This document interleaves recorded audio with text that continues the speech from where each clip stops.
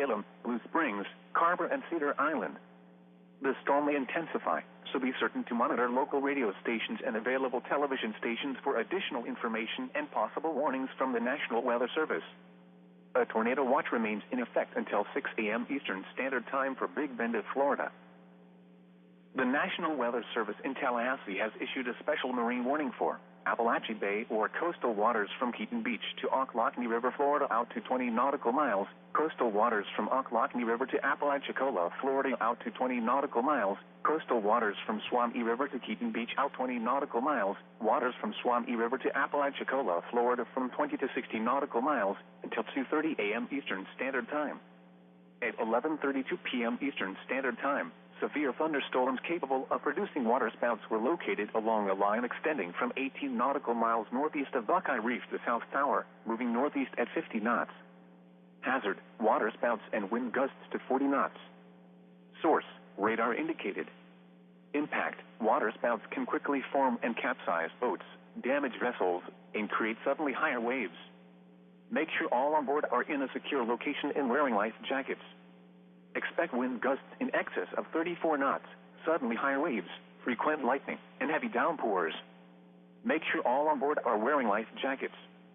Locations impacted include Buckeye Reef, O Tower, K Tower, South Tower, V Tower, Horseshoe Beach, and Marker 24 Barge. A tornado watch remains in effect until 6 a.m. Eastern Standard Time for Big Bend of Florida and the adjacent coastal waters. Thunderstorms can produce sudden waterspouts. Waterspouts can easily overturn boats and create locally hazardous seas.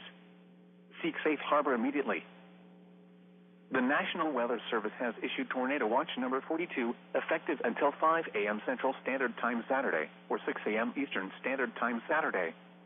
This watch includes the following counties in Florida: Calhoun, Franklin, Gadsden, Jackson, Jefferson, Leon, Liberty, Madison, Taylor, and Wakulla, and the following counties in Georgia: Brooks, Decatur, Grady, Seminole, and Thomas, and the following: Appalachia Bay or coastal waters from Keaton Beach to Ocklawaha River, and coastal waters from Ocklawaha River to Apalachicola. Remember, a tornado watch means the conditions are favorable for the development of severe weather, including tornadoes, large hail, and damaging winds in and close to the watch area. While severe weather may not be imminent, persons should remain alert for rapidly changing weather conditions and listen for later statements and possible warnings. Stay tuned to NOAA Weather Radio, commercial radio and television outlets, or internet sources for the latest severe weather information. You are listening to NOAA Weather Radio Station KIH-24 in Tallahassee, Florida, operating 24 hours a day on a frequency of 162.40 megahertz. This broadcast originates from your National Weather Service office in Tallahassee, Florida. The latest weather and forecast information can also be accessed by calling our automated forecast line at 850-942-8851. The following broadcast is a special weather statement issued by the National Weather Service in Tallahassee, Florida. A strong thunderstorm will impact portions of southeastern Gulf and Franklin counties through 1 a.m. midnight Central Standard Time. At 12:04 a.m. Eastern Standard Time, or 11:04 p.m. Central Standard Time, Doppler radar was tracking a strong thunderstorm 22 miles south of Port St. Joe, moving northeast at 45 miles per hour. Hazard, wind gusts up to 50 miles per hour. Source, radar indicated. Impact, gusty winds could knock down tree limbs and blow around unsecured objects. Locations impacted include Carnival, East Point, Apalachicola, St. George Island, Franklin, Carnival Beach, Royal Bluff, 11 Mile, St. George Island, St. Park, Odina, Indian Pass, Beverly, Bay City, Apalachicola Airport, Hayes Place, 9 Mile, Alligator Point, St. Teresa, Turkey Point, and Bald Point. The storm may intensify, so be certain to monitor local radio stations and available television stations for additional information and possible warnings from the National Weather Service. A tornado watch remains in effect until 6 a.m. Eastern Standard Time, or 5 a.m. Central Standard Time for Big Bend and the Panhandle of Florida. The following broadcast is a special weather statement issued by the National Weather Service in Tallahassee, Florida. A strong thunderstorm will impact portions of southeastern Taylor County through 12:45 a.m. Eastern Standard Time. At 12:16 a.m. Eastern Standard Time, Doppler radar was tracking a strong thunderstorm 11 miles northwest of Steinhatchee, moving northeast at 40 miles per hour. Hazard, winds in excess of 40 miles per hour. Source: radar indicated. Impact: gusty winds could knock down tree limbs and blow around unsecured objects. Locations impacted include Tenno, Fish Creek, Howell Place, Clara, Jack Lee Island, Keaton Beach, Bird Island, Salem, Blue Springs, Carver, and Cedar Island. The storm may intensify, so be certain to monitor local radio stations and available television stations for additional information and possible warnings from the National Weather Service. A tornado watch remains in effect until 6 a.m. Eastern Standard Time for Big Bend of Florida. These are the midnight Eastern Standard Time conditions. At the Tallahassee Airport, light rain was falling. The temperature was 68 degrees. The wind was southwest at 15 miles an hour. At Florida State University, the temperature was 68 degrees. Let me go ahead and turn that up a little bit. It's pretty quiet there, but I hope y'all are doing good here. Hope you guys are having a great night. Hope you guys are staying safe here. So we're taking a look here at the severe weather event that's currently getting, or it's actually already starting to kind of kick off here. Before we dive into it, I want to go ahead and say, guys, thank you all so much for all your support lately. You guys have been the best. So KJ and Alex, what's up? Welcome to the live stream. Alex asked, how do I download Radar Omega? I don't use that program. Just letting you know. So we're taking a look here at actually some severe thunderstorm warnings that are currently kicking off. We also have a tornado watch in effect. So I guess we're going to go ahead, guys, and switch right on over here to our WSV3 program. So the tornado watch is above my head. It's also right here on the main screen. So basically this big old pink box is where our tornado watch is. So this does include bits of southern, bits of Alabama, bits of southwestern Georgia, as well as bits of the panhandle, literally covering the whole entire panhandle here of Florida. This does include Tallahassee. So, like I said, we're just now starting to see a lot of these thunderstorms starting to kick off here. You know, especially these two down south. We've been monitoring a lot of strong storms that has been moving its way here towards the area here of the coast of Florida. We do have a severe thunderstorm warning that is in effect here. Actually, it looks like a special weather statement. Just have a severe thunderstorm warning here. What about this guy? I think these just might be special weather statements, huh? I don't know if these are active. Okay, I don't think these are severe thunderstorm warnings, which is good. Let me double check on that actually, because like I said, I'm still pretty new to this program. It's just usually whenever you see white, or not white, yellow, that's whenever I'm usually like, it's usually a severe thunderstorm warning here. I'm pretty sure it's not though, because it is showing that the damaging winds under criteria. Yeah, they're not severe thunderstorm warnings. Okay, well that's good. So we just have these special weather statements that aren't in effect, but there are still some strong thunderstorms here associated with this. This is still, you know, still a pretty strong storm, but we should definitely continue monitoring this. I mean, we have this whole entire nasty set of storms driving its way through the region here right now. And this will continue here over the next several hours here. Like I said, this is only the beginning. I also got my NOAA mug here with my name on it. I don't know if you guys can see that. Probably not. I don't want to spill it either. But I think the glare is too much. But it says my name on the back of it. So I'm ready for this. Ready for a long night here with some coffee. And we'll be here for you guys probably all night long. We're probably going to pull another all-nighter once again. Would not be the first time I've done that on this channel. Yeah, because we've done a lot. We've really have that one day we did a 13-hour live stream. That was pretty crazy, and you know, honestly, it would not be surprising if we kind of pull something similar to that here today. While the severe weather starts to kick off. So right now, there's really not that much instability that's in the atmosphere here across bits of the southeast, but eventually this will change. And let me actually show you that in regard to our screen view. So this is the mesoscale analysis. This is basically your active conditions. Now, I'm sure you guys are not going to understand what I'm talking about here. So I'm going to explain this in depth as the best I can. So basically, we're looking for energy in the atmosphere. With energy comes thunderstorms. Now, if there's not enough energy, there's going to be no thunderstorms. So really, we're seeing a lot of this energy just right here where I'm drawing the line, just barely going inside of the state here of Florida. Now, above it, there is maybe a little bit of instability, but it's nothing really significant here. Now, all of this will track its way here to the northeast. All this instability will start dragging its way in across the southeast, eventually allowing for a lot more, you know, stronger storms to kick off. I mean, look at this. We're talking, you know, we can actually see that projected here, how it's expected to go up to the northeast, we're going to start to see some very severe thunderstorms popping off ahead of this cold front here. Very, very strong winds across the upper levels of the atmosphere are expected to occur, and honestly are probably going on here right now. And it's only going to continue to get worse here as we do track down here in time. Now, like I said, we're going to be here for you guys probably during most of this event here. Now, we'll say we are probably going to take a lot of breaks here, considering that, considering we're probably going to be live for quite a while here. And like I said, if you have any questions, guys, feel free to throw them down in the chat for sure. I'll definitely be here for you guys all tonight. So if you have any questions, I will definitely be here. So we do have a tornado watch that is in effect here for bits of it's pretty much the entire panhandle here of Florida, as well as basically southern and southwestern Georgia here, as well as southeastern southeastern Alabama here. I just kind of had a bit of a moment there. There goes my camera for the first time for today. Okay, so I guess we're gonna probably be dealing with this for a few hours. It would definitely not be the first time this has happened. So if you guys are just now joining us and you are seeing my camera cut out, well, definitely not the first time that's ever happened. Honestly, might as well get used to it.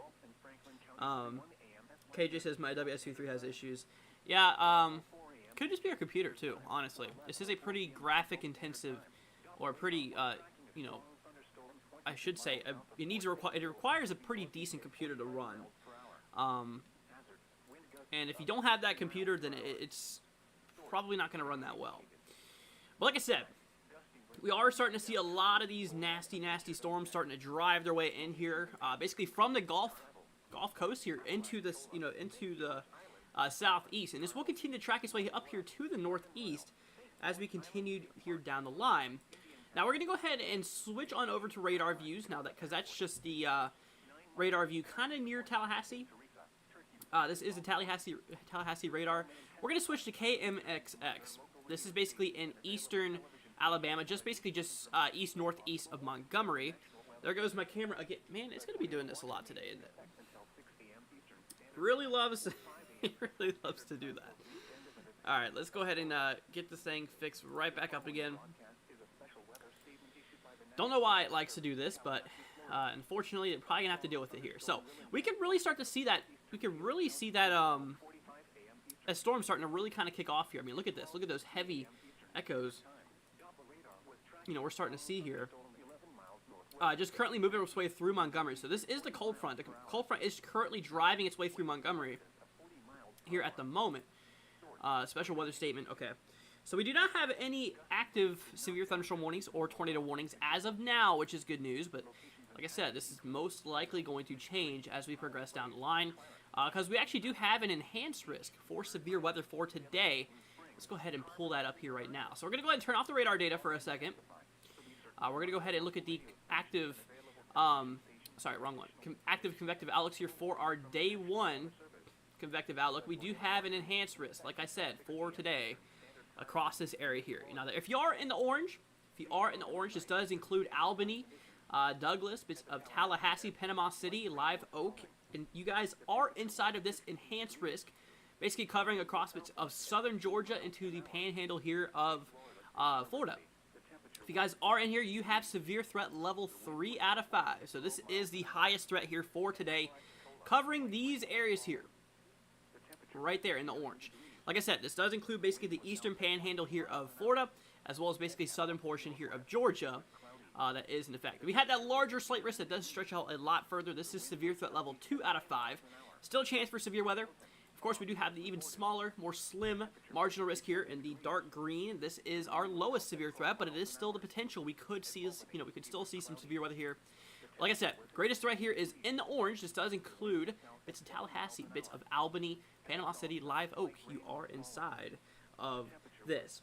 KJ says, I got 3.5 inches of snow in Memphis, Tennessee.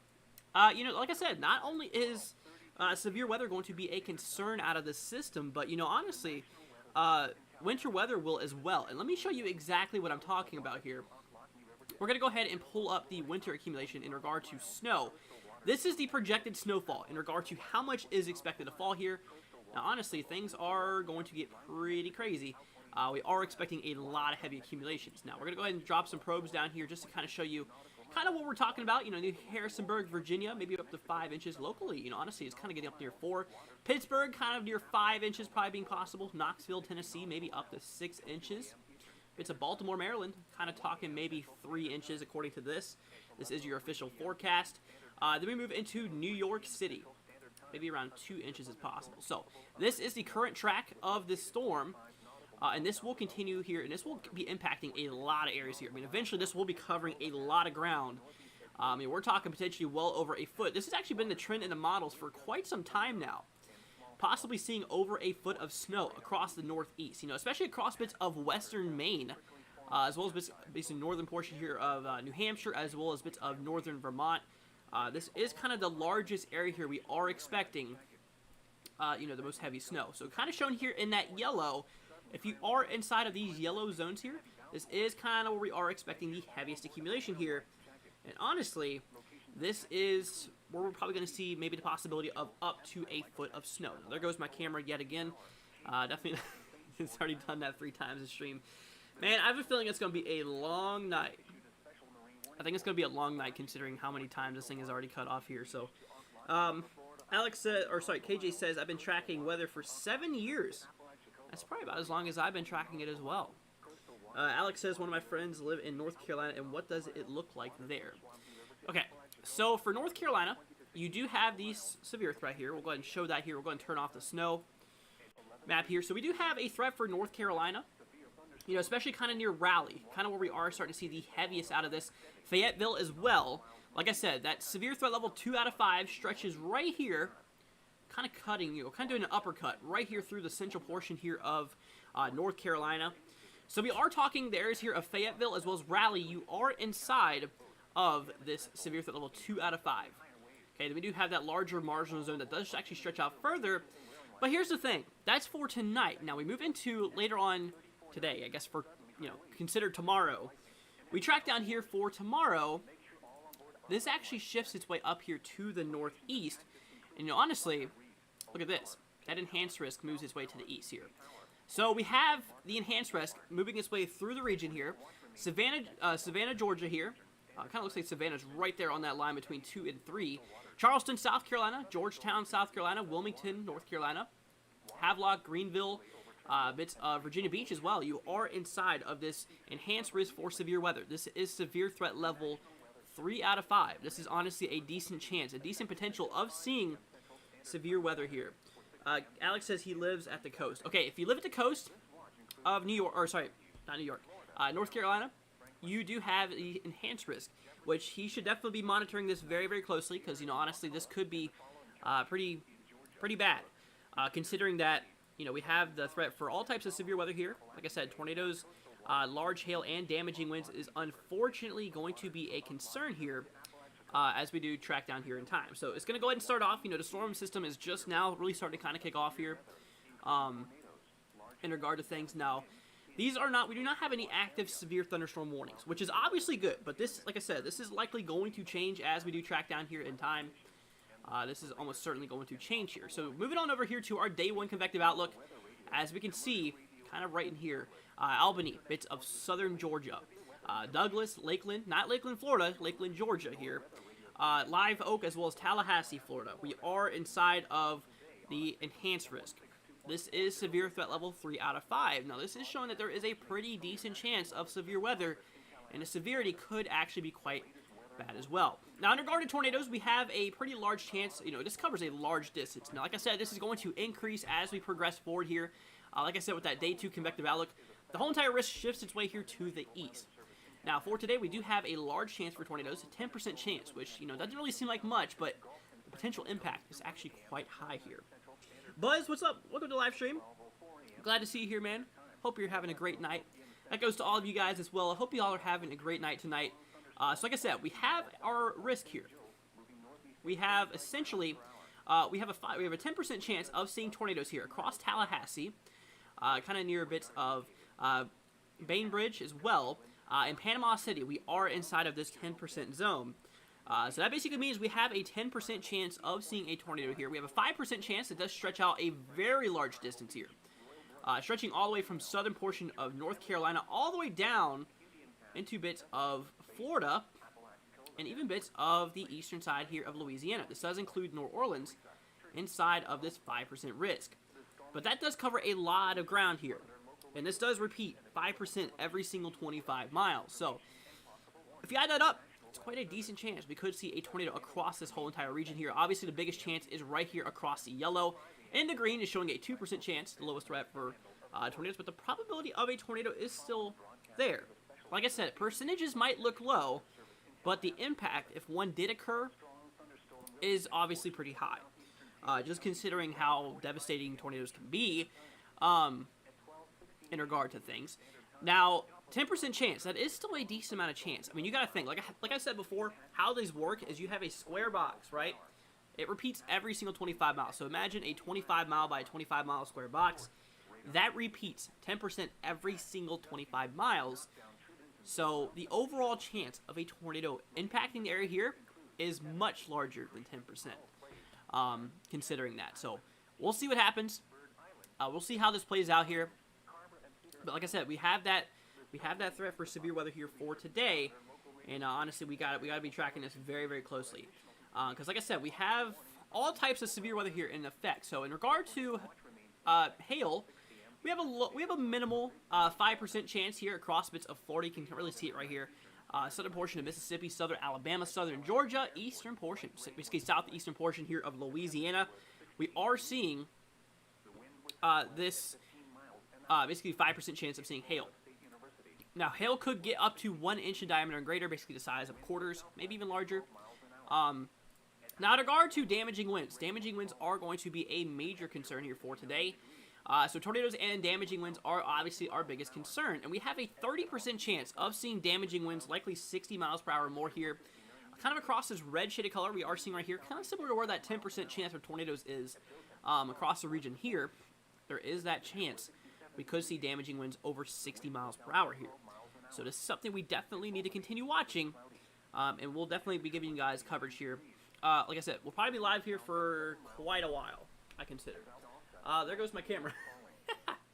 Like I said, guys, if you're just now joining us, and you see our camera is frozen, well, let me go ahead and give you a little bit of a news flash. That's not the first time that's happened. It loves to do that a lot. Let me go ahead and get that back up for you guys. Considering, there we go. So like I said, I have my NOAA mug today. Gonna be a lucky day here. Got my NOAA shirt, NOAA mug with my name on it. You guys can't see it. Right there. I don't know if you guys can read it, but has my name on it as well. So since we're up late, got my coffee going here. Like I said, probably going to be live here for quite some time, considering how long this event is expected to last. And like I said, guys, I hope you all just stay safe. Obviously, that is our major concern here for today. And I promise you guys, if you prepare for this, and that you guys, follow along with us, there is a greater potential here. There's my live subscriber count. Just gonna move that out of the way here. Like I said, we'll be here for you guys, 100% of the way, and we will be here, like I said, likely all night, considering how, there goes my camera again, considering, considering things here. Let me go ahead and pull this back up here once again. Let's go ahead and get my camera working again. This camera really, really low. I don't know if it's the camera. I don't know if it's the software or what is happening here, but it really loves to glitch, doesn't it? Alright, let's go ahead and get this back up here. Alright, there we go. Sorry for that, y'all. I can't control when that happens or not. So, looking on back here, back at our current view here. So, I tell you what we're going to do. We're going to go ahead and turn off the outlook here. So, we're going to look at this tornado watch that we have in effect here. So like I said, tornado watch here is in effect. Let me go ahead and do something real quick on my end. Okay, there we go. So we have a tornado watch that's in effect. You can obviously see it above my head as well, and right here on the screen. So right here across the pink shaded area here, this is a tornado watch. Tornado watch number 42 remains in effect until 6 o'clock a.m. Eastern Standard Time here. Maximum wind gusts could potentially get up to 75 miles per hour. Like I said, Damaging winds and tornadoes is a major concern here. Max tops, basically how tall thunderstorms could get, is about 40,000 feet, about the same height that, basically jetliners, fly out here. Storm motion is mostly here to the east at 52 miles per hour. So this is our thing. And is this a PDS tornado watch? The answer is no. Considering, honestly, we're not really expecting any significant tornadoes. I mean, it definitely can, definitely could happen, theoretically, but the overall threat is just for your generalized tornado threat. Potentially getting, a 10% chance of seeing just tornadoes. There is no significant chance here yet. Now, we'll continue watching this. Let me actually pull up the meso-analysis here. See what the current conditions look like. We're looking here at the instability. I want to look at the... Okay, so here's the instability in the atmosphere. Honestly, yeah, the instability is starting to kind of kick in. I don't know if this is... I think this is more up to date here. Because if we go back to our other mesoscale analysis here, I think this is out of date here. Let's go and see. I think the mesoscale analysis page is actually out of date, but I'm just going to go off of this one, because this one is most likely more accurate here. But we are seeing all of that instability. I mean, really, really heavy instability driving its way all the way across here. Definitely enough energy in the atmosphere to allow for, severe weather to occur. Let's go ahead and hear it. There's a watch coming on here, or the ES is coming through. Let's go ahead and listen to this and see what it has to say.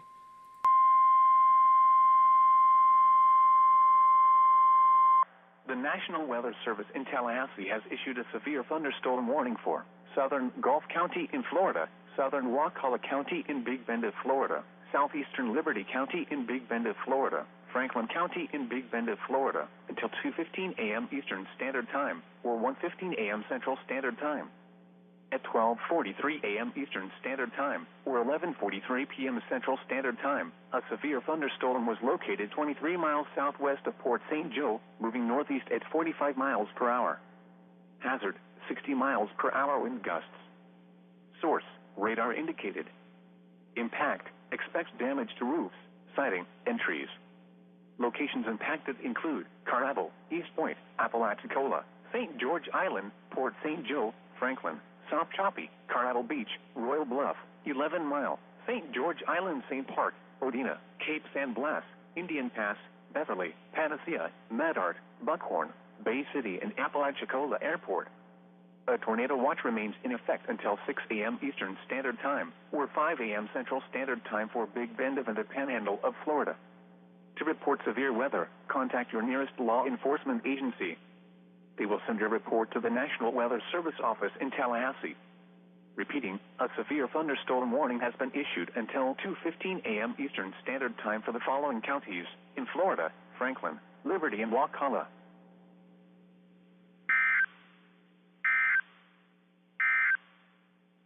The National Weather Service has issued Tornado Watch number 42. Okay, so as we just heard there, we have our first severe thunderstorm warning that's just now been issued here. So we're going to watch this.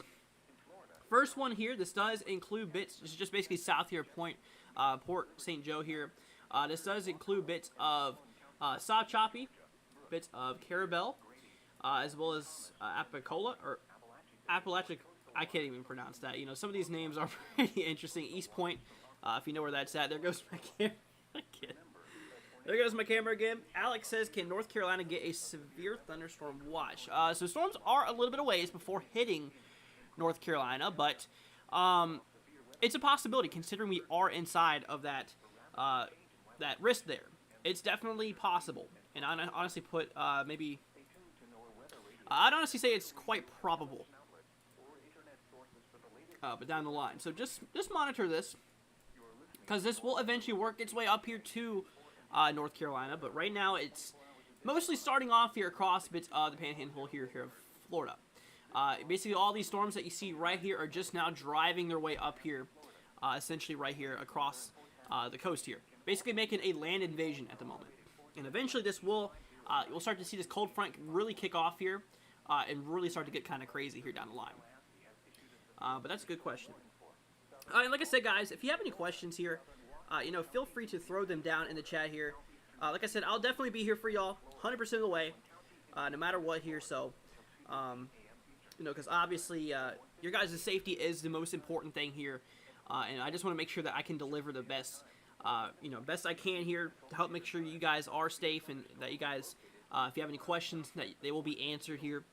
Because like I said, a lot of those big streamers, they do a really good job, and I'm very, very proud of them for doing so. But, the thing is about big streams as well is the fact that not many questions are answered, considering how many people are on those streams. And what I like to do here, meanwhile, right now, while our channel is, a little bit smaller here, it's really good in the fact that I can actually, answer your guys' questions more, than these other streamers would. But like I said, if you have any questions, guys, feel free to throw them down in the chat. Like I said, I'll probably be here for a while. Probably, I plan on going as long as I can, or until the severe weather stops. That is my goal. So this might end up being another long live stream again. We'll see how this plays out here. But yeah. So if you guys are just now tuning in, and you have not heard, we have a severe thunderstorm warning that just now got issued here for the red. I don't know if there's a way you can change the polygons, because I'm used to having the yellow be severe thunderstorm warnings and the red being tornado warnings. But this one does it a little bit differently, it looks like. Is there a way to change that? Program settings, maybe? Let's see here. Overlays. No. Yeah, I don't know if there is a way to do that or not. If you guys have this program and you know how to change the polygon color, let me know. That way I can, get it working. There goes my camera again. Go ahead and get it back up for y'all. But like I said, if you have this program and you know how to change the polygons here, let me know. Because, like I said, I'm so used to having yellow be severe thunderstorm warning and red being tornado warning here. Jonathan says, good morning. What's up, Jonathan? I don't even know if I said what's up. I don't even think I did. I'm sorry. But obviously, Jonathan, welcome. I'm glad to see you here. Hope you're doing good, man. So like I said, guys, if you are just now joining us, we now have a severe thunderstorm warning that's in effect here. Let's see. I wonder if there's a way that I can base here. Let's go to... Okay, I'm going to turn off special weather statements because I really don't... Here we go. I might be getting somewhere now.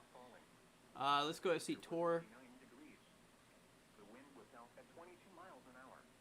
Huh.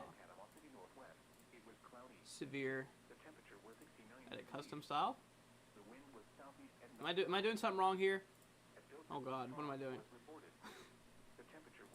No, I want the... Oh, what the heck? Dude, I don't even know what I'm doing. I'm probably going to end up breaking something if I continue doing this. See, I just want the yellow be severe thunderstorm warnings and the red being tornado warnings. Obviously, I can't have both. Because I don't know how to do that. Anyways, like I said, guys, severe thunderstorm warning here in effect expires at 2:15 a.m. Eastern Time. So we have a little bit to go. It does look like. Is that right? 2:15? I mean, it's currently 12:51 here. Wow, that's going to be in effect for a while. I guess it's just because this whole entire line is literally driving its way through this severe thunderstorm warning here. Which honestly kind of does make sense, considering that. Does definitely kind of make sense here. So yeah, expires in 83 minutes. Max hail size could get up to about 3/4 of an inch. So the severe hail side of things is under severe criteria, but the damaging wind potential is right there, 60 miles per hour. So if it's 58 miles per hour or more, it is considered to be severe, and they're clocking this for 60 mile per hour potential. And this is a radar indicated threat, showing that radar has picked up this severe thunderstorm here in regard to things. So let's go ahead, guys, and switch on over here for a second. I'm going to go ahead and turn off the thing here. I kind of want to look at the models. Latest HRRR here. Let's get some data. Let's get some data floating in here. Go out 12 hours. Look at the reflectivity here. Should probably do that. There we go. There we go. All right. Give that a second here to load, because I want to look at the models in regard to like where storms are going to be here in the future. Okay, so it is loading here. There we go. Okay, so give that 1 second. I think it's almost done.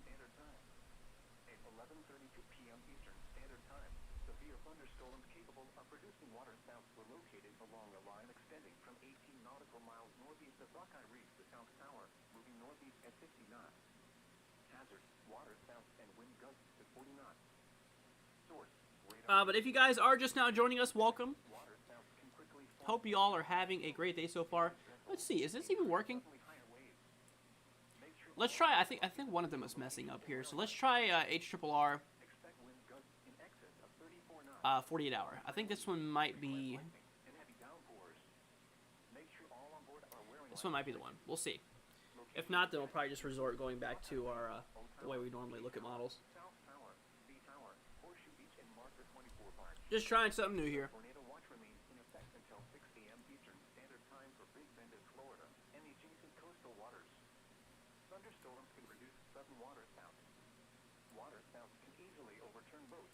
Okay.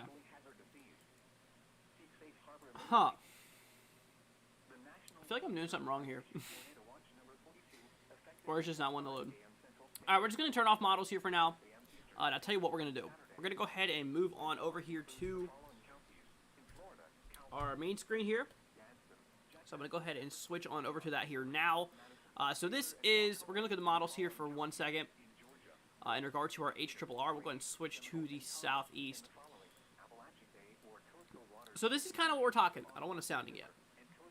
So obviously there's a winter side of this as well. If you guys do not know, there's a winter side to this as well. And we are expecting some pretty heavy accumulations to occur. Now, all the snow is currently here. So it's about 1 o'clock now. We're about 5 minutes away here. So this is kind of what we are expecting. You know, that line of storms impacting bits of the southeast. Now, eventually this will organize into a more mean system here. You know, as that cold front does advance its way through the region, I mean, this is even gonna start allowing for some snow to start falling near me. Yeah, it's supposed to snowing where I'm at here. Start around 7 o'clock in the morning, it looks like, according to this. Absolutely crazy. So, you know, that's something to look forward to for me anyways. Because like I said, we are having this cold front that is going to drive its way through the region. And eventually this will cause, like I said, all types of severe weather here. Basically the risk will shift its way here to the East Coast. Because like I said, the enhanced risk is right here as well for tomorrow or later on today across the region here. So we'll watch it. We'll continue watching this here over the next little bit. And we'll see what we can do here. So let's move back here to my main screen real quick. All right, I'm going to try to do this one more time. Let's try wrap this time. I'm very, very determined on trying to get this work here. So from 2 o'clock a.m. to 9 o'clock a.m. according to wrap. Waiting user. Oh wait, I have to. Yeah, that would probably help if I. Whoa, okay, that actually worked. Okay. That works. Holy crap, that one actually worked. No way. Yeah, I guess it was just the HRRR model that was wanting to mess up here. So like I said, not only is severe weather across the south a concern, but, you know, honestly, there is a major winter side of this as well. Some very heavy snow is expected to occur here. Now, we're going to track down here in time, if it'll let me. Unless I'm doing something wrong here. Let's go ahead and play this. Oh wait, I'm just dumb. I haven't loaded enough hours, I don't think. There we go. Okay. So this storm will continue to track its way here to the east, as you can see. This is a much lower resolution, much lower resolution compared to your HRRR, but still shows the idea of what we can expect here in the future. So this cold front will be driving its way through the region here. Eventually, like I said, starting to allow for that snow to build into bits of the mid-Atlantic, kind of towards my local region here. Now the time is right here, where it shows this.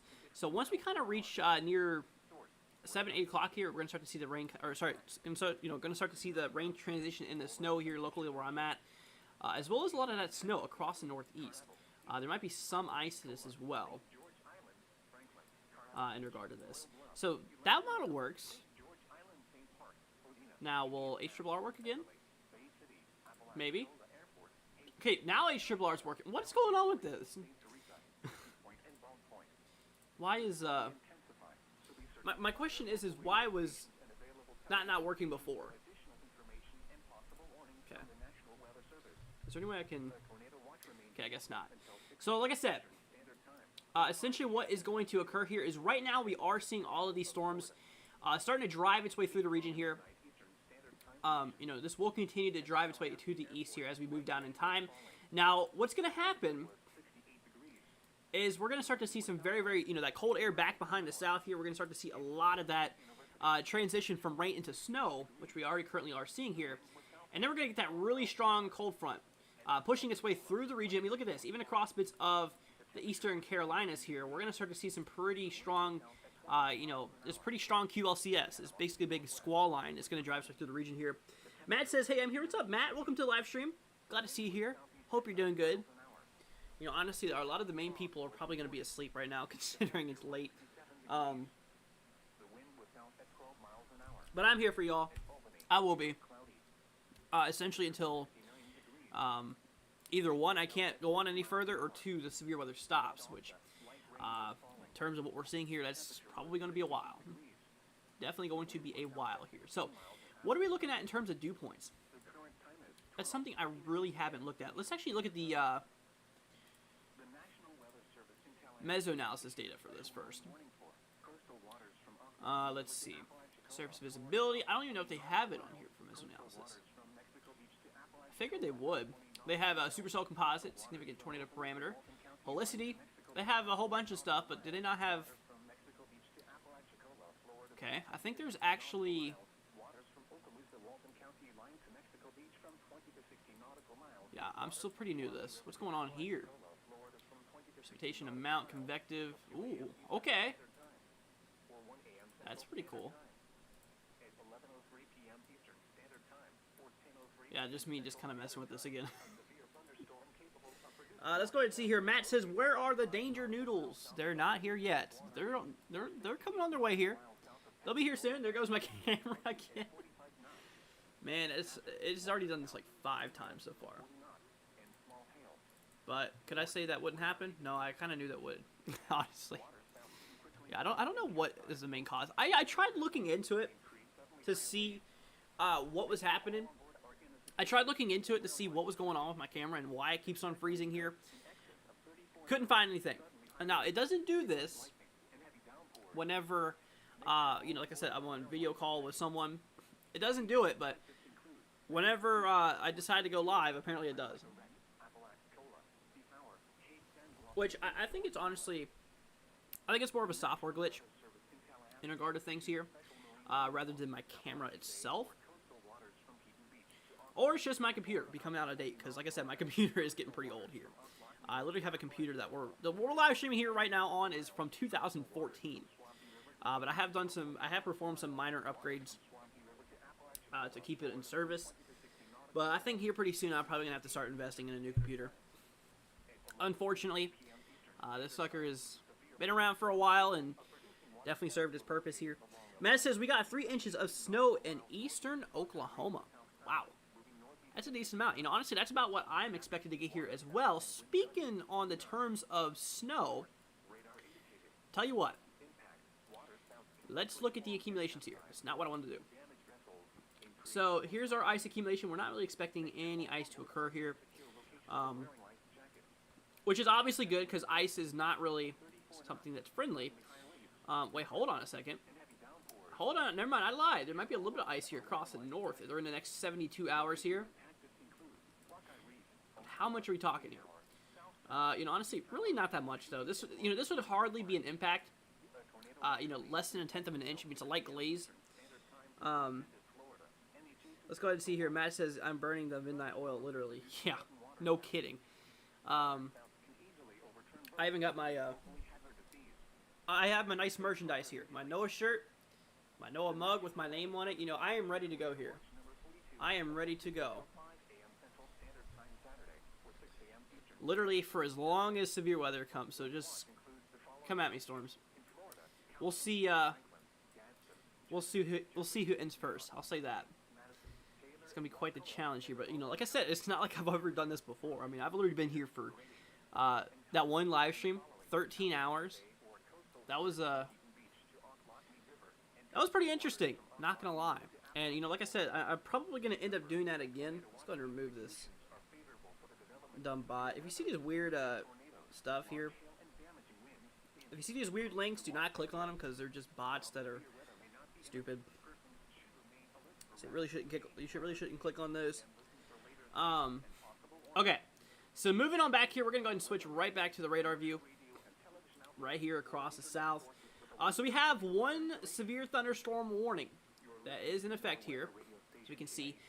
This does include East Point here, just south of Port St. Joe here, kind of near Carabel, bits of Sopchoppy, I guess you pronounce it. I'm not good with names. I'm sure you guys would figure that out by now, considering I mispronounce so many names. And it's really kind of funny considering how many weird names of towns there is out there. Now, I've mentioned this many times. It feels like I mention this every single time we have an event like this. But there's some weird names that are out there, and we'll see if we can even find some for you today. Like, there's a town called Santa Claus. There's a lot of them that actually made me laugh on stream before. And unfortunately, I forgot them. But trust me, there's a pretty big handful of some weird town names here. Let's go ahead and see here. Matt says, jealous. I want to know a shirt. I actually got this from my girlfriend's mom. She got me this Noah shirt. Actually, I had one just like it, but I don't know what happened to it. And I'm pretty sure it was small. I had it a long time ago. It was pretty worn out anyways, and I really did need a new one, but, shout out to my girlfriend's mom for getting this for Christmas. Very, very nice. Oh, then my mom got me this mug. So, both the moms in action. This is what it'll get you. Noah shirts and Noah mugs with your name on it. I might have to take occasional coffee breaks here, considering how late we are going to be up here. Because I'm already almost down. I've already almost downed 1 cup of coffee, and I don't think that's gonna. I don't think that's gonna be enough for tonight, considering honestly how long these storms are going to kick off here. Like we're just now starting to see the beginning. I mean, we're just now starting to see the beginning here. So I really do need to figure out how to change the polygon. I'm gonna go ahead and do that now. I'm gonna see if I can somehow figure out how to change the some polygon colors here. See, options, maybe lighting. I don't know. I'm gonna end up. This is how you break things. This is literally add-on subscription. No, I'm not buying that. This program already costs enough already as it is. I just think I'm pretty dumb at figuring things out here. Warning here. Let's go and go to severe. So this is obviously severe. Default severe style. Line style files. Fill style. Default. What does this even mean? I mean, like I get what it is. Severe watch obviously is. Oh, what the heck? That's what I'm saying. I'm gonna break stuff here. Default. That's not what I want. Well, shoot. I think I already broke stuff. Well, slate is yellow, right? Oh, there we go.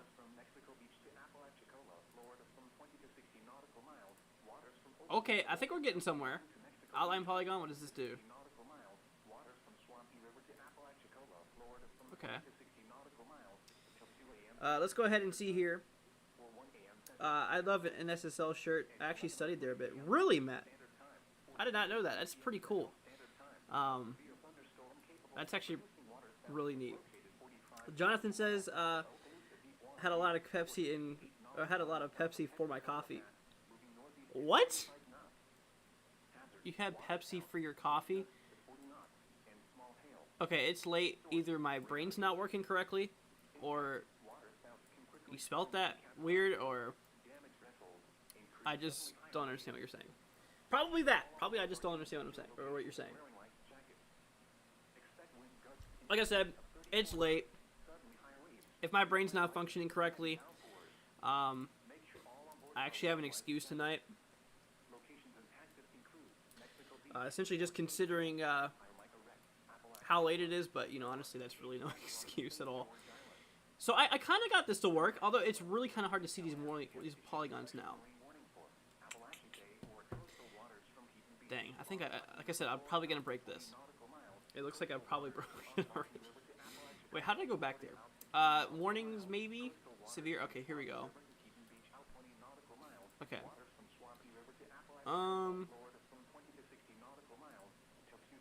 No, that's not gonna work. Okay. That kind of works. Jonathan says meaning it helps keep me up. Oh, okay. Yeah. You know, coffee does it for me. Been drinking that Colombian medium roast. That stuff is good. Not gonna lie, Colombian medium roast. It's the best. And you guys can't argue about that either, because that's literally the best coffee there is out there. Changed my mind. Alright, so, okay, that would be good for tornado. Tornado warning here. Okay, special marine warning, here we go. Dude, I am... Hurricane. Dude, I just wish there was a way that... Oh, are you kidding me? There's literally a way I could... Are you actually kidding me right now?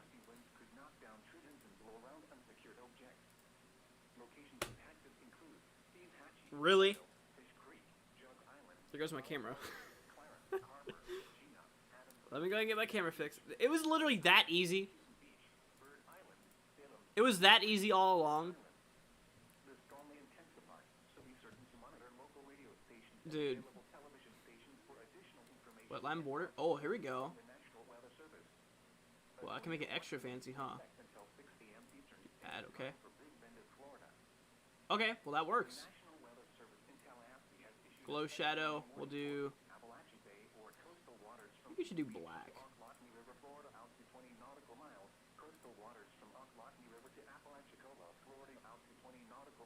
Maybe black for both. Okay, that actually looks good. I'm actually proud of that, not gonna lie. So let me do tornado real quick as well. Okay, so style 3 tornado observed. Default tornado style. Let's do style 1 tornado emergency. That should obviously be different. Ooh. Okay. Oh! I didn't even know that was a thing. Okay, that's actually cool. Because I remember that GR3 has this. Yeah, there you go. Severe. Special marine warning. Special weather statements here. Okay, cool. There we go. I'm going to keep this off the side here so I can actually monitor it as things go on here. That way, if anything new pops up, I'll be able to be on it like that. Okay. So let me go ahead and go back here real quick. Now, how did I get back to this mode? Tornado warning. Here we go. Line style. We're going to do red, because obviously red is what you should do. That's what it should be as. Default National Weather Service colors should always be the thing here. Animation keyframe here should also be this way. Let's go and see. Rain says, so are you pulling an all-nighter? It's something you normally don't do. That's the plan. I'm going to try. I've done it before, one time. Okay, we're going to do that. I think that might be good. What is this? Oh, I guess these are the differences between... Okay, that's good enough. I think we should have these. Alright, I think we're good. I'm pretty proud of that. But anyways, guys, if you are just now joining us, obviously welcome. Hope you guys are having a great day so far, or I should say great night. Hope you guys are staying safe here, and if you have any questions, like I said before, feel free to throw them down. Feel free to throw them down in the chat. Oh, Matt says, if you had the choice, would you prefer a MCS or a QLCS? Huh. They both are pretty good, honestly. I would have to go to MCS on that one. 100% MCS. But you know, they're both good. I just need a good shelf cloud, a good field away from lightning, and I'll be good. You know, literally. I mean, us storm chasers. It's or me anyways, you know, it could just be my stupid self. Go outside in the middle of a lightning storm where there's lightning flashes go all the way around you. Stand out in the middle of a field with a big old metal tripod. Definitely something that's not attracting to lightning. Hasn't got me yet. Hopefully it doesn't, but you know, this is essentially why men live less than women. It's because they do stupid stuff like me and go outside with a tripod. It's for science, or just for photography. But like literally, that is a prime example of why women live longer. It's just a stupid thing that we do, like by chasing storms and all that fun stuff. So here we go. So like I said, we have a severe thunderstorm warning that is in effect here. We're going to go ahead and go over this for the people who are just now joining us. So we have a severe thunderstorm warning that's in effect here. Just basically south here of Port St. Joe, near for Carabel as well. So you are inside of the severe thunderstorm warning. This will be in effect here, essentially in... Oh, this has a tornado possible. This is a tornado possible here. You're going to be streaming all night long, considering it's a severe weather stream. Ghosts, yes. I will likely be live streaming all night here. Just considering, you know, because like I said, today there's a pretty big chance of all types of severe weather here. Tornadoes, large hail, and damaging winds, unfortunately. Matt says, sorry, I accidentally skipped back on your video. Didn't see if you answered. Yes, Matt, I said that I would rather go with the MCS. Definitely, 100%. I almost had a coffee. I'll tell you what, at 1:30, we're going to take a quick coffee break. I'm going to go make more coffee. Because if I'm going to stay up all night, you know, obviously I need that caffeine. Because it's not going to be easy. But like I said, guys, if you are just now joining us, welcome. Hope you guys are doing good. Hope you all are staying safe here. Like I said, if you have any questions, feel free to throw them down in the chat here. So, like I said, we have a tornado watch that is currently in effect here. And this will be here in effect until essentially 6 o'clock a.m. Eastern Time. So we are expecting maybe the possibility of a few tornadoes across the region here. Matt says, respect the polygon. That is for sure. James Spann, dude, he is a... he's an absolute legend. There goes my camera again.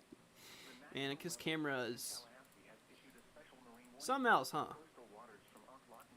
Definitely something else. But yes, James Spann, definitely a huge inspiration of mine and a lot of people, I'm sure. Especially, he's near Alabama. Not locally to me, but still a good meteorologist. He really covered a lot of good streams. Matt says, is that a TVS on this storm? No. These are wind reports here. I can kind of see how you see that because of the cone shape. Now these are storm reports here. Wind gust 41 miles per hour. This one's 46 miles per hour. 39, 39. Okay, they're all below severe criteria here. In regard to things. But I will say that there was a tornado possible. You can see right here where my cursor's at. Right there, tornado possible. So I tell you what, let's switch on over views. Let's go back to velocity. Oh yeah, we got some pretty strong shear going on in here. Man, I wish you could change... There might be a way you could change color tables here. I kind of like my blue and red color table better than this.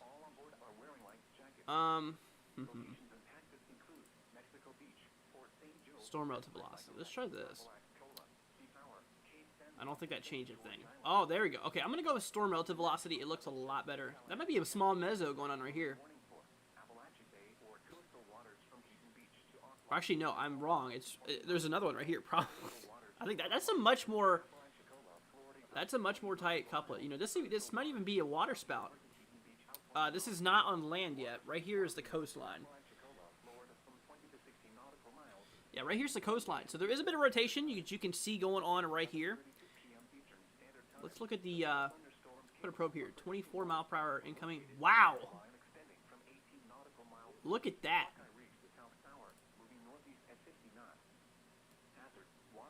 52 mile per hour outgoing. 24 mile per hour incoming. That's some pretty strong rotation. And like I said, this is likely a water spout. I mean, I'm pretty certain that probably is a water spout right now. And there's a few small mezzos associated with this. I mean, you can kind of see a few. Looks like there's another one. Another weak mezzo right here. Matt says that's a couplet. Yeah, it really is. And, honestly, like I said, this is pretty surprising. I mean, this is some tight rotation going on here. Like I said, this is likely a water spout right now.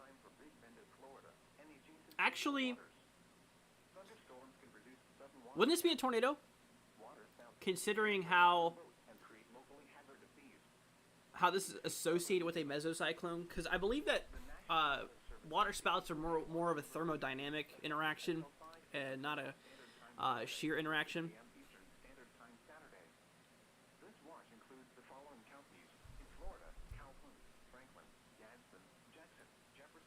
But yeah.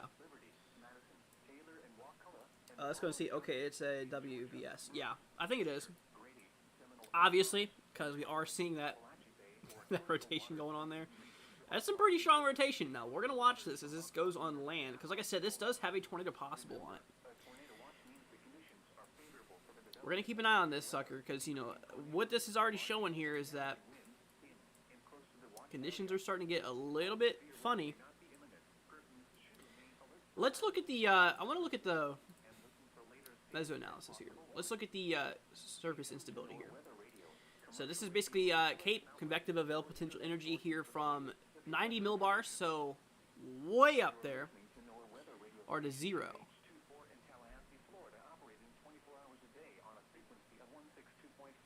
Wouldn't 90 millibars to 0 be like way up in the upper atmosphere? What about surface Cape? Let's go off surface Cape here.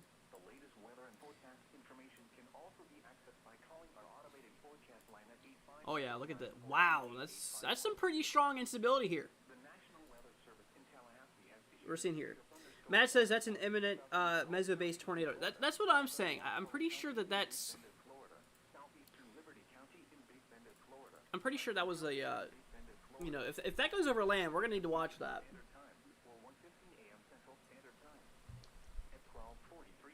Like I said, guys, here at 1:30, we're going to take a 5-minute break.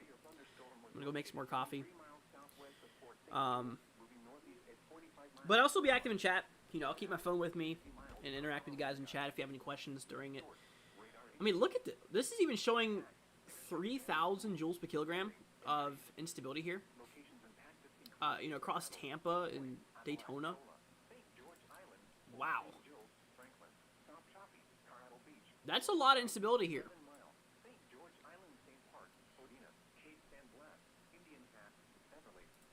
Now, the only bad thing about this, there is no wind barbs here. At least not that I know of. On this program here, which kind of sucks, but we're seeing this lower level. Actually, no, that was not there. 850, kind of towards that lower level.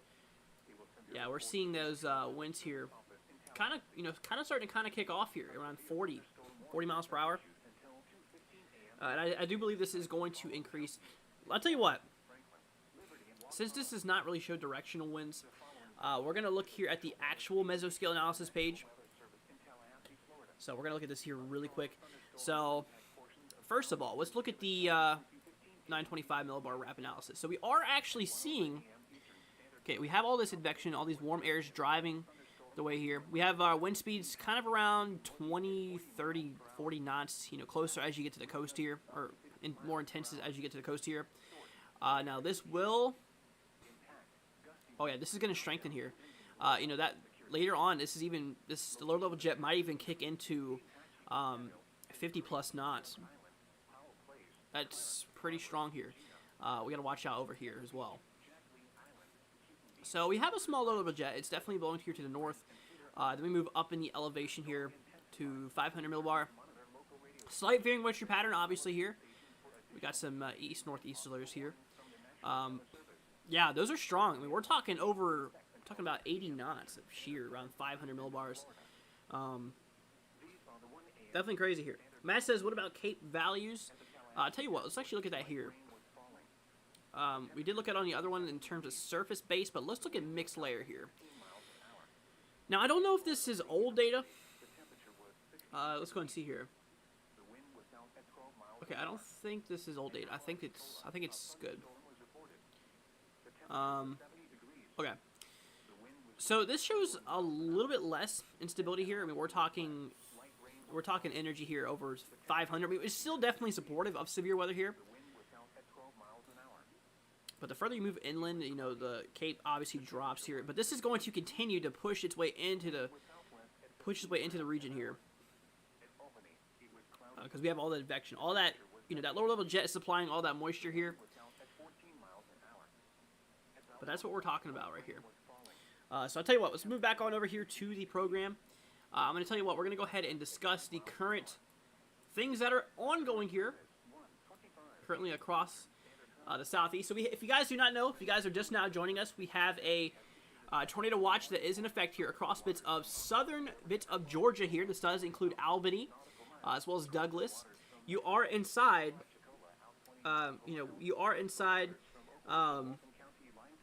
of this tornado watch, which basically is showing that, the atmosphere is favorable for the development of tornadoes potentially down the line. You are in a tornado risk, so you need to monitor this closely. Tornado watch number 42 will be here in effect until 6 o'clock a.m. Eastern time. Max hail size could get up to 1 inch in diameter, basically about the size of a quarter. Maximum wind gusts could get over or at 75 miles per hour, so that's actually pretty significant. So like I said, tornadoes and damaging winds are going to be the major concern here for today. There is a small hail threat, but it's not really the highest. Right there on the lowest end of the spectrum, but there is still a threat there.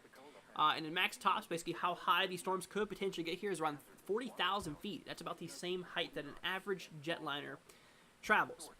So if you've been on an airplane before and you look down and they tell you that you're around 40,000 feet, that's about how high that you are. Pretty high up. Typically airliners travel around 30,000. It really just depends on destination. If it's shorter range, obviously they're going to be a little bit lower, I believe.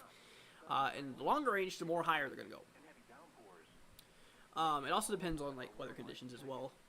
But we're talking, max tops here, 40,000 feet. So that's a pretty decent top. Honestly, that is a pretty decent top here. So that is what we are looking at. But it is not a PDS tornado watch, which is obviously good here. Basically, particularly dangerous situation is not that. Considering our lower level jet really isn't that strong The upper level jet is very strong. You know, crosses at mid levels. Matt says NWS should closely monitor that couplet. Yeah, I believe so as well. Like I said, they did issue that tornado possible here, as you can see right there. They literally have tornado possible. We're gonna watch this. We're gonna watch it close because we did see that pretty nasty looking couplet on there. Like I said, as the storm moves on land, that could follow along with it. We'll see what happens. We'll see what happens. Max wind gusts 60 mile per hour. Okay, so basically just your average criteria.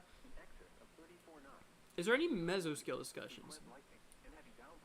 Let's see. Okay. Mesoscale discussions are turning them on here. Oh, we do. Okay, we have one mesoscale discussion concerning heavy snow here. Yeah, we got a mesoscale discussion going on here.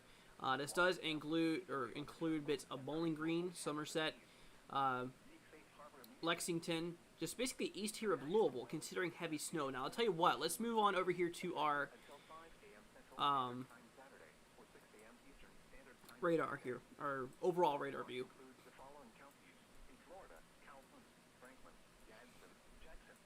Yeah, there you go. Okay, we got some pretty heavy snow bands going on in here. DBZ, you know, we're getting up towards 30, which could accumulate pretty quickly. Honestly, oh, there goes my camera again. And it looks like that's probably been out for here for a little bit. Let me get that back up for y'all. So if y'all are just now joining us, obviously welcome. But, you know, you're going to probably have to get used to my camera cutting out here a little bit, here and there. It does happen. Matt says seems to just be you and me, dude. Well, it looks like there's 5 people watching, but you know, obviously YouTube is pretty dumb sometimes. Not gonna lie. And you know, I actually don't know exactly how accurate that is. But yeah, we had that mesoscale discussion that's in effect here, considering heavy snow here, basically just showing that, you know, we could see some pretty heavy snow accumulations, rapid rates. We're seeing a lot of reports here. 2 inches. Oh, I thought that said 200 inches for a second. It says 2 inches has fallen in 75 minutes. Like I said, we have here another storm report here. Still snowing here. Yeah. Amateur radio. Public. 4.5 inches. Wow. Pretty crazy here. Matt says, what are my thoughts on the recent theory and discussion that tornadoes form from the ground up? That's interesting. My thoughts on that?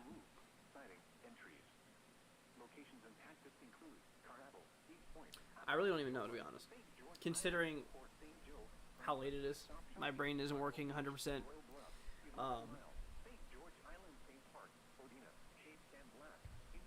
I haven't heard about that, though. Obviously, you know, with tornado genesis, you have your low-level jet that, you know, supplies that moisture, that advection. Obviously, you need a lot of moisture at the surface, which allows for that to occur. There's your rear-flowing downdraft, basically that cold air comes from behind. Then you got your inflow, that warm air coming in from the usually the right-hand side. Now, forming from the ground up is that's pretty. I don't think I agree with that because you know funnels appear first, right? Funnels appear first, and then you get the the dust being kicked up. I believe that they form from the uppers and they get dropped down. Yeah, that has to make sense considering that there's the rotation that goes up in the atmosphere. It starts up in the atmosphere, then it drops down. So my thoughts is that I think that's wrong. Pretty sure it's wrong. Like I said, it's pretty late. My brain is all over the place. But yeah, I mean, it makes sense that it would start from. It makes sense that it would start from the top go down. Considering that you have your funnel first, and then you get that kick up. But yeah, let's go ahead and see here. Has showed evidence that it occasionally happens at least. Interesting. Huh. I'll have to read up more on that. That's something I really haven't looked at much. That's pretty interesting though. Alright, I'll tell you what. Let's switch back over here to our radar view. Let's see what's going on with the good old St. Joe storm here. Expires in 42 minutes. It's been going on for a little bit. Okay, we got that velocity scan up here. Okay, let's give it a second here to load. 60 mile per hour winds and 0.75 inch hail is the main concern of this here. Tornado being possible. Like we did see earlier, there was that pretty decent coupling on it. Okay, is this not on a load or am I at the wrong radar or something? No, KTL. Yeah, I'm at the right radar. We are getting a lot of damaging wind reports here currently kicking off. What's up, Jack? Jack just joined here. What's up? Man, I hope you're doing great Friday. Didn't know what Monday night would look like for the northeast Texas areas, and now there is a slight risk. Yeah, there is actually another severe weather event that's going to kick off here.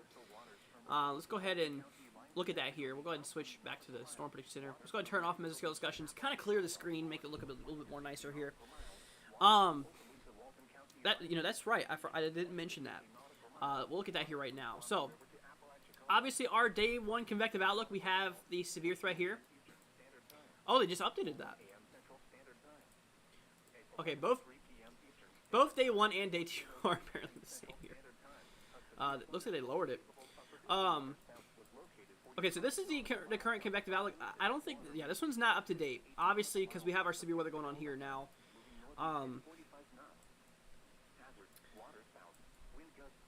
But yeah, I mean, this is obviously we have our convective out here for today. For tomorrow, this is updated. This has not been updated yet. Day 3, really nothing.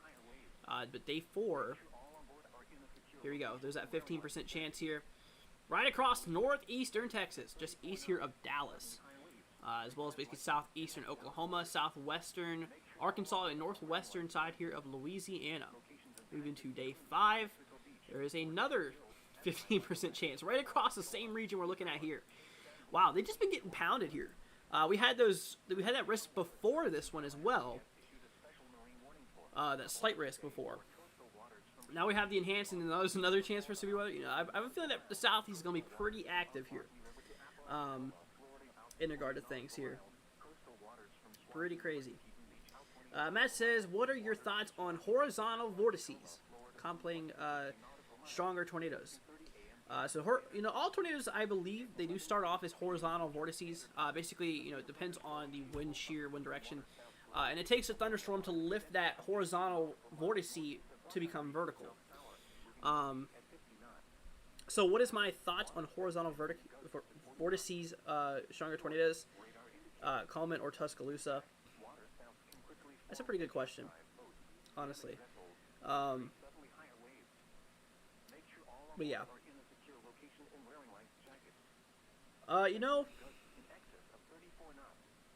Like I said, my brain's kind of dead right now.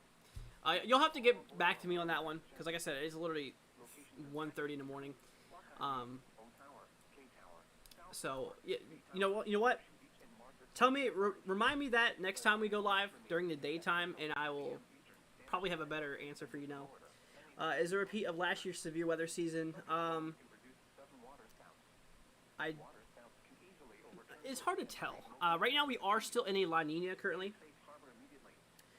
Jack says, and I know I don't like to go into long-range forecasts. Another disturbance will come through March 21st and could easily change. March 21st. Oh yeah, we're still a while away from that. What, like 10 days away? 9 days away?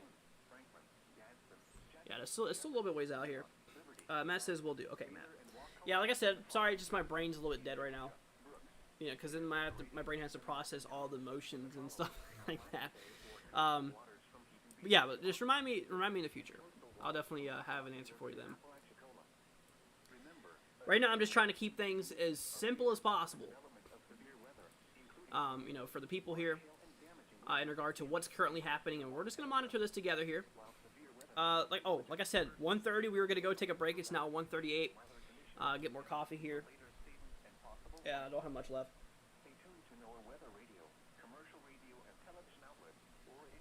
Yep, don't have much. But Jack says the 21st. Let me guess, GFS is pulling that up? Still pretty, it's still, pretty far away from that, Jack. I would watch it, honestly, because I will say we are moving into the patterns where this is becoming more possible. Let's go ahead and fix my camera. There it goes again. Okay, I need to invest in a new camera. Either that or I need to do more studies on why this is messing up here. Matt says, I apologize. I like discussing weather with like-minded people. No, Matt, you're good. Honestly, I'm glad that, I have a person here on the similar spectrum. Because a lot of people who join usually aren't, like, knowledgeable in the, in the weather community here.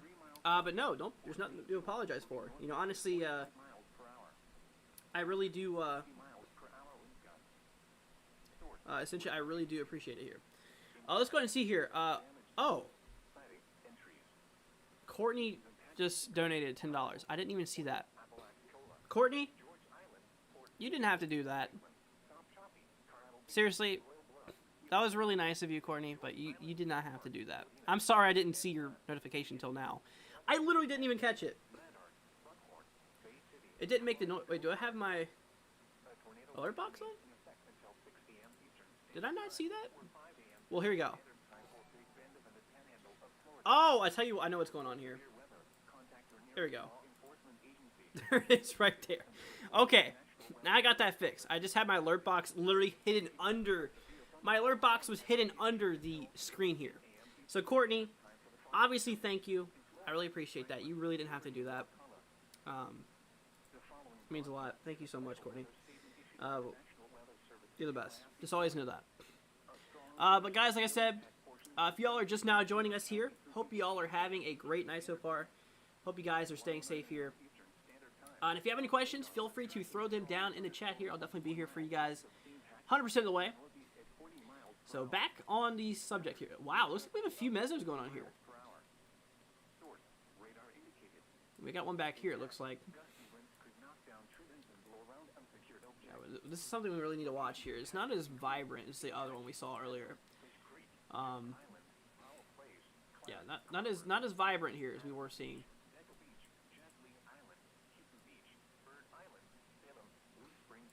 Courtney says, I'm proud of you. Courtney, thank you so much. Seriously, I'm sorry I'm so sorry I didn't even see your thing there. I should have checked that, honestly, beforehand. But like I said, guys, I really didn't mention this in the live stream yet, but if you guys do want to support, or if you guys do want to, submit, I should say, any storm reports or anything like that. Ooh, what's going on here? Okay, I think I'm pretty dumb here. I thought that was something that just got issued, but apparently it was not.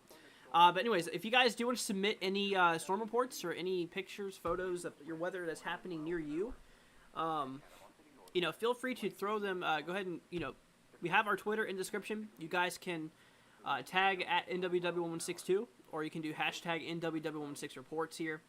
Honestly, I'd recommend that you tag us in it. Because I'll actually get an alert. Because I don't really get notified if I get inside the hashtag one. So if you guys want to, you can add us at NWW162. Courtney says it's fine. Okay. Well, Courtney, thank you so much. That was really, really sweet. And obviously, like I said, you didn't have to do that. Oh yeah, there's that couplet you're talking. Oh, there it is right there. It popped up briefly for a second. Really, really strong. It was looking like. There it is right there. Look at that. Right in there. Got a little something going on there for a second. Matt says south of the warning polygon. Yeah, I think that's the one. Oh, there's one right there. That is pretty far away out. Let's go ahead and go back to the latest scan.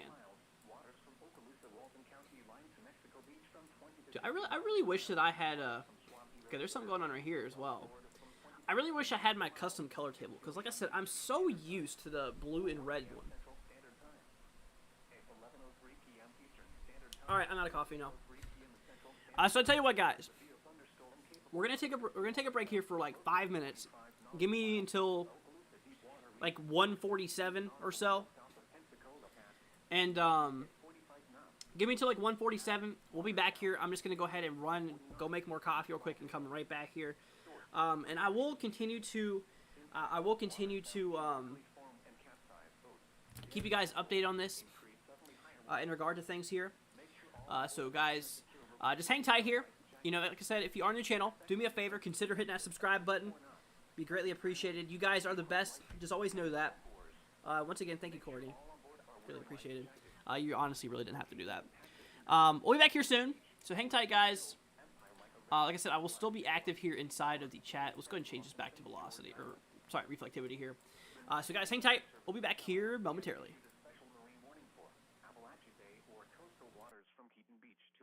River, Florida, out to 20 nautical miles. Coastal waters from Ocklawahnee River to Apalachicola, Florida, out to 20 nautical miles. Coastal waters from Swanee River to Keaton Beach, out 20 nautical miles. Waters from Swanee River to Apalachicola, Florida, from 20 to 60 nautical miles until 2:30 a.m. Eastern Standard Time.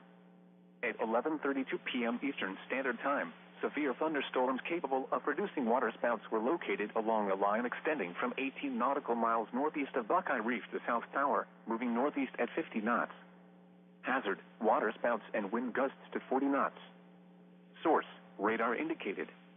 Impact, waterspouts can quickly form and capsize boats, damage vessels, and create suddenly higher waves.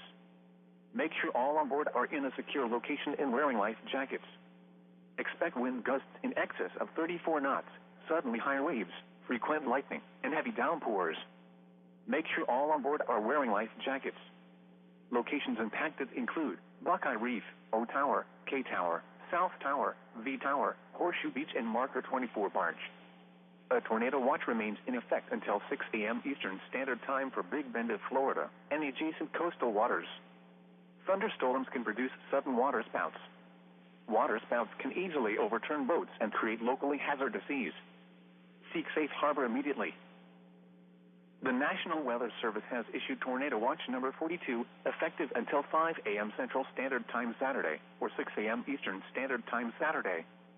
This watch includes the following counties in Florida: Calhoun, Franklin, Gadsden, Jackson, Jefferson, Leon, Liberty, Madison, Taylor, and Wakulla, and the following counties in Georgia: Brooks, Decatur, Grady, Seminole, and Thomas, and the following: Appalachia Bay or coastal waters from Keaton Beach to Ocklawahnee River, and coastal waters from Ocklawahnee River to Apalachicola. Remember, a tornado watch means the conditions are favorable for the development of severe weather, including tornadoes, large hail, and damaging winds in and close to the watch area. While severe weather may not be imminent, persons should remain alert for rapidly changing weather conditions and listen for later statements and possible warnings. Stay tuned to NOAA Weather Radio, commercial radio and television outlets, or internet sources for the latest severe weather information. You're listening to NOAA Weather Radio Station KIH-24 in Tallahassee, Florida, operating 24 hours a day on a frequency of 162.40 megahertz. This broadcast originates from your National Weather Service office in Tallahassee, Florida. The latest weather and forecast information can also be accessed by calling our automated forecast line at 850-942-8851. The National Weather Service in Tallahassee has issued a severe thunderstorm warning for southern Gulf County in Florida, southern Wakulla County in Big Bend of Florida, southeastern Liberty County in Big Bend of Florida, Franklin County in Big Bend of Florida, until 2:15 a.m. Eastern Standard Time, or 1:15 a.m. Central Standard Time. At 12:43 a.m. Eastern Standard Time, or 11:43 p.m. Central Standard Time, a severe thunderstorm was located 23 miles southwest of Port St. Joe, moving northeast at 45 miles per hour. Hazard, 60 miles per hour wind gusts. Source, radar indicated. Impact, expects damage to roofs, siding, and trees. Locations impacted include Carnival, East Point, Apalachicola, St. George Island, Port St. Joe, Franklin, South Choppy, Carnattle Beach, Royal Bluff, 11 Mile, St. George Island, St. Park, Odina, Cape San Blas, Indian Pass, Beverly, Panacea, Madart, Buckhorn, Bay City, and Apalachicola Airport.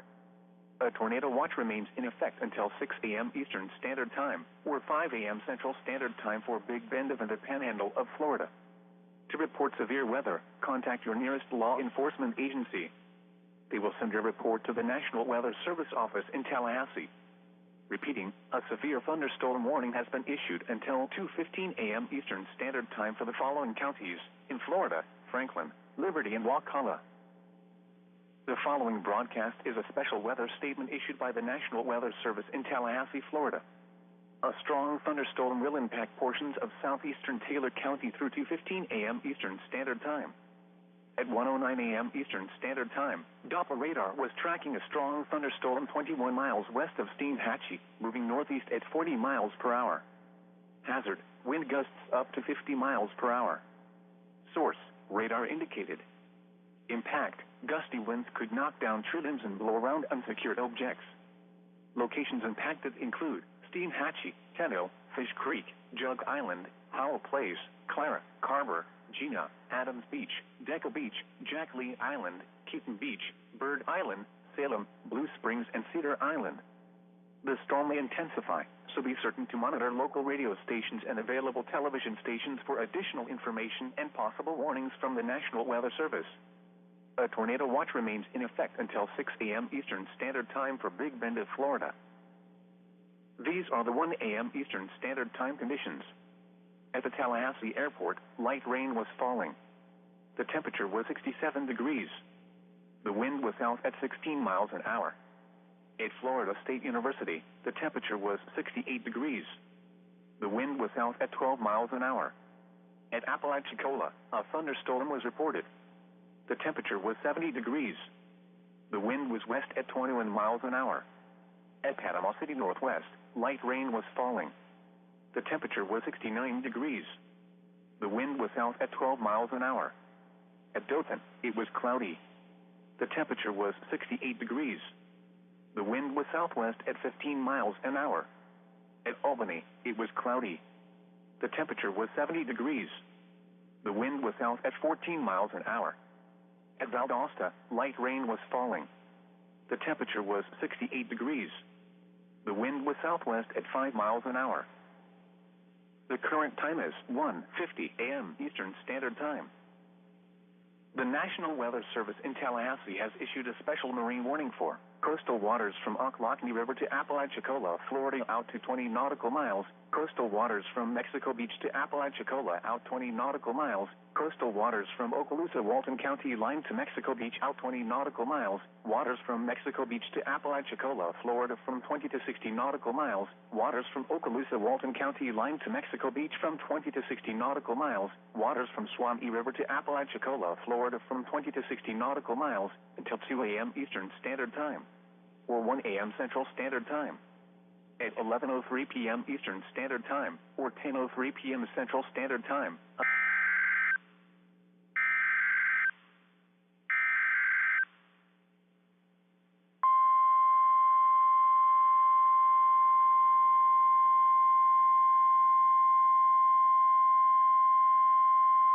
The National Weather Service in Tallahassee has issued a tornado warning for southern Lafayette County in Big Bend of Florida, east central Taylor County in Big Bend of Florida, until 2:45 a.m. Eastern Standard Time.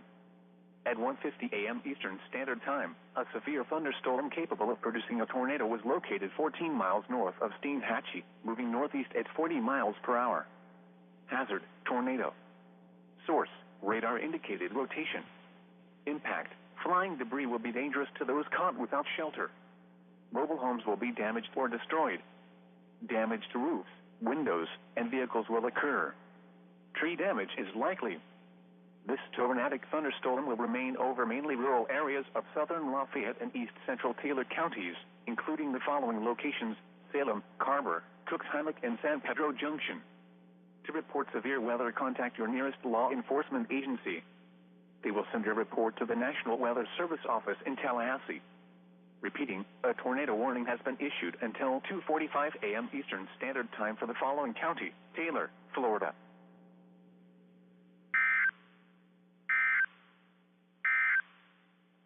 The National Weather Service in Tallahassee has issued a special marine warning for coastal waters from Ocklawaha River to Apalachicola, Florida, out to 20 nautical miles, coastal waters from Mexico Beach to Apalachicola, out 20 nautical miles, coastal waters from Okaloosa, Walton County line to Mexico Beach, out 20 nautical miles, waters from Mexico Beach to Apalachicola, Florida, from 20 to 60 nautical miles, waters from Okaloosa, Walton County line to Mexico Beach, from 20 to 60 nautical miles, waters from Swamee River to Apalachicola, Florida, from 20 to 60 nautical miles, until 2 a.m. Eastern Standard Time, or 1 a.m. Central Standard Time. At 11:03 p.m. Eastern Standard Time, or 10:03 p.m. Central Standard Time, a severe thunderstorm capable of producing waterspouts was located 45 nautical miles south of Okaloosa Deepwater Reef, or 68 nautical miles south of Pensacola Pass, moving northeast at 45 knots. Hazard: waterspouts, wind gusts to 40 knots, and small hail. Source: radar indicated. Impact: waterspouts can quickly form and capsize boats, damage vessels, and create suddenly higher waves. Make sure all on board are in a secure location and wearing life jackets. Expect wind gusts in excess of 34 knots, suddenly higher waves, frequent lightning, and heavy downpours. Make sure all on board are wearing life jackets. Locations impacted include Mexico Beach, Port St. Joe, Empire Micah Wreck, Apalachicola, Sea Tower, Cape San Blas, and St. George Island. The National Weather Service in Tallahassee has issued a special marine warning for Appalachia Bay or coastal waters from Keaton Beach to Ocklawaha River, Florida, out to 20 nautical miles, coastal waters from Ocklawaha River to Apalachicola, Florida, out to 20 nautical miles, coastal waters from Swamee River to Keaton Beach, out 20 nautical miles, waters from Swamee River to Apalachicola, Florida, from 20 to 60 nautical miles, until 2:30 a.m. Eastern Standard Time. At 11:32 p.m. Eastern Standard Time, severe thunderstorms capable of producing waterspouts were located along a line extending from 18 nautical miles northeast of Buckeye Reef to South Tower, moving northeast at 50 knots. Hazard: waterspouts and wind gusts to 40 knots. Source: radar indicated. Impact: waterspouts can quickly form and capsize boats, damage vessels, and create suddenly higher waves. Make sure all on board are in a secure location and wearing life jackets. Expect wind gusts in excess of 34 knots, suddenly higher waves, frequent lightning, and heavy downpours. Make sure all on board are wearing life jackets. Locations impacted include Buckeye Reef, O Tower, K Tower, South Tower, V Tower, Horseshoe Beach, and Marker 24 Barge. A tornado watch remains in effect until 6 a.m. Eastern Standard Time for Big Bend of Florida and the adjacent coastal waters. Thunderstorms can produce sudden waterspouts. Waterspouts can easily overturn boats and create locally hazardous seas. Seek safe harbor immediately. The National Weather Service has issued Tornado Watch number 42, effective until 5 a.m. Central Standard Time Saturday, or 6 a.m. Eastern Standard Time Saturday. This watch includes the following counties in Florida: Calhoun, Franklin, Gadsden, Jackson, Jefferson, Leon, Liberty, Madison, Taylor, and Wakulla, and the following counties in Georgia: Brooks, Decatur, Grady, Seminole, and Thomas, and the following: Appalachia Bay or coastal waters from Keaton Beach to Ocklawaha River, and coastal waters from Ocklawaha River to Apalachicola. Remember, a tornado watch means the conditions are favorable for the development of severe weather, including tornadoes, large hail, and damaging winds in and close to the watch area. While severe weather may not be imminent, persons should remain alert for rapidly changing weather conditions and listen for later statements and possible warnings. Stay tuned to NOAA Weather Radio, commercial radio and television outlets, or internet sources for the latest severe weather information. You're listening to NOAA Weather Radio Station KIH-24 in Tallahassee, Florida, operating 24 hours a day on a frequency of 162.40 megahertz. This broadcast originates from your National Weather Service office in Tallahassee, Florida. The latest weather and forecast information can also be accessed by calling our automated forecast line at 850-942-8851. The National Weather Service in Tallahassee has issued a tornado warning for southern Lafayette County in Big Bend of Florida, east central Taylor County in Big Bend of Florida, until 2:45 a.m. Eastern Standard Time. At 1:50 a.m. Eastern Standard Time, a severe thunderstorm capable of producing a tornado was located 14 miles north of Steinhatchee, moving northeast at 40 miles per hour. Hazard, tornado. Source, radar indicated rotation.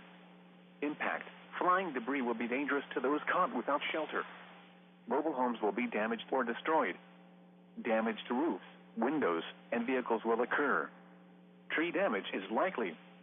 This tornadic thunderstorm will remain over mainly rural areas of southern Lafayette and east central Taylor counties, including the following locations: Salem, Carver, Cookshannock, and San Pedro Junction. To report severe weather, contact your nearest law enforcement agency.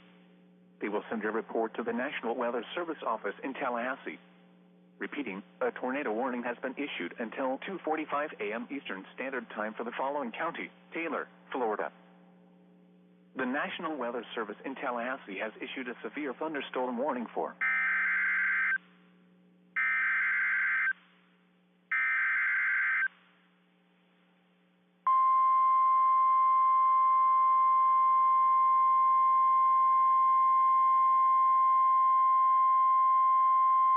The National Weather Service in Tallahassee has issued a special marine warning for Appalachia Bay or coastal waters from Keaton Beach to Ocklawahamie River, Florida out to 20 nautical miles, coastal waters from Ocklawahamie River to Apalachicola, Florida out to 20 nautical miles, coastal waters from Mexico Beach to Apalachicola out 20 nautical miles, coastal waters from Swamee River to Keaton Beach out 20 nautical miles, waters from Mexico Beach to Apalachicola, Florida from 20 to 60 nautical miles, waters from Okaloosa, Walton County line to Mexico Beach from 20 to 60 nautical miles, waters from Swanee River to Apalachicola, Florida from 20 to 60 nautical miles until 5 a.m. Eastern Standard Time or 4 a.m. Central Standard Time. At 1:56 a.m. Eastern Standard Time or 12:56 a.m. Central Standard Time, severe thunderstorms capable of producing waterspouts were located along a line extending from near Apalachicola to 38 nautical miles southwest of Empire Micah Wreck, moving east at 35 knots. Hazard, waterspouts and wind gusts to nearly 50 knots. Source, radar indicated. Impact, waterspouts can quickly form and capsize boats, damage vessels, and create suddenly higher waves. Alrighty, guys, we are back. Sorry for the wait. You know what was happening is I decided I wanted to make toast at the last minute because, you know, I haven't really ate much today. I was kind of getting hungry, so I just made a few pieces of toast. I've already ate them, and I'm back with you guys. And I do see that we have a tornado warning that's in effect here for south of Mayo. Not mayonnaise, but just Mayo here in southern portions. Basically the eastern portion here of the panhandle of Florida. And what we are expecting with this warning here is this is a radar indicator. This is a radar indicated threat, basically showing that radar has picked up rotation inside of the storm here. And this is showing just south here of Mayo. We have this warning, and just west here of Branford. This is in effect here until 2:45 a.m. Eastern Time. So we're going to go ahead and switch right on back over here to my screen in regard to things here. This is our current look at the things right now. So we're looking at correlation coefficient. There is no obvious debris ball here yet, which is good. So we can't say it's confirmed quite yet. However, velocity, I mean, look at this. We have a pretty tight coupling going on right around here. You know, over the last few scans, you know, especially storm relative velocity here, it really started to show it. You know, with some of those imbalance. Now, basically, like, this takes storm motion in consideration here. Basically, the storm's movement, so that's why it all looks outbound. But there's actually some, all inbound, but there is some outbound as well. So we're going to switch back on over here to velocity in regard to that, just normal velocity. So we do have a bit of a couplet currently going on right around in here. Now, we're going to watch this, because this honestly could do something here down the line. This is a tornado warning. This is the first one we've seen so far. We also still have that severe thunderstorm warning that's in effect here just west of it for bits of pretty much south of Port St. Joe, across the regions here, as well as basically here Carabel, just south here, just St. Mark's. So it's kind of what we are seeing here. So we are currently seeing a bit of rotation. It's kicking off with this one cell right here. We're going to watch it pretty close. And we're going to make sure that nothing ugly happens here. But if there was something to happen, we're going to definitely look at this. So, but anyways, guys, if you all are just now joining us, welcome. Hopefully you guys are having a great night so far. Hope you guys are staying safe. If you have any questions, guys, feel free to throw them down in the chat. I'll definitely be here for you all, because we are currently looking at two warnings that are in effect here. So, like I said, we have a tornado warning that is in effect here until 2:45 a.m. Eastern Time. This is moving to the northeast at 37 miles per hour. This is a radar indicated threat, showing that the radar has picked up rotation. This is not a radar confirmed threat. So there has been no debris so far being picked up by radar. Does not mean that a tornado is not on the ground, because, you know, it could just not hit anything. Basically, for that debris signature to show up, the storm has to hit something in order to get that debris up in the air. And right now, that is not the case. We look back at the latest velocity here. Correlation coefficient does not show any obvious debris signature, which is obviously some good news. We should obviously hope that it stays like this. But we're going to keep on watching this, as this does continue to move on here down the line. We obviously do have a bit of a couplet that's been kind of kicking off here over the last few frames, as you can actually see right there. Has been kind of starting to fire off right in here. And it does look like it actually is moving its way here to the northeast. I believe that the polygon is a little bit off, actually, because it looks like we have a little bit more northeasterly motion compared to what the polygon actually does cover. So they might shift this up north. It kind of looks like it's moving towards Mayo. It kind of looks like it's moving directly towards Mayo, according to this. Because, like I said, it kind of cuts out. The polygon does kind of cut out right here.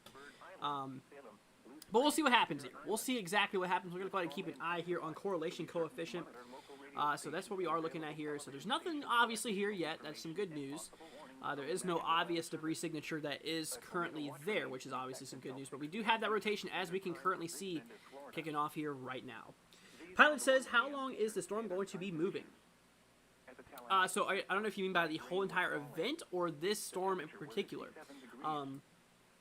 This one's moving here to the northeast at 37 miles per hour. This will be over. It does expire at 2:45 a.m. So we have about, 41 minutes to go yet until this one's expired. Now the storms are going to be out of the area here later on. We'll even look at the models here right now. So we're going to go ahead and take a break here for 1 second. Oh, not like an actual break, but we're going to take a break here from the radar view for 1 second as we pull up model data really quick. We're going to look here at the basically the reflectivity in regard to things here. So this is what we are currently seeing here, and this is going to change as we do track down here in time, as you are going to see here. So this is our current thing we're loading here. Let's go ahead and get the 10-hour loop in here. So you can see this cold front advancing its way here to the east. Now this eventually will be out of the region here. You can see that QLCS really kicking off here across the eastern portion here of North Carolina, kind of around 10 o'clock in the morning, as we do see here. But, you know, most of the storms will be out of the region here kind of by noon for across a lot of the people here. That's still a little bit to go, obviously. We still have several hours here of severe weather expected. Let's actually take this a little bit further here. Why don't we? Let's go ahead and load a few more hours in regard to this.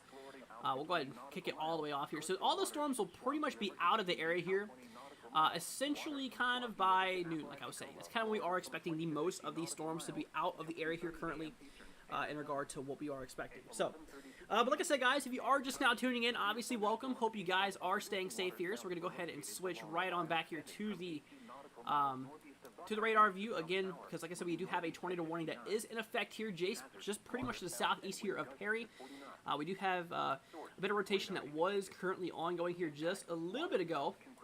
You know, it does look like that the rotation has kind of faded down, which is obviously some pretty good news, you know, compared to what we did see over the last few scans. But we're still watching this. We're still watching this very, very closely. This is our first tornado warning of the day here. There is no obvious scan here of a debris signature, which is good.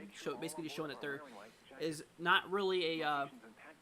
or by radar, there's not a confirmed tornado on the ground, which is obviously good. We just hope it stays like this. But like I said, you know, today the atmosphere is definitely favorable of the development of, you know, of some tornadoes and all types of severe weather. I mean, we're talking damaging winds, large hail, as well as, you know, tornadoes. Like I said, all going to be a threat. The major threat is the tornado threat, as well as damaging wind potential.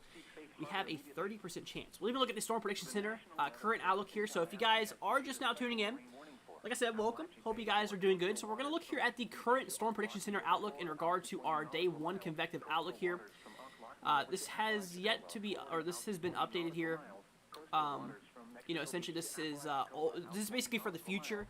But we still have that risk that is in effect here across bits of the south. But this does not pick that up. This is just basically going off of the latest thing here. But eventually all the severe weather will track its way here to the east. And we do have a large severe threat for today to occur across the green, or across the green, yellow, and orange, I should say here. So if you guys are across the orange shaded color, you have severe threat level 3 out of 5, the largest severe threat for today. 2 out of 5 across this kind of yellow shaded color here, just a little bit smaller in size.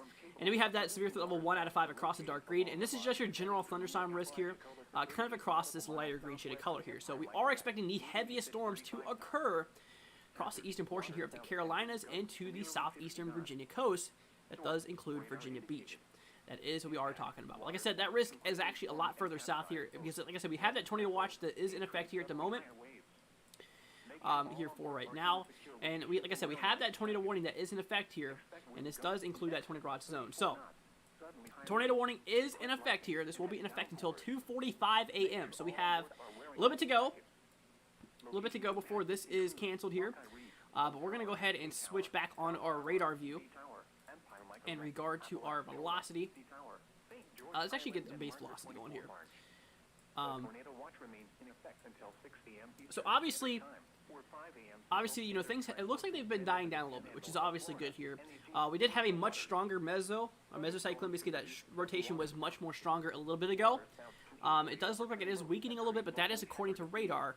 And you should still treat this as if a tornado is on the ground, because you are inside of a tornado warning. So if you guys are here basically towards Mayo, you should definitely be inside of your shelters here until this has been lifted. Like I said, this will expire here at 2:45 a.m. Eastern Standard Time. This is moving to the northeast at 37 miles per hour. This is a radar indicated threat, showing that radar has picked up rotation inside of the storm here. With rotation, shows the possibility we could see a tornado here. Max hail size, 0.75 inches, about 3/4 of an inch, just a little bit smaller than a quarter, but does not mean that, you know, that is what actually occurs here. So we'll see what happens. That is our current active tornado warning that we do have in effect. Now, if we move a little bit to the west here, I'd say at least 50 miles or so, we do have a severe thunderstorm warning that is in effect here for basically southern portion here of Port St. Joe, bits of the regions here, as well as Carabel as well. We are inside of the severe thunderstorm warning. This will be in effect here for essentially. This is going to be, you know, this will be in effect here for another 5 minutes. It's about to expire here at 2:15, so we have about 5-6 minutes to go here before this is canceled. For this warning here, the max potential is 60 mile per hour wind gusts, being the severity for this one. Now, there is a chance of 3/4 of an inch of hail, but that is not breaking that severe criteria. To be for severe hail, it has to be 1 inch in diameter or greater. It's just below that 1 inch mark.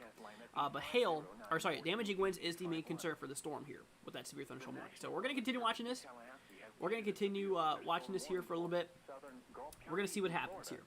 But obviously, all of our eyes right now are on this tornado warning that is in effect here. Will be in effect here for another 35 minutes. We have 35 minutes to go here. So, like I said, radar has picked up rotation inside of the storm here, especially shown over the last few frames here, but we can't go back anymore, I don't think. But what we did see earlier before we switched back and forth between the radar views is that there was a pretty strong couplet going on here. And it does look like it's moving its way to the northeast, kind of near Mayo now. But like I said, a tornado warning is still in effect here for another 34 minutes, and we should still monitor this very, very closely. So we're going to go ahead and watch this here in regard to things. And like I said, guys, if you have any questions, feel free to throw them down in the chat. I'll definitely be here for you all. So we do have some storm reports here as of 12:37 a.m. This was obviously a little bit ago here. 39 mile per hour wind gusts here. We have a 47 mile per hour wind gust here. This one is 51. So it's 39. Obviously, that's what we're dealing with here. So we have had some reports here of some wind gusts, but none of those were breaking the severe criteria. To be classified as a severe thunderstorm, it must have at least 1 inch in diameter hail. It must have, as well as some damaging winds, at least 58 miles per hour or more to be considered a severe thunderstorm. But there is that warning based off of radar, showing that the storm has the potential of becoming that. But this expires here in 3 minutes, so obviously there's not much to go with this. So we're going to watch this.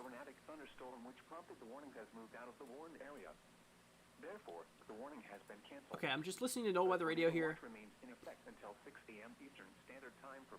Okay, it looks like that tornado warning, I believe it's been canceled for some of these areas here. We're going to watch this. But this does, this is still in effect here for 33 minutes here. And we're going to continue watching this. See what happens with this. But like I said, guys, if you are new to the channel, do me a favor, consider hitting that subscribe button. It'd be greatly appreciated. You guys are the best. So yeah, we're going to see this here. So this kind of shows you when we're going to start to see this thing impact the areas here, but this does need to be updated, I'm pretty sure.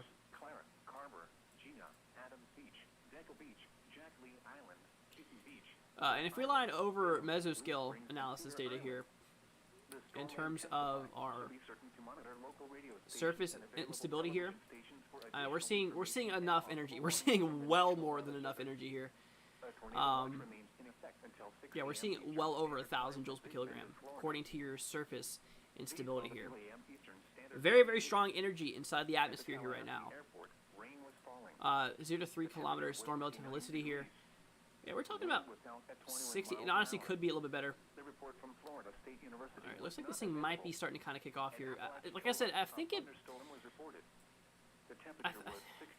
Because like I said, the polygon was moving its way up here to a northeast. I feel like they should honestly update the polygon here pretty soon. Because obviously, you know, what we're paying attention to is kind of right in here now. But regardless, this warning does expire here in 31 minutes.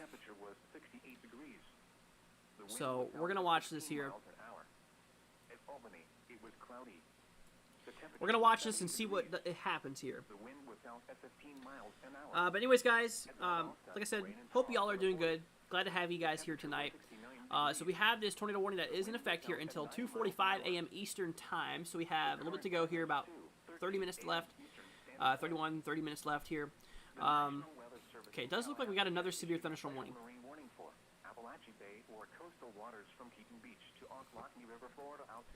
Okay. Let's see here. Go back to our main timeline. Okay, so look, there. Yeah, here comes the alert. Let's go ahead and listen to this. This is for the severe thunderstorm warning that just now popped up.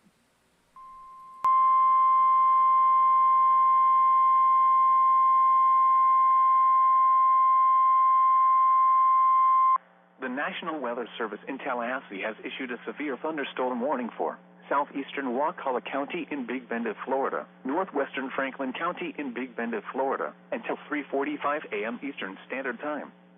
At 2:13 a.m. Eastern Standard Time, a severe thunderstorm was located near Apalachicola, moving east at 45 miles per hour. Hazard, 60 miles per hour wind gusts. Source, radar indicated. Impact, expects damage to roofs, siding, and trees. Locations impacted include Carnival, East Point, Apalachicola, St. George Island, St. Mark's, Franklin, South Choppy, Carnival Beach, Royal Bluff, St. George Island, St. Park, Panacea, Madart, Buckhorn, Bay City, Apalachicola Airport, Live Oak Island, Curtis Mill, Alligator Point, St. Teresa, and Turkey Point. A tornado watch remains in effect until 6 a.m. Eastern Standard Time for Big Bend and the Panhandle of Florida. To report severe weather, contact your nearest law enforcement agency. They will send your report to the National Weather Service office in Tallahassee. A tornado watch remains in effect until 6 a.m. Eastern Standard Time for Big Bend and the Panhandle of Florida. Repeating, a severe thunderstorm warning has been issued until 3:45 a.m. Eastern Standard Time for the following counties in Florida: Franklin and Wakulla.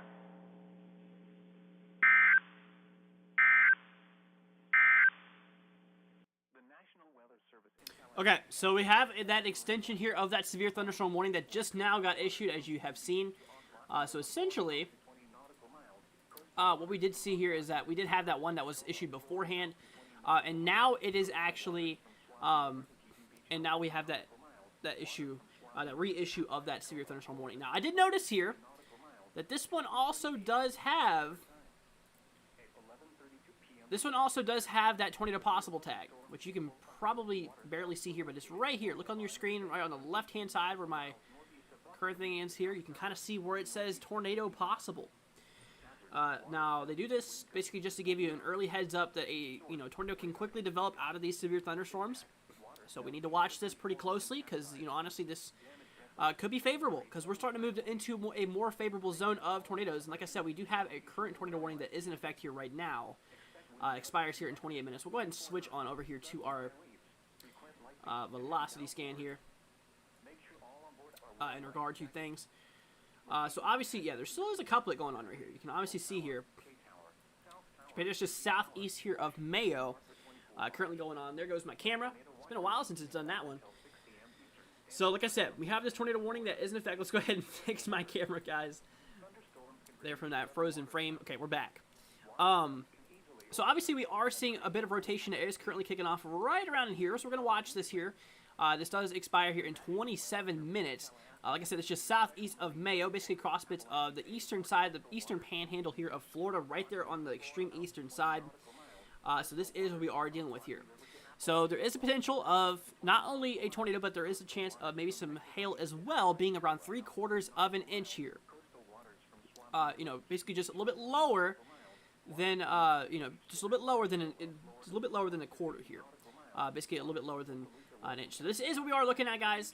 We're gonna watch this. There is obviously some rotation still going on with this storm, so we're gonna watch this. And like I said, we just now got a new severe thunderstorm warning that just now been issued here.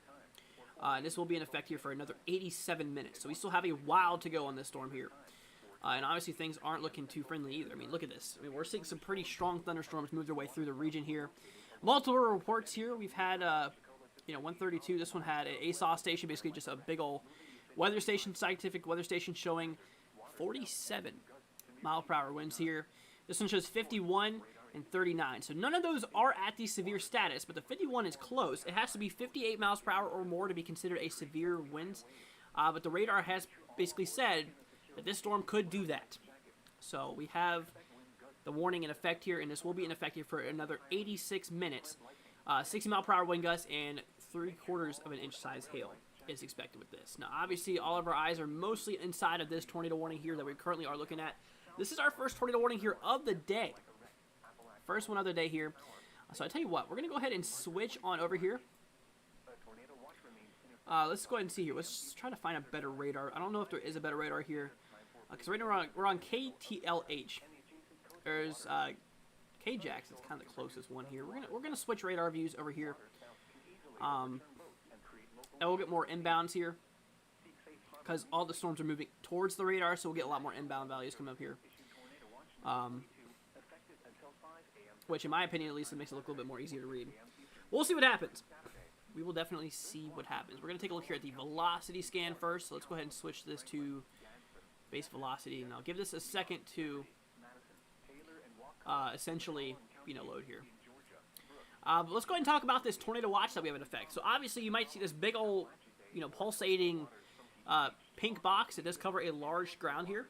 Across southwestern side here of Georgia into southeastern Alabama and pretty much, you know, a lot of the panhandle here of Florida. This is a tornado watch, showing that the atmosphere is definitely favorable of the development of tornadoes today. There is a possibility of wind gusts potentially getting up to 75 miles per hour as well. Like I said, tornadoes and damaging winds is the major concern for today, being the major concern here. So that is what we are looking at. So we're going to continue watching this here. Obviously, this radar isn't working, so we're going to go ahead and switch down to KVAX here. We're going to see about this one and see if we can get some data flowing in here. You know, because this storm, I think this is honestly better here. Let's go ahead and see here. Jonathan says, why do they put more minutes in a severe thunderstorm warning? So they usually do that. Or they issue the severe thunderstorm warning for a certain amount of time. And if it exceeds the potential to continue to produce severe weather, they re-extend the warning here. They basically reissue the warning into another severe thunderstorm warning. We got another tornado warning that just popped up. Right here. Switching on down here. Ooh, okay, that's getting bad. That's getting pretty bad. This isn't good. Okay, this is actually a pretty nasty looking couplet here, just east of Mayo. Okay, we need to watch this very closely. You're about to hear another EAS come through. Whenever it does, we're going to go ahead and turn it up for a second. That is bad. That's honestly some bad rotation here. And we're seeing those CC drops like right below, right over this. That is a nasty couplet. Wow, that really took off quick.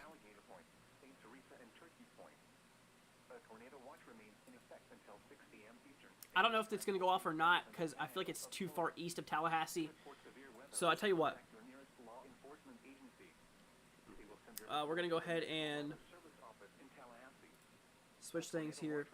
Jonathan says, uh-oh, tornado on the ground. Well, we'll see what happens here. Because, like I said, we are seeing some pretty daggone strong rotation going on here. I mean, look at this.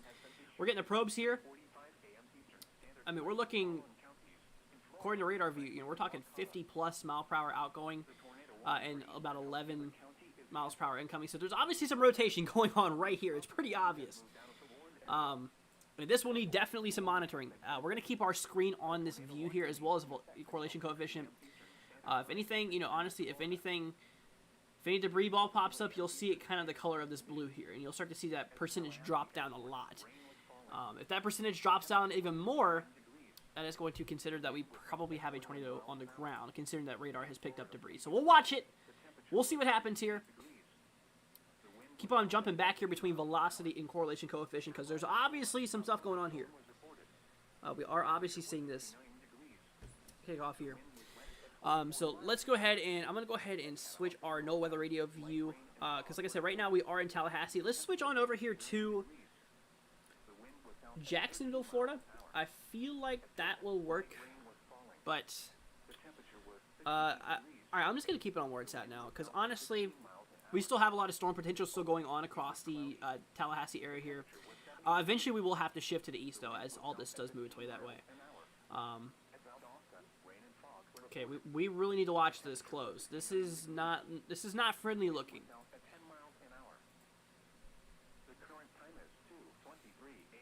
I mean, look at this. Okay, this is showing 142 mile per hour incoming winds. I don't know exactly how accurate that is, but obviously there is a couplet. And wow, that is some screaming winds here. Okay, we really need to watch this pretty daggone close here. Let's pull up some storm relative velocity here. Wow. Yeah, definitely some very strong rotation. Oh, that literally just updated as soon as I changed it here. Okay, obviously a tight rotation going on here just east of Mayo, east-northeast of Mayo here. Pretty much just northwest here of Brantford. Yeah, this is not good here. And this is tracking its way here to the northeast. This is moving its way generally here to the northeast, as we can see. Kind of, if it follows this trajectory, it might just pass south of White Springs if this storm does consider to stay alive, which is definitely a possibility here. Regardless, this is not good here. So we're going to go ahead and pause this for a second. I want to go ahead and show you this. So where this could end up here,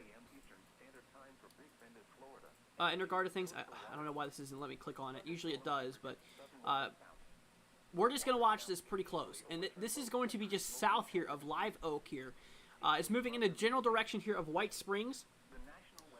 Even though you're not in a warning, you should definitely prepare for one.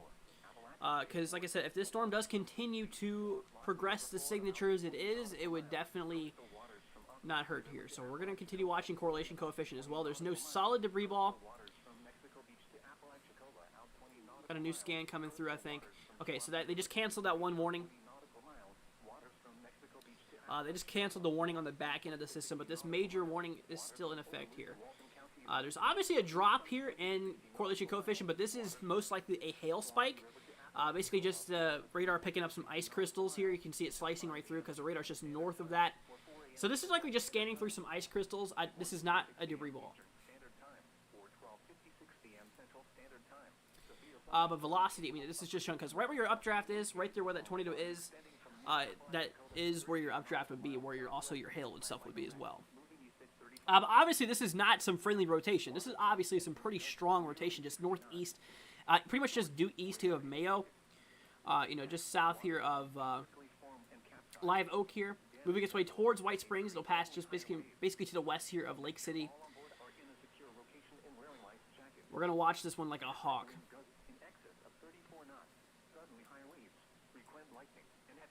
And like I said, the tornado potential is only going to increase as we track down here in time.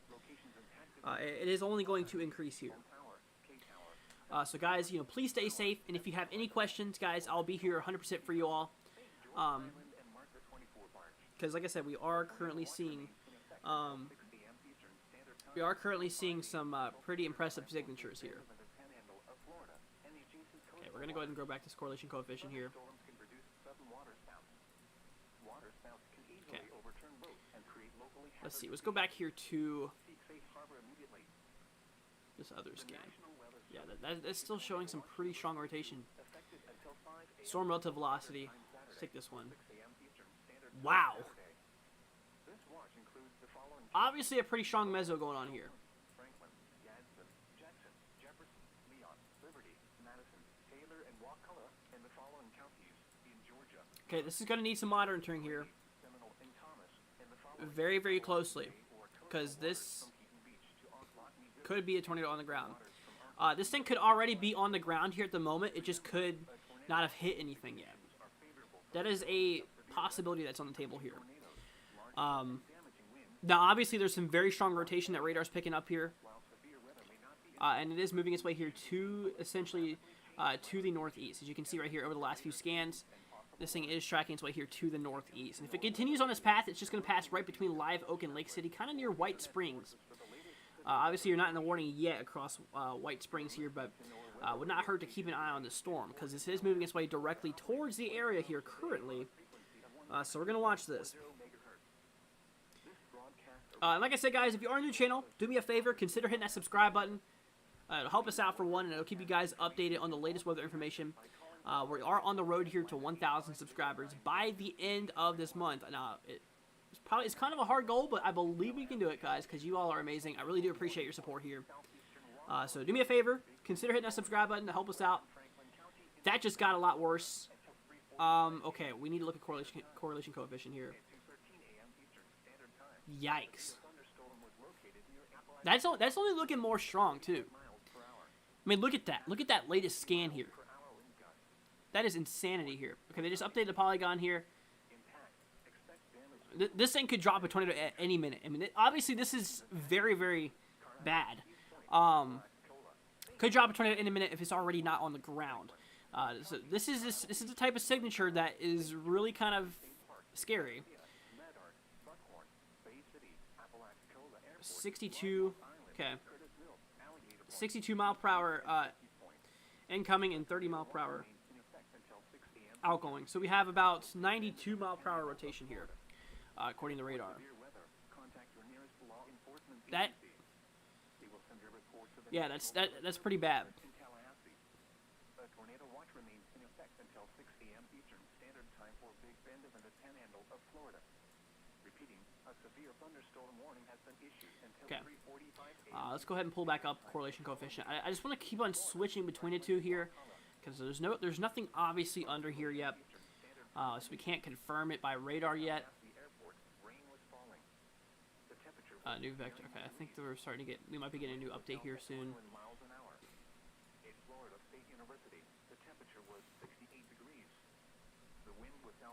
I mean, obviously this is not good. Not good at all. This is the worst we've seen so far. Definitely the worst we've seen so far today. And this is tracking its way here to the northeast. Like I said, it'll pass just south here of White Springs, I believe. Just considering on the track of this. I mean, if you look at it, it does move its way up here to the northeast. And if we continue on that track, imagine it. Based off of the track it went on, let's go ahead and do something real quick. I'm going to go ahead and go back to the first scan here. You can see the rotation was located right in here. Let me actually make this black so it'll be a little bit easier to see here. So that's our first scan of rotation. Go here, another 3 frames. We can obviously see that is tracking its way directly to the northeast. We can go ahead and plot that here. And then we'll go to the latest frame here. Obviously, that's what's going on. So if we do continue the path, I mean, obviously this was the track that it did take. If we continue the path here, it's going to be doing something like that. It might just pass here near White Springs. If this thing does continue to be tornadic, and if this thing does continue to do what it's doing now, then yeah, I would have no doubts if the warning would be extended into those areas there down the line. New vector map tile compiled here, so we're going to wait for this. A new update's about to come through. New scan's about to come through, I'm pretty sure. So let's watch this. Okay, here comes live sweeps here. Okay, there's nothing here on correlation coefficient, which is obviously some good news. But like I said, that does not mean a tornado is not on the ground. It could just mean that it didn't hit anything. Because it needs to hit something to show up on radar, debris-wise. But right now, obviously, we are seeing that rotation. I mean, obviously, there is some very strong rotation going on here. Like I said, the radar is directly north, right here, KVAX. I mean, this is literally directly north of the radar view. So we got some nice aligning profiling going on here. So we have our winds moving towards the radar here in the green, and the reds moving away from the radar. So essentially, we can imagine that there is some rotation going on between this tight little compiled area here. So kind of doing something like this, rotating counterclockwise. So we'll watch it. We'll see what it does. Obviously, something not to take lightly. Okay, there's no debris ball yet.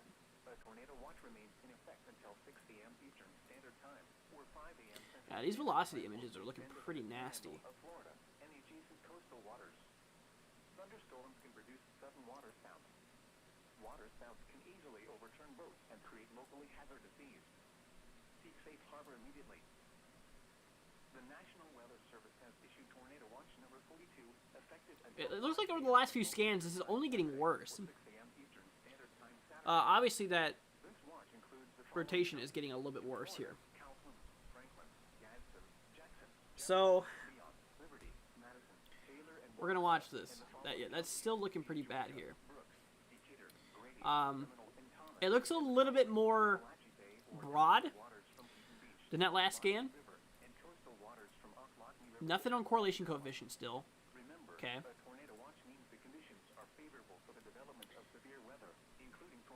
Now, if we turn off the scan here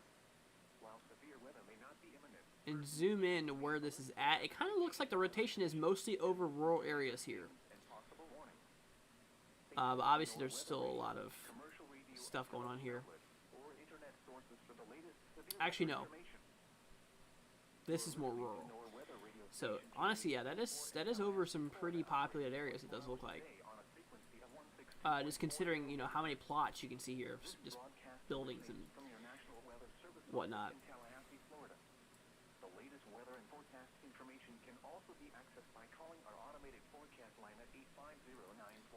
So we'll watch it, guys.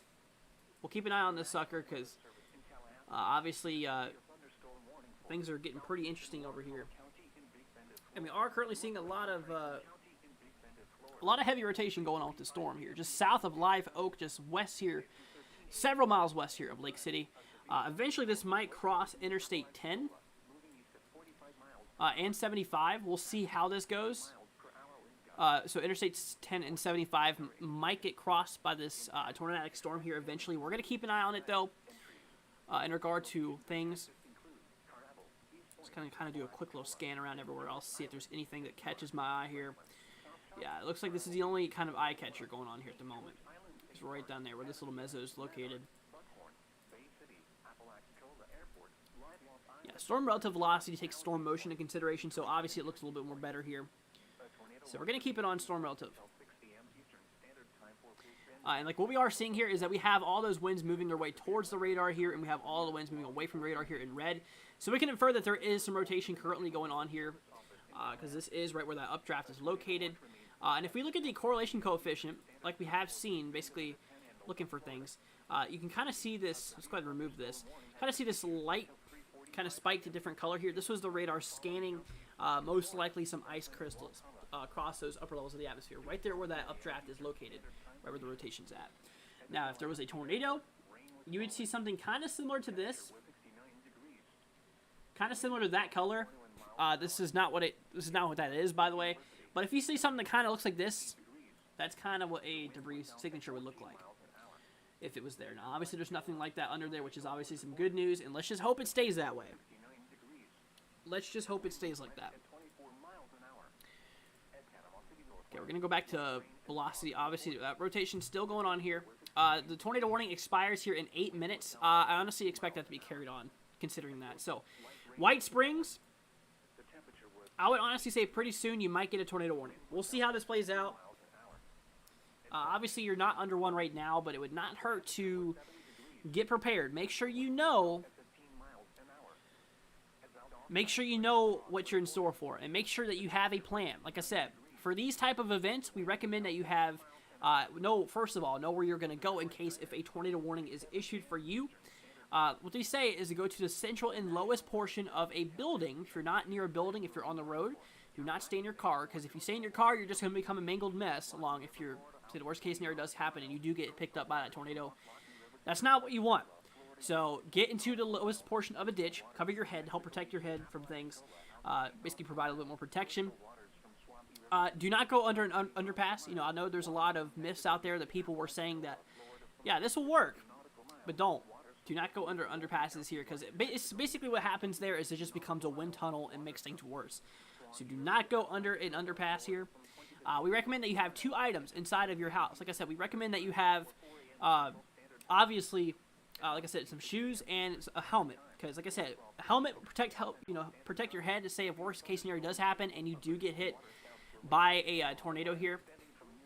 And for your shoes, is you gotta think after all the mess and after after tornado does hit, you gotta think that essentially, there's gonna be all types of debris on the ground, like glass and nails and all types of sharp objects. Last thing you need is more injuries, because I'm sure the hospital systems would already be quite busy considering that they just got hit by a tornado.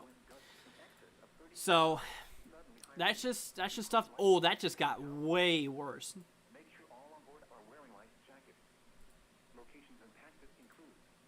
Okay, guys, you really need to be in your shelters now. You've already should have been, and you should be there now, because this is... Wow.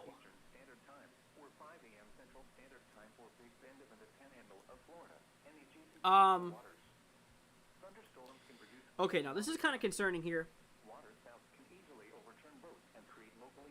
We're watching this like a hawk. Like I said, this expires in 6 minutes, but personally, I believe this is definitely going to be expanded here. And White Springs will be right in the middle of the path of this. We're seeing this track its way directly towards, pretty much, it might just pass south of White Springs, but if a polygon does get extended, considering this is about to expire and there's obviously still some tornadic activity going on inside of the storm, I believe that it will definitely include White Springs. So prepare now. Get your shoes ready. Get your helmets ready. Make sure you know where to go in case if this is actually verified and you are under a tornado warning here. There it goes. Okay, so we just got the updated polygon. This expires here in 5 minutes. There goes my camera again. Thing loves to cut out a lot. So let's go ahead and get this back up for y'all.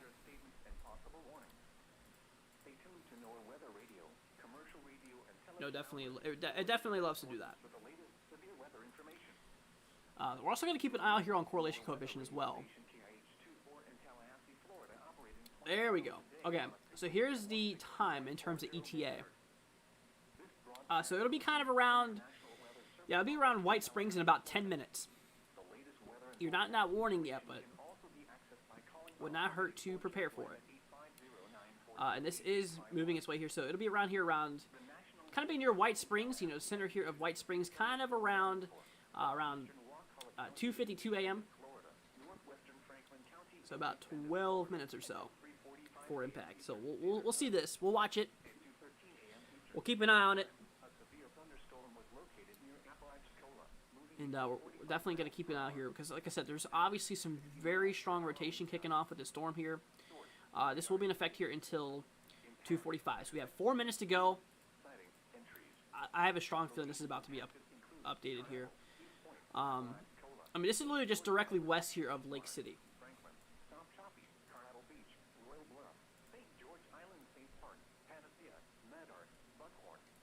Like, I'm almost 100% certain at this point that this is going to be extended.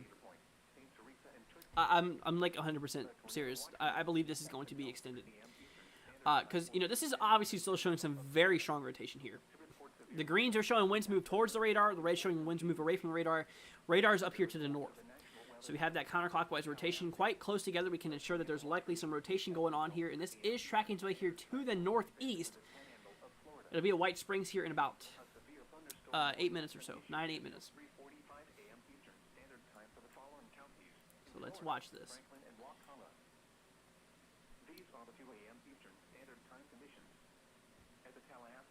And this will probably be crossing, Interstate 10 here, kind of around, kind of in about 5 minutes or so. It'll be crossing the interstate for Interstate 10, and eventually it will probably pass over here Interstate 75 as well in about 7 minutes. So about 2 minutes between these two parts here is whenever it's going to cross both of those. Obviously, the rotation is just south here, so honestly, I don't think that's as accurate as ever. We'll just say within the next 15 minutes that this is likely going to be affecting those areas there. Okay, correlation coefficient, we're going to go ahead and pull this up. Ooh, that's scam. Kind of messed up here. Why is correlation coefficient all blue? A little bit of a radar glitch obviously going on here. Usually it should not look like this. Usually it should look a little bit different. I can tell you now that this is all not debris in the air. Yeah, this is a little bit of a radar glitch on the side of things here. Okay, we're gonna watch this here. We'll go back to velocity. Yeah, it does look like velocity really did kind of glitch there.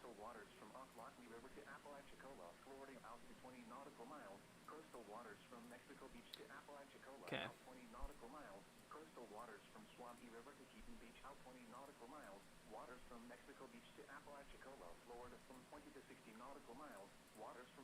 Yeah, so look at this. We have our negatives and we have our incomings and our outbounds.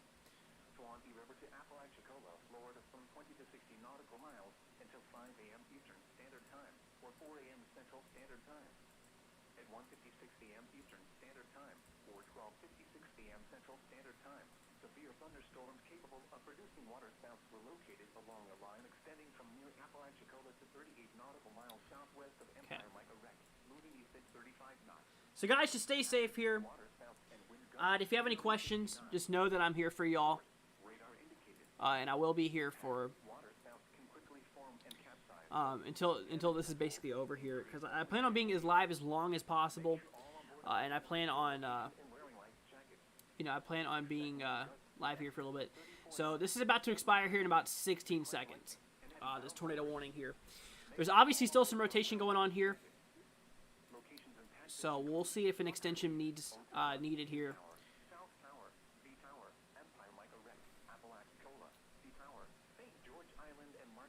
Okay, so tornado warning has now been canceled, but we're still watching it. There's still some rotation going on here. It might need extended.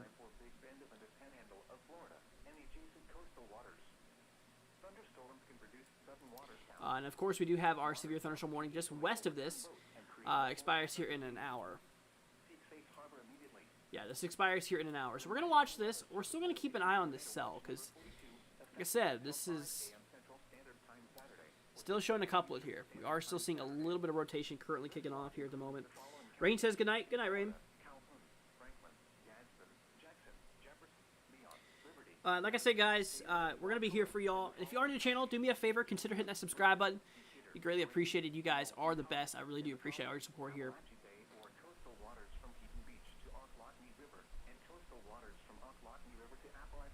Already on my second glass of coffee. Or cup of coffee, I should say.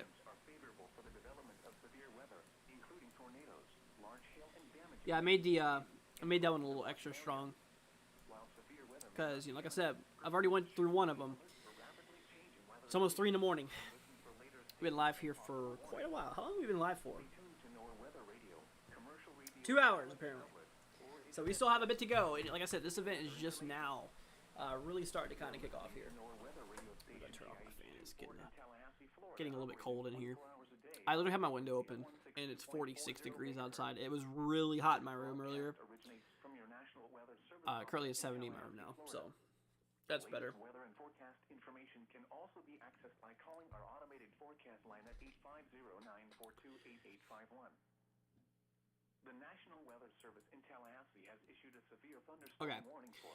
So obviously nothing is going on there.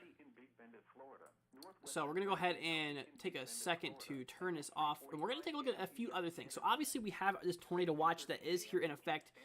This will be in effect here until 6 o'clock a.m. Eastern Time. This has the possibility of seeing hail up to 1 inch in diameter, basically the size of a quarter and larger. Maximum wind gusts here, we are expecting maybe up to 75 miles per hour, which is definitely some pretty crazy Definitely some pretty crazy wind gusts here. It could be quite significant here. So we're talking 75-mile-per-hour wind gusts being possible. So winds and tornadoes are our major concern here for today.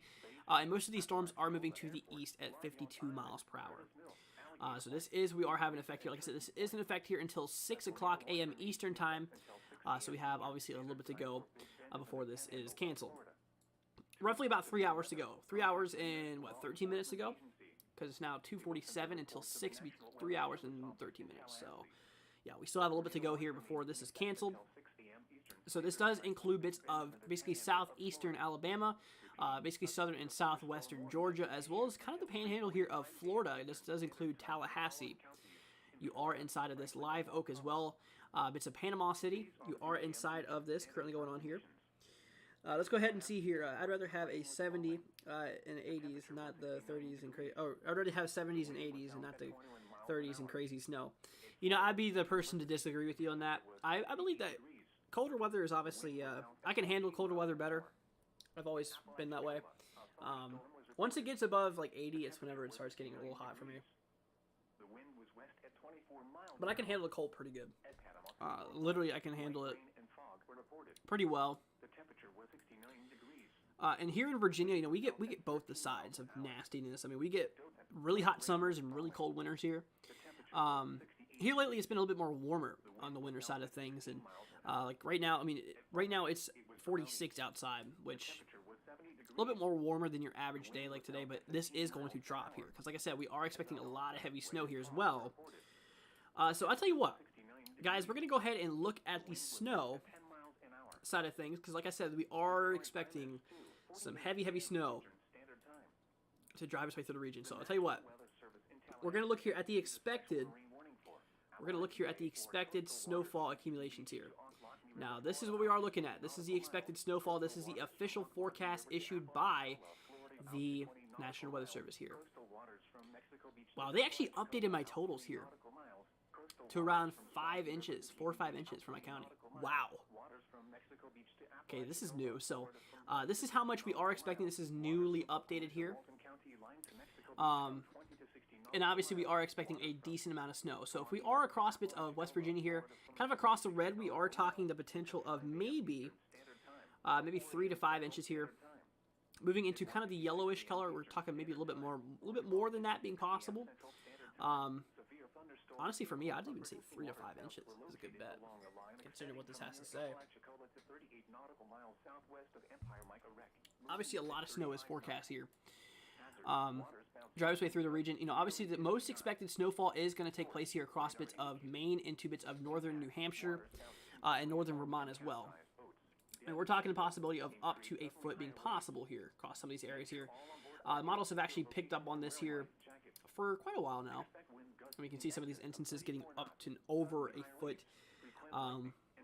Obviously, some pretty heavy snow is expected, you know, especially for this time of the year. I mean, we are expecting some pretty crazy snow here.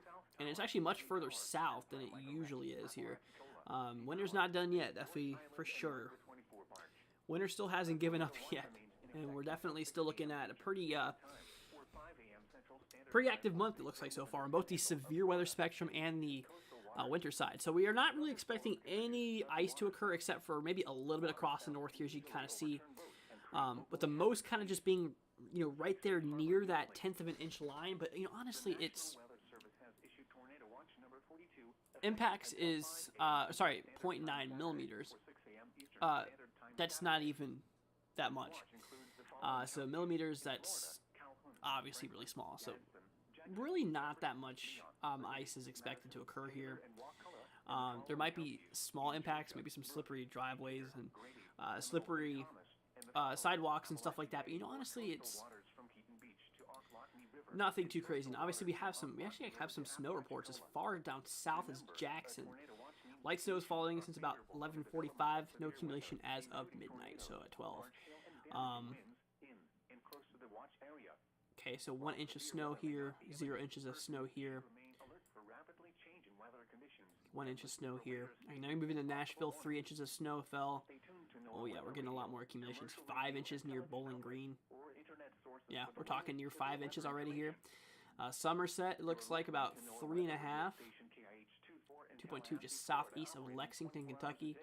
Southern bits of Ohio, we're talking about 3 inches of snow that's already fallen. Columbus, about 2 inches. Obviously, the further we move east, the more the increased totals will become. There goes my camera. Again, it looks like it's been out for a while. I just didn't even notice. But that's not the first time it's done this, guys. If you are new to the channel, that is something that you're going to probably see for a little bit. Just considering how many times it's already done this. I mean, just in the stream alone, it's already done it like, what? I'd say at least 8 times.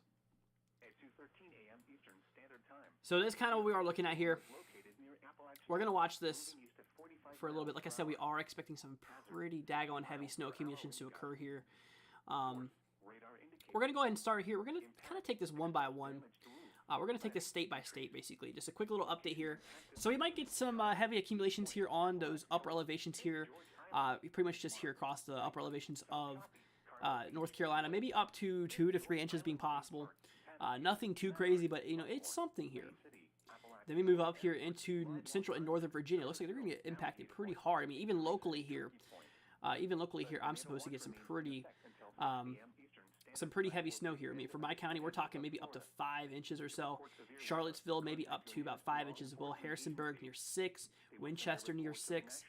Across the regions here. Elkins, basically across eastern West Virginia here, we're talking the potential of maybe up to 4 inches, 3-4 inches. Then we move into Baltimore, Maryland area here, maybe around 4.5. Hagerstown, maybe up to 6.5 here. Sunbury, Bury here, about 6 inches. So you can kind of see what we're talking about here. Scranton, maybe a little bit higher here. I'm sure that people know Scranton for one thing. Binghamton, 6 inches here. So Syracuse, maybe up to 4.5 now. The further we do track here to the north near Berlin, we're starting to see some heavier accumulation. 9 inches here. Newport, we're talking maybe up to 10 inches. Obviously, we are seeing some pretty daggone heavy accumulations here. The further we do go more north here. And areas here of like northern Maine is kind of where we are expecting to see maybe the potential of seeing up to, maybe potentially up to a foot of snow. Definitely could be possible. Definitely something we need to look at here. Like I said, guys, if you have any questions, feel free to throw them down in the chat below. I'll definitely be here for y'all. So we're going to go ahead and switch on back here. So, like I said, we actually have currently one severe thunderstorm warning that is in effect here. This is in effect here for bits of the region here. It's kind of hard to see, but Carabel, you are inside the center of this. It goes just west here of East Point. There has been some reports here. 48 mile per hour wind gusts. Yep, 39. 43. All right, so it's moving to the east here at 43 miles per hour. This one has 60 mile per hour wind gusts, being the major concern for this. And hail is just around 3/4 of an inch, just a little bit less than a quarter size, which is not really the severe criteria of this warning. This is mostly just for damaging winds here. Actually, this is just for damaging winds here. And of course, we do have our larger tornado watch that's covering a lot of ground here. I mean, look at this. This is covering a pretty decent chunk of the states here. And this does include bits of southwestern Georgia, southeastern Alabama, and a lot of the panhandle here of Florida. We're talking the possible tornado here. Tornado watch showing that the atmosphere is favorable for the development of severe weather, including tornadoes. Max hail could get up to an inch in diameter, about the size of a quarter. Max wind gusts potentially up to near 80 miles per hour, 75 expected. How high the storms are going to get up to is about 40,000 feet, which is obviously around the same that the jetliners usually produce, or that they usually go here. That's what we're talking about in terms of the current watch. Now, in terms of mesoscale discussions concerning if there's going to be any more watches, we have a mesoscale discussion that's in effect here for this area here, kind of right here, concerning that heavy snow will be possible. Because on the back end of this cold front, there is a lot of heavy snow that is going to be falling, and that actually is currently falling here. And I can even go ahead and show you that here right now by looking at this. We're going to wait for this to update here for 1 second. But obviously, we are actually seeing, you know, a lot of snow. You know, you can see it right down here, just south here, as far south down as northern portion of Alabama into bits of central, pretty much just east here of Nashville, Tennessee, across central Tennessee. This way towards the eastern side here of Kentucky. And eventually this will track its way here to the east. If we go ahead and turn off this data, we're going to go back to the model data, basically what's projected here in the future. we'll go ahead and run this down the line in regard to our reflectivity here. So actually going back to precipitation typed to kind of show you what we are expecting here. So obviously that's where all of our snow is right now. And eventually, you know, as we do progress down here in time, let me actually go ahead and get this going here, the 15-hour mark. So as we progress down here in time, all the snow will track its way eventually here to the east, you know, starting to allow for that heavy accumulation to start, that heavy snow to start falling across the regions here. So we're going to watch this. We're going to keep an eye on this over the next several hours here, because like I said, we are planning on being live for quite a while, because we are seeing the best of both worlds here in regard to, you know, tornadoes, like severe weather, large hail, damaging winds, tornadoes, and as well as the winter side of things. Not so much ice, which is obviously some good news. Ice has a lot of heavy impacts here. But snow will also be a major concern for today, considering we are expecting, you know, as far up north as maybe up to a foot of snow being possible, in terms of what models are saying here. So we'll see all this continue to track its way up here to the northeast here, kind of mostly that cold front being its way out of the region here off the coast, kind of around noon for today here. So we have about 9 hours to go, so I'll probably be live until then. You know, like I said, we've been live here for about 3 hours now, so I'll probably be live here for another additional, you know, 9 hours for you guys, just to give you guys the latest support here, because like I said, I'm here for you guys. I want to be here for you all.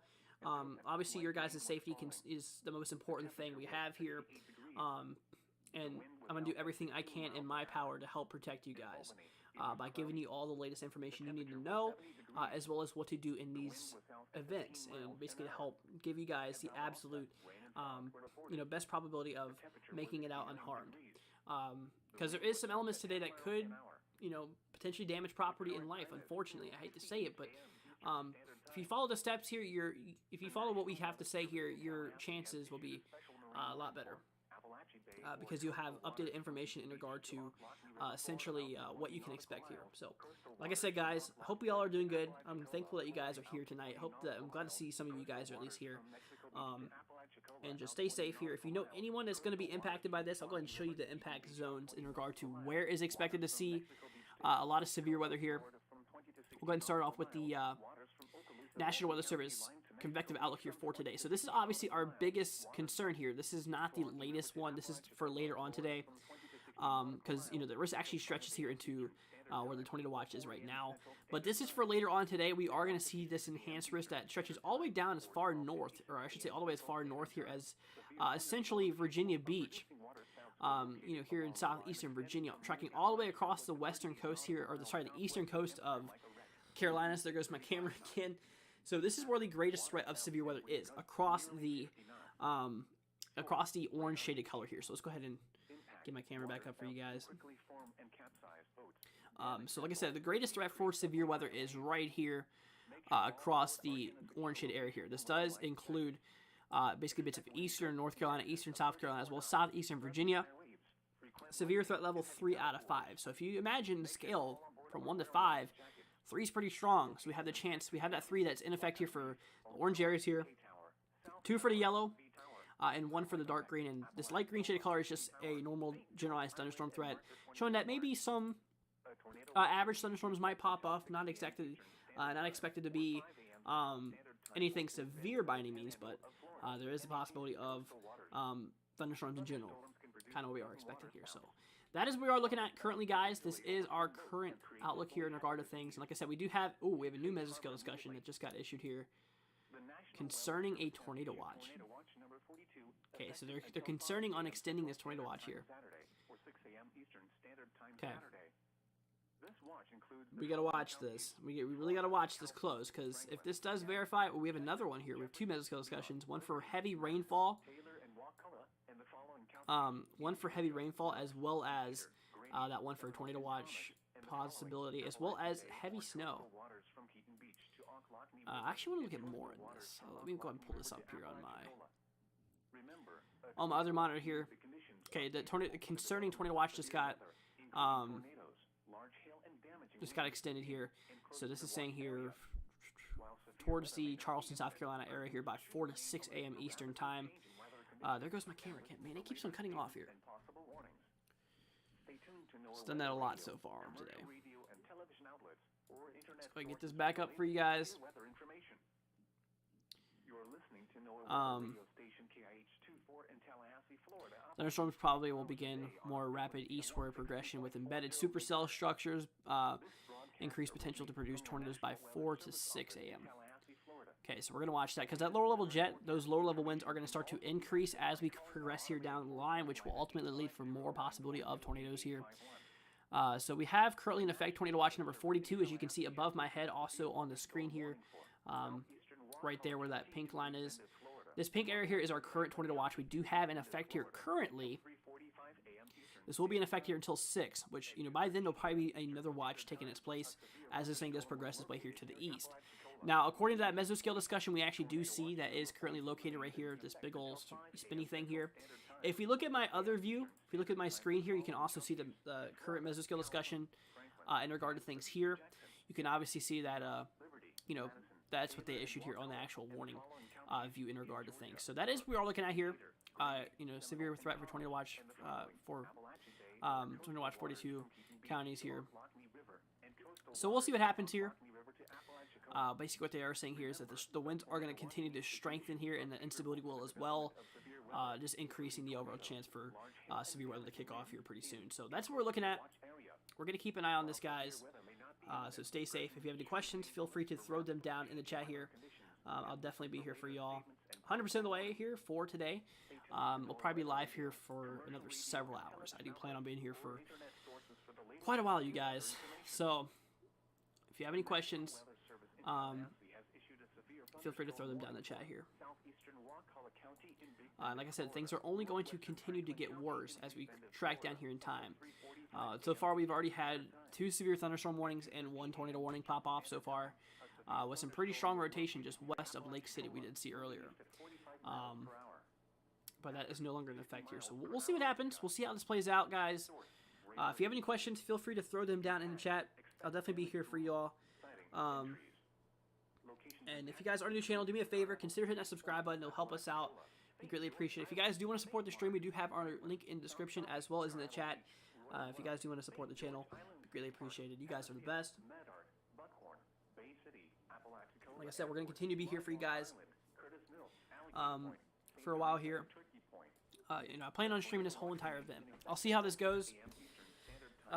Either until the severe weather stops or until I stop.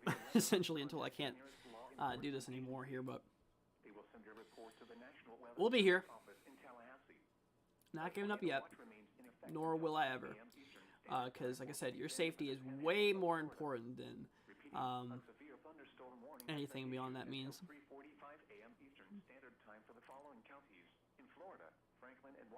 Okay. Let's go ahead and pull up the radar view.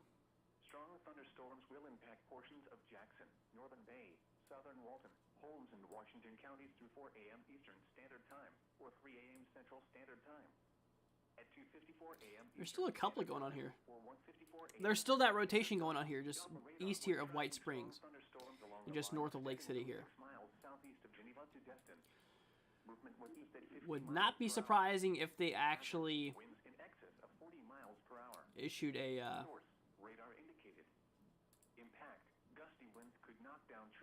if they issued another warning here. We'll see what happens. I mean, obviously that's obviously some rotation currently kicking off here at the moment, so we'll see how this goes. Yeah, you can even see the radar is picking up meso detection here. And Alfred. These storms may intensify, so be certain to monitor local radio stations. Yeah, we'll watch this. We'll watch this close. Information and possible warnings from the National Weather Service.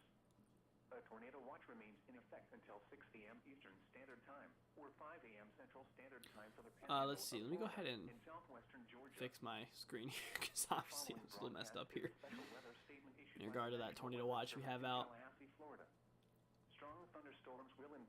Okay, we'll keep it right there. That looks the best.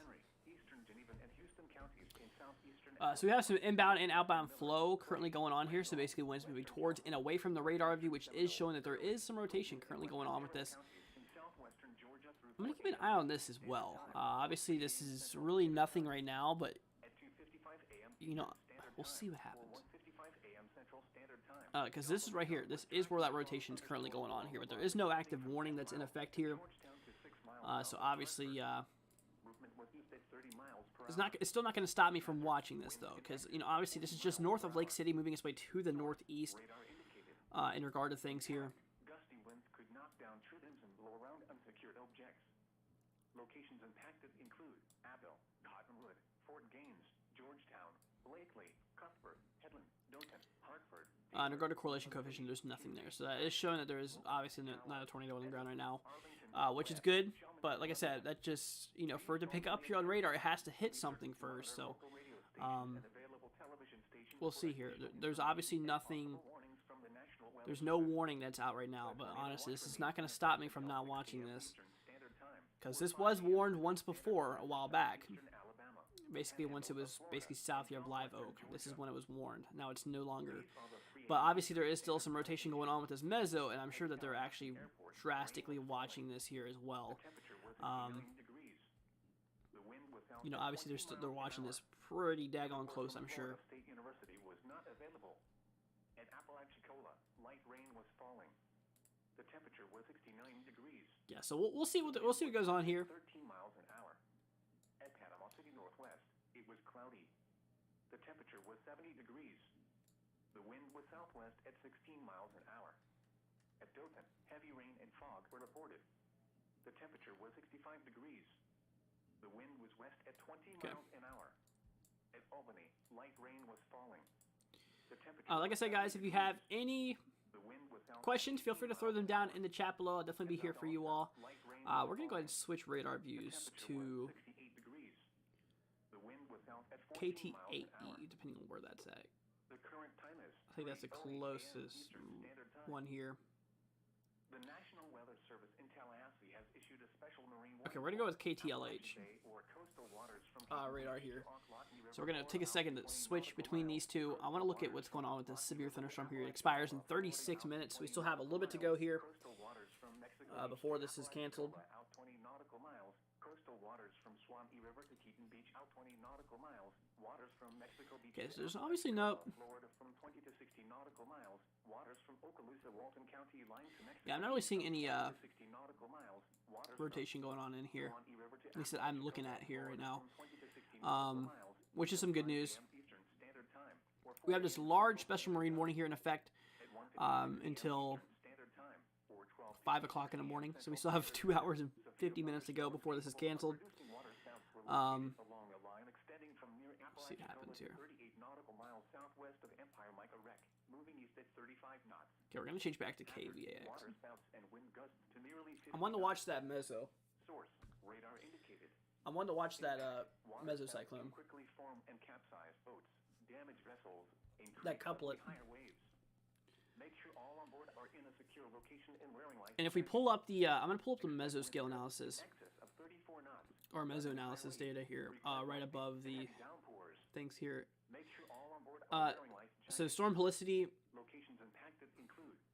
yeah, we're talking about 71 meters per second, or M/set, or M/S. I mean, obviously we have outgoing and incoming here, which is showing that there is some rotation going on here. And like I said, as we do track here to the, basically eventually as we track down in time here, obviously I do expect possibility for more tornadoes to occur. And we really don't have a cap in effect either, so storms are free to go. Tornado watch number 42 remains in effect until 5 a.m. Central Standard Time or 6 a.m. Eastern Standard Time for the following counties in Florida: Calhoun, Franklin, Gadsden, Jackson, Jefferson, Leon, Liberty, Madison, Taylor, and Wakulla. And the following counties in Georgia: Brooks, Decatur. Surface instability here. I mean, we're talking 1,800 joules per kilogram. That's a lot of energy in the atmosphere. 500 millibar wind. We're talking 65 miles per hour. Watch means the conditions are favorable for the development of severe weather, including tornadoes, large hail, and damaging winds in and close to the watch area. So yeah, severe weather may not be imminent. Persons should remain alert for I mean, we're seeing things kick off here. There's no cap. There's all instability, a lot of heavy instability here. Weather radio, commercial radio, and television outlets or internet sources for the latest kind of interesting. There goes my camera yet again.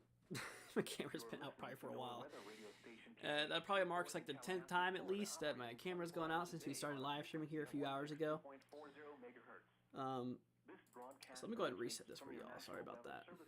Sorry that my camera loves to glitch out there. So we'll see here. The National Weather Service in Tallahassee has issued a severe thunderstorm warning for southeastern Wakulla County in Big Bend of Florida, northwestern Franklin County in Big Bend of Florida, until 3:45 a.m. Eastern Standard Time. At 2:13 a.m. Eastern Standard Time. Okay, so the freezing point here, located near Apalachicola, moving east of right here at 700 millibars, is above freezing. So honestly, that's showing that source radar indicated. Hail is probably not going to be a concern here. 700 millibar vertical velocity here. Okay. Yeah, we're seeing some wind gusts here of near 30 miles per hour. Interesting here. Curtis Mill, Alligator Point, St. Teresa, and Turkey Point. A tornado watch remains in effect until 6 a.m. Eastern Standard Time for Big Bend and the Panhandle of Florida. To report severe weather, contact your nearest law enforcement agency. They will send your report to the National Weather Service office in Tallahassee. A tornado watch remains in effect until 6 a.m. Eastern Standard Time for Big Bend and the Panhandle of Florida. Repeating, a severe thunderstorm warning. Like I said, guys, if you have any questions, feel free to throw them down in the chat below. If you are new to the channel, guys, do me a favor. Consider hitting that subscribe button. It'll be greatly appreciated. You guys are the best. Just always know that. Sorry if I go quiet here for a little bit. I'm just trying to think of what is going on here in the atmosphere. I mean, obviously, there's a lot to take in consideration here. I'm just trying to visualize everything, just to make sure that, I can understand what's going on here. As we were looking at there, I was looking at the mesoscale analysis, basically or the meso analysis, basically looking at current conditions to see what we're dealing with here. And obviously, we have the things that are needed to allow for severe weather to kick off here that are in effect here. I mean, like instability and wind shear, they're all there, unfortunately. And let me pull up the... Okay, so we're starting to get a lot of the instability starting to drive its way in the region here. Let me pull up the meso analysis here. Yeah, we're starting to get some pretty strong lower level jets starting to kind of pop up here around 40 knots, starting to get pretty strong. This is obviously starting to show itself as well, considering that we're already starting to see some couplets pop off here. Some rotation. Lower level jet, we're talking about 40, 45 knots here across basically bits of the southern area here of, actually across bits of Florida and bits of Georgia ahead of this cold front here. Basically just northeasterlies. And around 500 millibar analysis, we actually have that more of an northeasterly, well over 80 knots. So we're seeing a wind directional change as we go up in the atmosphere, as well as a wind speed change as we go up in the atmosphere, which allows for rotation to kick off. If a normal thunderstorm does develop, we have enough instability in the atmosphere to allow for thunderstorms to rise here. We have enough wind energy to allow for thunderstorms to continue to progress here without collapsing on themselves, because you need that arced winds to be able to push the clouds over to allow for that downdraft to hit far away from the updraft. So essentially that is what we are talking about here. And right there where we have that updraft is interacting with that wind shear, that wind directional change, as well as that thing that latest scan right here is showing some very strong rotation. I would not be surprised if a tornado warning is issued on this cell here soon. Just considering how strong this is actually starting to get here. We'll see if they reissued a warning here, because obviously we have our winds moving towards the radar here indicated in green, and our winds moving away from the radar here indicated in red. So if we could take that green moving way towards the radar is way up here, way up there somewhere to the northwest. Now, obviously we have our winds moving towards the radar and our winds moving away from the radar relatively close, showing that there's obviously some rotation going on here. So we'll see what happens. We will definitely see what happens here. These are the 3 a.m. Eastern Standard Time conditions. At the Tallahassee So Airport, rain was falling. We're going to watch this close. Temperature was 69 degrees. Like I said, guys, if you have any questions, feel free to throw them down in the chat. I'll definitely be here for you all. University was not available. At So like I said, guys, we'll be back here in about 5 or 10 minutes or so. So I'm gonna go ahead and go on break here for a minute. Take a stretch break and stuff like that. We've been live here for quite a few hours here, and we'll be back here in a little bit. So give us till like 5-10 minutes or so, or until anything significant happens here, and then we'll come back here if we have to early. We'll be back here soon. Give us 5-10 minutes. If you are new to the channel, do me a favor, consider hitting that subscribe button, as well as leave a like on the live stream. Would be greatly appreciated. And if you guys do want to support the channel, we do have our donation link in the description as well as in the chat. So if you guys, just pin the chat, if you guys do want to support the channel, it'd be greatly appreciated. Obviously, you don't have to, but it will go towards, obviously, better equipment and, for programs like this that we're using. I mean, this is not a cheap program, but, all donations help out, and it goes out to help support us to be able to have these programs to help give you guys better coverages and all. But we'll be back here in about 5 or 10 minutes or so. So, guys, hang tight. We'll be back here momentarily. From Mexico Beach to Apalachicola, out 20 nautical miles. Coastal waters from Swanee River to Keaton Beach, out 20 nautical miles. Waters from Mexico Beach to Apalachicola, Florida, from 20 to 60 nautical miles. Waters from Okaloosa, Walton County line to Mexico Beach, from 20 to 60 nautical miles. Waters from Swanee River to Apalachicola, Florida, from 20 to 60 nautical miles until 5 a.m. Eastern Standard Time, or 4 a.m. Central Standard Time. At 1:56 a.m. Eastern Standard Time, or 12:56 a.m. Central Standard Time, severe thunderstorms capable of producing waterspouts were located along a line extending from near Apalachicola to 38 nautical miles southwest of Empire Micah Wreck, moving east at 35 knots. Hazard, waterspouts and wind gusts to nearly 50 knots. Source, radar indicated. Impact, waterspouts can quickly form and capsize boats, damage vessels, and create suddenly higher waves. Make sure all on board are in a secure location and wearing life jackets. Expect wind gusts in excess of 34 knots, suddenly higher waves, frequent lightning, and heavy downpours. Make sure all on board are wearing life jackets. Locations impacted include Buckeye Reef, O Tower, K Tower, South Tower, V Tower, Empire Micah Wreck, Apalachicola, C Tower, St. George Island, and Marker 24 barge. A tornado watch remains in effect until 6 a.m. Eastern Standard Time, or 5 a.m. Central Standard Time for Big Bend and the Panhandle of Florida and the adjacent coastal waters. Thunderstorms can produce sudden waterspouts. Waterspouts can easily overturn boats and create locally hazardous seas. Seek safe harbor immediately. Tornado watch number 42 remains in effect until 5 a.m. Central Standard Time, or 6 a.m. Eastern Standard Time for the following counties in Florida: Calhoun, Franklin, Gadsden, Jackson, Jefferson, Leon, Liberty, Madison, Taylor, and Wakulla, and the following counties in Georgia: Brooks, Decatur, Grady, Seminole, and Thomas, and the following: Appalachia Bay or coastal waters from Keaton Beach to Ocklawahnee River, and coastal waters from Ocklawahnee River to Apalachicola. Remember, a tornado watch means the conditions are favorable for the development of severe weather, including tornadoes, large hail, and damaging winds in and close to the watch area. While severe weather may not be imminent, persons should remain alert for rapidly changing weather conditions and listen for later statements and possible warnings. Stay tuned to NOAA Weather Radio, commercial radio and television outlets, or internet sources for the latest severe weather information. You're listening to NOAA Weather Radio Station KIH-24 in Tallahassee, Florida, operating 24 hours a day on a frequency of 162.40 megahertz.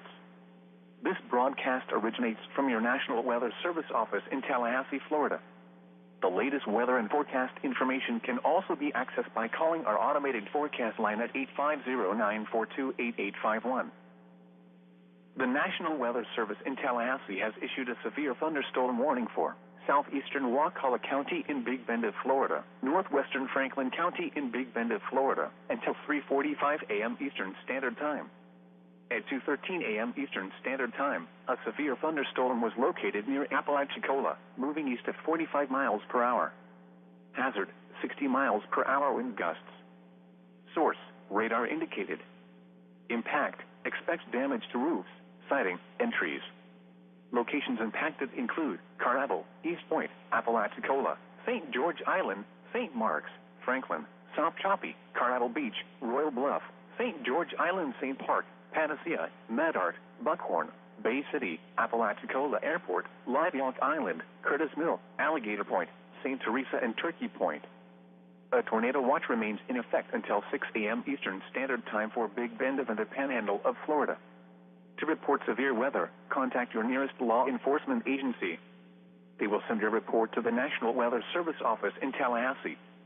A tornado watch remains in effect until 6 a.m. Eastern Standard Time for Big Bend and the Panhandle of Florida. Repeating, a severe thunderstorm warning has been issued until 3:45 a.m. Eastern Standard Time for the following counties in Florida: Franklin and Wakulla. The following broadcast is a special weather statement issued by the National Weather Service in Tallahassee, Florida. Strong thunderstorms will impact portions of Jackson, Northern Bay, Southern Walton, Holmes, and Washington counties through 4 a.m. Eastern Standard Time or 3 a.m. Central Standard Time. At 2:54 a.m. Eastern Standard Time or 1:54 a.m. Central Standard Time, Doppler radar was tracking strong thunderstorms along a line extending from 6 miles southeast of Geneva to Destin. Movement was east at 50 miles per hour. Hazard, winds in excess of 40 miles per hour. Source, radar indicated. Impact, gusty winds could knock down tree limbs and blow around unsecured objects.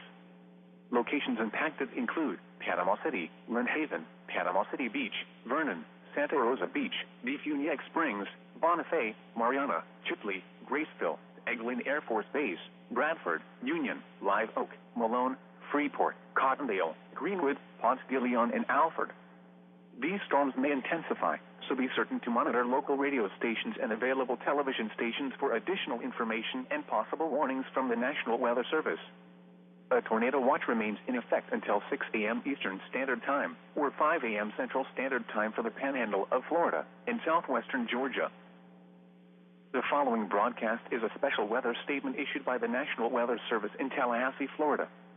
Strong thunderstorms will impact portions of southeastern Dale, Henry, eastern Geneva, and Houston counties in southeastern Alabama, northwestern Miller, Clay, Randolph, western Calhoun, northwestern Seminole, Early, Quitman, and western Terrell counties in southwestern Georgia through 4 a.m. Eastern Standard Time or 3 a.m. Central Standard Time. At 2:55 a.m. Eastern Standard Time or 1:55 a.m. Central Standard Time, Doppler radar was tracking strong thunderstorms along a line extending from 10 miles east of Georgetown to 6 miles south of Hartford. Movement was east at 30 miles per hour. Hazard, winds in excess of 40 miles per hour. Source, radar indicated. Impact, gusty winds could knock down tree limbs and blow around unsecured objects. Locations impacted include Abel, Cottonwood, Fort Gaines, Georgetown, Blakely, Cuthbert, Headland, Dothan, Hartford, Taylor, Midland City, Kinsey, Ashford, Slocum, Cowarts, Edison, Arlington, Webb, Shellman, and Columbia. These storms may intensify, so be certain to monitor local radio stations and available television stations for additional information and possible warnings from the National Weather Service. A tornado watch remains in effect until 6 a.m. Eastern Standard Time or 5 a.m. Central Standard Time for southeastern Alabama, the Panhandle of Florida, and southwestern Georgia. These are the 3 a.m. Eastern Standard Time conditions. At the Tallahassee Airport, rain was falling. The temperature was 69 degrees. The wind was south at 20 miles an hour. At Florida State University, the temperature was 68 degrees. The wind was south at 13 miles an hour. At Apalachicola, rain and fog were reported. The temperature was 69 degrees. The wind was southwest at 10 miles an hour. At Panama City Northwest, it was cloudy.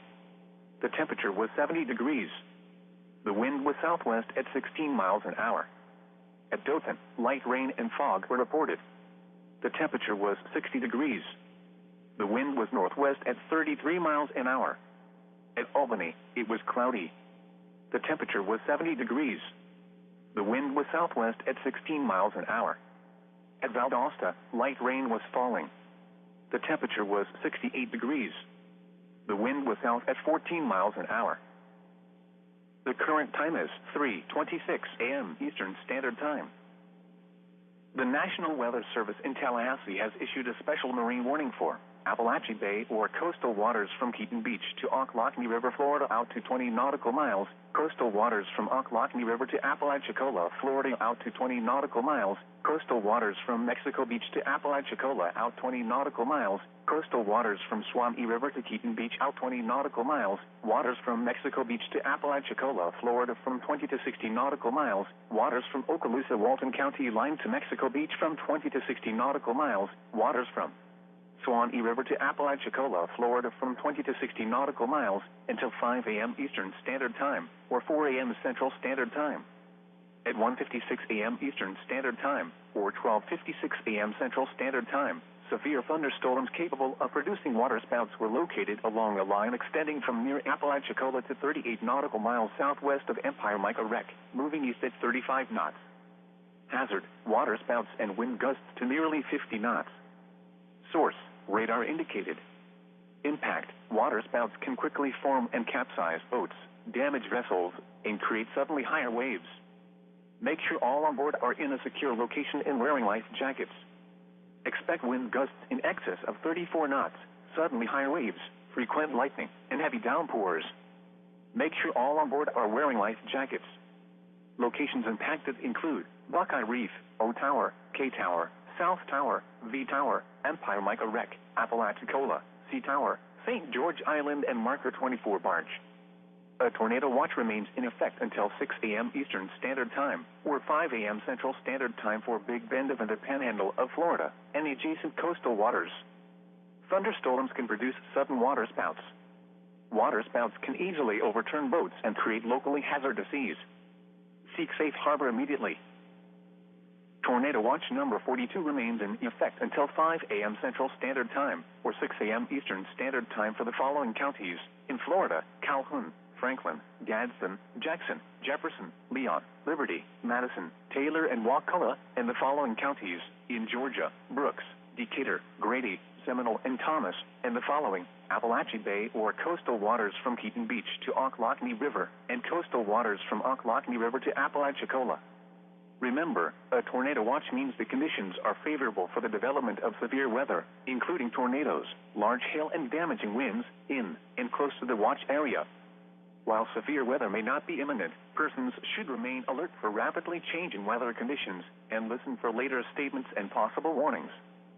Stay tuned to NOAA Weather Radio, commercial radio and television outlets, or internet sources for the latest severe weather information. You're listening to NOAA Weather Radio Station KIH-24 in Tallahassee, Florida, operating 24 hours a day on a frequency of 162.40 megahertz. This broadcast originates from your National Weather Service office in Tallahassee, Florida. The latest weather and forecast information can also be accessed by calling our automated forecast line at 850-942-8851. The National Weather Service in Tallahassee has issued a severe thunderstorm warning for southeastern Wakulla County in Big Bend of Florida, northwestern Franklin County in Big Bend of Florida, until 3:45 a.m. Eastern Standard Time. At 2:13 a.m. Eastern Standard Time, a severe thunderstorm was located near Apalachicola, moving east at 45 miles per hour. Hazard: 60 miles per hour wind gusts. Source: radar indicated. Impact: expect damage to roofs, siding, and trees. Locations impacted include Carrabble, East Point, Apalachicola, St. George Island, St. Mark's, Franklin, South Choppy, Carrabble Beach, Royal Bluff, St. George Island, St. Park, Panacea, Medart, Buckhorn, Bay City, Apalachicola Airport, Live Oak Island, Curtis Mill, Alligator Point, St. Teresa, and Turkey Point. A tornado watch remains in effect until 6 a.m. Eastern Standard Time for Big Bend and the Panhandle of Florida. To report severe weather, contact your nearest law enforcement agency. They will send your report to the National Weather Service office in Tallahassee. A tornado watch remains in effect until 6 a.m. Eastern Standard Time for Big Bend and the Panhandle of Florida. Repeating, a severe thunderstorm warning has been issued until 3:45 a.m. Eastern Standard Time for the following counties in Florida: Franklin and Wakulla. The following broadcast is a special weather statement issued by the National Weather Service in Tallahassee, Florida. Strong thunderstorms will impact portions of Jackson, Northern Bay, Southern Walton, Holmes, and Washington counties through 4 a.m. Eastern Standard Time, or 3 a.m. Central Standard Time.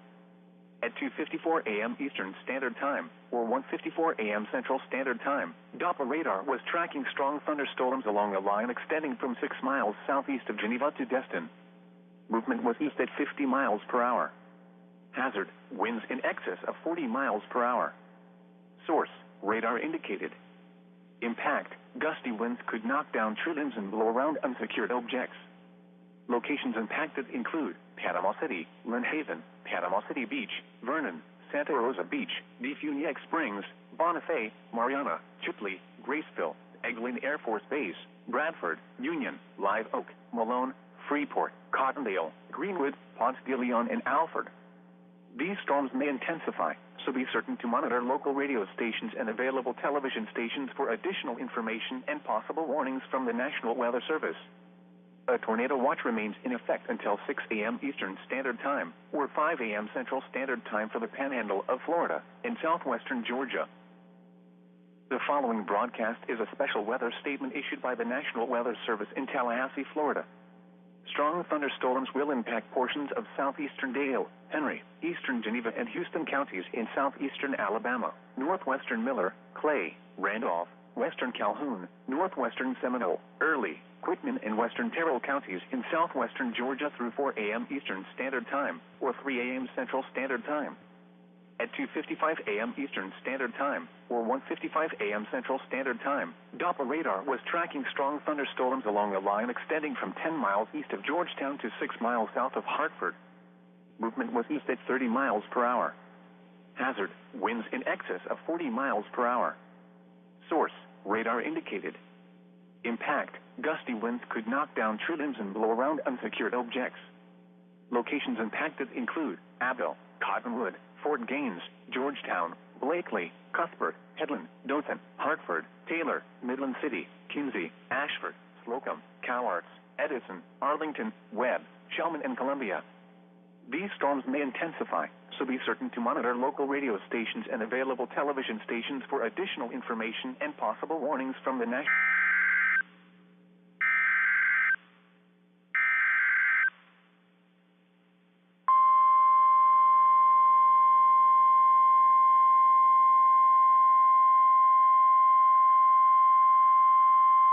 The National Weather Service in Tallahassee has issued a severe thunderstorm warning for northern Lafayette County in Big Bend of Florida, northern Taylor County in Big Bend of Florida, until 5 a.m. Eastern Standard Time. At 3:33 a.m. Eastern Standard Time, a severe thunderstorm was located near Perry, moving northeast at 45 miles per hour. Hazard, 60 miles per hour wind gusts. Alrighty, guys, we are back, but let's go ahead and listen to this warning we just now got issued, so we'll be back as soon as this is over. Locations impacted include Mayo, Perry, Finland, Cooks-Heimlich, Jug Island, Chansey, Smith, Buckville, Carver, Alton, Mayo Junction, Adams Beach, Townsend, Deca Beach, Foley, Perry Foley Airport, Bussell Junction, Athena, San Pedro Junction, and Day. A tornado watch remains in effect until 6 a.m. Eastern Standard Time for Big Bend of Florida. To report severe weather, contact your nearest law enforcement agency. They will send a report to the National Weather Service office in Tallahassee. Repeating, a severe thunderstorm warning has been issued until 5 a.m. Eastern Standard Time for the following county: Taylor, Florida.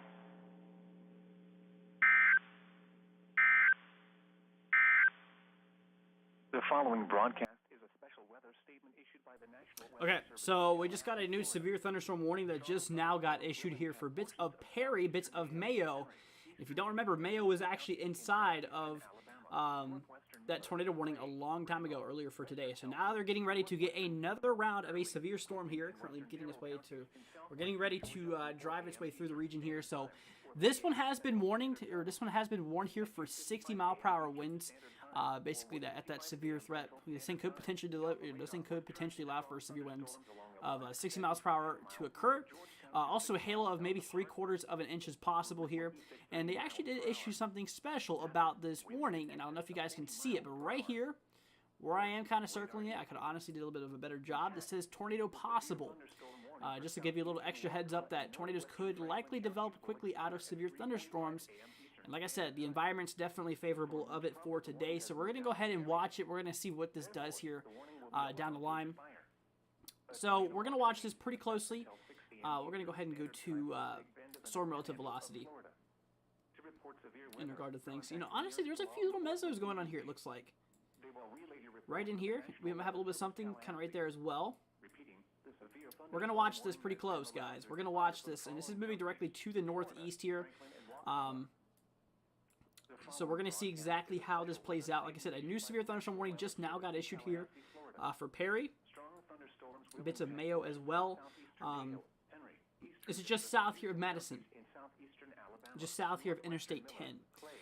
Where we are currently seeing this warning that just now got issued, and this will be in effect here for another 83 minutes. It does expire here at 5 o'clock in the morning Eastern time, so we still have 83 minutes to go before this is canceled here. So we'll go ahead and continue watching this here for the next little bit here. But if you guys are just now joining us, welcome. Hope you guys are staying safe. Hope you guys are doing good here. If you have any questions, like I said, feel free to throw them down in the chat. I'll definitely be here for you all 100% of the way here. Because like I said, you know, your guys' safety is the #1 concern here. And so we're going to continue watching this here for you guys. So, but yeah, that is what we are looking at here. Let me actually go ahead and turn off something real quick. Okay, there you go. But this is what we are looking at here. And honestly, like I said, there is a little bit of rotation currently going on inside of this cell here. There's really kind of two little areas here of rotation. One kind of relatively weak, but there's something going on here as well as one just northeast of that. There goes my camera here. Let me go ahead and fix that again. Not the first time it's done this. Done it many, many times before here. So, but yeah, it kind of gets annoying after a while. Not gonna lie. Matt says, "Dang, I still here." Yes, Matt, I'm gonna be here for a while. I plan on being here for you guys. Like I said, I'm here to support you all. I'm here to make sure that you guys are safe. I mean, regardless if there's viewers or not, it's better to chance it and hope that someone's watching it who's actually around these areas here, so that I can, you know, help them essentially with, you know, what to prepare for. But I'll always be here for you guys. I always definitely will be. So like I said, guys, if you have any questions, feel free to throw them down in the chat here. If you're on your channel, do me a favor, consider hitting that subscribe button. It'll help us out. Be greatly appreciated. You guys are the best. I really do appreciate all of your support. So, but yeah, we still have this one severe thunderstorm warning that's in effect here, in effect for another 6 minutes. It expires here at, this one expires here at 3:45. So we have about, 6 minutes ago. This does include bits of the regions here. You know, this was in effect here for a little bit for basically Carabel. It's been in effect here. Matt says, and is definitely appreciated. Matt, well, you know, honestly, you know, I'm just here for y'all. That's a little bit all I care about, is just making sure that you guys are safe here. And I would much rather know at night that I'm actually doing something to help you guys, rather than, you know, be sleeping, to be honest with you. I mean, I'm not gonna lie with you. I am a bit tired, but that's not gonna stop me from helping you guys in the best way I can. And this is the reason I've studied meteorology. This is the reason I just did that. We have another tornado watch just popped up. Another tornado watch just got issued here, even for Tampa. We'll get to this here in a second. But like I said, you know, I'm going to be here for you guys probably until the end of this event here. We've already been live for over 3 hours now. And I expect to be live here for at least another 9 hours. You know, just considering the severe weather potential for today and enhanced risk. And I want to cover this whole entire event, make sure that you guys are safe, make sure that you guys are okay with everything, and because that's all that matters. That's all that matters is your guys' safety. So, like I said, a new tornado watch just now got issued. We were watching the mesoscale discussion earlier. This does include Orlando, Tampa, Daytona Beach, Jacksonville, seriously going on here at the moment, as well as Brunswick, currently in effect here for this tornado watch. So this has just now been issued. This is just now popped up here. So we're going to go ahead and switch on over to my screen here. This is the latest one that just got issued. Tornado watch number 43 is in effect here in regard to things. So we're going to watch it. We're going to watch this thing pretty daggone close here. Matt says, I see a major couplet. Where are you seeing this couplet at? There is kind of weak rotation going on there. waters from There was that one couple we were watching here, just Remember, tornado basically watch east of White conditions Springs. are favorable for the development of severe weather, including tornadoes. We'll see what happens. Hail and damaging winds in and close to the watch area. While severe Okay, weather so may like I not said, we be have imminent, 2 severe thunderstorm warnings that are in effect here, rapidly changing weather and they will be in effect here. There goes my camera. conditions, Gosh dang it. and possible warnings. This camera is Stay tuned driving me to NOAA nuts. weather radio, commercial radio, It's funny the first few times, and then after a while, it just kind of gets annoying. severe weather information. The National Yeah, Weather I need to Service figure in out how to fix Tallahassee that. has issued a special marine warning for kind of getting Appalachian Bay, kind of getting a bit coastal annoying. waters from Keaton Beach He to says Ocklawaha north of River, that. Florida, out to 20 nautical miles. Coastal North of waters where from I was looking Ocklawaha at? River to Apalachicola, Florida, out to 20 nautical miles. Coastal waters from Mexico Beach to Apalachicola, out 20 nautical miles. Coastal waters Is that from blocking it? Swampy River to Huh. Keaton Beach. How out far 20 north are you nautical talking? miles. Waters from Mexico Beach to Apalachicola, Florida, from 20 If to you're talking 60 about this nautical is miles. the radar. Waters This from is right where the Oakland to radar's Walton at. County That line little to circle. Mexico Beach from 20 to 60 nautical miles. Waters from Swampy River to got QLCS Apalachicola, couplet. Florida, from 20 to 60 Well, nautical along the miles. Until along the 5 squall a.m. line. Eastern Standard Time, Let me or pull 4 up a.m. Central Standard velocity Time. here, or sorry, At 1:56 reflectivity. a.m. Eastern Standard Kind of look Time, at things. or 12:56 a.m. Central Okay, Standard Time. that Severe is thunderstorms capable of producing quite the water color spouts were table. located along a line extending from Apalachicola to 38 nautical miles okay. I southwest see. of I think I see what you're talking about right here. knots. Hazard, water spouts and wind gusts to nearly 50 knots. Right there. Let's see velocity. Now, apparently, this is picking up some over here too. Impact, water Let's spouts try to quickly form KEOX. It inside looks like coast. the cold front starting to do stuff. Higher waves. Make sure A lot of that stuff we were looking at was basically just warm sector stuff. The cold front's back here. Okay, obviously there's a little thick mustard going on back here, but wow, this still looks nasty. You know, honestly, I would not be surprised if there's a decent shelf cloud on this thing too. But obviously, it'd be kind of hard to see considering it is literally middle of the nighttime and it's kind of pitch black outside. Kind of what we are seeing here. Matt says South Georgia. Okay, let's look at South Georgia. We'll go back to KVAX radar in Southern Georgia here. In regard to things here, so okay, so Southern Georgia. Let's go ahead and move back to base velocity. Seek safe harbor immediately. Southern Georgia. Okay, this is the Georgia line. Are you talking like over here? 5 a.m. Central Standard That? Time, or 6 a.m. Eastern Standard Time for the following counties in Florida: Calhoun, Franklin, Gadsden, Jackson, Jefferson. I'm Leon, literally so Liberty, confused right now. I really don't see what you're talking about. Wakulla, and the following counties in Georgia: Brooks, Decatur, Grady, Seminole, and Thomas, and the following Appalachian Bay or coastal waters from Let's go with storm relative velocity. and Take a look at this coastal here. waters from Ocklawaha River to Apalachicola. Yeah, storm relative velocity does a Remember, better tornado job at watching showing that. conditions are favorable for the development of severe weather, Is this what you're talking including about? That tornadoes, little. large hail That's a and couplet. It damaging looks like. winds in and close to the watch Yeah, area. that's some rotation While going on severe here. weather may not be imminent, persons Kind of, should remain alert for here. rapidly changing weather Matt says conditions don't and see it now. listen Okay. for later statements But and possible that is a small couplet here, Stay I tuned believe. to NOAA I mean, look at Weather this. Radio, It's commercial radio, relatively and television outlets, tight your here. internet sources for the latest severe weather information. 4 mile per hour outgoing and 38 miles per hour incoming. So there's there's obviously a bit of rotation currently kicking off here. Florida, operating 24 hours a day on a frequency of 162. Let's watch this. Let's see what happens here. This broadcast originates from your National Weather There's nothing Service under it. office Okay. in Tallahassee, We'll watch this cell. The latest weather and forecast information can We'll watch also this be cell and see what by it does calling here. our automated forecast line at 850-942-8851. Matt says, yep, there. Yeah, we'll watch this. We'll watch this couplet. The National Weather Service in Tallahassee has issued a severe thunderstorm warning. You know, honestly, it does look pretty interesting here. So, it looks like that one severe thunderstorm warning that was there for bits of the little, you know, pretty much the south here or southeast of Port St. Joe here, is no longer in effect here. Just now got canceled, as you can see. But we still have this one severe thunderstorm warning that is in effect for Perry and Mayo, pretty much just to the south here of Madison, just south of Interstate 10, and west here of Interstate 75.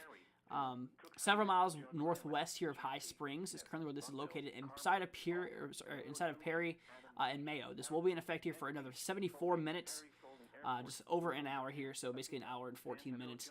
60 mile per hour wind gusts being the major concern out of this, as well as 3/4 inch hail, just under that severe threat. You know, a little bit lower than quarter size hail here is what is expected. So we're gonna watch this. I will say that the National Weather Service has put a tornado possible tag on this, basically just to give you a little bit of an additional, you know, heads up that, you know, tornadoes can quickly develop here from severe thunderstorms. So, You're listening to your weather radio station, but yeah, that's what we're looking at here. That's what we are looking. So let's go ahead and move on over here back to the.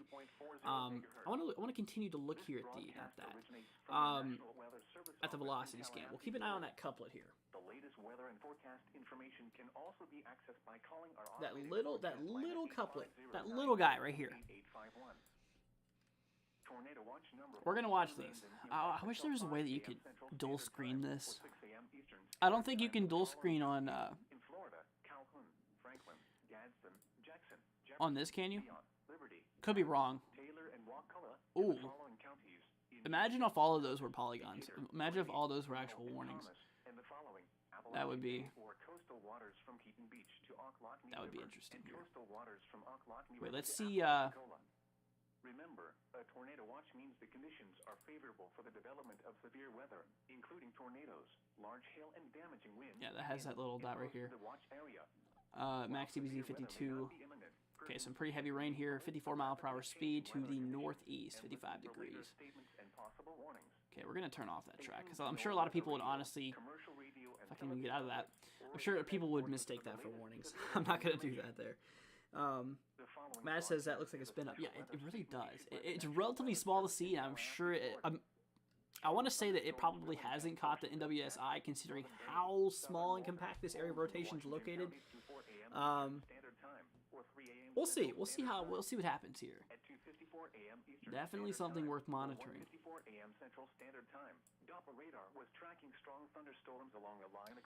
I'm going to keep on hinting at correlation coefficient too, because it just takes one scan to show you all the craziness. Okay, it's gone. Just takes that quick second to go away like that, but okay, that's good.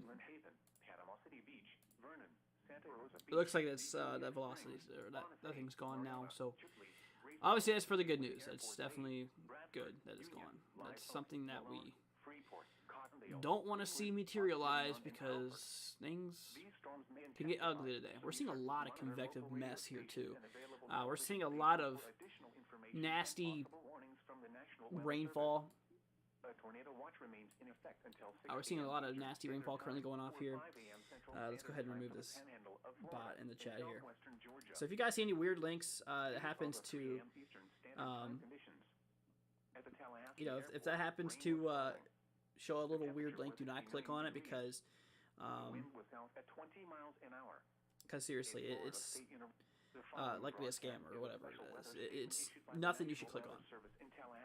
It's a bot link.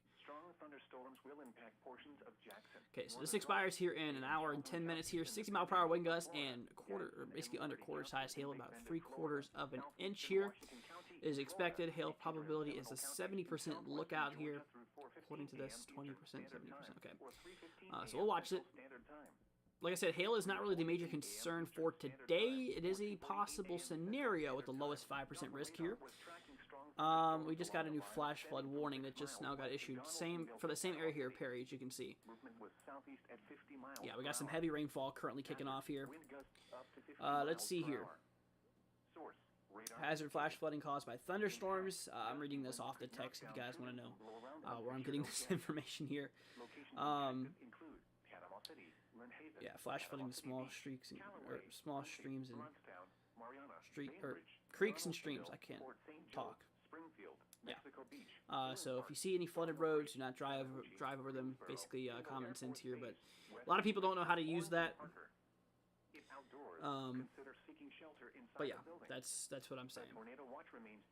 69 minutes.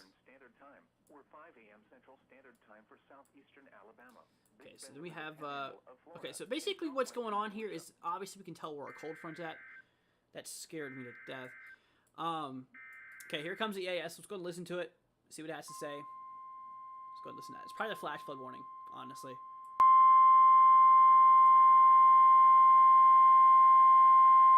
The National Weather Service in Tallahassee has issued a flash flood warning for western Lafayette County in Big Bend, Florida, northern Taylor County in Big Bend, Florida, until 8:45 a.m. Eastern Standard Time. At 3:49 a.m. Eastern Standard Time, Doppler radar indicated thunderstorms producing heavy rain across the warned area. Flash flooding is ongoing or expected to begin shortly. Hazard, flash flooding caused by thunderstorms. Source, radar. Impact, flash flooding of small creeks and streams, urban areas, highways, streets, and underpasses, as well as other poor drainage and low-lying areas. Some locations that will experience flash flooding include Mayo, Perry, Sim Holloway, Athena, Pinland, Foley, Smith, Bussell Junction, Perry Foley Airport, Carver, Townsend, Salem, Buckville, Hampton Springs, Cooks Hamlet, Day, Blue Springs, Adams Beach, San Pedro Junction, and Deckle Beach. Turn around. Don't drown when encountering flooded roads. Most flood deaths occur in vehicles. Be especially cautious at night when it is harder to recognize the dangers of flooding. Repeating, a flash flood warning has been issued until 8:45 a.m. Eastern Standard Time for the following county: Taylor, Florida.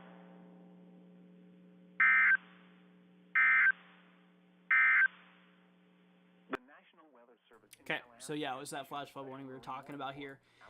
Basically, what we have been looking at a little bit ago, that was obviously a little bit delayed here.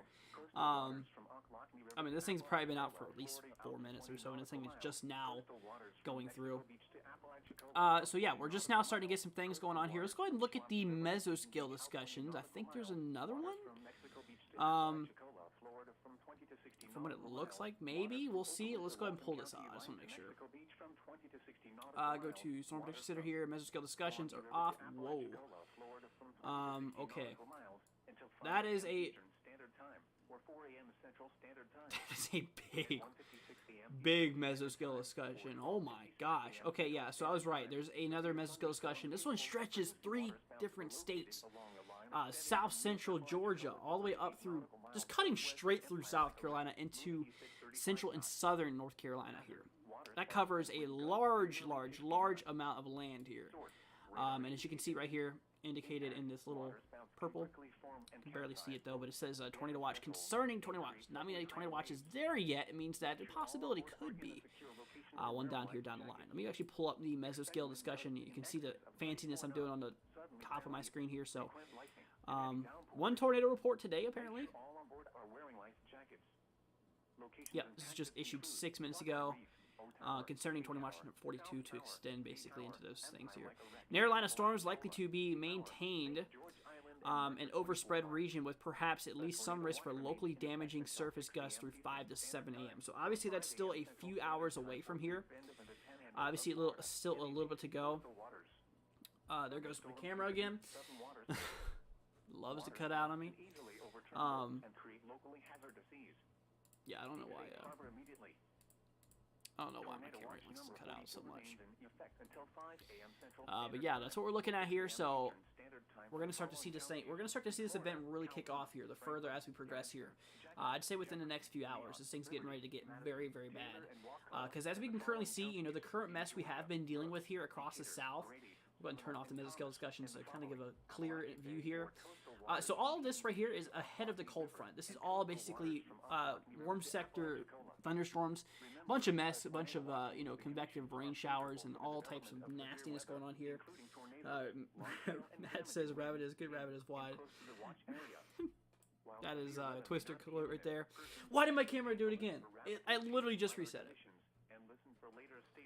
All right, let's go ahead and get this here. So we might as well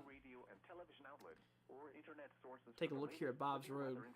Let me actually get rid of my camera. Okay, there we go. We're good. We're good. That is, but like I said, you know, like I was saying here, we are seeing a lot of that convective energy just drawing some nasty storms here. A lot of embedded supercells that we can currently see that we're actually kicking off here. And if you look up to the northwest, we see a little notch going over here. This is actually your cold front. This is where the cold front's at right now. This is where a lot of the storms are likely going to fire off of. All the cold air is backing behind this system. Some really cold and dry air is driving its way through the region here. And as well, we have that warm air coming from the Gulf of Mexico into the southeast, advecting all of that warm air into the country, as well as essentially,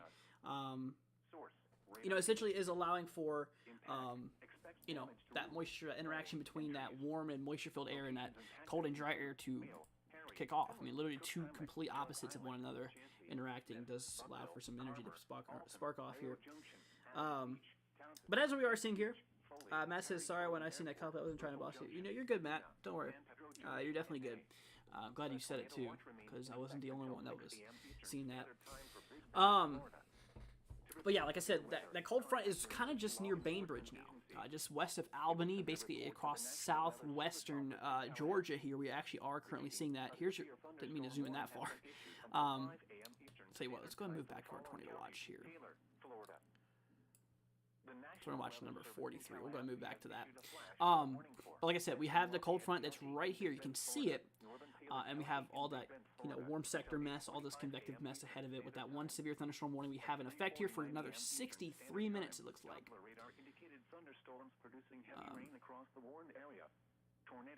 Yeah, 63 minutes. So it'll be expired here at 5 o'clock in the morning. Like I said, guys, if you have any questions, feel free to throw them down in the chat. If you guys are new to the channel, do me a favor. Consider hitting that subscribe button. It'd be greatly appreciated, as well as leave a like. And if you guys do want to support the channel, it'll really help us out. Feel free to check out our donation link in the description. You don't have to, obviously, but it'll really help us out and help out the channel and help us be able to, continue to have nice programs and continue to do better for you guys in the future here. So, once again, I want to go ahead and thank you guys for the people who have, Courtney for sure for today, Jenny, Pilot, a lot of other people who have donated to the channel. Thank you all so much for your support. You guys are the best. If you guys are just even here, honestly, thank you so much for joining us today. Really do appreciate all your support. You guys are the best. Just always know that. And just always know that I'm going to be here for you guys during the worst, thick and thin here. And we're going to continue doing this. Matt says that secondary line is impressive. Yeah, that cold front is actually looking pretty nasty here. We're going to watch this. I'll tell you what, let's actually change to KJGX here. I want to see how developed it is, because obviously the further you go out with radar, the more sketchier things get. The sketchier things look here. Wow. That is nasty looking. That is honestly... That's honestly pretty nasty looking. Let's go to KGSP. Basically northwestern South Carolina here. Okay, so it's a little bit less impressive the further you go up north, but honestly, that line's really starting to show itself, isn't it? I'll tell you what, let's turn off next rad data here and turn on normal. Yeah, this really doesn't show it as good. Dang it. Let's look at the latest. Oh, that's not what I meant to do. Let's look at the latest model here in regard to our HRRR model here. The following broadcast is a special weather statement. Let's go to reflectivity. Does that show it better? Yeah, that shows it way better. Okay, so let's go ahead and loop this here for the next 15 hours until 2 o'clock p.m. Like I said, the storm should be out of the area here by 2 o'clock. So we'll see. We'll see what happens here. Yeah, you can see all that mess just plowing its way through the region here. Matt says, what is the forward speed on the cells? That is a good question. Okay, first of all, let's turn off the radar view, or the future radar view in regard to things, and the cell. For these cells that are going on down here, for this severe thunderstorm warning we have in effect, this one has a motion here of 45 miles per hour here to the northeast. I mean, even the watches, they do show that storm motions could get to around 50 miles per hour here, and 40 miles per hour here for the secondary watch. But that's as of now.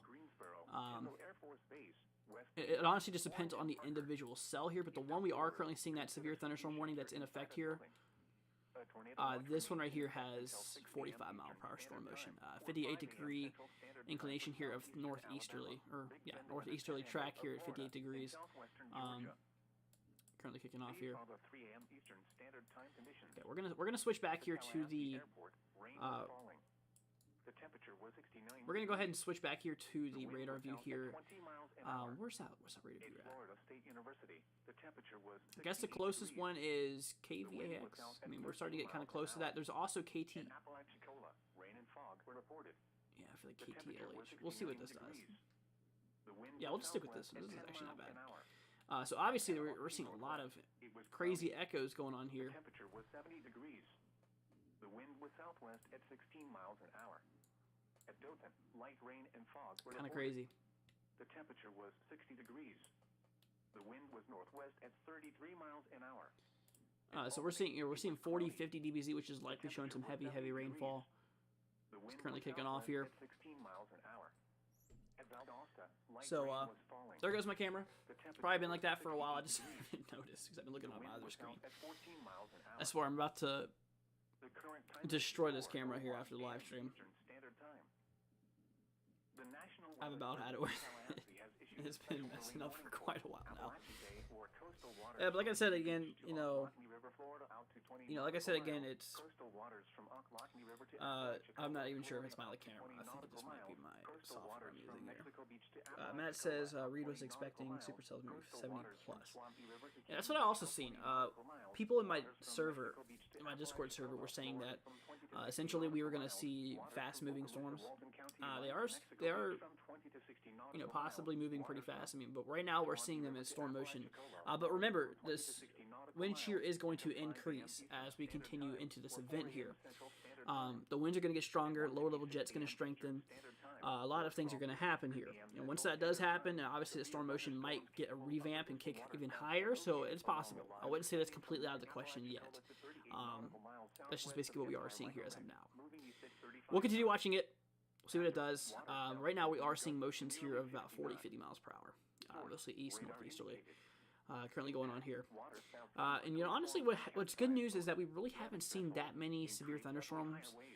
So far, we've only seen, I believe, 3 or 4 of them with 1 tornado warning, which is good. Obviously, it could be a lot worse. I mean, obviously, any of them is not good, but you know what I'm talking about. But like I said, I do expect this to change as we do continue to drive our way down into the system. There goes my camera again. Okay, you know what? Next time it does it, I'm probably just gonna destroy it on live. On a live stream here. I'm not really going to do that, but I feel like I should. I feel how annoying this thing is. But yeah, as we do track down here further, as we do track out here into time, as this thing does progress its way here to the east, especially the closer you get to that area of circulation, the area of low pressure here, basically, the closer we do get here to the eastern side of the country, this is basically where, or get closer to that area of low pressure, storms can move even quicker, considering that. Matt says, I'm calling it a night, Rogue. Thank you. Everyone be safe, respect the polygons. That's for sure, Matt. Hope you have a wonderful night here. Matt says, good night. Well, obviously, good night, Matt. Glad you got to join here for a little bit again. Hope you're doing good, and hope you have a wonderful rest of your night, guys. I'll still be here for you all, of course. I'll be here for until the end here. Like I said, I do plan on being here for most of the event here, if not all of it. I'm planning to be live for quite a bit longer here. I mean, obviously, I've been live here for about 4 hours now, so, and I don't regret any of it. I'm glad to be here for y'all. I really am. Even if stuff happens or not, it's just me being here is what's good, because I want you guys to be prepared. I want you guys to have, I want you guys to basically just be ready for these storms, because like I said, we are expecting, all types of severe weather to occur here.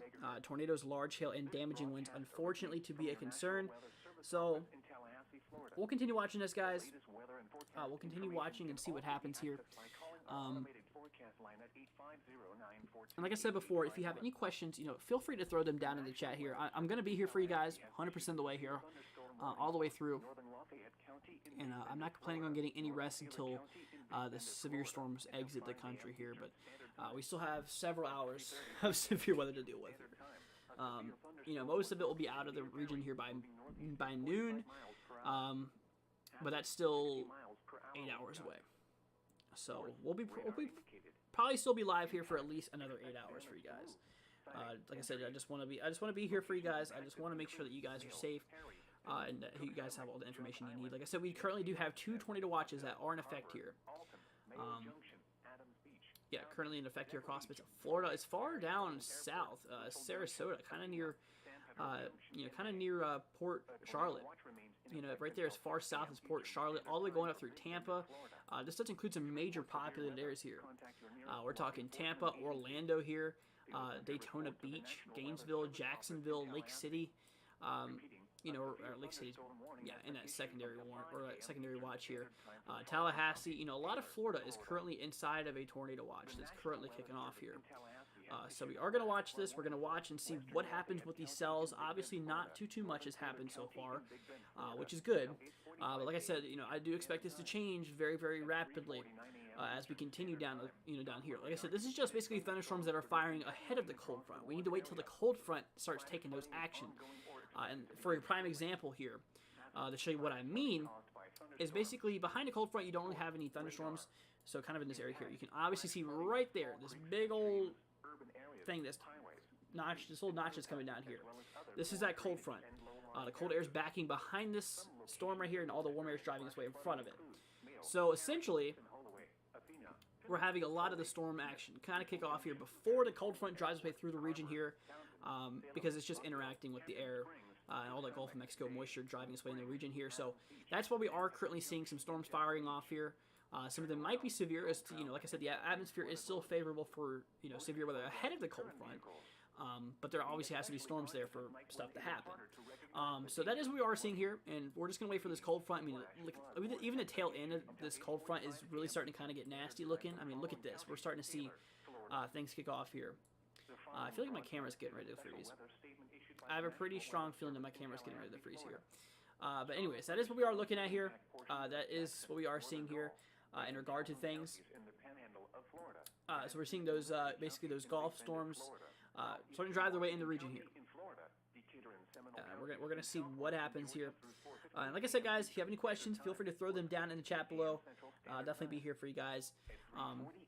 Throughout the rest of this, we have a special marine warning, a severe thunderstorm warning, a flash flood warning in effect here, right across these areas here. In regard to things, so we're gonna go ahead and turn off radar view for a second. I want to go ahead and look at the meso analysis. I want to look at the current conditions here. Basically in terms of instability. Okay, so we have a lot of instability in the atmosphere. You can obviously see where it kind of diminishes behind Tallahassee here. Yeah, we're not really dealing with that much instability here. But we're really starting to see those valleys really ramp up here, especially towards Orlando. We're seeing a lot of strong instability. Tampa as well. Tampa, Orlando, Jacksonville a little bit less, but still a lot of energy in the atmosphere here. Still a lot of energy that's still currently going on here. But we'll see what happens here. This stretches all the way up apparently into Virginia, even into my area here. Apparently, there's a little bit of instability. But we'll see what happens here. Yeah, there's a bit of things going on here. Let's go ahead and see here. Holly, what's up, Holly? Welcome to the live stream. Morning all. Oh my gosh, Tennessee snow. Geez, I'm missing Texas. Yeah, I'm supposed to get some snow too here in a little bit. That's actually something we should probably look at here in regard to how much snow we are expecting. I'm sure you guys probably are wondering that. Our wind gusts are pretty high today too. Look at this. We're seeing across a lot of the states here, wind gusts maybe up to 30, 40 miles per hour at some places. So winds are going to be blowing pretty strong here. But yeah, let's look at the winter side of things. Let's go ahead and switch over here to the snowfall accumulation. This is the latest projections. This is basically what we are expecting. This is basically what we are expecting to see here, according to your latest National Weather Service forecast. So we're going to go ahead and zoom into the Mid-Atlantic region here in terms of what we're talking about. Basically the western North Carolina upper, elevations here for the Blue Ridge. We're talking, honestly, maybe up to 2 to 3 inches. 1 to 3 inches, honestly, is probably a better call there. 1 to 3 inches is expected across the regions here. Now, we're starting to see a lot of heavier accumulation right across bits of central and northern Virginia here. Just now starting to kind of kick off. Richmond, we're seeing about 1.5 inches possible. Harrisonburg, kind of near 6 inches. Near D.C., we're talking maybe up to 4.5 inches. Baltimore, about the same. And as we continue to drag up a little bit further, Scranton, Pennsylvania, we're starting to see even higher accumulations. Like I said, maybe we're probably going to start to see around 8, 9 inches being possible here. Syracuse, maybe up to 5 inches. Binghamton currently looking at around 6 inches. Springfield, 4 inches. Now, once we start to reach bits of New Hampshire, Vermont, and Maine, that is where those totals are going to ramp up. We've been watching the models here for the last little bit here. I mean, near Berlin, we're talking maybe up to 10 inches being possible here. But we actually do have some isolated spots that maybe up to a foot being possible here. Look at that. Some of these areas here might just break a foot. I mean, a lot of these areas here are showing possibility. Most maybe up to foot and a half here being possible. Sorry, a foot and a half inch being possible here, according to this. That is our expected forecast in regard to our upcoming snow here. But now, luckily, in regard to ice accumulations, we're not really expecting much. Hardly any at all, except for maybe a little bit here. The latest forecast is showing maybe a little bit of ice. Cross bits of basically central and west central Minnesota into northeastern South Dakota and southeastern North Dakota here. We are seeing, honestly, maybe just less than 10 millimeters of ice, which really is not much. But yeah, I mean, it's really nothing to be 100% concerned about here. Obviously, our major concern right now is obviously the snow that's going on, but also the severe weather that's currently kicking off here. Like I said, we've already had like 4 severe thunderstorm warnings today, and a tornado warning that did impact earlier. So that's what we have been looking at here. That's what we have been dealing here. But yeah, that is what we are dealing with here. Obviously, we've been dealing with a lot of craziness. We have 2 tornado watches that are in effect here. It looks like they just updated the watch here. Yeah, this did once spread further west here, which is no longer there. But this still includes Tallahassee, Albany, Douglas, bits of Pelham, basically across bits of the entirety of southern Georgia is under a tornado watch, as well as basically the central and eastern panhandle here of Florida is also under one, stretching all the way down as far east here as Brunswick, as far north here as pretty much Douglas, maybe a little bit higher here, just south of Macon and central Georgia, south of that, it's at least 50 miles or so.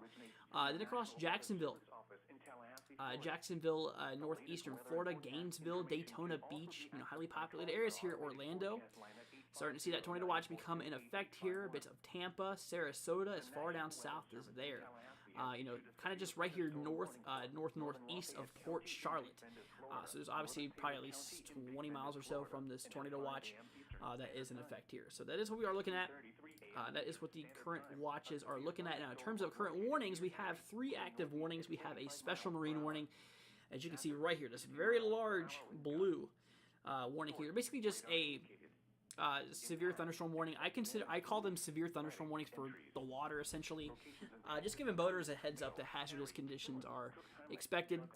Water spouts being possible out of this. Water spouts being possible, and winds up to 50 knots is possible as well. And then, of course, we have 2 other warnings here.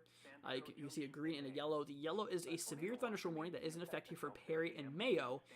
This will be in effect here until 5 o'clock a.m. Eastern Time, moving to the northeast at 45 miles per hour. A tornado is possible. Basically showing that they have basically given a extra heads up that, tornadoes can quickly develop here from severe thunderstorms, in which we have a severe thunderstorm warning here. This is a radar indicated threat, basically showing that radar has picked up radar has picked up the potential of severe weather here. Not rotation, that would be a tornado warning, but we do not have that active right now. Max wind gusts here of 60 miles per hour.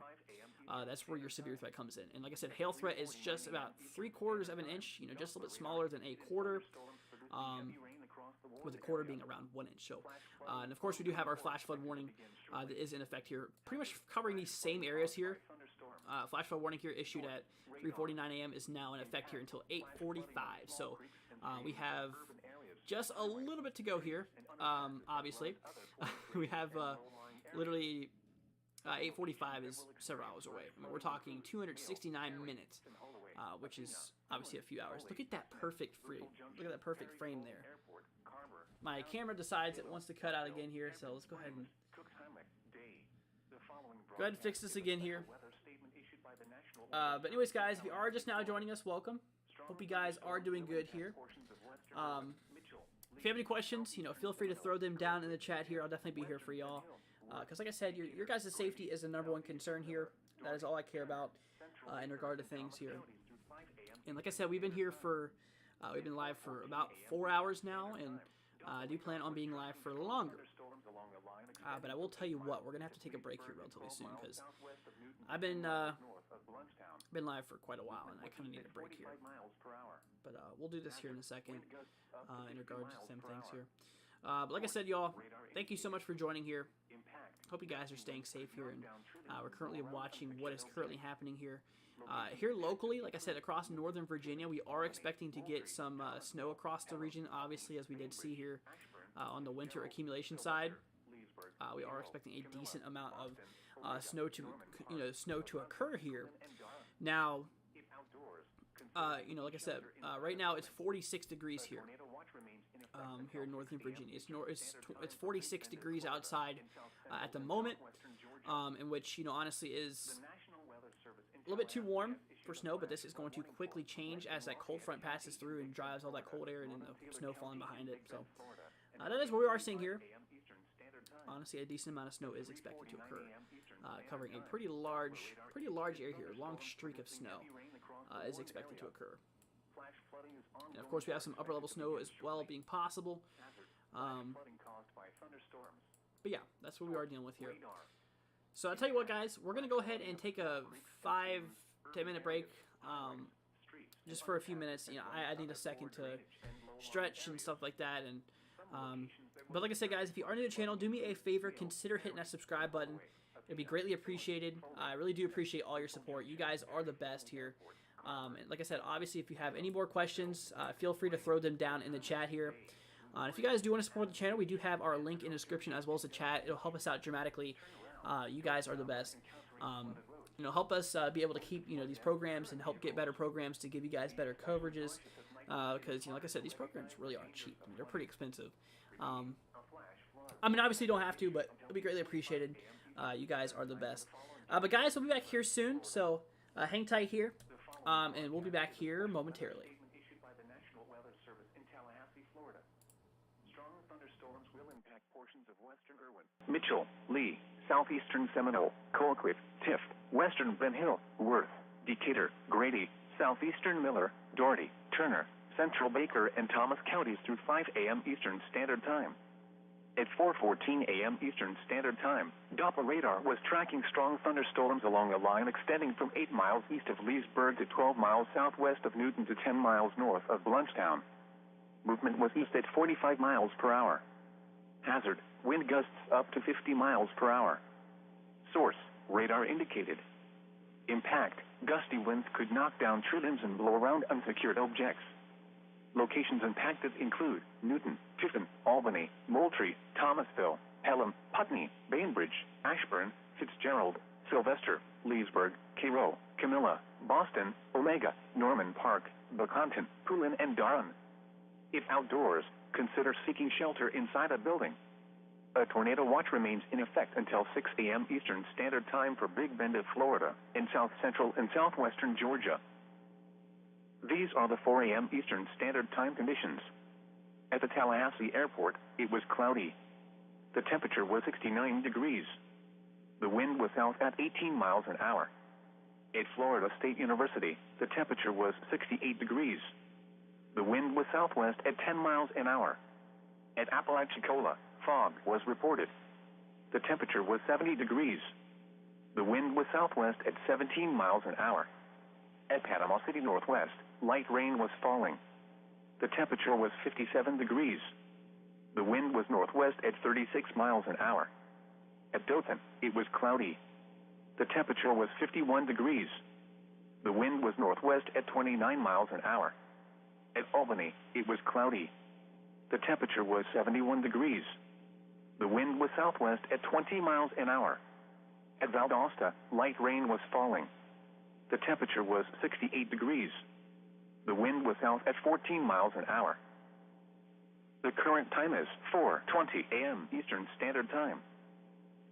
The National Weather Service in Tallahassee has issued a special marine warning for Appalachia Bay or coastal waters from Keaton Beach to Ocklawahamie River, Florida out to 20 nautical miles. Coastal waters from Ocklawahamie River to Apalachicola, Florida out to 20 nautical miles. Coastal waters from Mexico Beach to Apalachicola out 20 nautical miles. Coastal waters from Swamee River to Keaton Beach out 20 nautical miles. Waters from Mexico Beach to Apalachicola, Florida from 20 to 60 nautical miles. Waters from Okaloosa, Walton County line to Mexico Beach from 20 to 60 nautical miles. Waters from Swanee River to Apalachicola, Florida from 20 to 60 nautical miles until 5 a.m. Eastern Standard Time or 4 a.m. Central Standard Time. At 1:56 a.m. Eastern Standard Time or 12:56 a.m. Central Standard Time, severe thunderstorms capable of producing waterspouts were located along a line extending from near Apalachicola to 38 nautical miles southwest of Empire Micah Wreck, moving east at 35 knots. Hazard, waterspouts and wind gusts to nearly 50 knots. Source, radar indicated. Impact, waterspouts can quickly form and capsize boats, damage vessels, and create suddenly higher waves. Make sure all on board are in a secure location and wearing life jackets. Expect wind gusts in excess of 34 knots, suddenly higher waves, frequent lightning, and heavy downpours. Make sure all on board are wearing life jackets. Locations impacted include Buckeye Reef, O Tower, K Tower, South Tower, V Tower, Empire Micah Wreck, Apalachicola, C Tower, St. George Island, and Marker 24 Barge. A tornado watch remains in effect until 6 a.m. Eastern Standard Time or 5 a.m. Central Standard Time for Big Bend and the Panhandle of Florida and the adjacent coastal waters. Thunderstorms can produce sudden waterspouts. Waterspouts can easily overturn boats and create locally hazardous seas. Seek safe harbor immediately. Tornado watch number 42 remains in effect until 5 a.m. Central Standard Time or 6 a.m. Eastern Standard Time for the following counties in Florida: Calhoun, Franklin, Gadsden, Jefferson, Leon, Liberty, Madison, Taylor, and Wakulla, and the following counties in Georgia: Brooks, Decatur, Grady, Seminole, and Thomas, and the following: Appalachia Bay or coastal waters from Keaton Beach to Ocklawahamie River, and coastal waters from Ocklawahamie River to Apalachicola. Remember, a tornado watch means the conditions are favorable for the development of severe weather, including tornadoes, large hail, and damaging winds in and close to the watch area. While severe weather may not be imminent, persons should remain alert for rapidly changing weather conditions and listen for later statements and possible warnings. Stay tuned to NOAA Weather Radio, commercial radio and television outlets, or internet sources for the latest severe weather information. You're listening to NOAA Weather Radio Station KIH-24 in Tallahassee, Florida, operating 24 hours a day on a frequency of 162.40 megahertz. This broadcast originates from your National Weather Service office in Tallahassee, Florida. The latest weather and forecast information can also be accessed by calling our automated forecast line at 850-942-8851. The National Weather Service in Tallahassee has issued a severe thunderstorm warning for northern Lafayette County in Big Bend of Florida, northern Taylor County in Big Bend of Florida, until 5 a.m. Eastern Standard Time. At 3:33 a.m. Eastern Standard Time, a severe thunderstorm was located near Perry, moving northeast at 45 miles per hour. Hazard, 60 miles per hour wind gusts. Source, radar indicated. Impact, expects damage to roofs, siding, and trees. Locations impacted include Mayo, Perry, Finland, Cooks Hammock, Jug Island, Chansey, Smith, Buckville, Carver, Alton, Mayo Junction, Adams Beach, Townsend, Deca Beach, Foley, Perry Foley Airport, Bussell Junction, Athena, San Pedro Junction, and Day. A tornado watch remains in effect until 6 a.m. Eastern Standard Time for Big Bend of Florida. To report severe weather, contact your nearest law enforcement agency. They will send your report to the National Weather Service office in Tallahassee. Repeating, a severe thunderstorm warning has been issued until 5 a.m. Eastern Standard Time for the following county: Taylor, Florida. The National Weather Service in Tallahassee has issued a flash flood warning for western Lafayette County in Big Bend, Florida, northern Taylor County in Big Bend, Florida, until 8:45 a.m. Eastern Standard Time. At 3:49 a.m. Eastern Standard Time, Doppler radar indicated thunderstorms producing heavy rain across the warned area. Flash flooding is ongoing or expected to begin shortly. Hazard, flash flooding caused by thunderstorms. Source, radar. Impact, flash flooding of small creeks and streams, urban areas, highways, streets and underpasses, as well as other poor drainage and low-lying areas. Some locations that will experience flash flooding include Mayo, Perry, Sim Holloway, Athena, Finland, Foley, Smith, Bussell Junction, Perry Foley Airport, Carver, Townsend, Salem, Buckville, Hampton Springs, Cooks Hamlet, Day, Blue Springs, Adams Beach, San Pedro Junction, and Deckle Beach.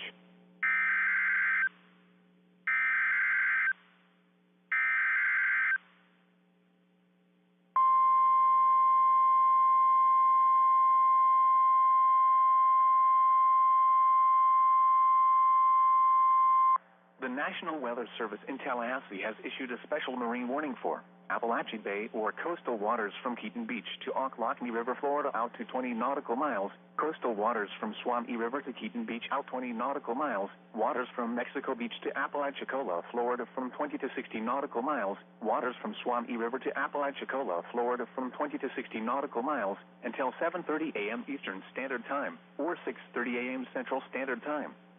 At 4:25 a.m. Eastern Standard Time or 3:25 a.m. Central Standard Time, severe thunderstorms capable of producing waterspouts were located along a line extending from 20 nautical miles northeast of Buckeye Reef to 45 nautical miles south of South Tower, moving east at 25 knots. Hazard, waterspouts and wind gusts in excess of 50 knots. Source, radar indicated. Impact, waterspouts can quickly form and capsize boats, damage vessels, and create suddenly higher waves. Make sure all on board are in a secure location and wearing life jackets. Expect wind gusts in excess of 50 knots and suddenly higher waves. Boats could sustain significant damage or capsize. Make sure all on board are wearing life jackets. Return to safe harbor if possible. Locations impacted include Horseshoe Beach and Swanee River. A tornado watch remains in effect until 6 a.m. Eastern Standard Time or 5 a.m. Central Standard Time for Big Bend of Florida and the adjacent coastal waters. Thunderstorms can produce sudden waterspouts. Waterspouts can easily overturn boats and create locally hazardous seas. Seek safe harbor immediately.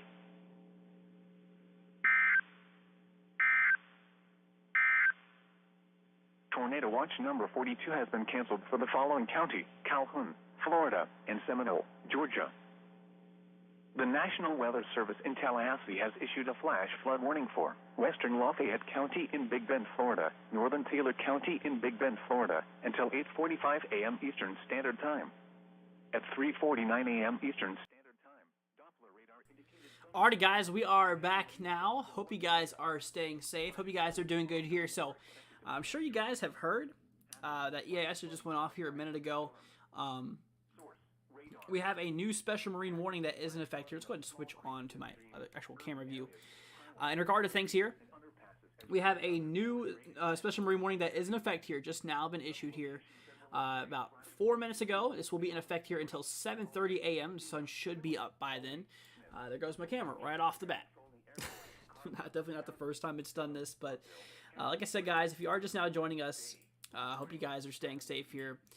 And I hope you guys are good. And if you know anyone, or if you guys are in these areas here that are being affected by the severe weather, just be on alert in terms of things like this. Let's go ahead and take a look here at the current areas here that are inside of the Outlook region here. So this does actually, this does track a little bit to the west here. This is, the one that's basically ahead of time here. But we do have an enhanced risk for today. Severe threat level 3 out of 5. Honestly, that's a pretty decent threat here. If you imagine a scale from 3 to 5, 3 is quite up there, right there in the middle point. So we have a chance, 3 out of 5% chance, 3 out of 5 chance for severe weather here, 2 out of 5 here, and obviously lower 1 out of 5. But these areas here do have the threat for severe weather here for today. This does include the southeastern portion here of Virginia, Virginia Beach here, into eastern North Carolina, including Jacksonville, Myrtle Beach here, and basically eastern South Carolina, and towards Savannah, kind of towards Savannah, Georgia. But, honestly, Savannah, Georgia's right there on that line. I mean, literally right there on that line. It cuts right through. Even Hilton Head Island, the place where I usually go to, is actually here under this enhanced risk. Hilton Head's a beautiful place. If you guys haven't been there, I highly recommend going there one day. Absolutely beautiful. So let's go ahead and turn off this winter stuff here for now. We'll look at the current active stuff that's currently kicking off here at the moment. So this, I've been keeping an eye on this cold front here. I've been watching this cold front very, very closely, and I've been watching to see what this thing has been doing and what it's going to do here. And this thing's going to strengthen as it continues to track forward here. Right now, we are seeing a lot of these storms that are kind of right in here. All this convection that's going on right here is ahead of the cold front.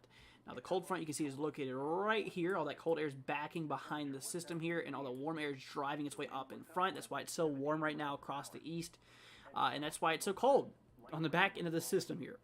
That's how your cold front usually works. It's the cold air is overtaking the warm air, and has the interaction from the warm and cold air, which allows for instability to occur in the atmosphere, which allows for thunderstorms to kick off, which we are currently seeing here at the moment. So that is what we are currently seeing here. So like I said, we have 2 tornado watches that are in effect here. Pretty much all of southern Georgia is inside of a tornado watch here.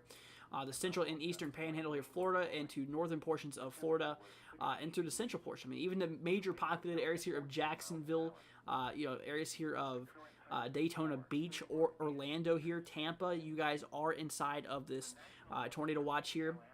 This goes as far south here. I mean, it literally goes as far south here as pretty much just northeast, probably just northwest here, Port Charlotte. I mean, it goes up a little, or a little bit to the northeast of that, but the tornado watch does actually drive its way down pretty far. And like we were looking at earlier, there is a active mesoscale discussion here. You can see right here, basically across the Carolinas. This is basically showing that another tornado watch might be needed down the line here across these regions here. Kind of driving up I-95 here, right up the coast. There goes my camera once again. It loves to cut out here. That's something, if you guys are new to the channel, you're probably going to see the camera cut out a lot, because I've been dealing with that a lot tonight, and it's been kind of annoying, not gonna lie. It's pretty funny though, some of the frames you can kind of see here. But yeah, that is what we are looking at here. So there is the possibility of another, essentially another tornado watch being issued down the line, but right now it is not in effect yet. But right now we do have 2 tornado watches that we are currently looking at here. Like I said, one across, stretching as far down south as pretty much south central Florida here. As far north as pretty much central Georgia, into as far west as pretty much the just west here of Tallahassee is kind of as far west as it goes here. Like I said, we currently do have a cold front that is driving its way through the region here currently. I'll tell you what, let's go ahead and turn off these mesoscale discussions here. So like I said, we are currently seeing some storms that are firing ahead of the cold front. Basically all this convective mess, all the showers and storms that are kicking off here across bits of Georgia and the areas here in Florida. This is ahead of the cold front. Now wait till the cold front drives way through the region, because honestly things are probably going to get a little bit more worse here. We are seeing this cold front right here, all the cold air backing behind this system here, and all the warm air driving its way up here to the north. So basically that interaction of that warm and cold air is going to immense, allowing for that instability to kick in, which we are currently seeing all those thunderstorms currently fire off here at the moment. So that is what we are looking at, guys. Like I said, we've been here for a few hours here. We're going to continue to be here until either I can't go on anymore, until the storms decide they want to kick off here. But this cold front's really starting to kind of look mean. I mean, it's really just starting to kind of gather itself together here. And we are going to continue to watch this very, very closely, because like I said, all types of severe weather is expected for today. Oh, I guess I literally thought that my camera went frozen for a second, but I guess not. But like I said, all hazards are expected for today. Like I said, large hail, damaging winds, and unfortunately maybe a few tornadoes could be possible for today. So we'll see what happens here. We'll see what kicks off here. And like I said, if you have any questions, feel free to throw them down in the chat. I'll definitely be here for you all. I'll definitely be here for you guys 100% of the way, because your guys' safety obviously is the most important thing here. And like I said, I'll be here for you guys. And if you need any help, if you guys want any specific forecasts for a specific area here, like I said, feel free to throw it down in the chat here. I'm here for you guys 100% of the way here. Literally, I am literally avoiding sleeping just to come here and help you guys. So like I said, if you are new to the channel, do me the favor, consider hitting that subscribe button, as well as leave a like. It'll be greatly appreciated. You guys are the best. I really do appreciate your support lately. And leave a like. We're almost here at 20 likes on the live stream, so guys, be greatly appreciated. You guys are the best here. And thank you so much for joining us tonight.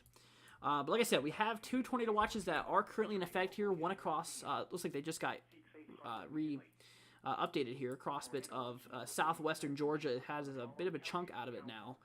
outside of the watch area here. That's just now been updated here. So this is what we are looking at. This is what we are looking at here. And like I said, this does include, this is still in effect here for Tallahassee. That scared me to death. Another severe thunderstorm warning just popped up here. So let's go ahead and listen to this. Wow. All right, let's go ahead and listen to this, see what it has to say. Obviously, it's probably a severe thunderstorm warning. The National Weather Service in Tallahassee has issued a severe thunderstorm warning for Lafayette County in Big Bend of Florida, Dixie County in Big Bend of Florida, southeastern Taylor County in Big Bend of Florida, until 6 a.m. Eastern Standard Time. At 4:35 a.m. Eastern Standard Time, severe thunderstorms were located along a line extending from 8 miles west of Lurville to 68 miles south of St. George Island, moving northeast at 60 miles per hour. Hazard, 60 miles per hour wind gusts. Source, radar indicated. Impact, expect damage to roofs, siding, and trees. Locations impacted include Mayo, Cross City, Steinhatchee, Horseshoe Point, Suwanee, Horseshoe Beach, Tenno, Shamrock, Clara, Cross City Airport, Shire Island, Old Town, Jonesboro, Jack Lee Island, Grady, Hatch Bend, Salem, San Pedro Junction, Fanning Springs, and Cedar Island. A tornado watch remains in effect until 6 a.m. Eastern Standard Time for Big Bend of Florida. To report severe weather, contact your nearest law enforcement agency. They will send your report to the National Weather Service office in Tallahassee. Repeating, a severe thunderstorm warning has been issued until 6 a.m. Eastern Standard Time for the following county: Taylor, Florida.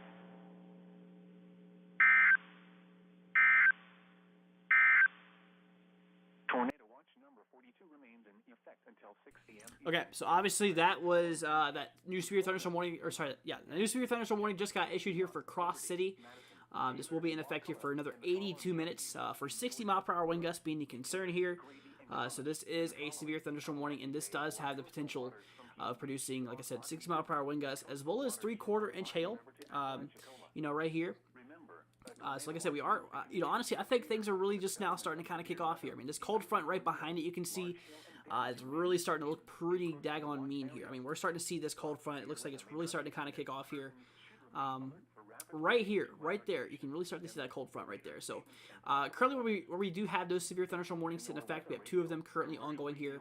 Honestly, these are firing off ahead of the cold front here. Obviously, this is inside the warm sector. All the warm air is driving its way here into the southeastern United States here. And essentially, this is what we are looking at here. All these storms are firing ahead of the cold front. Now, once the cold front passes, that's going to allow for maybe a little bit more storm activity. Like I said, large hail, damaging winds, and tornadoes are unfortunately a concern for today. And we do have 2 tornado watches that are in effect here.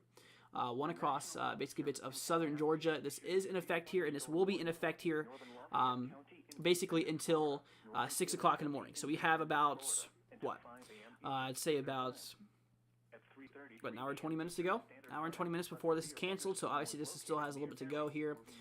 And of course we do have our newest watch here that goes far down south here, just kind of near region here, Interstate 75, near Vince, as well as basically just northwest here, Port Charlotte, currently in effect here. This is the far south as it goes. This secondary tornado watch that we have in effect here, tornado watch number 42. Now this one will be extended a little bit longer. This one is longer than that first one. This one goes out until 11 o'clock in the morning here. And 70 mile per hour wind gusts and 1 inch hail is a possibility here.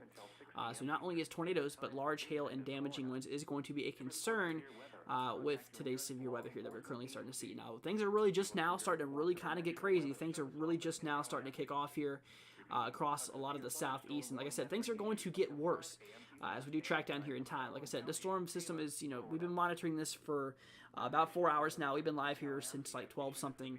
It's now 4:40. We've been live here for you guys for a while now. And, like I said, I believe things are getting ready to start getting mad. Because, like I said, that cold front is just now driving its way through the western side here of the tornado watch here. And, like I said, this is going to continue to progress its way up here to the northeast. I mean, this is literally not as far south as it'll go. It'll go all the way up here to southeastern Virginia, the severe weather potential here. We'll even show that too. We'll show you guys that here for later on today's convective outlook. So, guys, if you know anyone who's in the areas here, There's 3 shades, or there's really 4 shades, but 3 of them are severe here. If you are in orange, you have the greatest threat for severe weather for today. This does include basically the eastern coast of the Carolinas here into southeastern Virginia, including Virginia Beach here. This is severe threat level 3 out of 5. So imagine a scale from 3 to 5, pretty decent chance. You could see some pretty strong severe weather here. Across the yellow, this is severe threat level 2 out of 5, a little bit lower, but the severe potential is still there. 1 out of 5 across the dark green, and there's really no chance of severe weather across the kind of the light green shaded color. It's basically just maybe your average thunderstorms might pop off, but they're really not expected to be severe here. But that severe threat does go really far down, as far south here. It's pretty much just I'd say at least 50 or so miles just north of Miami, as far down as the severe threat goes. So that is definitely a possibility here for today. So guys, please stay safe, and if you have any questions, feel free to throw them down in the chat here. I'll definitely be here for you guys, like I have been, until basically this event decides it wants to give up, or until I literally can't move on anymore. I'm not gonna lie with you guys, I am actually getting a bit tired, but it's not gonna stop me from keep on, giving you guys the latest information here. Because like I said, obviously your guys' safety is our #1 concern here, and we're going to continue to give you guys coverage in regard to these current systems. So we are currently seeing a nasty set of storms currently driving its way on land here across bits of Florida. Currently just starting to kind of kick off here, and that instability is really starting to kind of kick off. That energy in the atmosphere is really starting to drive its way farther north into the southeast. Allowing for those cold fronts to really start to kind of kick off some nasty storms. Like I said, all types of severe weather is possible for today. Tornadoes, large hail, and damaging winds. And not only is severe weather on the nasty side, but look at this. Winter weather is as well. We literally are expecting some very, very, a lot of heavy snow that actually is currently ongoing here and will continue to drive its way through the region here. You can currently see what's going on here. Snow is currently falling across bits of central Tennessee, central and eastern Kentucky, southeastern Ohio, western portion here of West Virginia, western Pennsylvania, and starting to move its way up into the northeast here as well. My camera decided it wants to cut out again. If you guys see that, it's not the first time it's done that. It's done it quite a bit here. If you guys are on the channel, or if you guys have been around the channel for a little bit, you would probably understand that as well. Yeah, this camera really does love to cut out here. I think it's more of my software that loves to cut it out anyways. But yeah, that's basically what we are dealing with, guys. We are dealing with a nasty winter side and a nasty severe side as well with this system. And we're going to continue watching this for you guys. We're going to continue giving you all the latest coverage in regard to this system. Right now we have 2 severe thunderstorm warnings that are in effect and 2 tornado watches that are in effect here. Like I said, southern portion of Georgia, the panhandle, the central and eastern panhandle of Florida, all the way stretching as far down south here, kind of near Sarasota. Literally just northwest here, I'd say at least 20 miles. Honestly, I'd probably see 5 to 20 miles here. Port Charlotte is where that tornado watch is. So it covers a pretty large areas here of land. The one here far west, this will be expired here at 6 o'clock, so we have about, 16 minutes to go? Yeah, about 16 minutes to go, or sorry, an hour and 16 minutes to go before this watch here in the west is canceled. And we have until 11 o'clock a.m., so we still have several hours to go before this one here is canceled. And like I said, there is a mesoscale discussion concerning the possibility of maybe another watch being issued here. You can see it right here across the kind of little squiggly turning line right in here. This is basically showing that another tornado watch might be needed down the line here. Saying another tornado watch might be needed, so we'll continue to watch this here because honestly, this could be needed. Because like I said, this is the areas here favorable of severe weather as well. Large hail, damaging winds, and tornadoes is a concern here. And like I said, this threat really stretches its way up here. Like we said from the convective outlooks, this stretches actually a pretty large distance here, far north. So, like I said, this will likely be extended up here to the northeast as all the energy starts to drive its way in the region here, and things start to get a little bit more severe. So, that is kind of what we are looking at, guys. So, like I said, if you have any questions, feel free to throw them down in the chat below. I'll definitely be here for you guys 100% of the way here. Like I said, that cold front's really starting to kind of look mean now. This thing's really starting to kind of kick off, as well as this basically ahead of that cold front, we have this other storm system that's driving its way through the region here at the moment. So these 2 cells is what we currently are looking at. Obviously, this little system and this cold front right behind it. Definitely watching these areas here very, very closely, as severe weather can quickly develop out of this. And like I said, we currently do have 2 severe thunderstorm warnings that are in effect. There goes my camera yet again. Definitely not the first. Like I said, it does a lot. It's been doing a lot lately. So I'm sorry for that. But like I said, guys, I hope y'all are having a wonderful night here. And if you have any questions, feel free to throw them down in the chat below. I'll definitely be here for you guys for as long as I can go here in regard to things. So we'll continue giving you guys the latest coverage here, until severe weather gives up or until I literally can't move on anymore. But I just want to go ahead and give you guys, a big thank you for tonight. Thank you all so much for joining us. If you are here, deep thank you, and I hope you all are staying safe here. And just know that I'm here for you. And if you have any questions, throw them down in the chat here. If you're new to the channel, do me a favor, consider hitting that subscribe button. It'll help us out more than you guys think. So thank you all so much for all your support, and consider leaving a like as well. If you guys do want to support the channel, we do have our link in the description as well as the chat. You guys can check that out. It'll be greatly appreciated. But this is what we are dealing with. We're going to continue watching this very, very closely. I'm going to go ahead and switch over to velocity scan here for a second. I want to look for some couplets. I want to see if there's any rotation really kicking off anywhere here. Let's see.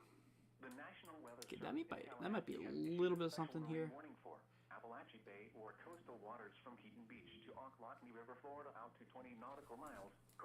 Okay, I'm gonna look at it here. I'm just kind of looking for some rotation areas. Right now, there's no clear indicators of heavy rotation, which is obviously good, because you don't want rotation to kick off in these storms here. But like I said, the atmosphere is definitely favorable of doing that today. Definitely is favorable of doing that. So we'll see what happens.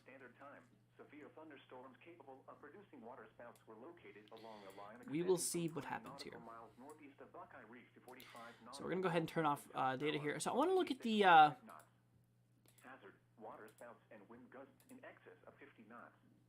ship observations here. What does this show? I don't even think I ever used this before. Huh. Well, there we go. We got some readings here. Here's our dew point counter. Yeah, we can see where all that advection is. Once we start to reach those dew points here in the 60s, we are actually having that kick off here. Dew points in the 50s and 60s is very supportive, and you can obviously see right where that cold front's at. I mean, even if I do bring back the radar view here, you can obviously see right there essentially where this cold front's at. It's kind of right in here. I'll give it a second to load. Give it a second to reload. It loves to go. It loves to do this for a second. And this is the best radar product we have here. Solid black mode. I mean, this is literally showing. It's kind of hard to read here. We're about to get another EAS. Just to let you guys know, the alert's about to go off, and this does include Tallahassee. So we're gonna listen to this here. It's about to go off. Just to warn you guys before it does, because it makes that noise that people don't really like. So give it a second. There it goes. Okay, so we're going to be right back here in 1 second. There goes my camera, too. Wow. Okay. All right, let's go ahead and listen to this.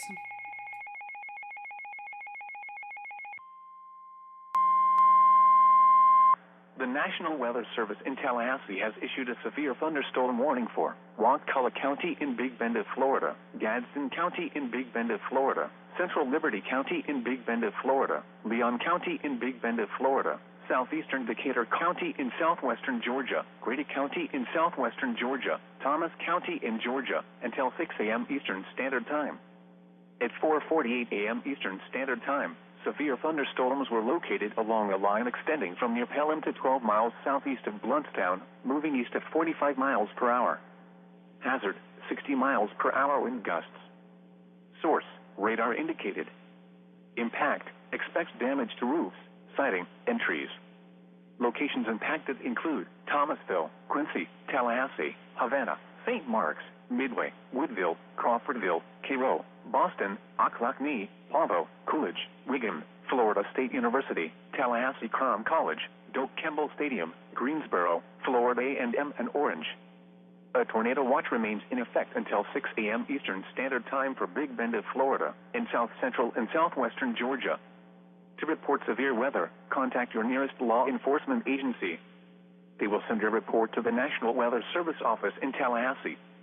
Repeating, a severe thunderstorm warning has been issued until 6 a.m. Eastern Standard Time for the following counties: in Florida, Gadsden, Leon, Liberty, and Wakulla, and the following counties: in Georgia, Decatur, Grady, and Thomas.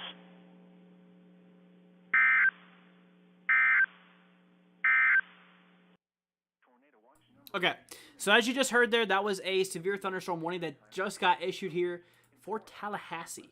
The major city here of Tallahassee is inside of a severe thunderstorm warning. I see that Stefan wrote whenever that alert was going off. So obviously, Stefan, welcome. Hope you're doing good. They said just saying, hey, thanks for the great coverage. Very, very welcome here for you guys. You always know that.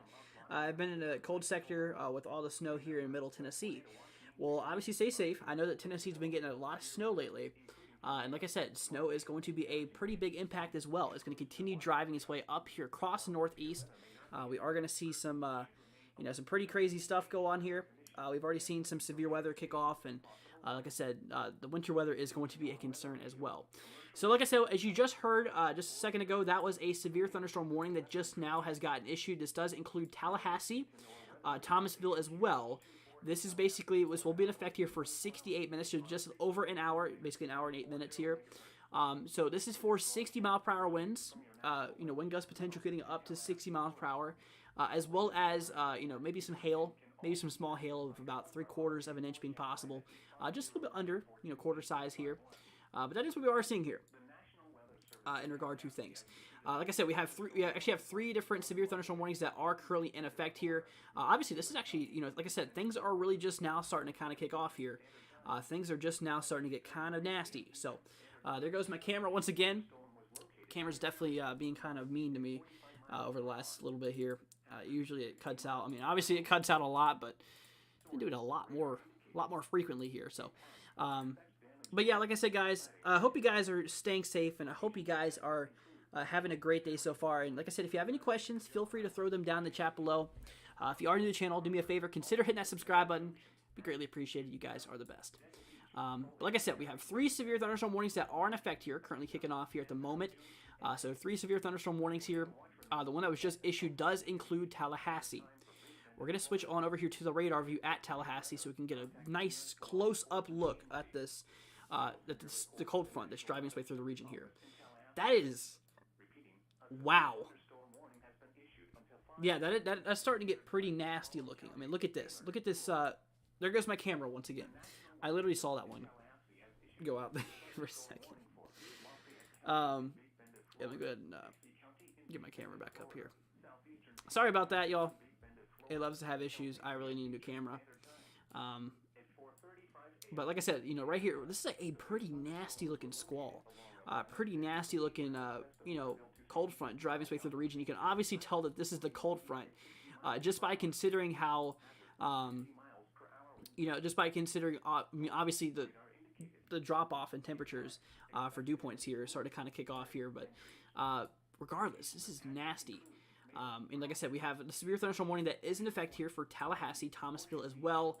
We have another one in effect here for Perry, bits of Cross City, currently in effect here. This one will be in effect here for 65 minutes. This one will be in effect here for 5 more minutes. It's about to expire. This north cell right here, that does include Perry. This is about to expire in 5 minutes, but the one we have up here that was just now issued has about another hour and 5 minutes to go here. This one has just now been issued, and this is back on the cold front side. So this is the cold front that's driving the severe thunderstorm warning here. This does include Tallahassee, so that's something we're going to have to watch here over the next little bit here. This does include Thomasville also as well. So we're going to watch this, and like I said, the severe threat does continue all the way up here across the eastern coast into the southeastern side of Virginia. So as we progress here, like I said, right about now is whenever things are really going to start getting crazy. And so things are really going to start kicking off here. So we need to watch it very, very closely. Because like I said, all types of severe weather is expected for today. Tornadoes, large hail, and damaging winds, unfortunately, is a concern. So that is what we are looking at here. So y'all, please stay safe. And as always, if you have any questions, you know that I'm here for y'all. And like I said, if you have any questions, throw them down in the chat here. As well as if you are new to the channel, do me a favor, consider hitting that subscribe button. It'd be greatly appreciated.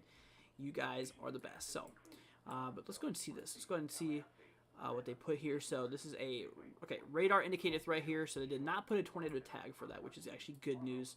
This one has a tornado tag as well as this one does as well. Okay. So there goes my camera once again. It really loves to cut out. It's kind of getting annoying, not gonna lie. Considering it's already cut out like a million times in the last 5 minutes. It's been cutting out a lot lately. I need to get a new camera, guys. I really do. You know, it's yeah, I really do need to get a new camera.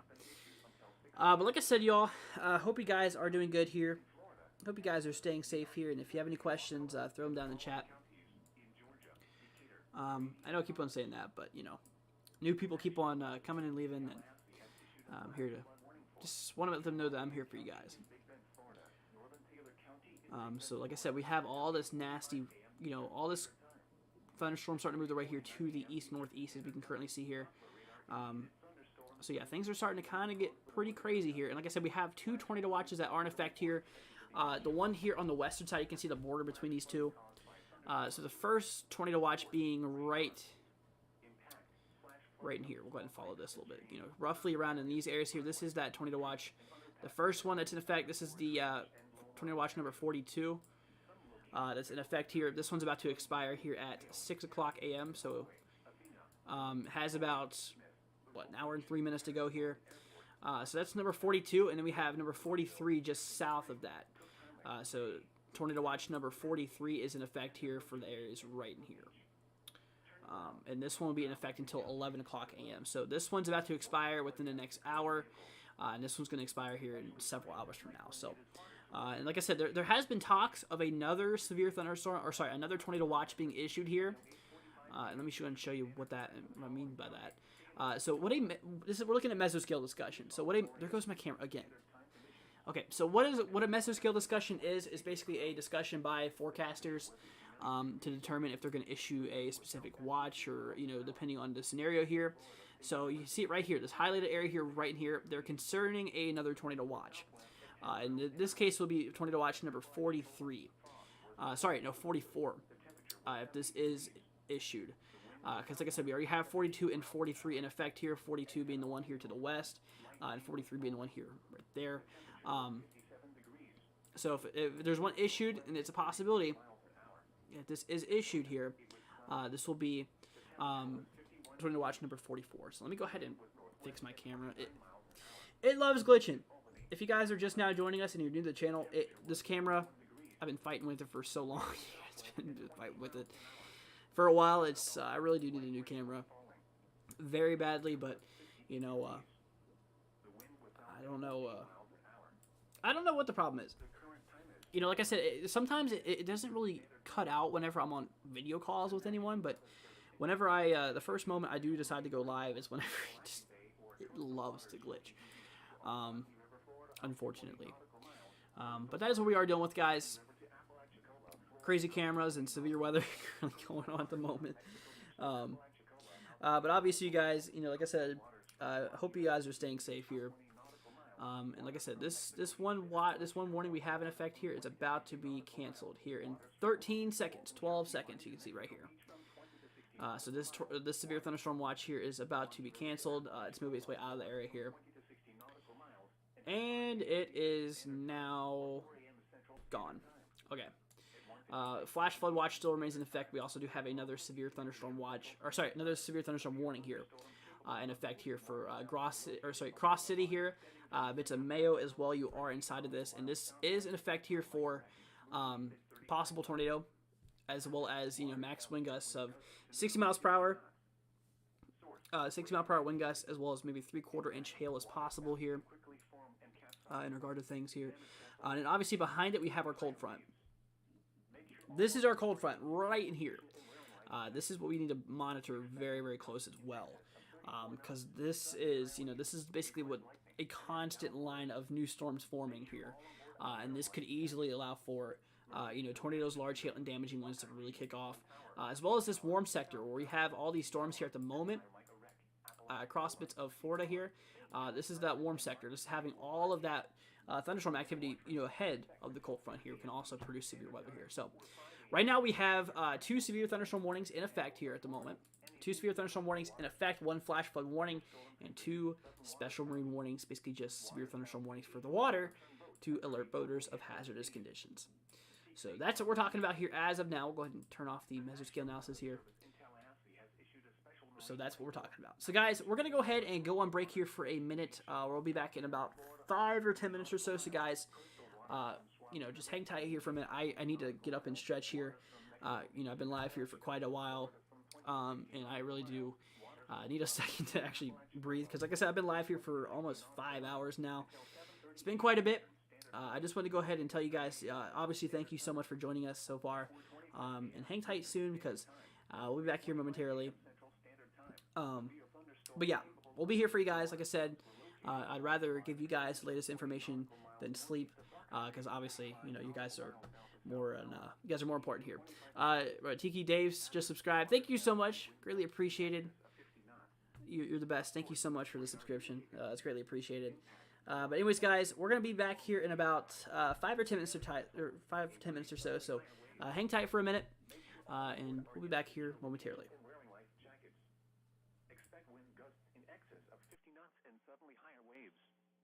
Boats could sustain significant damage or capsize. Make sure all on board are wearing life jackets. Return to safe harbor if possible. Locations impacted include Horseshoe Beach and Swanee River. A tornado watch remains in effect until 6 a.m. Eastern Standard Time, or 5 a.m. Central Standard Time for Big Bend of Florida and the adjacent coastal waters. Thunderstorms can produce sudden waterspouts. Waterspouts can easily overturn boats and create locally hazardous seas. Seek safe harbor immediately. Tornado watch number 42 remains in effect until 6 a.m. Eastern Standard Time for the following counties in Florida: Franklin, Gadsden, Jefferson, Leon, Liberty, Madison, Taylor, and Wakulla, and the following counties in Georgia: Brooks, Decatur, Grady, and Thomas, and the following: Appalachia Bay or coastal waters from Keaton Beach to Ocklawahnee River, and coastal waters from Ocklawahnee River to Apalachicola. Remember, a tornado watch means the conditions are favorable for the development of severe weather, including tornadoes, large hail, and damaging winds in and close to the watch area. While severe weather may not be imminent, persons should remain alert for rapidly changing weather conditions and listen for later statements and possible warnings. Stay tuned to NOAA Weather Radio, commercial radio and television outlets, or internet sources for the latest severe weather information. You're listening to NOAA Weather Radio Station KIH-24 in Tallahassee, Florida, operating 24 hours a day on a frequency of 162.40 megahertz. This broadcast originates from your National Weather Service office in Tallahassee, Florida. The latest weather and forecast information can also be accessed by calling our automated forecast line at 850-942-8851. The National Weather Service in Tallahassee has issued a severe thunderstorm warning for Lafayette County in Big Bend of Florida, Dixie County in Big Bend of Florida, southeastern Taylor County in Big Bend of Florida, until 6 a.m. Eastern Standard Time. At 4:35 a.m. Eastern Standard Time, severe thunderstorms were located along a line extending from 8 miles west of Lurville to 68 miles south of St. George Island, moving northeast at 60 miles per hour. Hazard, 60 miles per hour wind gusts. Source, radar indicated. Impact, expects damage to roofs, siding, and trees. Locations impacted include Mayo, Cross City, Steinhatchee, Horseshoe Point, Swanee, Horseshoe Beach, Tenno, Shamrock, Clara, Cross City Airport, Shire Island, Old Town, Jonesboro, Jack Lee Island, Grady, Hatch Bend, Salem, San Pedro Junction, Fanning Springs, and Cedar Island. A tornado watch remains in effect until 6 a.m. Eastern Standard Time for Big Bend of Florida. To report severe weather, contact your nearest law enforcement agency. They will send your report to the National Weather Service office in Tallahassee. Repeating, a severe thunderstorm warning has been issued until 6 a.m. Eastern Standard Time for the following county: Taylor, Florida. The National Weather Service in Tallahassee has issued a severe thunderstorm warning for Wakulla County in Big Bend of Florida, Gadsden County in Big Bend of Florida, Central Liberty County in Big Bend of Florida, Leon County in Big Bend of Florida, southeastern Decatur County in southwestern Georgia, Grady County in southwestern Georgia, Thomas County in Georgia, until 6 a.m. Eastern Standard Time. At 4:48 a.m. Eastern Standard Time, severe thunderstorms were located along a line extending from near Pelham to 12 miles southeast of Blountstown, moving east at 45 miles per hour. Hazard, 60 miles per hour wind gusts. Source, radar indicated. Impact, expects damage to roofs, siding, and trees. Locations impacted include Thomasville, Quincy, Tallahassee, Havana, St. Mark's, Midway, Woodville, Crawfordville, Cairo, Boston, Ocklawahnee, Pavo, Coolidge, Wigan, Florida State University, Tallahassee Crum College, Doak Campbell Stadium, Greensboro, Florida A&M, and Orange. A tornado watch remains in effect until 6 a.m. Eastern Standard Time for Big Bend of Florida, in south central and southwestern Georgia. To report severe weather, contact your nearest law enforcement agency. They will send your report to the National Weather Service office in Tallahassee. Repeating, a severe thunderstorm warning has been issued until 6 a.m. Eastern Standard Time for the following counties: in Florida, Gadsden, Leon, Liberty, and Wakulla, and the following counties: in Georgia, Decatur, Grady, and Thomas. The National Weather Service in Tallahassee has issued a flash flood warning for western Lafayette County in Big Bend, Florida, northern Taylor County in Big Bend, Florida, until 8:45 a.m. Eastern Standard Time. At 3:49 a.m. Eastern Standard Time, Doppler radar indicated thunderstorms producing heavy rain across the warned area. Flash flooding is ongoing or expected to begin shortly. Hazard, flash flooding caused by thunderstorms. Source, radar. Impact, flash flooding of small creeks and streams, urban areas, highways, streets, and underpasses, as well as other poor drainage and low-lying areas. Some locations that will experience flash flooding include Mayo, Perry, Sim Holloway, Athena, Finland, Foley, Smith, Bussell Junction, Perry Foley Airport, Carver, Townsend, Salem, Buckville, Hampton Springs, Cooks Hammock, Day, Blue Springs, Adams Beach, San Pedro Junction, and Dekel Beach. Turn around, don't drown when encountering flooded roads. Most flood deaths occur in vehicles. Be especially cautious at night when it is harder to recognize the dangers of flooding. Repeating, a flash flood warning has been issued until 8:45 a.m. Eastern Standard Time for the following county: Taylor, Florida. These are the 5 a.m. Eastern Standard Time conditions. At the Tallahassee Airport, light rain was falling. The temperature was 70 degrees. The wind was southwest at 17 miles an hour. The report from Florida State University was not available. At Apalachicola, light rain and fog were reported. The temperature was 71 degrees. The wind was southwest at 17 miles an hour. At Panama City Northwest, it was mostly cloudy. The temperature was 48 degrees. The wind was northwest at 22 miles an hour. At Dothan, it was mostly cloudy. The temperature was 48 degrees. The wind was north at 20 miles an hour. At Albany, it was cloudy. The temperature was 59 degrees. The wind was northwest at 31 miles an hour. At Valdosta, light rain was falling. The temperature was 69 degrees. The wind was southwest at 10 miles an hour. The current time is 5:09 a.m. Eastern Standard Time. The National Weather Service in Tallahassee has issued a special marine warning for Appalachia Bay or coastal waters from Keaton Beach to Ocklawahnee River, Florida, out to 20 nautical miles, coastal waters from Swamee River to Keaton Beach out 20 nautical miles, waters from Mexico Beach to Apalachicola, Florida from 20 to 60 nautical miles, waters from Swamee River to Apalachicola, Florida from 20 to 60 nautical miles, until 7:30 a.m. Eastern Standard Time, or 6:30 a.m. Central Standard Time. At 4:25 a.m. Eastern Standard Time, or 3:25 a.m. Central Standard Time, severe thunderstorms capable of producing waterspouts were located along a line extending from 20 nautical miles northeast of Buckeye Reef to 45 nautical miles south of South Tower, moving east at 25 knots. Hazard, waterspouts and wind gusts in excess of 50 knots. Source, radar indicated. Impact, waterspouts can quickly form and capsize boats, damage vessels, and create suddenly higher waves. Make sure all on board are in a secure location and wearing life jackets. Expect wind gusts in excess of 50 knots and suddenly higher waves. Boats could sustain significant damage or capsize. Make sure all on board are wearing life jackets. Return to safe harbor if possible. Locations impacted include Horseshoe Beach and Swanee River. A tornado watch remains in effect until 6 a.m. Eastern Standard Time, or 5 a.m. Central Standard Time for Big Bend of Florida and the adjacent coastal waters. Thunderstorms can produce sudden water spouts. Water spouts can easily overturn boats and create locally hazardous seas. Seek safe harbor immediately. Tornado watch number 42 remains in effect until 6 a.m. Eastern Standard Time for the following counties in Florida. Alrighty, guys, we are back. Sorry for the wait. Hope you guys are doing good. Hope you guys are staying safe out there. So, we're going to go ahead and switch back on over to our radar view in regard to things. It was getting a bit cold in here, so I decided I was going to put on a flannel here.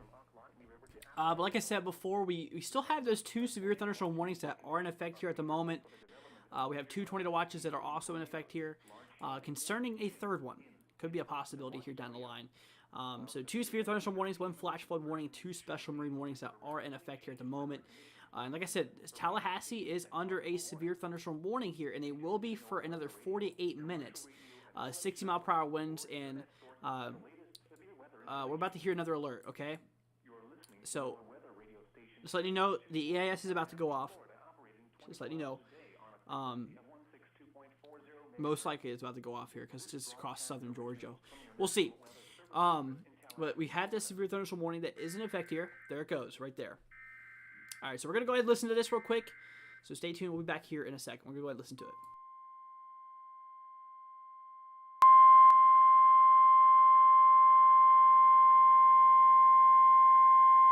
The National Weather Service in Tallahassee has issued a severe thunderstorm warning for Cook County in Georgia, Irwin County in Georgia, Berrien County in Georgia, Lanier County in Georgia, Lowndes County in Georgia, Brooks County in Georgia, Colquitt County in Georgia, Tift County in Georgia, southeastern Worth County in Georgia, until 6:45 a.m. Eastern Standard Time. At 5:11 a.m. Eastern Standard Time, severe thunderstorms were located along a line extending from 9 miles northeast of Tite to near Coolidge, moving east at 40 miles per hour. Hazard, 60 miles per hour wind gusts. Source, radar indicated. Impact, expects damage to roofs, siding, and trees.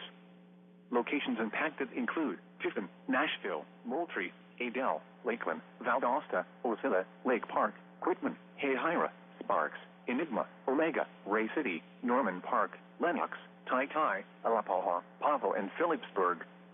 A tornado watch remains in effect until 6 a.m. Eastern Standard Time for South Central Georgia. To report severe weather, contact your nearest law enforcement agency. They will send your report to the National Weather Service office in Tallahassee. Repeating, a severe thunderstorm warning has been issued until 6:45 a.m. Eastern Standard Time for the following county: Brooks, Georgia.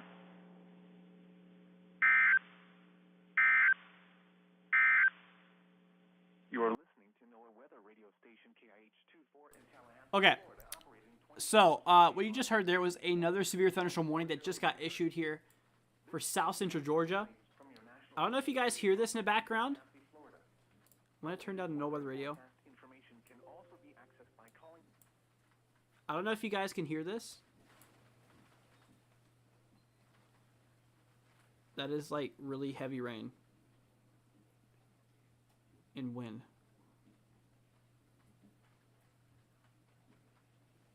Was that just thunder? It can't be. I'm here in Northern Virginia. There's no way that was thunder.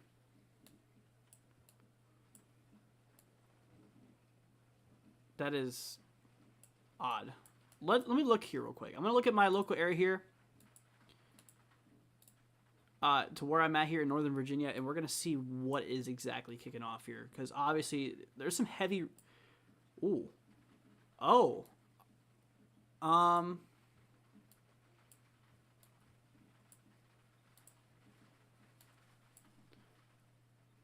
Okay. Well, that explains it. That is why we're... That's literally right over me. Where the red is at, I'm not showing exactly where, but right over that red. Wow.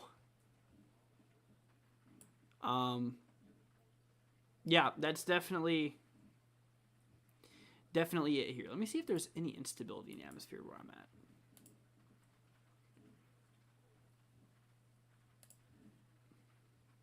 Okay, there's really not much instability, so I don't know what that is. Yeah, I don't think it's any thunder. I could have just heard it in something. But obviously it's some heavy rain that's currently kicking off here, that's for sure. Yeah, but the real severe weather is currently kicking off here near Tallahassee at the moment. That's interesting. That's really interesting here. Why? I think I broke the program.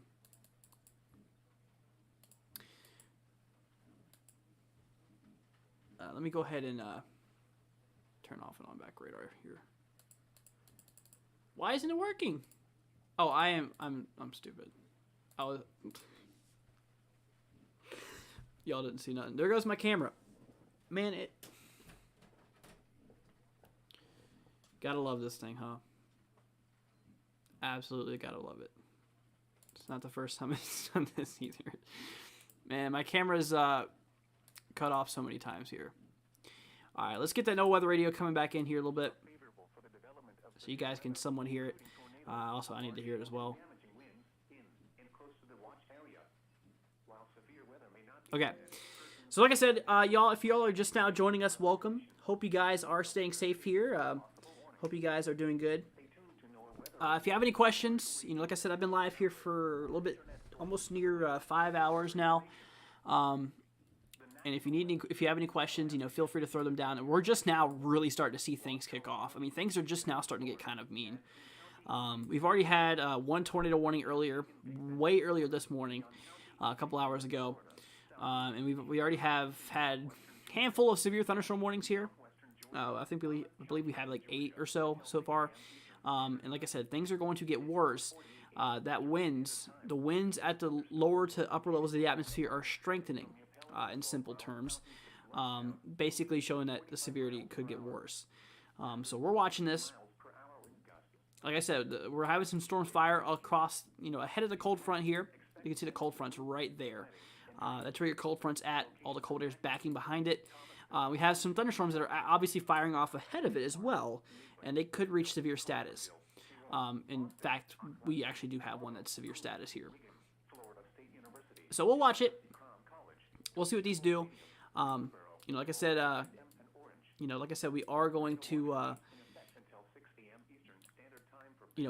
to, be monitoring this here for the next little bit. Like I said, until either I can't live stream anymore because I've been live for so long, or we hoped until the storms are done. My ultimate goal is to stream this whole entire live stream, or stream the whole entire event here, but we'll see what happens. We'll definitely see what happens here in regard to that. But obviously, we are currently monitoring 3 severe thunderstorm warnings here. We'll go ahead and go over the one currently right now. So there is a severe thunderstorm warning in effect here for Mayo, bits of Brantford, bits of Cross City is inside of this. Pretty much just north here of Horseshoe Beach. Actually, this does include Horseshoe Beach. That is inside of this severe thunderstorm warning here. Essentially, what this is showing is that, severe weather is expected here. And this will be in effect for another 41 minutes. This will be in effect until 6 o'clock a.m. This will expire the same time as Tornado Watch number 42 is canceled here. And of course, we do move our way here to the west towards Tallahassee. We have the cold front that's driving its way through the region here at the moment. This does include Tallahassee, bits of Thomasville, currently inside of this warning, and this will be in effect here until essentially 6 o'clock as well. So those two will go out together here. Basically what we are expecting here is maybe 60-mile-per-hour wind gusts, and the hail to be right at about 3/4 of an inch. So a little bit smaller than hail, or a little bit smaller than a quarter size. My camera decided I wanted to cut out again, so we're going to go ahead and get that. I really need to get a new camera. Obviously, yeah, this camera is getting annoying, honestly. But like I said, this will be in effect here until 6 o'clock. So both of these warnings, this watch on the west, this warning here, and this warning here are going to be canceled at 6 o'clock. Then we do have another one that was the recent one that was just now issued here for bits of Quitman, bits of Lakeland, as well as bits of Tifton. Across these regions here, we have that other severe thunderstorm warning that is in effect. This will be in effect here until 6:45. So this one has about 45 minutes after to go after those other warnings here. This one's going to be the longest one in effect here. 84 minutes to go. 60 mile per hour wind gusts, as well as 3/4 inch hail is kind of expected out of this. So just a little bit smaller than, quarter size, kind of what we are expecting there. And obviously we're seeing a bunch of these mean cells. I mean, things are really starting to get kind of nasty looking here. A lot of strong thunderstorms currently driving its way here to the east, pretty much the east-northeast here at the moment. Eventually this will drive its way into the central portions here of Florida. This does include Tampa. You are inside of a tornado watch. Tampa, Orlando, you guys are both inside of this tornado watch. This will be in effect here until 11 o'clock a.m. So we obviously still have about, about 5.5 hours to go. Actually 5 hours and 39 minutes, I believe. Because right now it's 5:21 until 11. I believe it's 5 hours and 39 minutes. I could be wrong. Because like I said, once again, my brain is on half. I wouldn't even say that. My brain's on like a quarter right now. Considering how late it is. There goes my camera. Considering how late it is and essentially how long I've been streaming here. But I'm going to continue streaming for you guys because I care. I'm here for you guys 100% of the way. And like I said before, if you have any questions, feel free to throw them down in the chat here. I'm going to be here for you guys until the end of this event here. So, hope y'all are staying safe here. And hope you guys are doing good. So, we are having some stations here reporting wind gusts 32 miles per hour. Wow, that's a pretty fast moving wind gust here. This is right here kind of where that severe thunderstorm warning is at. Here's a 71 station. This one's showing 34 mile per hour wind gusts. Yikes. So obviously that's what's kicking off here. Hail probability of 50%. Like I said, hail size is probably going to be around 3/4 of an inch. There goes my camera again. This camera's really getting on my nerves. I really need to get a new camera. Hopefully it stops cutting off a lot. I mean, it's been doing this a lot lately. My camera's been really stupid. And hopefully I can get a new one soon. It'll probably be a while before I can do that, but hopefully I can get a new one soon. Hopefully I can figure out at least how to fix this or something, because it's been doing this for a while. I mean, several streams it's done it, but especially today's live stream, this thing's cut out at least. I'd say at least like 20 times so far. Absolutely. I mean, it's funny in the beginning. It's funny, seeing the funny images and stuff, but it's like eventually it just gets annoying to redo all this whenever you're in the middle of something. But yeah, that is what we are dealing with here. So like I said, guys, if y'all are just now joining us, welcome. I hope you guys are having a great night so far. I hope you guys are staying safe here. If you have any questions, feel free to throw them down here in the chat. So like I said, we're currently dealing with 3 severe thunderstorm warnings in effect here, as well as 2 tornado watches. And like I said, right here at 6 o'clock, we're going to have a few things happen. So first of all, we have 2 tornado watches that are in effect here. So what's going to happen at 6 o'clock is that this watch that you see right here, this is going to be canceled, as well as this severe thunderstorm warning and this severe thunderstorm warning as well. All of these will be canceled at 6 o'clock. Now, this one right here will be in effect until 6:45. This cell right here, this northern one, that northern severe thunderstorm warning we have in effect here. And then obviously we have our secondary tornado watch here that is in effect here at the moment. And this one will actually be in effect here for a while. This one actually does shift its way down all the way down south here. I mean, we're literally seeing, as far down south here is pretty much Cape Coral. Pretty much just, I'd say about 30 miles north of Cape Coral here. Is the southern end of this tornado watch that's in effect here. But this does include some pretty populated areas here. I mean, we're talking Tampa in effect here, Daytona Beach, Orlando inside of this. So Orlando, Tampa Beach in effect here. Currently, Daytona Beach, not Tampa Beach. Well, I guess Tampa Beach is as well, considering this is right here and there.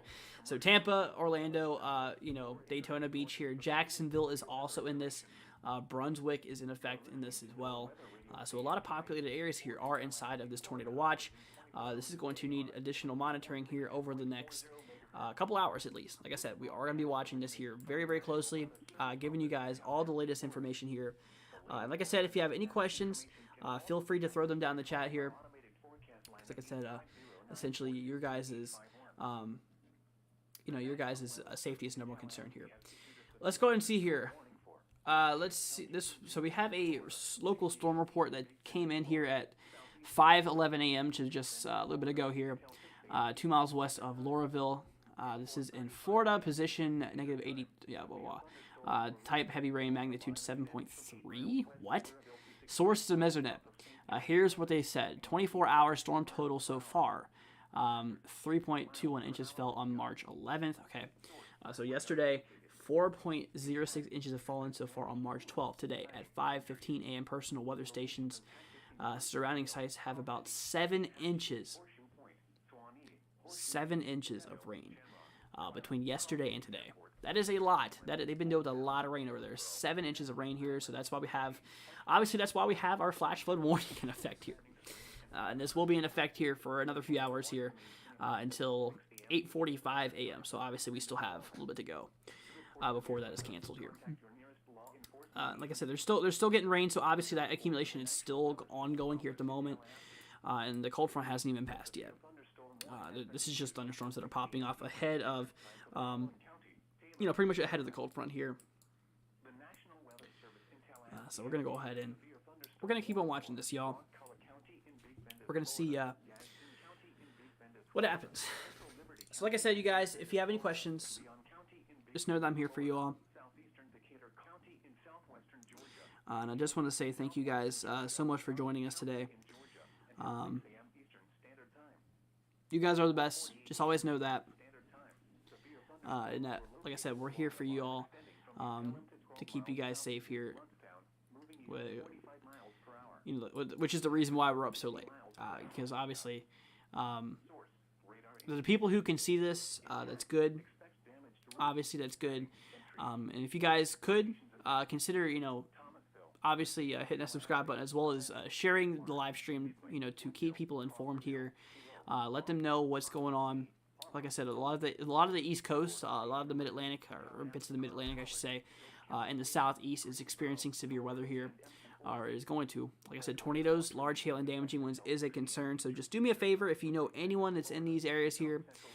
This literally stretches up the Carolinas into southeastern Virginia and through bits of Georgia and Florida. There's a threat for severe weather here for today, and we need to monitor this very closely because, like I said, tornadoes, large hail, and damaging winds is all a concern here. And so we're going to continue watching this here as this unfolds and as it continues to unfold. Like I said, guys, I'm here for you all, which is the reason I'm not in bed right now and the reason I'm here live streaming for you guys. Like I said, I've been live here for over 5 hours, and I plan on staying live for at least that again. I want to stay as live as long as I possibly can, as long as I can possibly even stay live streaming, or until the weather gives up, or until I can't move on anymore. I'm gonna be here for you guys. Just always know that. And like I said, if you have any questions, I'm gonna be here for you guys, 100% of the way. So you don't gotta worry about anything, and you don't gotta worry about not being up to date with the latest information, because we got you covered, 100% in terms of watches and warnings and conditions and all types of fun stuff here, latest radar views, everything. We got you covered here. Even you can even see those. You can even see the funny times that my camera decides it wants to cut out, like it's already done a million times here. But yeah, seriously, guys, I just want to go ahead and give you all a thank you. Thank you guys so much for joining us today, and I hope you guys are staying safe here. So that is what we are dealing with here. Like I said, we are about to have some pretty big events come up here in a second. We are going to see, a tornado watch being canceled, and 2 severe thunderstorm warnings being canceled as well. This warning right here, including Tallahassee, as well as this big old watch that's in effect here, this is going to be canceled. Now, this one is still going to stay in effect here. This one is going to be in effect until 11, being this tornado watch that's in effect here will be in effect until 11. These will be in effect here essentially until 6, and this will be canceled here. So that is what we are looking at here at the moment. And like I said, the atmosphere is favorable for producing all types of severe weather today, including tornadoes, large hail, and damaging winds, unfortunately being a concern here. So we're going to need to watch this here pretty closely. So let's go ahead and see what we can do here. We'll get some lightning data. Here comes an EAS. Let's go ahead and listen to this and see what this has to say here. So let's see what this has.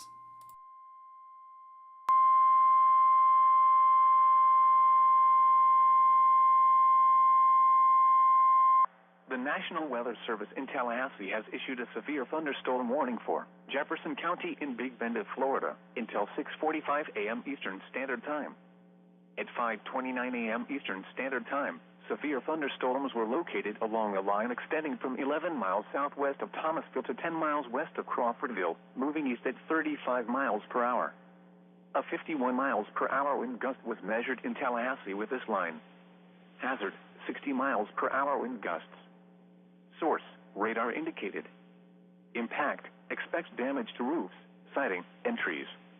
Locations impacted include Monticello, Alma, Dills, Cody, Hells Half Acre, Lamont, Nash, Thomas City, Driven, Casablanca, Hawkina, Wessissa Springs, Lake Miccosukee, Fincher, Festus, Osceola, Caps, Lois, and Fenlou.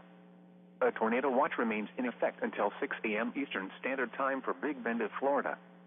To report severe weather, contact your nearest law enforcement agency. They will send your report to the National Weather Service office in Tallahassee. Repeating, a severe thunderstorm warning has been issued until 6:45 a.m. Eastern Standard Time for the following county: Jefferson, Florida.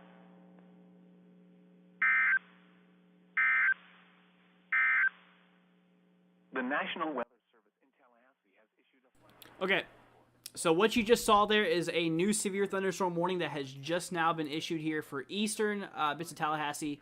Like I said, there is currently a severe thunderstorm warning that basically the line right now that that severe thunderstorm, or basically that convective line, the squall line is just now pushing through Tallahassee at the moment.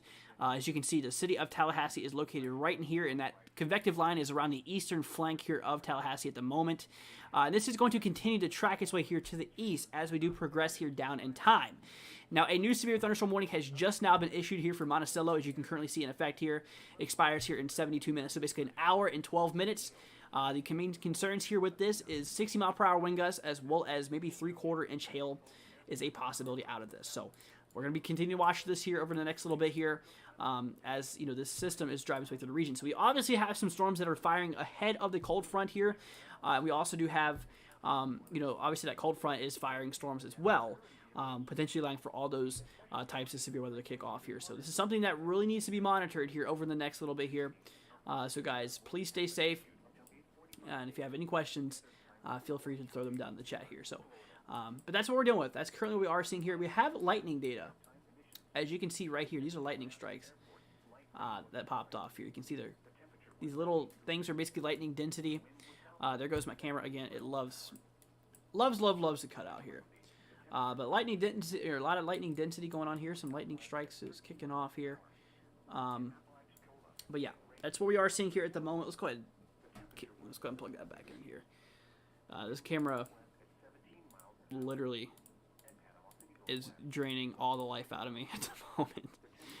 This thing is something else, huh?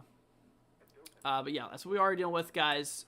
So we have 4 active severe thunderstorm warnings in effect here, 2 tornado watches, a special marine warning, 2 special marine warnings, I should say, and a flash flood warning that is in effect here. But yeah, that's what we're looking at here at the moment. That's currently what we are monitoring here at the moment. And like I said, we're going to continue watching this here over the next little bit. We're going to turn on the meso analysis here.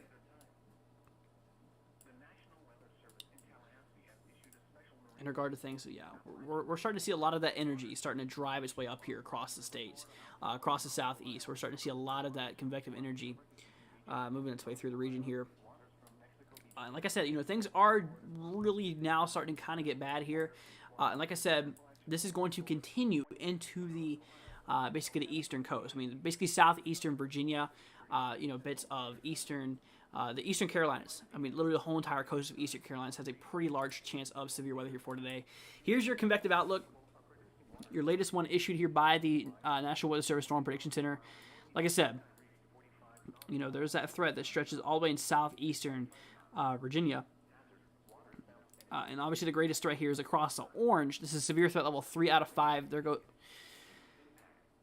This camera's driving me crazy. All right, severe threat level 3 out of 5 in effect here for eastern side of the Carolinas. Severe threat level 2 out of 5 across bits of the area here in yellow, and severe threat level 1 out of 5 across the dark green. So this is basically our areas here of severe potential. It's obviously it's there. So guys, please stay safe. If you have any questions here, feel free to throw them down in the chat here. And if you're new to the channel, guys, do me a favor, consider hitting that subscribe button. Be greatly appreciated. It'll help us out. You guys are the best. I really do appreciate your support here. So let me go ahead and reset my camera yet again for the 5 billionth time this time. Yeah, this thing is pretty interesting, huh? Like I said, guys, we're gonna be here for you guys the entire way. And like I said, this cold front is gonna start driving a lot of that severe weather here. So it's gonna start expanding its way to the northeast. As we're gonna start to see a lot of the severe weather. I mean, look at this. We're already starting to see that nasty cold front start to get closer to that outlook region here. Honestly, things are going to get pretty nasty here, I'd expect.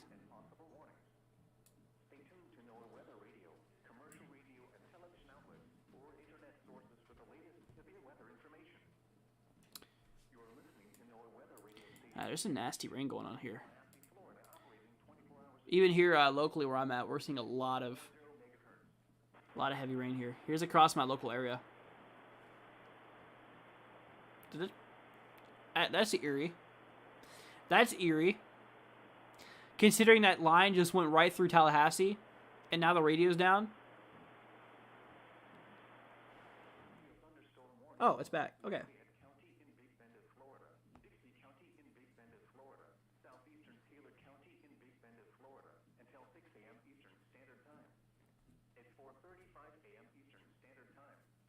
That was a bit sketchy there for a second. But yeah, like I said, we're starting to see a lot of there's a lot of static. It wasn't doing that whenever the storms weren't hitting Tallahassee. Because obviously the line has just now passed through eastern Tallahassee now. I mean, it's currently still tracking its way here to the east near Monticello. It's about to hit Monticello now.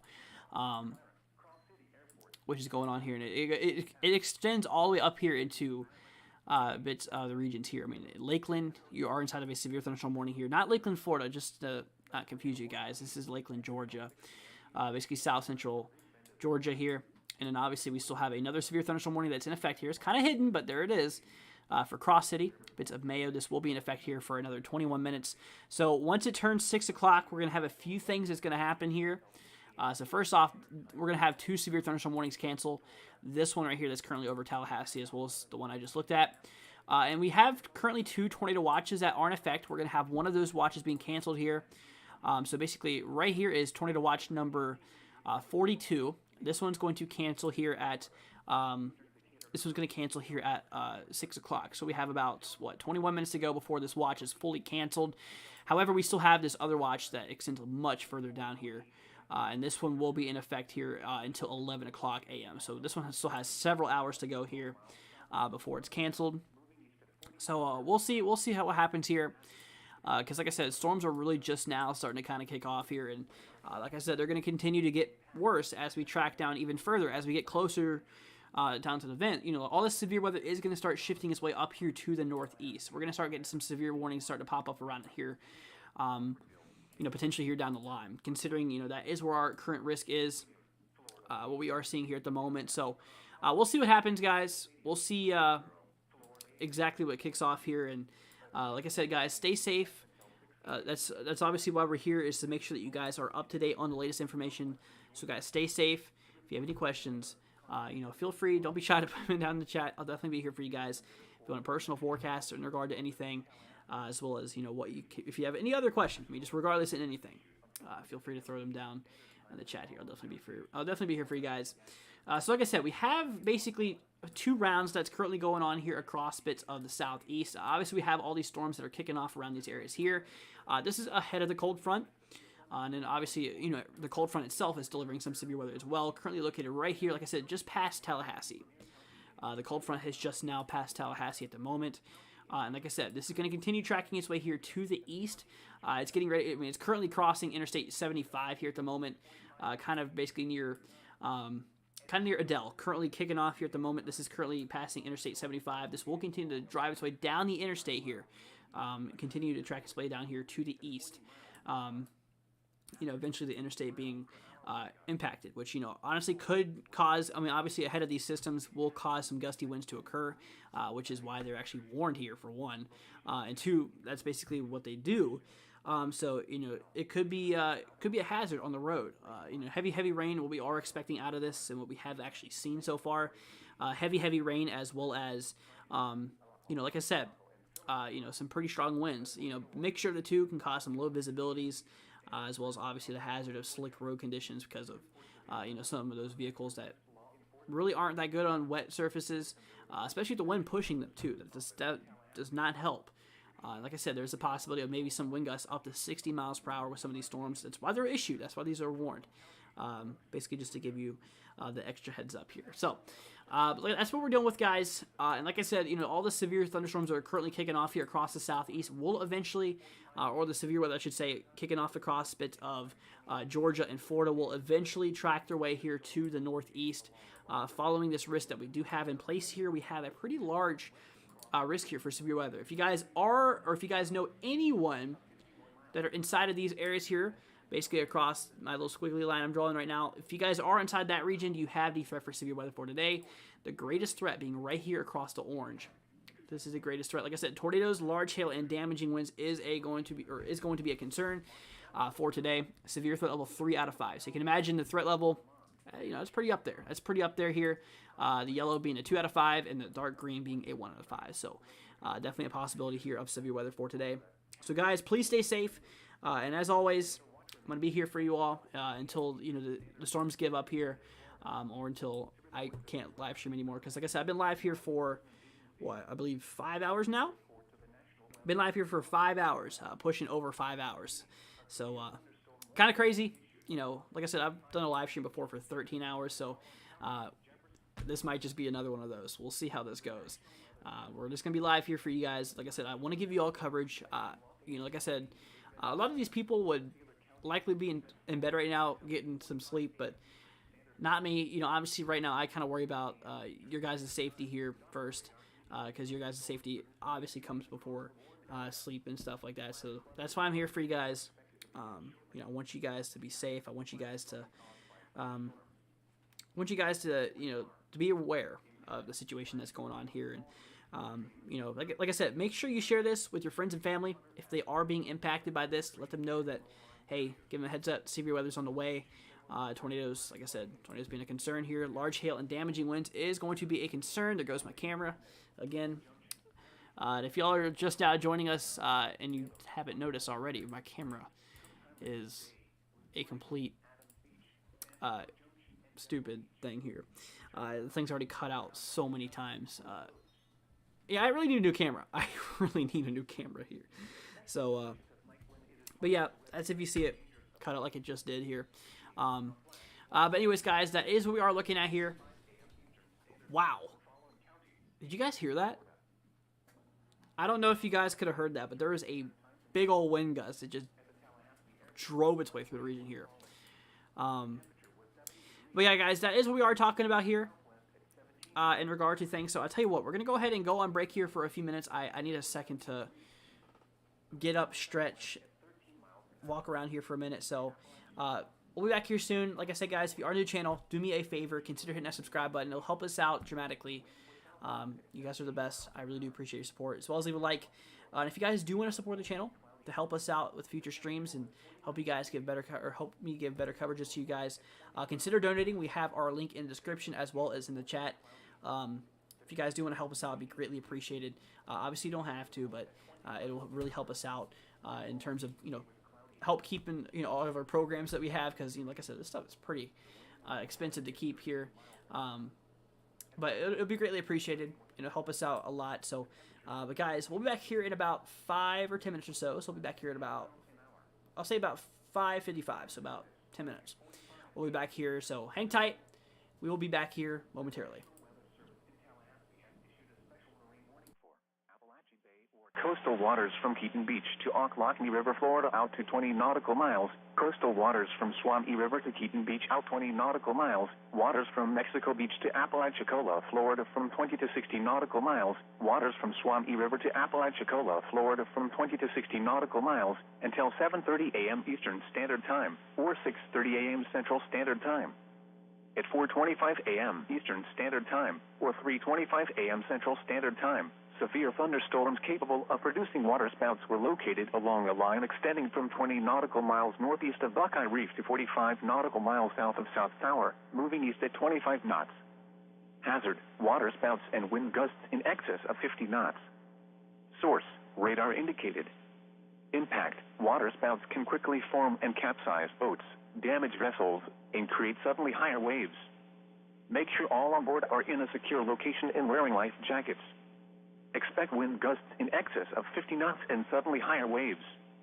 Boats could sustain significant damage or capsize. Make sure all on board are wearing life jackets. Return to safe harbor if possible. Locations impacted include Horseshoe Beach and Swanee River. A tornado watch remains in effect until 6 a.m. Eastern Standard Time or 5 a.m. Central Standard Time for Big Bend of Florida and the adjacent coastal waters. Thunderstorms can produce sudden waterspouts. Waterspouts can easily overturn boats and create locally hazardous seas. Seek safe harbor immediately.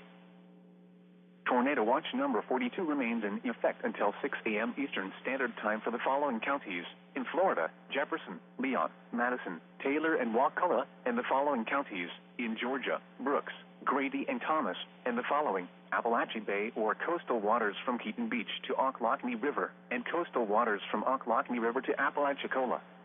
Remember, a tornado watch means the conditions are favorable for the development of severe weather, including tornadoes, large hail, and damaging winds in and close to the watch area. While severe weather may not be imminent, persons should remain alert for rapidly changing weather conditions and listen for later statements and possible warnings. Stay tuned to NOAA Weather Radio, commercial radio and television outlets, or internet sources for the latest severe weather information. You are listening to NOAA Weather Radio Station KIH-24 in Tallahassee, Florida, operating 24 hours a day on a frequency of 162.40 megahertz.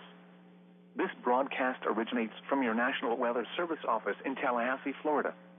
The latest weather and forecast information can also be accessed by calling our automated forecast line at 850-942-8851. The National Weather Service in Tallahassee has issued a severe thunderstorm warning for Lafayette County in Big Bend of Florida, Dixie County in Big Bend of Florida, southeastern Taylor County in Big Bend of Florida, until 6 a.m. Eastern Standard Time. At 4:35 a.m. Eastern Standard Time, severe thunderstorms were located along a line extending from 8 miles west of Lurville to 68 miles south of St. George Island, moving northeast at 60 miles per hour. Hazard: 60 miles per hour wind gusts. Source: radar indicated. Impact: expects damage to roofs, siding, and trees. Locations impacted include Mayo, Cross City, Steinhatchee, Horseshoe Point, Swanee, Horseshoe Beach, Tenno, Shamrock, Clara, Cross City Airport, Shire Island, Old Town, Jonesboro, Jack Lee Island, Grady, Hatch Bend, Salem, San Pedro Junction, Fanning Springs, and Cedar Island. A tornado watch remains in effect until 6 a.m. Eastern Standard Time for Big Bend of Florida.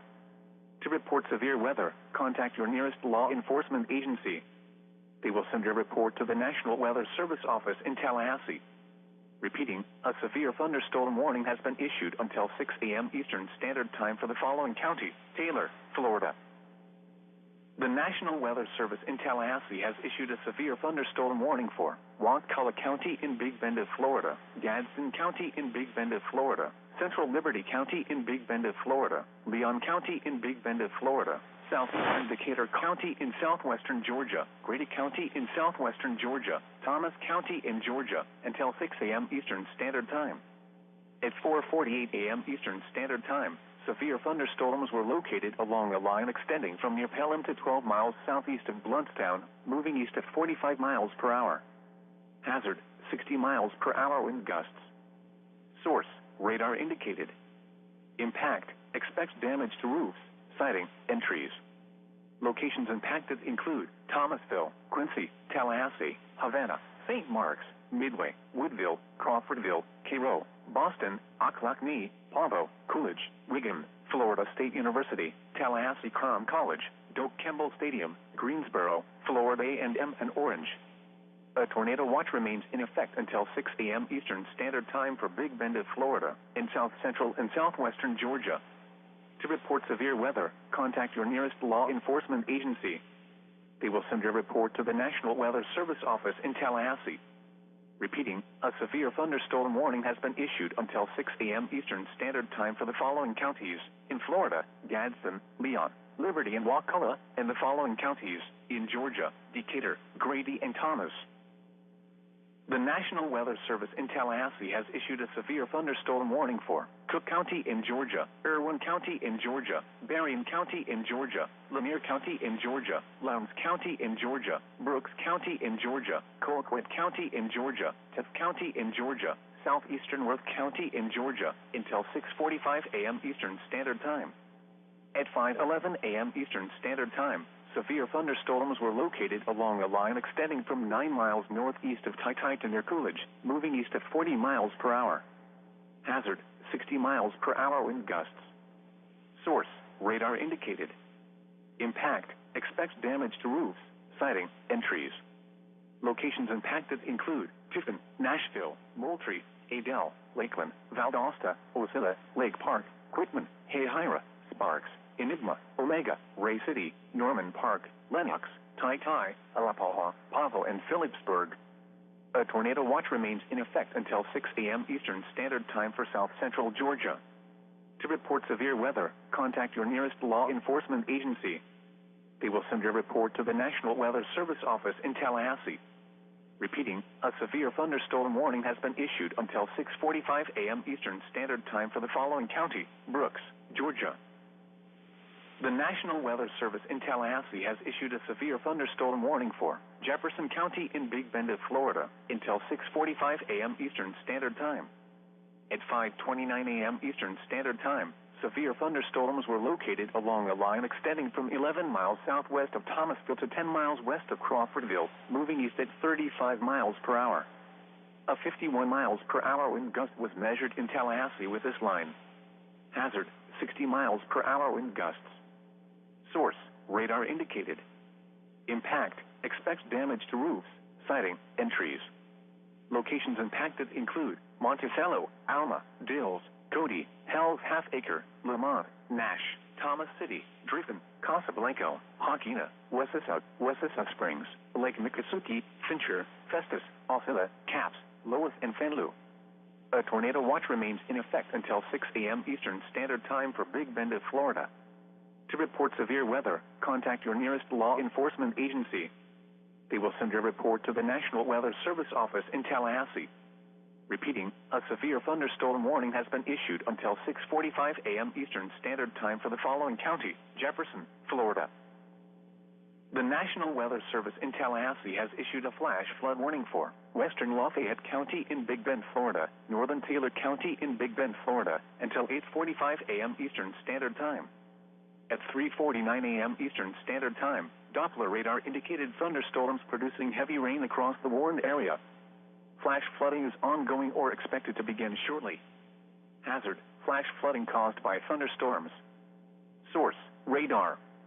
Impact, flash flooding of small creeks and streams, urban areas, highways, streets, and underpasses, as well as other poor drainage and low-lying areas. Some locations that will experience flash flooding include Mayo, Harry, Sim Holloway, Athena, Finland, Foley, Smith, Bussell Junction, Perry Foley Airport, Carver, Townsend, Salem, Buckville, Hampton Springs, Cooks Hammock, Day, Blue Springs, Adams Beach, San Pedro Junction, and Deckle Beach. Turn around, don't drown when in Tornado Watch number 42 has been canceled for the following counties: in Florida, Jefferson, Leon, Madison, Taylor, and Wakulla, and the following counties: in Georgia, Brooks, Grady, and Thomas. Tornado watch number 42 has been canceled for the following: Appalachia Bay or coastal waters from Keaton Beach to Ocklawahnee River, and coastal waters from Ocklawahnee River to Apalachicola. The National Weather Service in Tallahassee has issued a flash flood warning for western Lafayette County in Big Bend, Florida, northern Taylor County in Big Bend, Florida, until 8:45 a.m. Eastern Standard Time. At 3:49 a.m. Eastern. Alrighty, guys, we are back. Sorry for the wait here.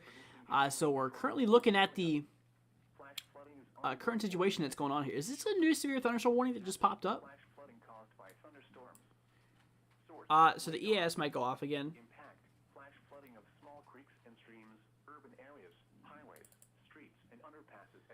Yeah, the EAS might go off again here. We're gonna go ahead and switch on over here to the back to my radar view. So like I said, there it goes, right there. I knew it was coming. I knew it was here. All right, let's go ahead and listen to this warning. I'm going to turn up a little bit. Let's go ahead and see what this has to say. The National Weather Service in Tallahassee has issued a severe thunderstorm warning for Madison County in Big Bend, Florida, until 7:15 a.m. Eastern Standard Time. At 5:55 a.m. Eastern Standard Time, severe thunderstorms were located along a line extending from 10 miles southeast of Boston to 11 miles east of Woodville, moving east at 50 miles per hour. Hazard, 60 miles per hour wind gusts. Source, radar indicated. Impact, expects damage to roofs, siding, and trees. Locations impacted include Madison, Greenville, Lee, Lovett, Moseley Hall, Ebb, Hopewell, Cherry Lake, Hamburg, Henson, Bonetta, and Sermons. To report severe weather, contact your nearest law enforcement agency. They will send your report to the National Weather Service office in Tallahassee. Repeating, a severe thunderstorm warning has been issued until 7:15 a.m. Eastern Standard Time for the following county: Madison, Florida.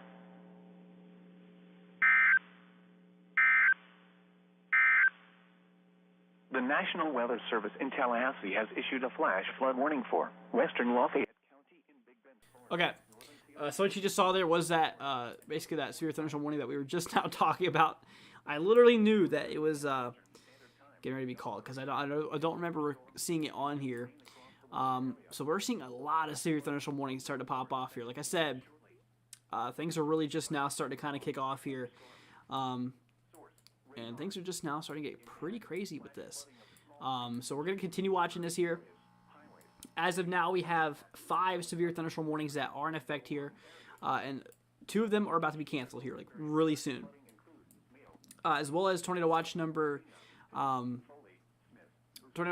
42 is about to be expired as well here at 6 o'clock a.m. Eastern Time. It's currently 5:58, so in about 2 minutes, this severe thunderstorm warning is going to be, but yeah, those 2 severe thunderstorm warnings as well as this tornado watch is going to be canceled here. So we're going to go ahead and watch this here as it's getting ready to be canceled.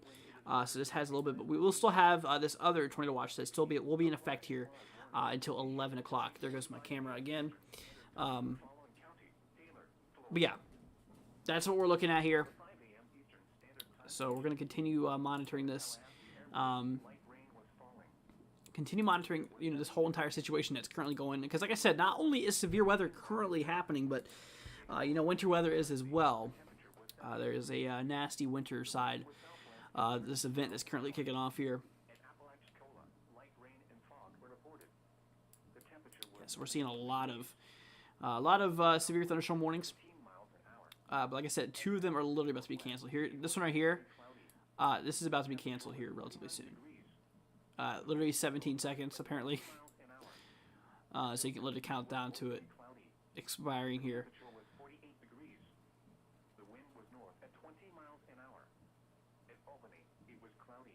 Okay, so 4 seconds, 3, 2, 1. 2 of them are about to be canceled. Okay, there you go. Also that tornado watch. Tornado watch just now got canceled. Tornado watch number 42 is no longer in effect here. So, but we still have this tornado watch that is in effect here. I think this even got extended. No, it didn't. We still have this tornado watch that's in effect here across southeastern Georgia, as well as bits of basically, northern portion here in Florida into basically the central portion. I mean, this does include some pretty populated areas here. I mean, we're talking areas here of Jacksonville, still in the tornado watch, Gainesville, Orlando being a major one here, same as Tampa. Both Tampa and Orlando are inside of this. Even Daytona Beach is actually inside of this tornado watch. So these areas are going to, these areas here are inside of the tornado watch, which basically means that the atmosphere is favorable for the development of severe weather, including tornadoes, large hail, and damaging winds here. Definitely going to be a concern. And now what we are seeing here is that this cold front, this nasty, nasty cold front is driving its way through the region here at the moment. We're obviously seeing some pretty nasty storms starting to develop ahead of the cold front here as well. So that is what we are currently seeing here in regard to this current system here. So we're going to continue looking at this here. Like I said, this risk is going to continue to drive its way through the region and actually shift its way up here to the north as we continue down here. So like I said, if you guys are inside of the orange shaded area here, this is the greatest threat for severe weather here. This is severe threat level 3 out of 5, covering basically the orange here. This does include basically the entire east coast of the Carolinas, the whole entire eastern side of the North and South Carolina border here. Entirely of North and South Carolina. This does include that enhanced risk, as well as southeastern Virginia. This does include Virginia Beach, that is inside of this severe threat level 3 out of 5. So you can imagine a scale from 1 to 5, 3 being right there in that middle ground, about as worse as it can get in terms of the middle ground here. So pretty decent chance of some pretty nasty weather today. 2 out of 5 across the yellow and 1 out of 5 across the dark green here. Then we do have this light green shaded color here. This is basically just showing that average thunderstorms, maybe your non-severe average thunderstorm might pop off here. Could be possible. But that's what we're looking at. And then obviously we have a lot of the severe mess currently kicking off here across the south. Honestly currently going on here across, starting to drive its way into, it's going to be driving its way into the heart of Florida, I'd say within the next few hours. Within the next 2 to 3 hours or so, I'd say. It'll start to move its way towards, the region here. So we're gonna watch this. We're gonna see what this does, and we're gonna continue monitoring this with you guys as the situation unfolds. All right, so let's go ahead and look at our latest mesoscale discussions here. That one was canceled. That was concerning that other tornado watch here across the coast here, but there is still that mesoscale discussion considering heavy snow, and they are saying the possibility that we actually could see, honestly, maybe some snowfall, rates of 1 to 2 inches per hour being possible, which, if that's some pretty heavy accumulation. Some of those bands actually are pretty strong here, and I'll tell you what, we're going to go ahead and switch on over here to the precipitation type in regard to rainfall here. Let's go ahead and actually we have our satellite view as well. Yeah, there's your infrared view, current satellite view in regard to thing. Here's your visible satellite view, but obviously you can't see that considering it's literally still nighttime. Kicking off here at the moment. There's our water vapor. But yeah, that's what we are seeing here, guys. So like I said, please stay safe. And if you have any questions, feel free to throw them down in the chat here. I wish there was a way that I could turn on that precipitation type, but obviously that's not going to work. So I'll tell you what we can do. We can go to the MRMS data and look at precipitation type. This should pop up here. Reflectivity. Precipitation. Here we go. Precipitation type, reflectivity. Yeah, this should be able to tell us what's currently happening here. So let's give it a second to load. There you go. A lot of it's... I don't know exactly how accurate that is. Because a lot of it is apparently more rain than anything here. But I don't think that's accurate entirely. We'll see. But we're going to take a look here at the HRRR model in regard to what we can expect here down the line. Let's go ahead and load up until, yeah, that's more what we're talking about right here. That snow is just now starting to kind of move its way into my region here. Now, obviously, I don't know if you can hear that, but it's pretty windy outside. Do you hear that? I don't know if you guys can hear that or not, but it's pretty windy outside right now. Winds are kicking pretty strong, and we just had a lot of rain come through the region here, and it's getting ready to transition, obviously, into snow as we continue down the line. So, like I said, a lot of the severe weather will be out of the area here by by noon later on today. At 12 o'clock is kind of whenever all the severe weather is expected to be out of the area here, kind of what we are expecting. As you can kind of see here, all the cold front advancing its way out of the region. This will be out of the region here. We are expecting it at 12. All the main severe weather threats. So we still have about 5 hours and 54 minutes to go before, that 12-hour mark or before noon hits here. So, but yeah, that's what we're talking about. And like I said, all this winter weather will continue to track its way here to the east as well. We're going to start to get some pretty heavy snow falling across central and northern Virginia, eventually up here into the northeast. And we are expecting a decent amount of totals in which, honestly, we can go ahead and look at that now in regard to how much snow we actually are expecting. So let's go ahead and turn off the radar here for you guys. That's pretty cool. I didn't know you could do that. Let's go ahead and turn off the future radar view in regard to things here. And let's go ahead and pull up, essentially, let's go ahead and pull up the, let's go ahead and turn off that first. And then let's go ahead and pull up the, how much snow we are expecting here. But first, let me go ahead and turn off the mesoscale discussions and our storm prediction center outlook here. So I want to look at what we are expecting in regard to the winter side of things. So this is the latest. This is our latest accumulations here, issued by the National Weather Service. There goes my camera once again, deciding it wants to kick off here.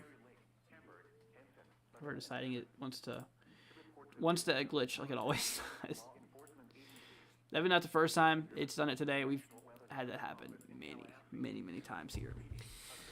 So, like I said, we are expecting a decent amount of snowfall to occur across the Mid-Atlantic. I mean, the latest totals are in. This is our latest amounts here, and we are expecting, the possibility of, honestly, this actually gone up a little bit. It does look like we're starting to see a lot of that heavy accumulation starting to kind of kick off here across central and northern Virginia here.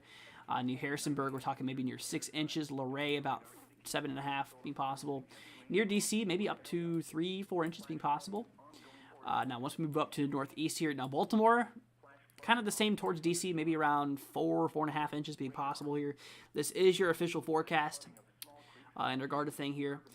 Scranton, about near 8 inches being possible here. Bits of Syracuse, New York, maybe up to 4.5 inches. New York City, on the other hand here, New York City is probably going to see maybe around 3.5 inches being possible across the region here. Now, obviously, as we go up further north, here's where things are going to get a little bit more severe here. We're going to start to see a little bit more heavy snow. Near Berlin, we're talking near, we're talking near 9 inches. There's some areas here that we are actually seeing here, maybe up and over 12 inches of snow. And obviously, this becomes more common, it looks like, as we go further north. Areas here of northern Maine into northern Vermont, New Hampshire is looking at the most for this. So that is what we are talking about, guys. This is the current view that we have. So we are expecting some decent accumulations to occur here. In regard to snowfall, not really so much ice, which is obviously good. You don't want ice because, ice is way more impactful. Obviously, ice has a lot more impacts here. But luckily, this event's not really too much for ice. But like I said, we are still expecting some pretty heavy accumulations to occur here. As well as, like I said, we are currently dealing with this current situation that is currently kicking off here at the moment. Like I said, we just had that one tornado watch that was canceled, which is obviously good, but we still have tornado watch number 43 in effect here. This does include some pretty populated areas here as well. Like I said, this does include Jacksonville. This does include Gainesville here in Florida. It does include Daytona Beach, Orlando. Very populated area here, in Tampa. You are inside of that. Sarasota, also inside of this tornado watch, basically showing that the atmosphere is favorable of developing tornadoes today. All types of severe weather is on the table. Large hail, damaging winds, and like I said, a few tornadoes could be possible here. And we're starting to see this cold front drive its way through the region. Now, all these storms that you see right here is not the cold front. This is storms that are firing ahead of the cold front. Our main cold front is located right here. It's kind of hard to see, but that long line you see right there, that is right where the cold front is. And this is going to continue to push its way here to the east. And like I said, Up here across the Carolinas, we have the severe threat all the way up into southeastern Virginia. Virginia Beach here in an enhanced risk, which is a severe threat level 3 out of 5, which is a pretty strong risk for severe weather here. So here's our latest outlook here. We'll go ahead and turn on the day 1 category outlook. So basically, if you guys know anyone or if you are inside of these areas here, we'll go ahead and kind of dive down into this. Be on alert. So obviously our major concern here is across the orange. This is our severe threat level 3 out of 5. This is our largest area here of severe weather here, severe threat level 3 out of 5. This does include Jacksonville, North Carolina, Myrtle Beach, obviously near Savannah, Georgia as well. And like I said, Virginia Beach being impacted as well. Severe threat level 3 out of 5. A little bit lower here across the yellow. A little bit smaller of a chance, but obviously, like I said, the severe weather chance is still there. 1 out of 5 across the dark green, and kind of once the region you kind of reach the light green shade area here. This is kind of where essentially this is where you have a small chance of maybe just seeing thunderstorms, but not expected to be severe here. So that is the areas that are impacted by the severe weather here. So that's what we're talking about, guys. So stay safe, and if you have any questions, throw them down in the chat here.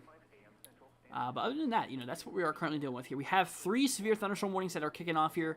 Like I said, one to just past Tallahassee. The cold front is moving. It is screaming here. Very, very fast velocities. We're talking some very fast motion going on here. It's already well out of Tallahassee. It was just there like an hour ago, if that. So, like I said, we have currently 3 severe thunderstorm warnings that are in effect here. 2 of them end in 33 minutes. So 2 of them end here, I believe, at 6:45. Let's go and see if that's right. Yeah, 6:45 a.m. 2 of these actually do end here. And of course, we do have another one that's here for Madison that's in effect here. 60-mile-per-hour wind gusts, as well as 3/4 of an inch hail is possible out of this in regard to what we are expecting here. So we're going to continue watching this, guys. We're going to continue paying attention to what is going on here. Because obviously, like I said, severe weather is a pretty big concern for today. And we're just going to continue tracking this with you guys. And obviously, we have all this mess that's currently driving its way here across Florida as well. I mean, this is literally getting ready to move its way through the heart of Florida, eventually impacting, Tampa, and, Orlando, these areas here. We're going to start to see that severe weather drive its way across the region. This is continuing to track its way here to the east, and it will continue to do so here over the next several hours. So we're going to continue seeing what this is going to do. So that is our current looks. We're going to go ahead and take a look here at the current radar view in regard to what is currently kicking off here at the moment. So this is what we are looking at. This is not precipitation type. I don't think so. This thing's pretty... Yeah, this one's pretty messed up. Let's go and see here. Okay, we're not gonna mess with that at all. But yeah. So we are having a little bit of snow. It does look like on the back end of the storm here, but obviously this is not really picking it up that well. This isn't really picking it up that well. So, but yeah, that's what we are looking at here in regard to things. Let me go ahead and turn off the observations. I feel like my program's starting to kind of slow down a bit, which is not good. Hopefully it fixes soon, because don't know why it's... Well, it's going up in memory use for some reason. It's already over a gigabyte. I guess it's trying to load data.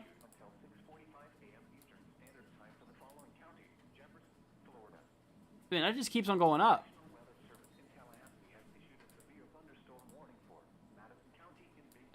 Okay, let's turn off that. Is that... Okay, no, it's still going up. Anyways, but that's what we're dealing with, guys. In regard to this.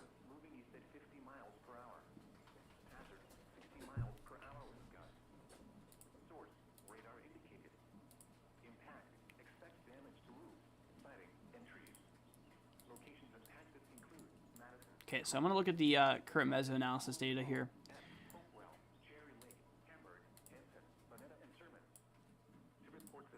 Surface instability here. I don't think this is right. I really don't think this is right here. Because this is showing like no instability here. behind the cold, or basically in front of the cold front here.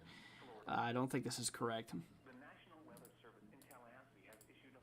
And it shows a pretty heavy instability currently over Florida. I really don't know how accurate that is. Yeah, because this is really showing like no instability here, right where severe thunderstorm warnings are at. Obviously, that's not true.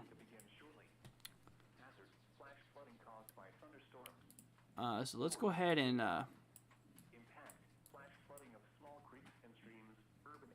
look at what's going on here. You know, honestly, I'm kind of starting to think that the cold front might be moving too fast. You know, that's kind of my concern here. Is that the cold front's moving too fast,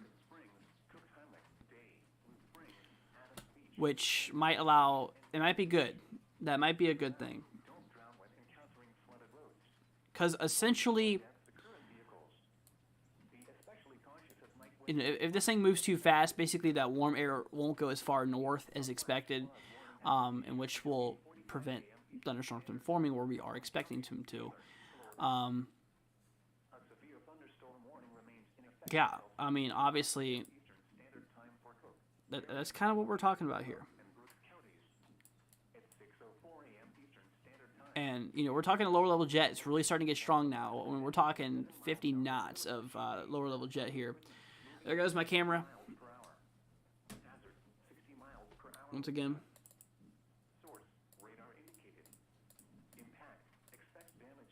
Okay, we're back. And as you can actually see, I don't know if you can see or not, but the sun's starting to come up now. Which means is that we have been live here for a while. I've been live here for quite some time, you guys. I've been started 5 hours ago. I started streaming, I think it's more than that. I think it was about 6 hours ago. We're pushing near 6. So I just want to go ahead and say, guys, you know, thank you so much for joining us today. I'm going to continue being live. Don't plan on ending it yet. I'm going to be live here for quite a while still, honestly. Did you guys hear that? I don't know if you guys just heard what I just heard, or what we're obviously right now I'm being pounded by severe weather, or being pounded by some pretty crazy rainfall, and the winds are kicking up strong too. And the temperature is dropping very quickly. It went from like 45 to 39 in a matter of like a half hour. I guess that means I think the cold front's getting nearby. Obviously, seeing that much of a drop off starting to take place.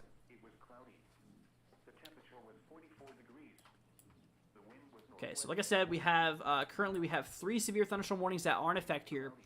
Like I said, one's just east here of Tallahassee. This does include Monticello. This will be in effect here until, basically, this one will be in effect until 6:45 a.m. Eastern Time. So we still have 26 minutes to go here.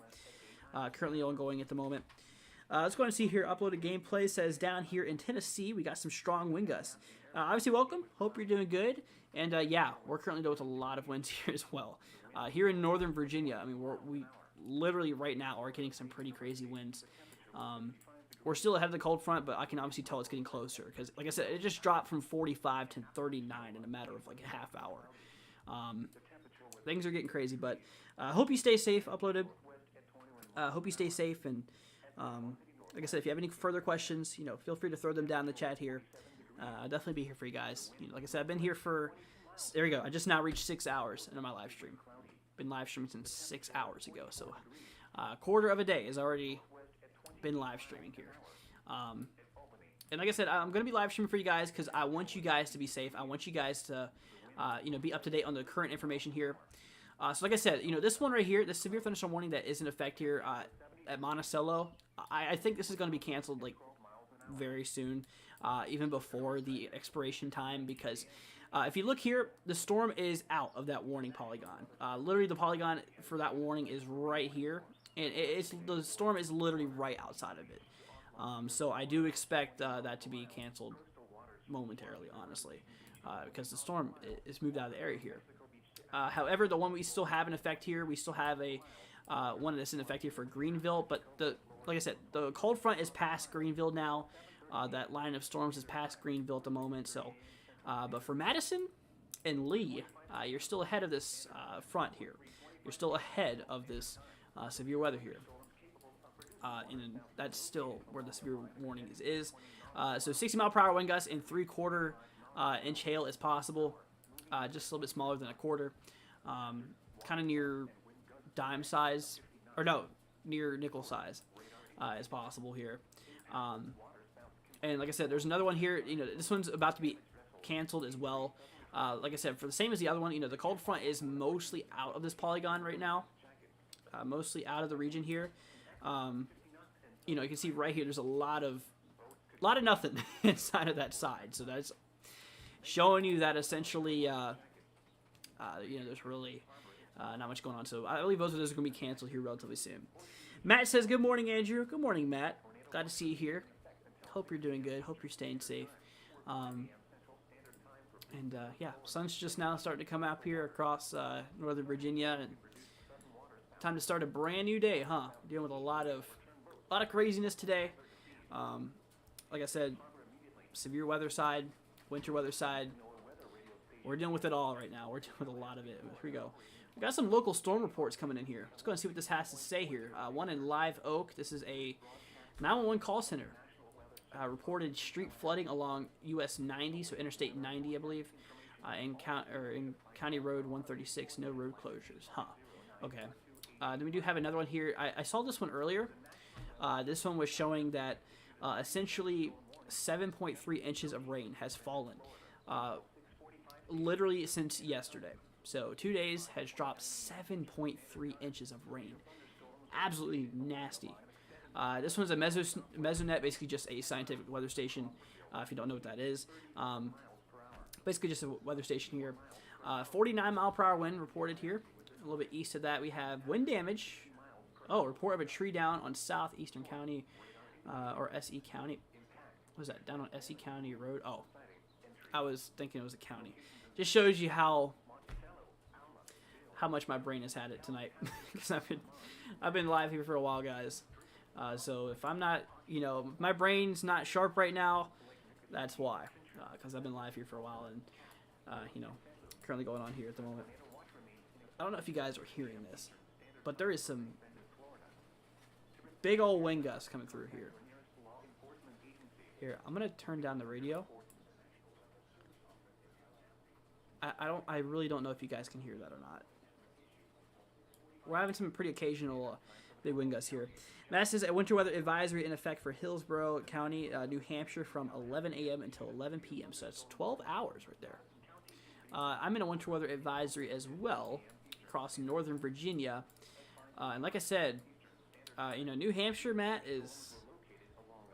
I don't know about Hillsborough, but New Hampshire is going to get hit pretty hard here. Yeah. New Hampshire and Vermont is going to get hit pretty hard here, as well as Maine. This is kind of where we are expecting the most out of this. We can actually look at the accumulation forecast. This is the official National Weather Service forecast in regard to our snowfall accumulation. I don't know if you guys just heard that. I hope you did. I hope that you can hear this. Because we just got 11-mile-an-hour gusts, according to my station, but that's not accurate. I know for a fact that's not accurate. That's probably more like a 25-mile-per-hour wind gust. But yeah, we actually are seeing here, New Berlin, maybe around 9 inches. Plymouth, 7.5. Now, like I said, across bits of Maine, this is where things are getting a little bit more heavy in regard to snowfall. Kind of where we are expecting the heaviest to occur here. Now, is there a way I can look at warnings and watches on here? I think there's a way I can do this. Let's turn on all National Weather Service advisories. Oh, that was probably a really bad idea. Look how slow this program's running now. Okay. Wow. That is a mess. That is a very large mess. Okay. Well, obviously across the regions here, winter weather advisory is in effect here. For Hillsborough, you said. Yeah, here, Hillsborough. There you go, right there, Hillsborough. Winter weather advisory in effect. This one says 10 o'clock p.m. Eastern time. Kind of what we are expecting here. Matt says a severe weather impact day is in effect for the entire state of New Hampshire, 12 o'clock p.m. until midnight. Oh my gosh, my live stream is glitching. Okay, we're turning off advisories now. That was probably a bad choice. Like I said, wow, that was bad. Okay, well, hopefully it's back to normal. Sorry that my thing was glitching a bit. Yeah, that's not good. Okay, let's see if it's good. All right, we're back. Okay, yeah, remind me not to do those warnings. Remind me not to do those advisories, warnings, and watches again. Wow, that slowed down my computer quick. But yeah, like I said, guys, if y'all are just now joining us, welcome. Hope you guys are doing good. Hope you guys are having a great day so far, and I hope y'all are staying safe here. If you have any questions, feel free to throw them down in the chat below. I'll definitely be here for you guys because, like I said, we are currently dealing with a lot of severe weather kicking off here. And like I said, this is only going to get worse as we track down here in time. So, I honestly don't even know why this warning is still in effect here. I mean, look at this. The cold front is already past the region here. So I have 18 minutes to go before the severe thunderstorm warning is canceled. But literally, the cold front is located right here. Literally right in here. This is right where the cold front is at, and where the storms are at here. I mean, look at this. This is the county. This is that whole entire warning polygon. It's literally outside of the. It's literally behind where the storms are going. The storms are moving here to the east, and essentially this is still in effect. I believe it's going to be canceled here relatively soon. Yeah, I believe this is definitely going to be canceled here relatively soon. So we'll watch it. Same thing for the one up here near equipment and bits of Lakeland as well. Not Lakeland, Florida. But Lakeland, southern Georgia here. Like I said, the cold front's right here. It's just moving its way out of the polygon at the moment. So, but these have 17 minutes to go until 6:45 until these will be canceled here. And obviously we have another one that's right here near Madison. This one expires here in a little bit longer, 47 minutes. This does include Greenville and Madison and Lee. 60-mile-per-hour wind gust being the major concern out of this. This has been issued for the wind gust potential here. Hail could get up to 3/4 of an inch, about nickel-size hail being possible here. So I'd say the storm's about halfway through the polygon at the moment, as you can see currently kicking off here at the moment. And then obviously we zoom out a little bit. We do have a tornado watch that's in effect. We did actually have two that were in effect here for quite a while. We had two tornado watches that were in effect. Now we just have one. Tornado watch number 443? No, tornado watch number 43. Really far away from 443. Yeah, it took me a second. I knew something was off there. 43 is in effect here until 11 o'clock a.m. So obviously we still have several hours to go with this. But this does include some pretty populated areas here. And like I said, if you know anyone we're about to go over here, do me a favor, let them know about what's going to happen. So this does include Brunswick, basically Georgia, southeastern Georgia, Jacksonville, Florida, northeastern Florida, Gainesville, basically north central Florida, Orlando. I'm sure a lot of people know what Orlando is. Very populated area here. Even Daytona Beach in effect here for Daytona Beach here is inside of this tornado watch as well as Tampa. The main areas here of those cities are inside of a tornado watch, and we need to monitor this because the atmosphere is favorable for developing, all types of severe weather today. Like I said, large hail, damaging winds, and tornadoes, unfortunately, being a concern here. So definitely something we need to continue monitoring very, very closely. Because we have the threat here. Let's go ahead and pull up the day one probable tornado outlook here in regard to our convective outlook. Now, this is not the latest one here. This is actually ahead of the latest one. If we look at the actual Storm Prediction Center here, you'll see something different. Day one convective outlook here, valid one. So let's switch back to my screen view here. So this is the valid day one convective outlook. Obviously, it's different than what we just saw. But this eventually is going to be updated here. So we have, that enhanced threat right here. The storm, the cold front is just starting to move its way through the enhanced threat at the moment. So across these regions here, this is severe threat level 3 out of 5. This is our largest threat here for today. And the slight is a little bit lower, but obviously it's still there. And then 1 out of 5 across the dark green. And this light green color, you might be wondering, this is just general thunderstorms might be possible. Not expected to be severe by any means, but that is there. Tornadoes, we have a 10% chance of seeing tornadoes. Now you might say that, well, that's a pretty low chance, but potential impact is high there. That's the thing. That's where it gets you. One tornado is more than enough. Obviously, no tornadoes are good. Obviously, yeah, no tornadoes are good, but low probability. I mean, this is honestly pretty decent probability here. 10% chance. This repeats every single 25 miles. So if you add up every single 25 mile repeat here, this is actually a pretty big chance of seeing tornadoes here. And like I said, the potential impact is unfortunately quite high here. So unfortunately, that's what we're dealing with. Let me go ahead and zoom back out here so my watch above my head doesn't freak out like it just did a minute ago here. But yeah, that's what we are dealing with. So we're going to go ahead and switch back over here to our WSV3 mode here.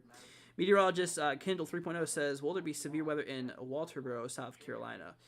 So yeah, I mean, the mostly areas here of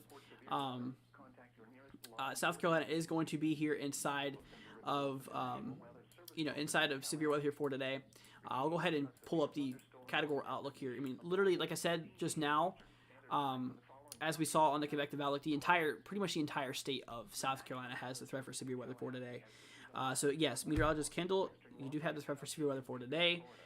If you are on the eastern side, you have the greatest threat here, the enhanced risk, the severe threat level 3 out of 5. This is our greatest threat here across the orange, stretching across the coastal Carolinas into southeastern Virginia. This does include Virginia Beach here. Now, like I said, there is another severe threat, a little bit lower of a chance here, but there is still the potential here. 2 out of 5 across the yellow and 1 out of 5 across the green. But like I said, this is your forecast for later on today. And like I said, this is definitely what we are seeing. So pretty much the entire state of South Carolina is under the threat for severe weather. That is to answer your question there. So like I said, guys, if you have any further questions, feel free to throw them down in the chat below. I'm here for you guys 100% of the way here. Like I said, we've been live for over 6 hours now. So, we've been live for quite a while. Haven't gotten any sleep last night, so because I want you guys to be on top with the weather. I want you guys to be here in regard to things. So those warnings, like I just said, just now got canceled. Like I said, that cold front moved its way out of the region there. Out of those warnings, there's no more immediate threat. So no longer those in effect. So we'd have one severe thunderstorm warning that is in effect here, and this is in effect here for Madison, basically across the eastern panhandle here of Florida. Greenville, Madison, and Lee, you are currently inside of this. And obviously the storm system is right here, cutting right through Madison, just now starting to leave Madison at the moment. Currently going on at the moment. And now Greenville, you're probably in the clear, but you are still in that warning here.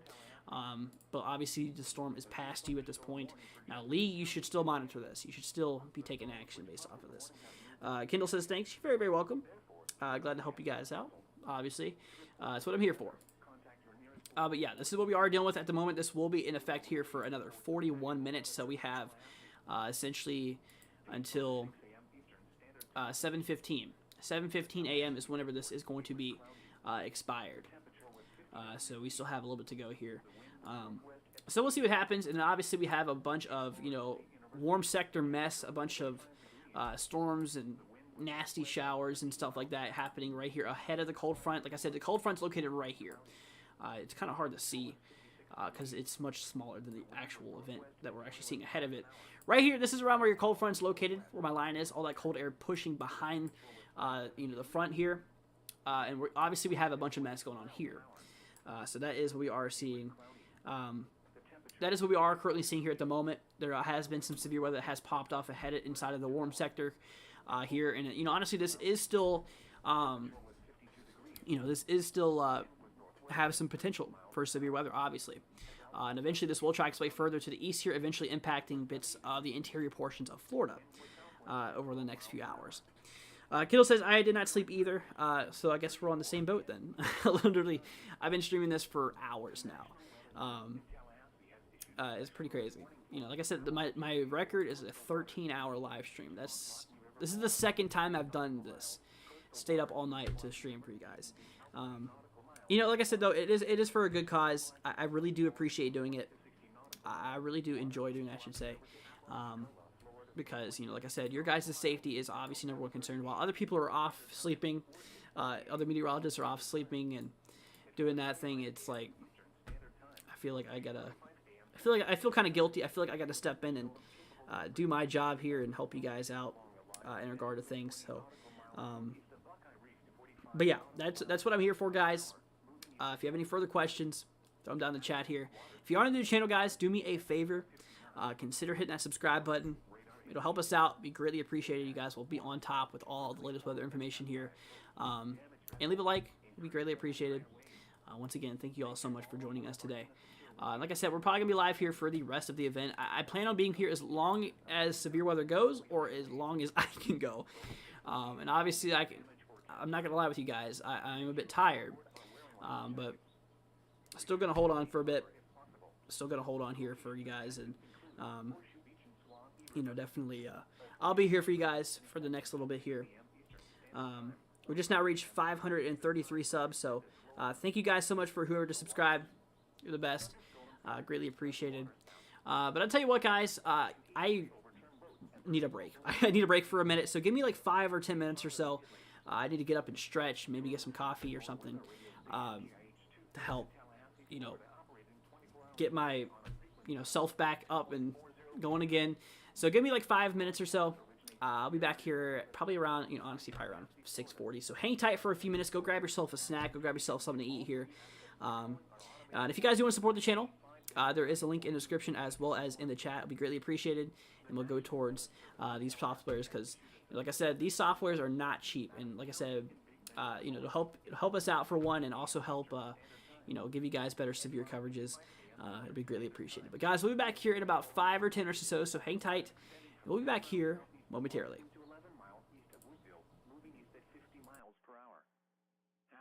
60 miles per hour wind gusts.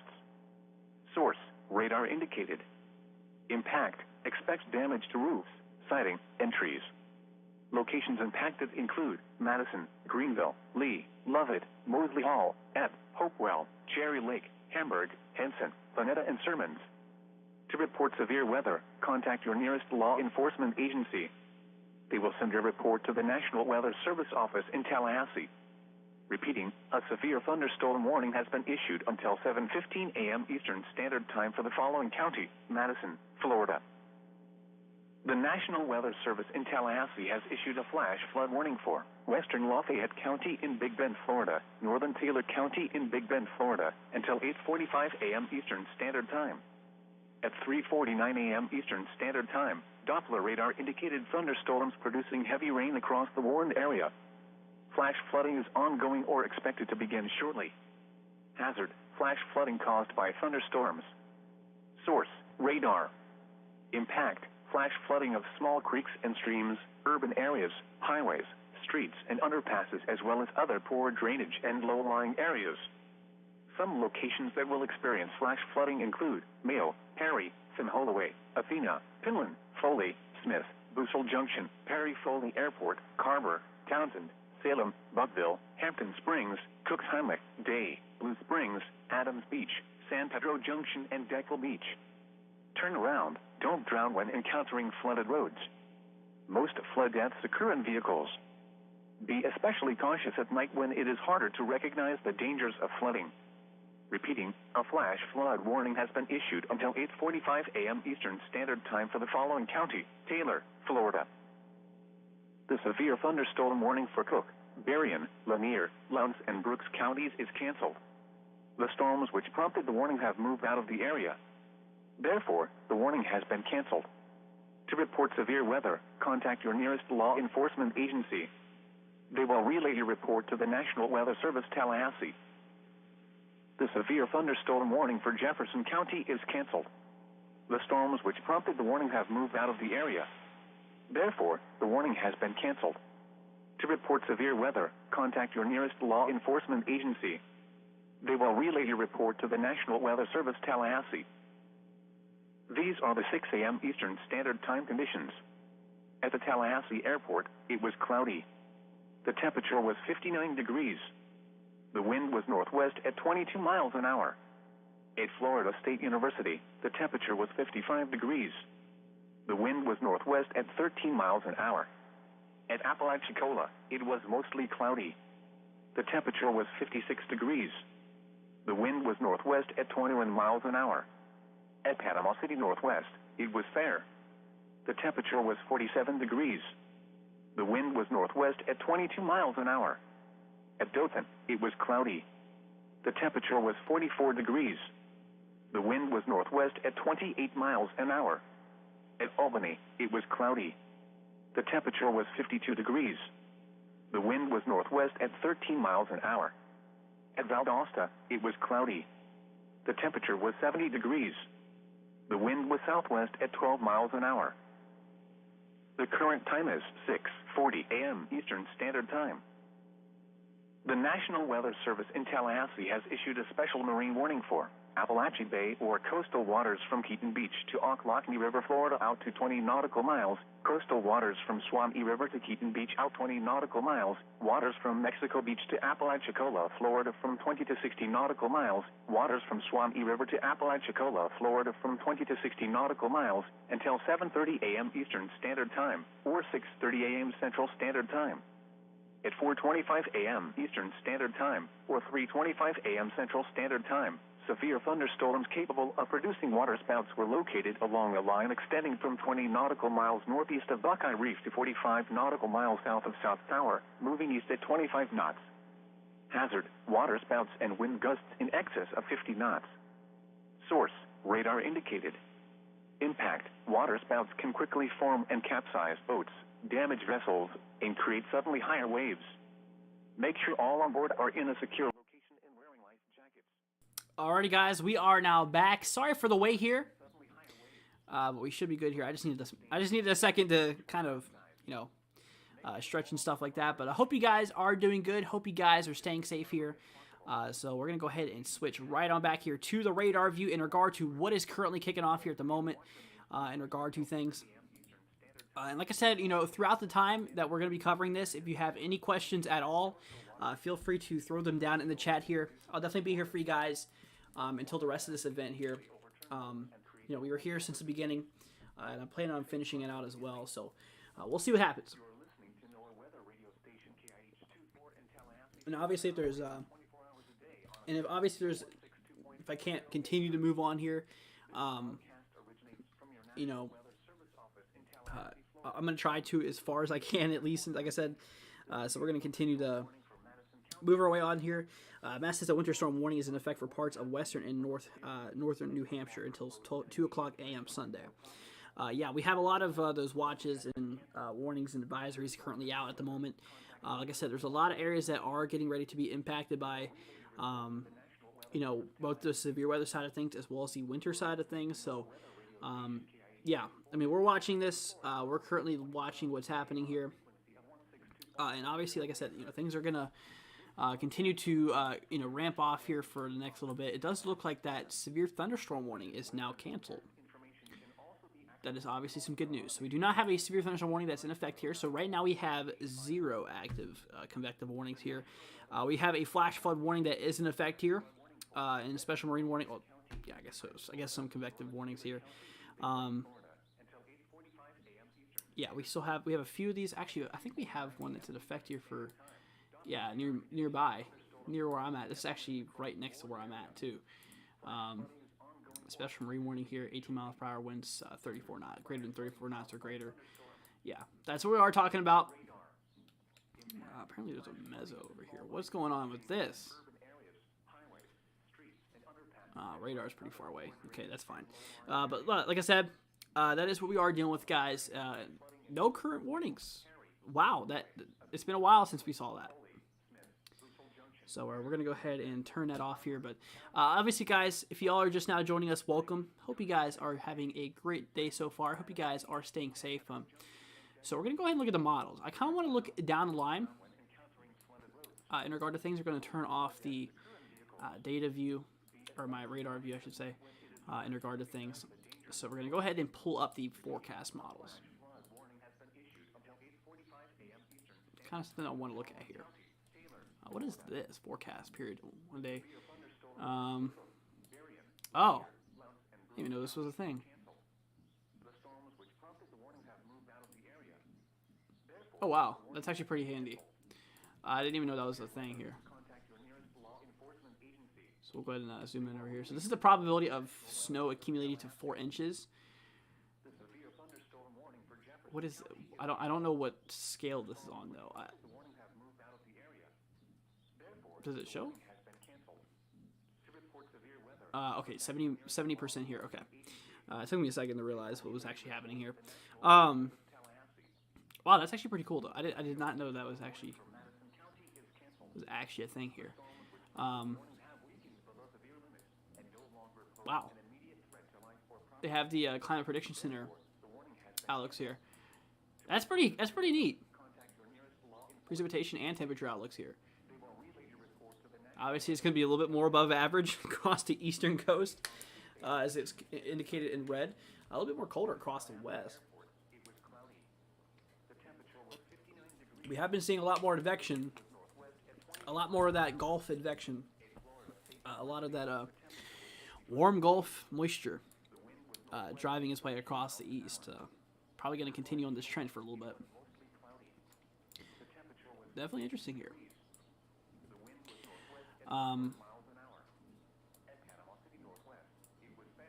Yeah, here's this is for oh, this is neat. This is really neat here. This is looking at the minimum temperature here, forecast data.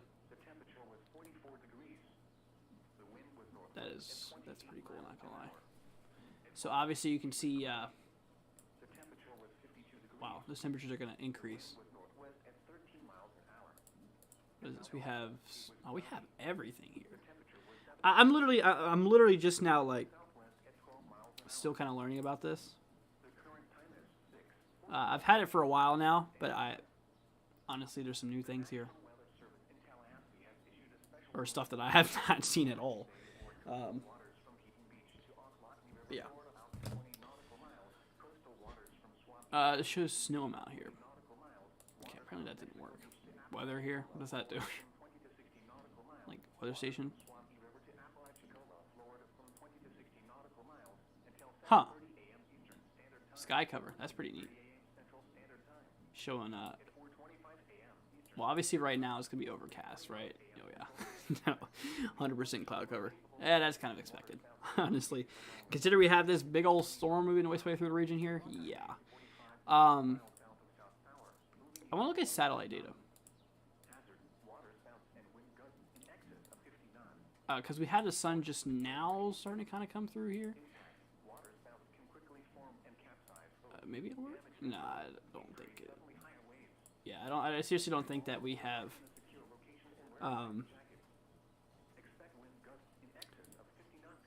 Yeah, there's no view here. There you go. There's infrared view. Obviously, you can see those thunderstorms that are popping off here. Pretty obvious.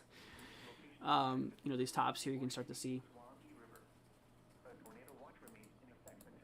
Pretty nice. You can obviously see the overcast, see a lot of that stuff going on here at the moment. That temperature is dropping quick here. Like I said earlier, it was like 39. Now it's 36 degrees. It's literally dropped like 10 degrees in the last hour.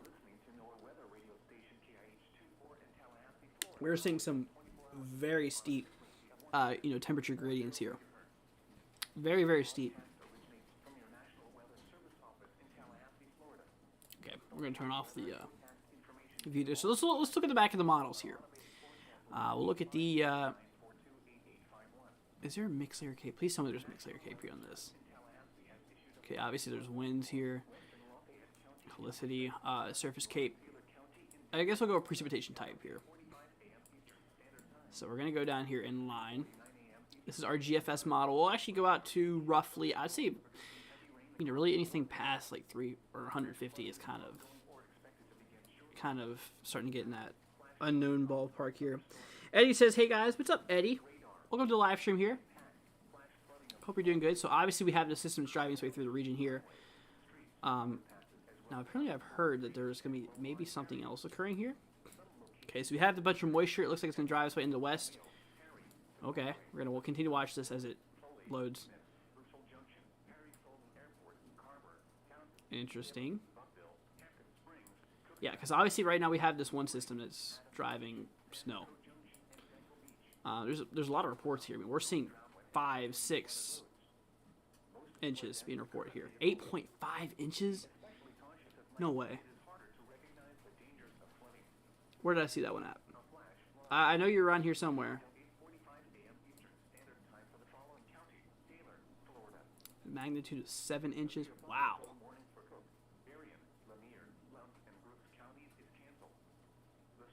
Yeah, there's obviously some pretty heavy accumulations going on here. So like I said, we are seeing, you know, some of that moisture driving its way through the region here eventually down the line. I'll tell you what, we're going to go ahead and pause this for a second. Give it a breather. But you can obviously see what's going on here. Is that's moving its way through the region. Maybe some more. Oh, maybe another. Oh yeah, we are supposed to get another round of severe weather here. That's right, for day 4, or sorry, day 3 here.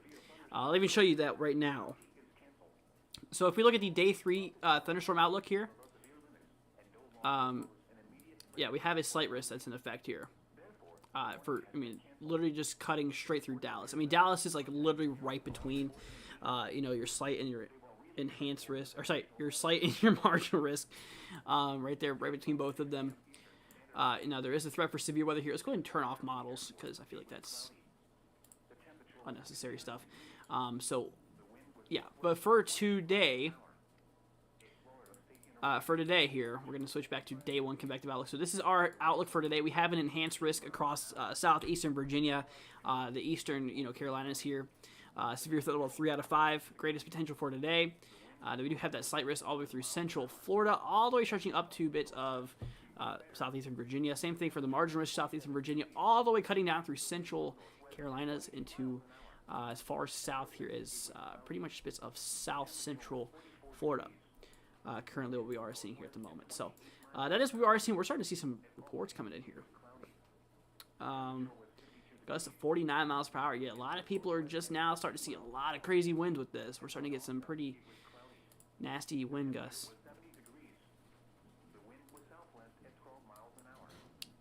I don't know if you guys just heard that.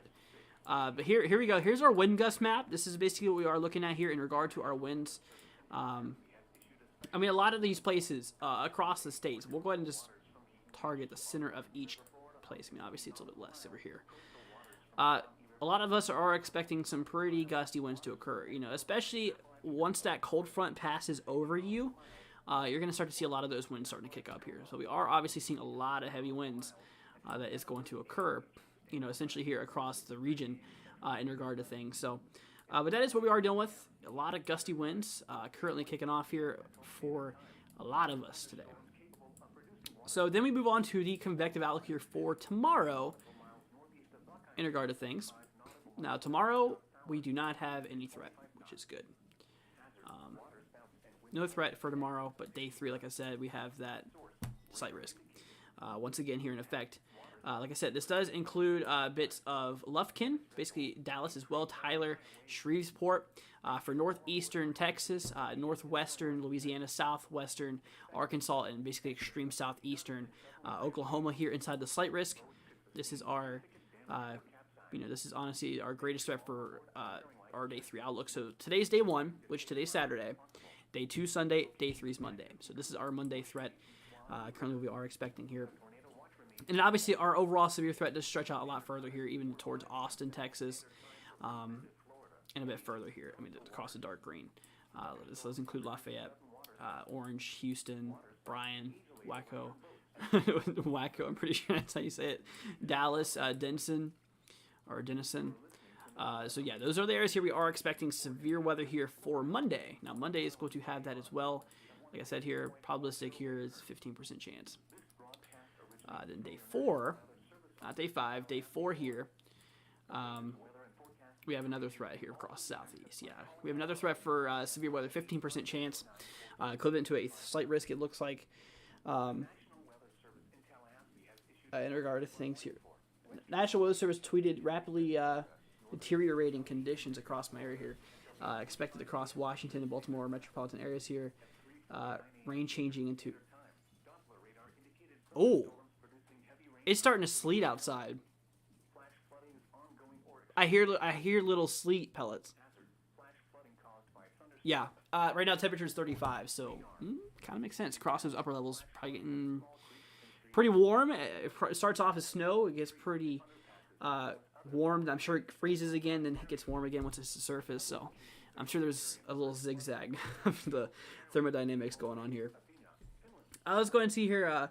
Mr. Chaffin says, "Thank you for all your hard work. Woke up to bad weather this morning. Went right to your channel because I knew you get all the info real time. You're very, very welcome. Just always know that I'm here for you guys, and always will be. You know, whenever these events do happen, I don't care what time it is. I really don't care. I mean, you know, while other people are sleeping, I'm glad to be here for you guys, and glad to give you guys all the latest weather information here. And as always, like I said, if you have any questions, just know I'm here for you guys. You should never feel alone during these events because they can be quite frightening. I'm sure we can all agree on that. Some of these events can be quite frightening. And like I said, I'm glad to put my knowledge to use in the fact of helping you guys out in regard to essentially what you might expect here. So you're very, very welcome to all you guys out there. You're very, very welcome. And like I said, guys, if you are new to the channel, do me a favor. Consider hitting that subscribe button. It'll help us out. Be greatly appreciated. You guys are the best here. So, like I said, this is our severe threat for the day 4. So, like I said, day 1, which is today.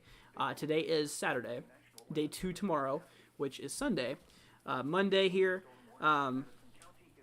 Monday here being for day 3, and then day 4 is Tuesday. So, let's go and see. Matt says, "Is Disney World involved in the tornado watch until 11 a.m.?"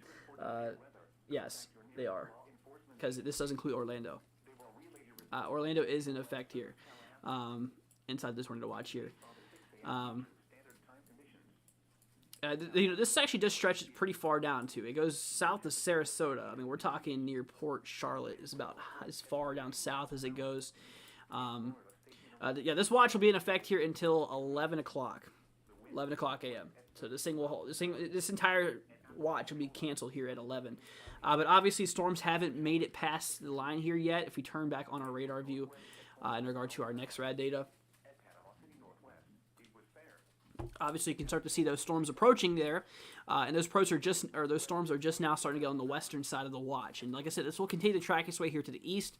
As this whole entire system advances its way here to the east here. So yes, this will impact Disney World. Doesn't mean there's going to be a tornado. Obviously, that's not what a tornado watch means. It means that the conditions are favorable for tornadoes to develop in. Tornado warning means that a rotation or a tornado is on the ground. A rotation has been detected by radar. It's usually once they pull the plug and say, hey, we're going to issue a warning. So if a warning is issued, you take action. If a watch is issued, which we have currently, be on extra caution. Be on extra alert here. And like I said, we'll be giving you guys the latest information here. So if a tornado warning is issued, you guys will definitely be able to hear it here on our channel here. Because we so far I've been streaming this, like I said, for how long now? What about almost near 7 hours now? We've been live streaming for, or it says 6 hours, but almost we're pushing 7 hours now. And obviously, like I said, it's really sleeting out, really hard out right now. But we've so far during the time I've streamed, do you guys hear that? I wish there was a way that you guys could hear this. Hold on. Let's see if I can turn this down.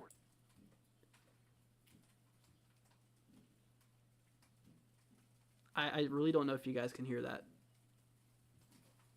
Let me know if you can hear that, because obviously I can't tell.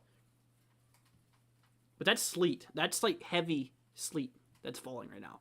The temperature is plummeting quick. Temperature is really, really dropping fast. So, honestly, kind of crazy for sure. It's like those wind gusts. They really drive a lot of that sleet in the side of the house, and it really gets loud. And eventually as that colder air invades, because right now where I'm at, the colder air is winning the battle. The colder air is definitely winning, and it's going to push out all that warm air, and it's going to eventually turn into snow. That warm layer is going to be dead. And it's going to all become freezing. So, yeah, that's basically what's happening for all of us. It's going to start off as mostly warm air and slowly transition into snow. Like I said, some areas here across the southeast have already seen some snow here. And it's expected to impact the southeast, mid-Atlantic, Ohio Valley, Tennessee Valley, bits of the Midwest, of course, bits in the Northeast as well. Northeast is going to be the heaviest impacted by the winter weather side. Now, obviously, the Southeast and the Mid-Atlantic is going to be the most impacted here out of the severe weather side. I should say at least the southern Mid-Atlantic. Like I said, across bits of the Carolinas here. That's kind of more the Southeast, but this does include southeastern Virginia. But if you know, Virginia's in the Mid-Atlantic region. So personally, I consider the Mid-Atlantic kind of being like cut off here right at the Carolinas. I consider this... Okay, this is actually a good representation. I should have probably drew that a little bit better here. So I'll tell you what I consider the Southeast. Let me go ahead and turn on Interact so that you're not seeing these annoying little things I put up here. So what I consider the Southeast is from this line. I didn't mean to do that. All the way from here, going across Tennessee. Okay, I consider this the southeastern United States. I consider this the Mid-Atlantic. Kind of small, but I do. And I consider this the Ohio Valley. And I consider like this the Midwest. I don't know. That's kind of what I consider. That's pretty much what I consider the categories here. Then the Southern Plains obviously being like Oklahoma and Texas, and Central Plains starting to move into Kansas, Nebraska, Northern Plains being the Dakotas here. Then the Southwest being like New Mexico, Colorado, Utah, bits of Arizona and some of these areas here, Nevada as well, and of course California, being right there at that southwestern side. It's kind of what I consider to be those. Okay, so right now we do not have any active severe thunderstorm warnings, which is obviously good, but don't expect that to last for long because it's probably going to come back again. We've already seen a lot of them been issued today, and luckily we've only just seen one tornado warning today, which is good. We did see some pretty nasty rotation on it though earlier. There was no obvious debris signature, so can't say it was confirmed. It was. I would be willing to put money on it that there was at least a funnel cloud with that. I mean, there was some very, very strong rotation earlier. If you go way back in the stream, towards like the beginning of the stream, there was some pretty strong rotation with one of these storms here that we did see. It was in Georgia, I believe. I forgot where it was. Or no, it was here in Florida. What am I saying? It was near Lake City here. Yeah, it was just west of Lake City. Okay, this does include. Okay, this included Mayo. I remember because mayonnaise. Yeah, Mayo here. It went past. It kind of went in this direction here. Kind of went to the northeast here. That was well ago. That was a while ago. But yeah, that's what we are seeing there.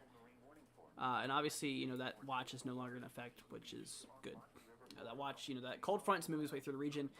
Once the cold front passes you, the atmosphere becomes stable again, and that's whenever the chance for thunderstorms drops. I mean, once that cold front hits you, your chance for thunderstorm instantly drops. Now, can there be thunderstorms after a cold front? Obviously, yes, but they're elevated, which means that the storm tops or the storm bottoms, I should say, are really high up in the air, which throws out any tornado potential because you need those bottoms to be low to the ground. If they're up high, then obviously, it's not good for tornadoes. You need your bottoms to be quite low. In regard to these events, and obviously the wind speed and the wind direction does change on the back end of the cold front. It goes from northeast to basically east southeast essentially. Because like I said, for example here, I kind of want to draw a little example here what I'm talking about. So essentially, okay, we're just going to draw a rough estimate. Cold front, say it's right here. Okay, say the cold front's right there. That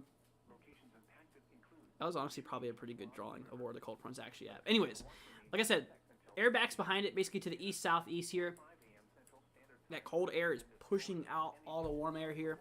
And then we have the opposite effect. We have the warm air going to the northeast. So, like I said, the wind direction changes, which this throws out tornado potential as well. Because we need that northerly component at the surface, and we need that northeasterly component at the mid-levels of the atmosphere to allow for tornadoes to occur. And obviously, on the back end of that system, that northerly component is completely knocked out, showing that there's literally no chance of tornadoes developing here. Also, because I said, like I said, the tops or the bottoms of the storms are much higher, which you need those bottoms closer to the ground here. But like I said, guys, if you're just now joining us, welcome. Hope you guys are doing good. Hope you guys are staying safe here. If you have any questions, feel free to throw them down in the chat below. Definitely be here for you guys. Like I said, we've been live here for over 6 hours. We're kind of pushing near 7 hours now on zero sleep. I'm not disappointed either. I'm actually quite proud of being here for you guys. Like I said, I will be here for you all 100% of the way here. And as I've said many times, if you have any questions at all, feel free to throw them down in the chat here. If you want to forecast a specific area, if you want me to look at current conditions, whatever you want to look at, definitely look at this. Let's go and see Stormy. What's up, Stormy? Welcome back. Not involved in the storm, but I woke up sick this morning. Oh, sorry to hear that. I see a notification for this. Hope everyone is doing well and stay safe. Well, first of all, Stormy, welcome, and I hope that you get well soon. Hope everyone's doing well and staying safe. I'm doing fine. I'm doing good, and hope that you guys are as well. I will say that there really hasn't been many tornado warnings today. We've only had one so far. Now, this could easily change because, like I said, tornadoes are a big component for today. But we'll see. We'll see how this happens. But I'm glad to see you here, Stormy. Hope you're doing good. Hope all of you guys are doing all right here. But yeah, that's what we are dealing with, guys. And like I said, if you are new to the channel, guys, do me a favor. Consider hitting that subscribe button. Be greatly appreciated. It'll really help us out. And you guys will be up to date on the latest weather information. I promise you guys will not be disappointed. I mean, we literally have everything you need to know. Literally. We're here for you guys. Okay. So like I said, we currently have active 0 severe thunderstorm warnings. We have 1 flash flood warning. Let's see, 5 special marine warnings stretching out across the mid-Atlantic and southeast. And that's basically what we have going on. So obviously we have 2 special marine warnings going on here. Basically, I consider these like severe thunderstorm warnings for the water, just to alert boaters and stuff. And obviously, like I said, across the Chesapeake here, we have 3 other ones here. One here for kind of near the Regents here, south of Lexington Park. It's kind of hard to tell where those areas are. But yeah, this covers a lot of the Chesapeake Bay. Seeing a lot of those marine warnings that are in effect here. So like I said, this is right now. Just because we're not seeing anything does not mean this event's over. This is what these events do. Sometimes they're hitting full force and they're just like they back off. That's what happens in some of these, and this is silence. Then next thing you know, bam, they're right back at it again, firing off. Definitely kind of how these systems work here. So, I tell you what, we're gonna go ahead and obviously turn off the convective outlook here because that's kind of in the way here in regard to things here. So we're gonna look at the day 1 convective outlook here for today. So this is the latest. This is for later on today. Categorical outlook is going to turn this back on here. So obviously the greatest threat here is across the Carolina coast and southeastern Virginia here for Virginia Beach. Severe threat level 3 out of 5, an enhanced risk.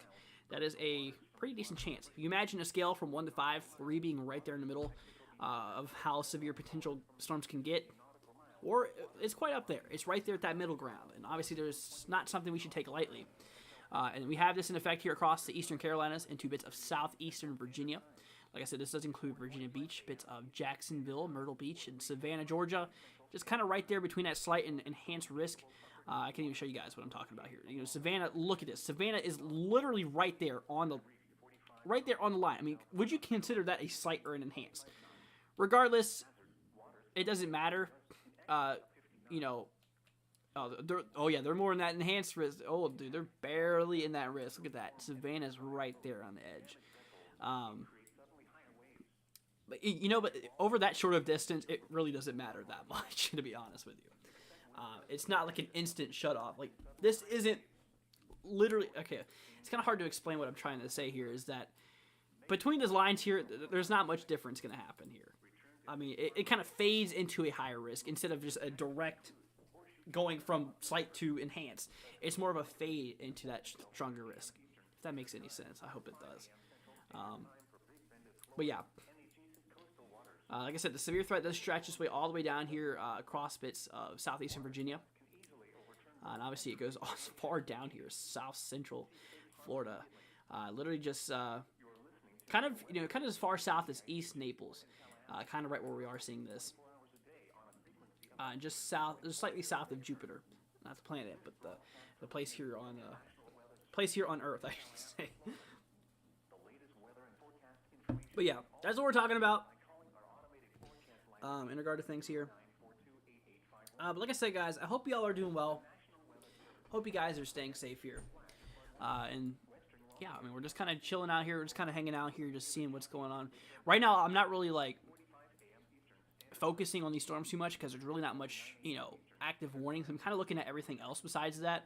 I tell you what, we should probably look at the winter side of things. Because like I said, there's going to be some nasty stuff happening with this. So here we go. We're starting to move into those accumulations. And yeah, things are getting pretty crazy. So we're going to go ahead and start off here with how much we can expect here across bits of the upper elevations of North Carolina here. Maybe up to 2-3 inches. I'd say honestly maybe 1 to 3 inches. Really not much expected, I'll be honest with you. Now we're going to start to see those accumulations really ramp up here once we reach Virginia. Central Virginia, we're seeing maybe up to 5 inches here across bits just north of Charlottesville. 6 inches near Winchester, you can see here.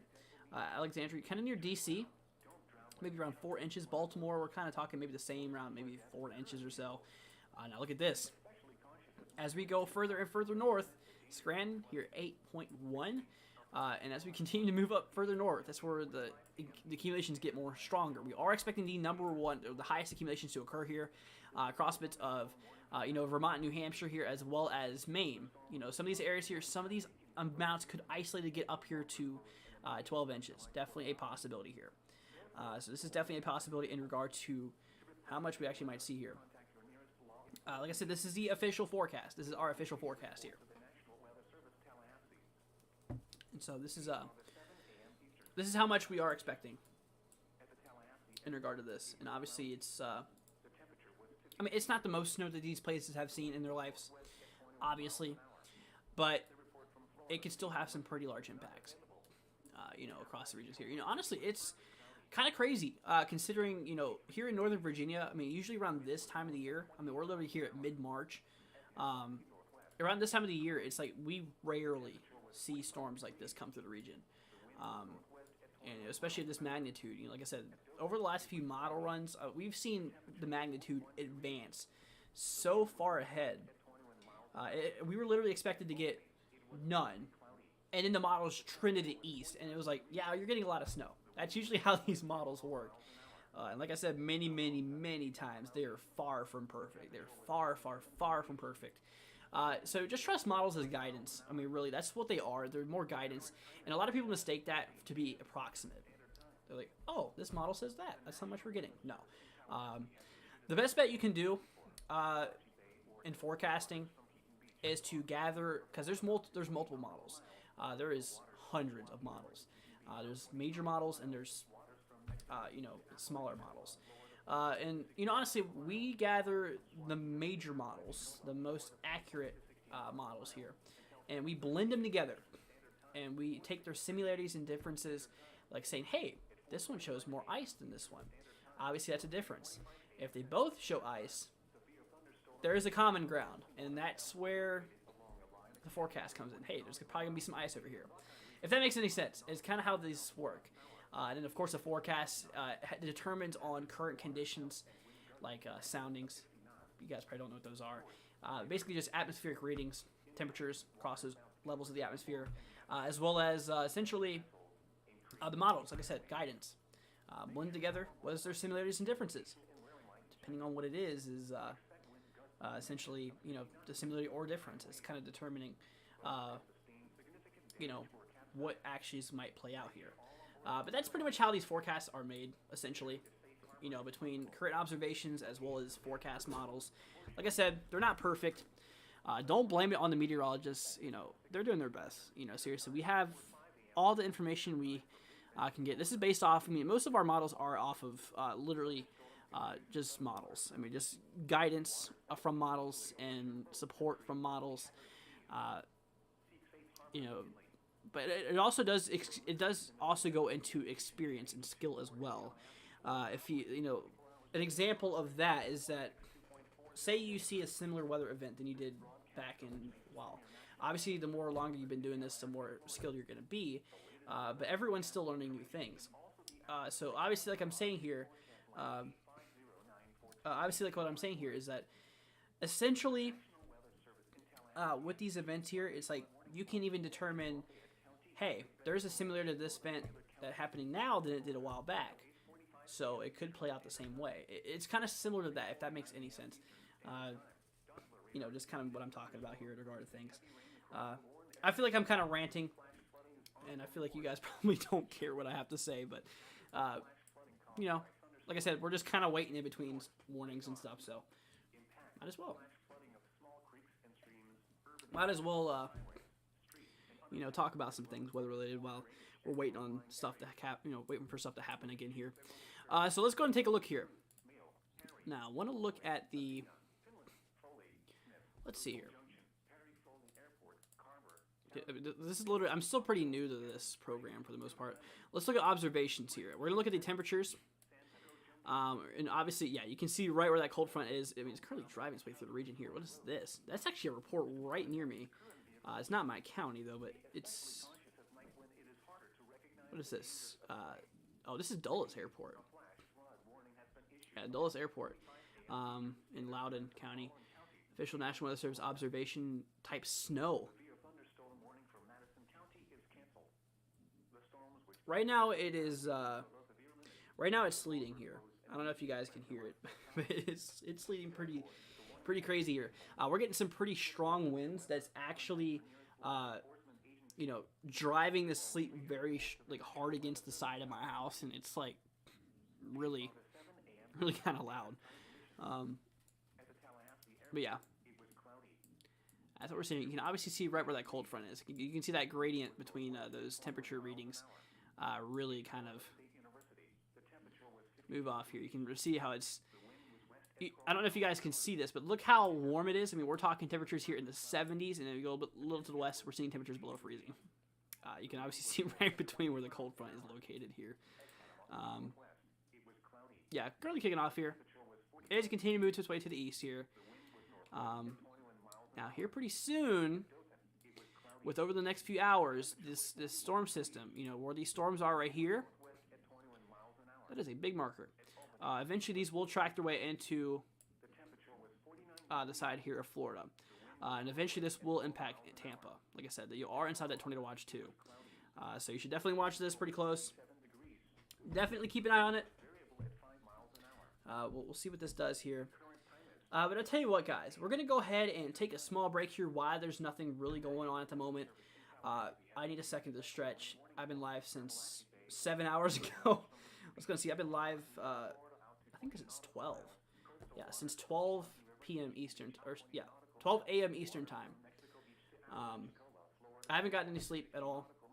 I'm obviously a little bit tired, but I'm not ending it yet. I'm gonna progress as long as I can go, or until severe weather stops or anything like that. So give me like 5-10 minutes, guys. I just need a second to regroup basically, and just stretch and stuff like that. And we'll be back here in about 5 or 10 minutes or so. If you guys are not already, do me a favor, consider hitting that subscribe button, as well as leave a like. Be greatly appreciated. If you guys do enjoy the content and you do want to support the channel, help us with stuff.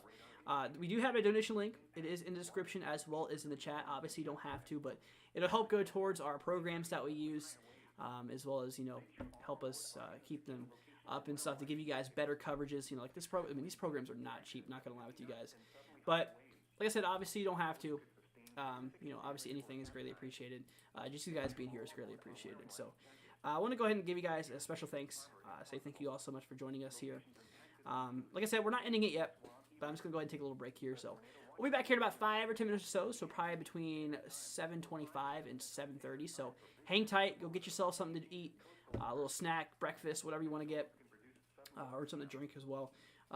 Do what you want to do. But we'll be back here in about 5 or 10 minutes or so. So hang tight, guys. We'll be back here momentarily. You're listening to NOAA weather radio station KIH24 in Tallahassee, Florida, operating 24 hours a day on a frequency of 162.40 megahertz. This broadcast originates from your National Weather Service office in Tallahassee, Florida. The latest weather and forecast information can also be accessed by calling our automated forecast line at 850-942-8851. The National Weather Service in Tallahassee has issued a flash flood warning for western Lafayette County in Big Bend, Florida, northern Taylor County in Big Bend, Florida, until 8:45 a.m. Eastern Standard Time. At 3:49 a.m. Eastern Standard Time, Doppler radar indicated thunderstorms producing heavy rain across the warned area. Flash flooding is ongoing or expected to begin shortly. Hazard: flash flooding caused by thunderstorms. Source: radar. Impact: flash flooding of small creeks and streams, urban areas, highways, streets, and underpasses, as well as other poor drainage and low-lying areas. Some locations that will experience flash flooding include Mayo, Perry, Sim Holloway, Athena, Pinland, Foley, Smith, Bussell Junction, Perry Foley Airport, Carver, Townsend, Salem, Buckville, Hampton Springs, Cooks Hammock, Day, Blue Springs, Adams Beach, San Pedro Junction, and Deckle Beach. Turn around. Don't drown when encountering flooded roads. Most flood deaths occur in vehicles. Be especially cautious at night when it is harder to recognize the dangers of flooding. Repeating, a flash flood warning has been issued until 8:45 a.m. Eastern Standard Time for the following county: Taylor, Florida. Tide information for Saturday, March 12, 2022. St. Mark's River entrance. Low 4:52 a.m., high 12:01 p.m., low 4:12 p.m., high 9:45 p.m. Apalachicola. Low 6:38 a.m., high 2:44 p.m., low 6:43 p.m., high 9:36 p.m. Well, that break didn't last long. Okay, we have a severe thunderstorm warning that just now popped up here. Okay, that is what we got to talk about here. Okay, so we're going to go ahead, guys. I was going to take a break here for a second, but obviously things have kind of kicked off here. Really kind of kicked off here. So we're going to go ahead, guys, and move back here to our radar view in regard to things here. Obviously, things are kicking off here at the moment. We just now had a new severe thunderstorm warning that just got issued here for bits of Crystal River, bits of, Inverness, I guess you pronounce that. There's a lot of these weird names here. Honestly, I don't really know how to pronounce half of them. Not gonna lie with you guys.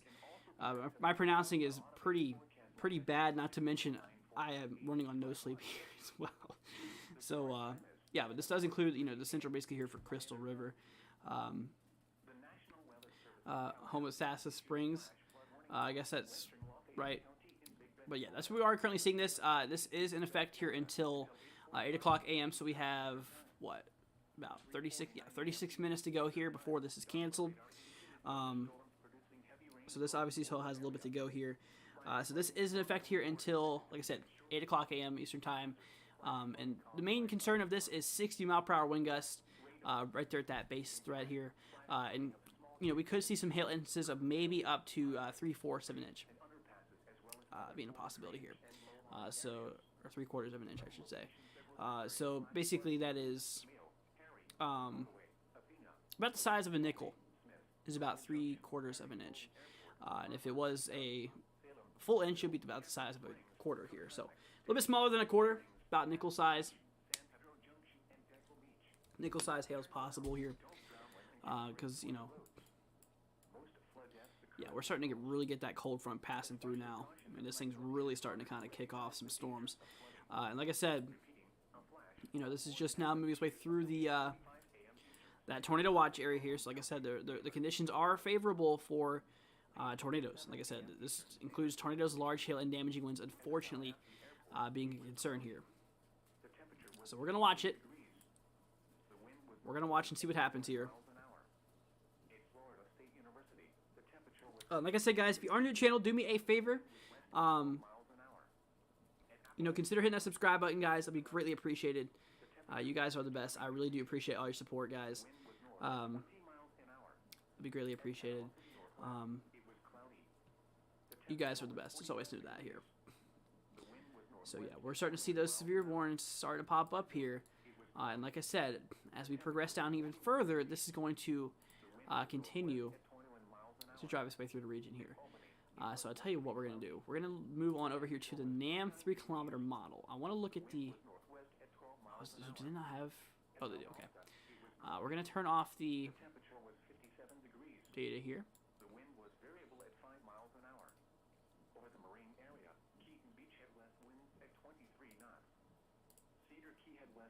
Okay, so we're going to progress down here further in time. Obviously, the cold front... This is honestly... what's going on now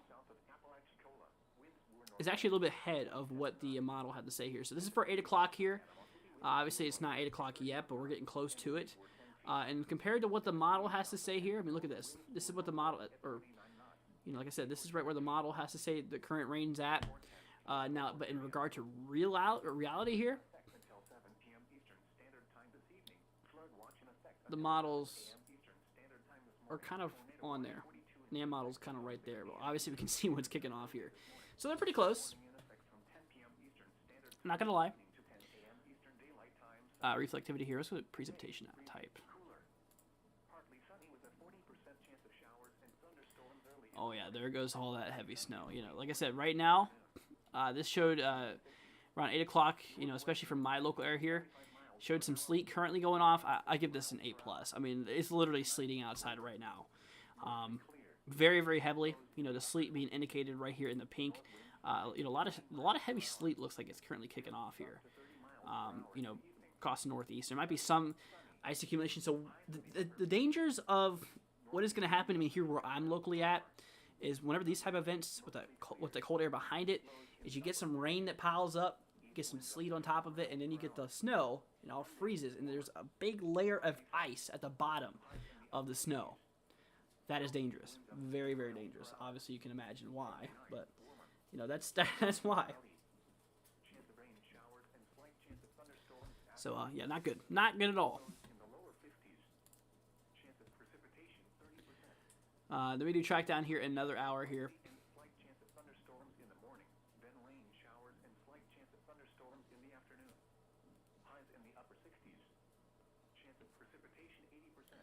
I want to look at the accumulations. Does this model actually show the accumulations here?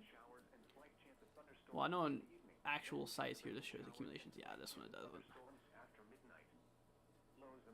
Wow.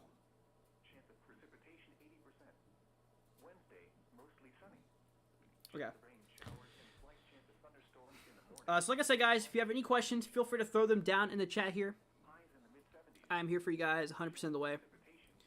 But yeah, models are honestly, this one in particular, NAM 3-kilometer, you're doing pretty good. Considering that's right where the storms are currently at here. I mean, look, this is literally this is not current reflectivity, but this is right around where, literally where the model has is plotted here. And there's that severe storm. That's pretty good. And like I said here locally, it said right around 8 o'clock it's going to be sleeting. It's sleeting right now. Pretty good, not going to lie. Then we move on to 9 o'clock. Still some sleet, locally here. Okay. 10 o'clock here. So a lot of the severity of a lot of the severe weather side of things, guys, is going to be out of the area here by the afternoon. I can even show you that now. So here's for 10 o'clock. You can see that cold front. I mean, obviously driving its way through the region. We're probably going to start to see some pretty nasty, pretty nasty storms start to kick off here. I mean, look at this. Look how nasty this looks. This is basically here in the future. Obviously some storms moving their way through this, southern portion here of Florida. But then we have the cold front driving its way through the Carolinas. Like I said, there's that enhanced threat. That largest threat for severe weather today. I can even overlay that for you guys to show you what we're talking about here. So right there, it's going to start impacting the area here. Kind of around 9 o'clock in the morning is whenever the storms are going to move into that enhanced risk. And once they do that, that's whenever things are going to start breaking loose. And honestly, things could get pretty bad here. So right now, it's currently, about to turn. It's right now 7:30 on the dot here. And this is for 9. So we'll move over towards closer to 8 here. So yeah, then we're going to go ahead. Actually, I'll tell you what we're going to do. We're going to take a look here at the current radar view. Let's go and turn this back on. And we're going to look at the radar view right here, K-Rags, near Raleigh. We're going to see right where this cold front's at. And where is it at in the severe spectrum? And when can we start expecting these to go severe? Because obviously this is our risk here. Oh yeah, that's. Oh yeah, they're just now starting to move into the severe side. Right there, kind of right where the slight risk is. Kind of right where the storms are overlapping right now. Yeah, we should definitely watch this close. Definitely watch this close. And eventually, yeah, this is getting pretty close. Like I said, things are probably going to start kicking off here pretty soon. Obviously, right now we have this one event that's currently kicking off here at the moment. This one severe thunderstorm warning that is in effect here for kind of just near Crystal River. In effect, this is just north, well north of Tampa. I'd say at least 70 miles. Just north of Tampa here.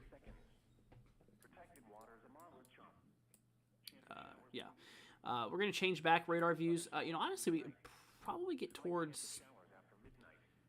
Let's try Tampa radar. I want to see how far or what storms are looking like from here. I don't know if that's where we are. Whoa. Okay, we should have been on Tampa radar the whole time here. That is nasty. Oh, what is going on here? Okay, that might be some inflow. We might be getting some warm air driving its way in here. Let's take a peek here at velocity. Might be some rotation on that. Yeah, maybe a little bit. Maybe a little bit of rotation going on here. We'll see. We'll see what's happening. Obviously, this is over the water at the moment, so it becomes more of a concern once it reaches the land. But wow, look at how nasty this line looks here. And like I said, this is going to continue. Yeah, this is going to continue to progress its way here to the east. That is not nice looking. Very, very nice. And like I said, once this is going to continue moving its way to the east here. And eventually all of this will invade bits of Florida. Like I said, all this storm system eventually will cross over into Florida here. Like Tampa being hit, obviously. And like I said, that tornado watch here is in effect here until 11 o'clock a.m. So we still have a few hours to go here. We're talking, let's see, 3 hours and 27 minutes, I believe. It's 7:33, 3 hours and 27 minutes. Is that right? Until 11 o'clock a.m. Don't know if my math is right. This is like not sleep math, so things can't be good when you're doing math when you have no sleep. I don't know. It sounds about right. Yeah, we're getting a lot of these scans here. Look at this. Radar is picking up hail detection. 10% chance of hail probability. 10, 10, 50. Yeah, that's actually, that's there, right there. Biggest chance. I mean, obviously there is some pretty nasty looking echoes going on here. Okay, I'm just going to turn on live scan here so that we can get to live scan right now. It's right now the radar view is right now it's scanning 0.5, so scanning the lowest level.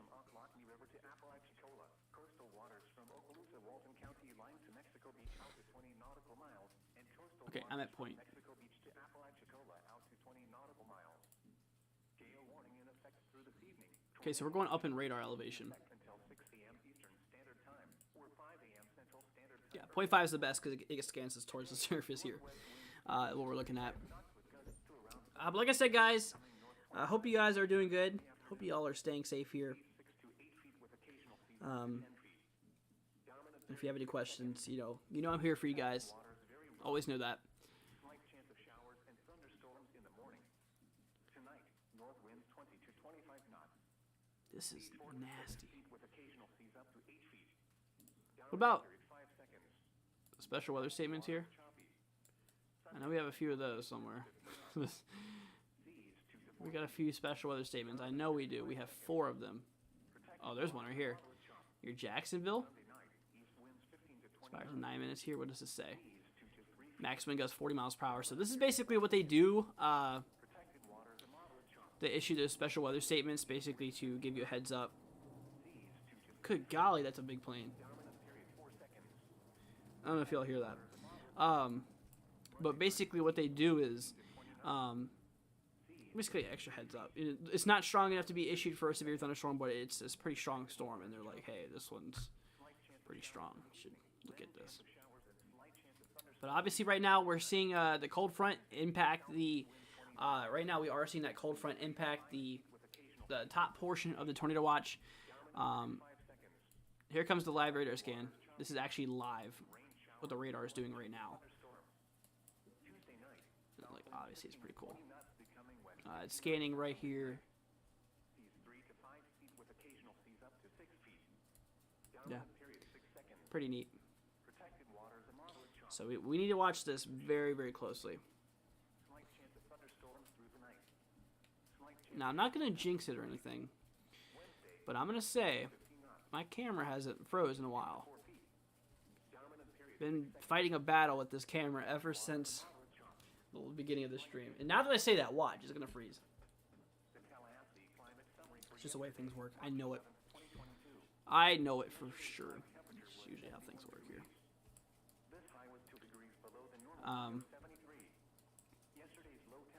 Oh, okay, that's new. Where did that come from? Okay. We got a new tornado watch here. That literally popped out of nowhere. Did that just now happen? Did that just now happen? Tornado watch here in effect. Okay, that's brand new. That's brand new. I didn't even know. I think that literally just popped up because it's not even on the Storm Prediction Center site right now, is it? No, it's not. It's not even on here. Let's see. Watches. Yeah, it's not even on here. Look, I'm gonna show you. Here is the. Oh, that's not what I want to look at. Okay, let's go back to Storm Prediction Center here. You'll see what I'm talking about. It's not even on here. Just tornado watch number 43, and this is the one that's across Florida. So, yeah. But that just now popped up here, so this still has to be updated. So let's see. So tornado watch is in effect here for basically northeastern South Carolina. This does include Myrtle Beach here, Wilmington, North Carolina, Greenville, North Carolina, Jacksonville, North Carolina, Elizabeth City, North Carolina, as well as Virginia Beach, Virginia is inside of this tornado watch here. And this will be in effect here. Let's go and wait for that thing to get out of the way. I'm waiting for the thing to update here. Okay, this will be actually in effect until 1 o'clock p.m. Like I said, storms we're expecting to be out of the air here by 12.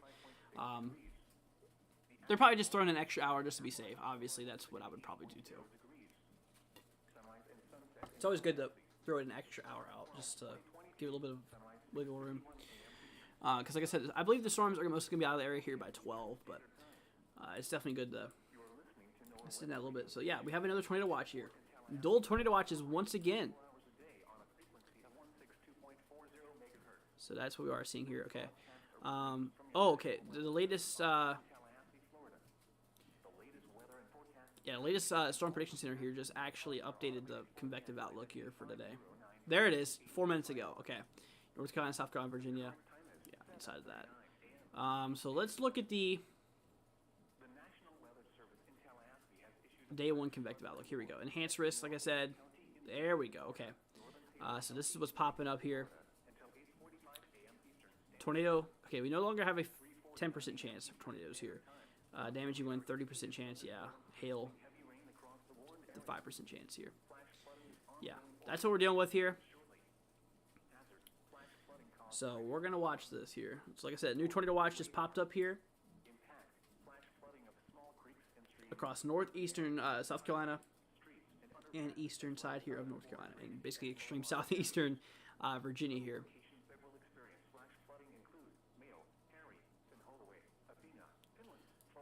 Okay, so like I said, that we have the 1 severe thunderstorm warning here. We're going to go ahead and switch on over here. Go ahead and bring that back here. Next watch. Yeah, there it is right there. Okay. Okay, so I'll tell you what we're going to do. We're going to go ahead and switch on back here. Oh, I didn't even... Look at that. I wasn't even on the main screen. Here we go. Not that. What about... Yeah, WSV3. Here we go. So that's what we're talking about.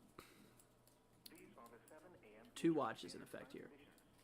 And like I said, the storms are bearing closer. Storms are definitely bearing closer here. So let's look at this. Let's go and turn back on data, obviously. And let's pull a radar view here at KRAX again. I kind of want to look at the scan close to this watch.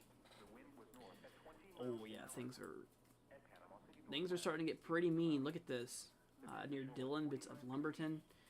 Yeah, just now infiltrating the watch area here.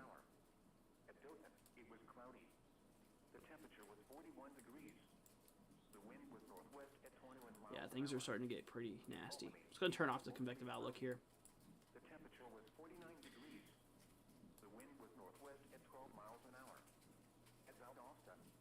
I don't know if you guys can hear that sleet that's going on right now. But it is very loud. Very loud.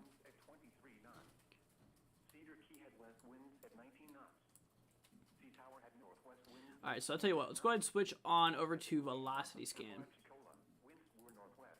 Look for some rotation. See if there's any around here. Obviously, hopefully there's not. Oh, but obviously there's some nasty storms going on here. Okay, so it's... Oh, radar data is a little bit... What's going on here right next to... Really? That's obviously not rotation. It's just radar. Radar being stupid. When isn't radar being stupid? Like, come on. Alright, we're going to switch our no weather radio here. Because we've been on Tallahassee for a while. I feel like we should switch to Tampa. Yeah, that'll work. So we're going to switch Tampa radio. Tampa Bay. That sounds different.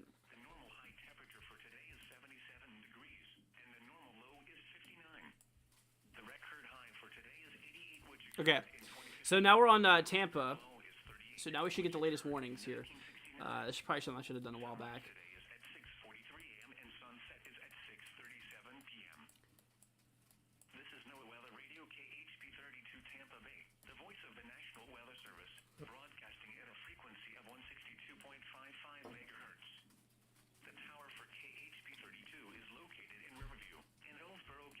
KHB 32. I'm KHB 36. Literally not that far away from them.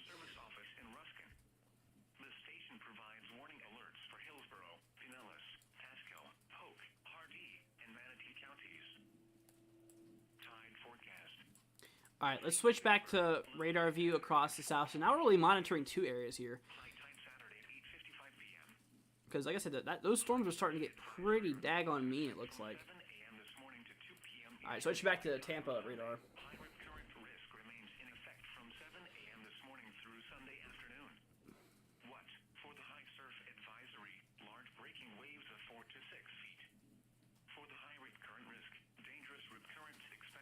Oh, that's a mezzo.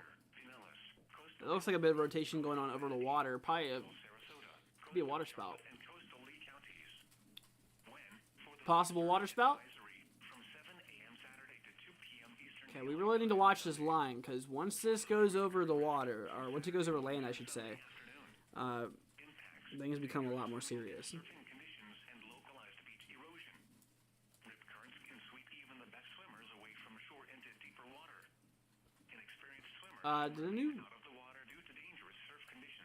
Did a new marine warning just pop up? I think a new one from my local area just popped up here. Or I'm just seeing things. That's probably a big possibility. It's like I said, guys, we've been live for over 7 hours now.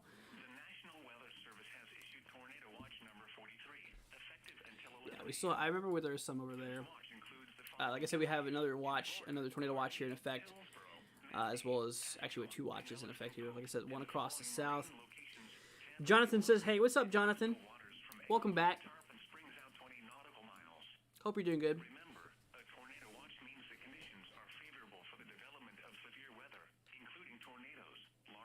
Ooh, hold on a second. Okay, that's... Okay, we gotta watch this. Yeah, mezzo detection, yeah. Obviously, there's a bit of rotation might be going on here. So, we're gonna watch this. Just basically here... Does this have a tornado tag? Does not. Okay. So, some of these... Good golly, this sleet. Do you hear this? Let me turn down.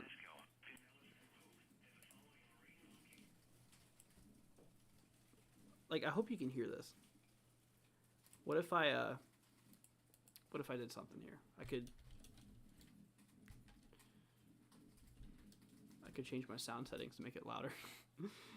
But I'm gonna be quiet because it'll probably be very loud, and I don't want that. I don't want to burst your guys' ears here. Okay, so I'm at 63, so here we go.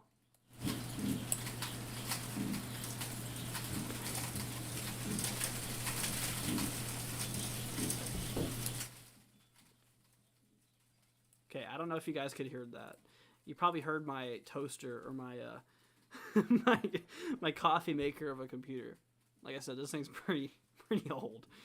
But I don't know if you guys could hear that. If you could, let me know, because I want to know if you guys could hear that or not. It's sleeting pretty hard. It's hitting the side of the house. You got that wind that's blowing quick too. Some pretty big gusts. It's really cooling down here too. So pretty soon it's probably going to switch into snow here. But yeah, this actually looks like a mezzo. Yeah, this is definitely some rotation going on here, just west of Dunolin going on here at the moment. So, but that's what we are looking at. Like I said, guys, if you are new to the channel, obviously welcome. Hope you guys are doing good. Yeah, we're just currently watching these cells. There's some rotation going on here. Like I said, the further we go down towards this watch, here we go. That's what we're dealing with. Devin says, new tornado watch. Yep, we have a new tornado watch here for the Carolinas. Northeastern South Carolina, basically bits of eastern Carolina, as well as extreme southeastern Virginia here for Virginia Beach. Yes, we do have this watch, and this one will be in effect until 1 o'clock, I believe. Yep, 1 o'clock p.m. Eastern Time. And then obviously we have the one that's been in effect here for quite a while now. We did have 42 that was in effect way back if you guys were here. I don't know if you guys were or not. That got expired back at 7 o'clock. Or was it 6 o'clock? I think it might have been 6. Pretty sure it was 6, actually. That's what happens whenever you stream for almost 8 hours now. You start to lose track of time. But I'm glad I'm here for y'all. Definitely proud to be here for you guys, because your guys' safety obviously matters the most, which is why we're here for y'all. And I will be here for probably the rest of this event, honestly. I do plan on riding this out unless I absolutely can't continue on. Because like I said, I've gotten 0 sleep so far. I've gotten no sleep. Yeah, I can feel it. It's obviously a little bit tired here. I'm starting to get a little bit tired, not gonna lie. Let me turn back up to no weather radio. Is it even playing? What happened to weather radio? Did it die? Oh, source not found. Well, that's not good. Let's try it back. Okay, we're back. That was a bit weird. Did not. What, hat and gloves?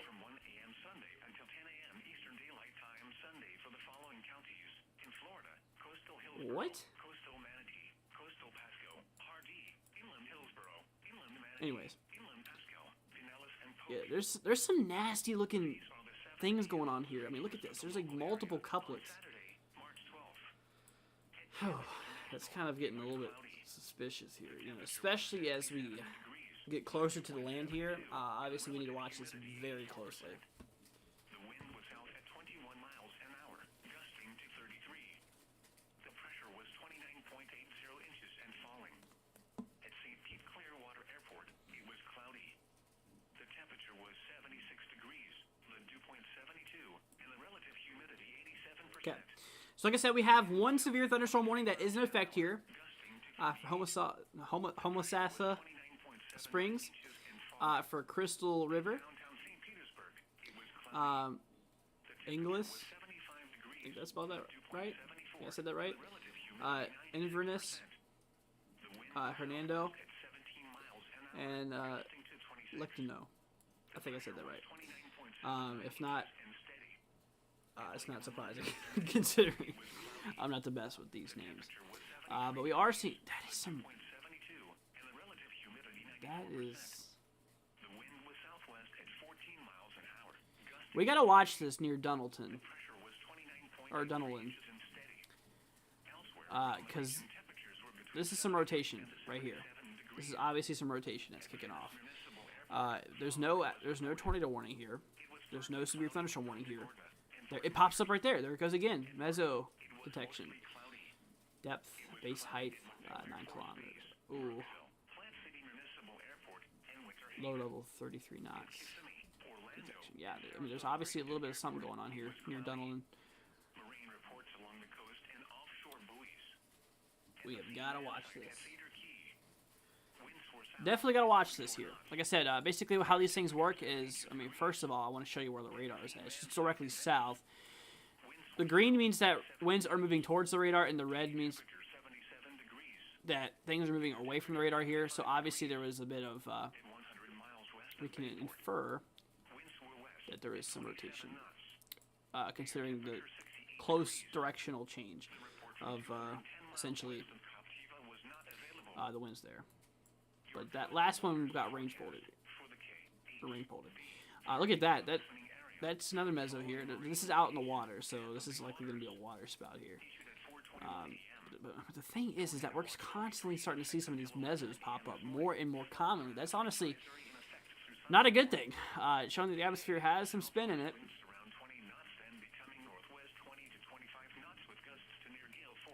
Let's just hope that things don't get bad and we continue to not see many tornado warnings here. Because like I said, the whole time I've been streaming here, like I said, I've been live here for over 7 hours here. We're kind of pushing your 8 hours now. I've only seen one tornado warning.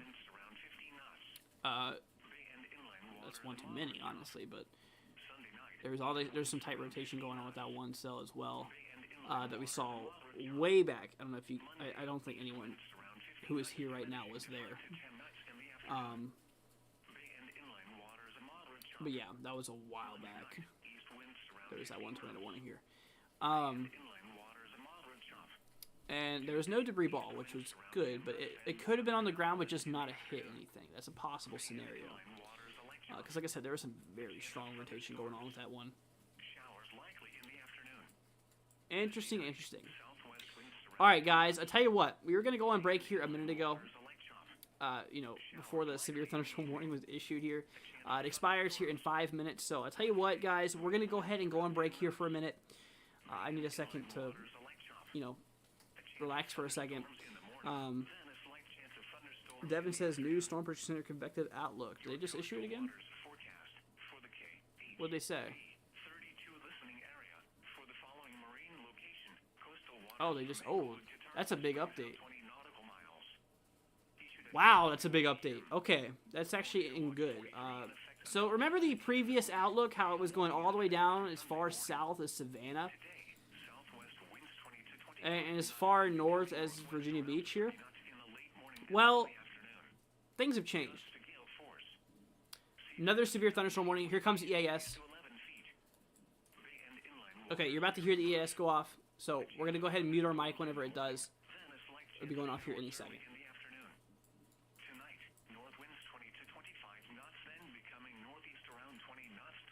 But yeah, there it goes right there. All right, we're going to go ahead and mute our mics here for a second, and we're going to go ahead and listen to this.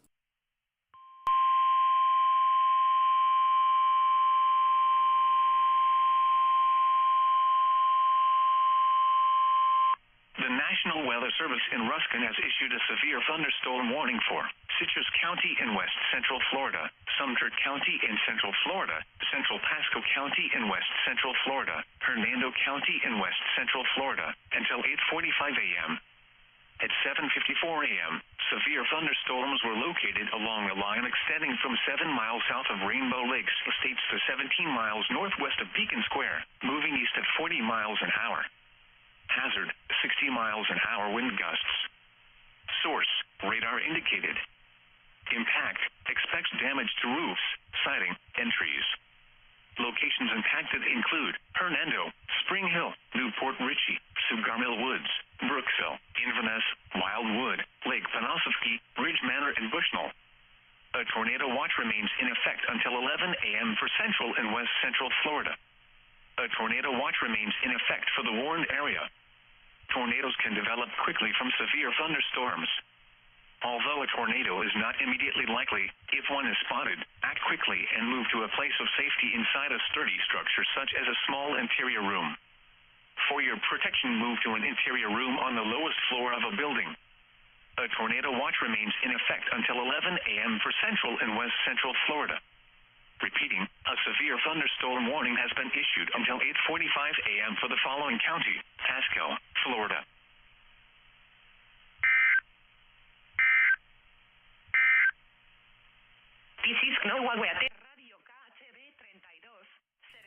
That was... I've never heard that before.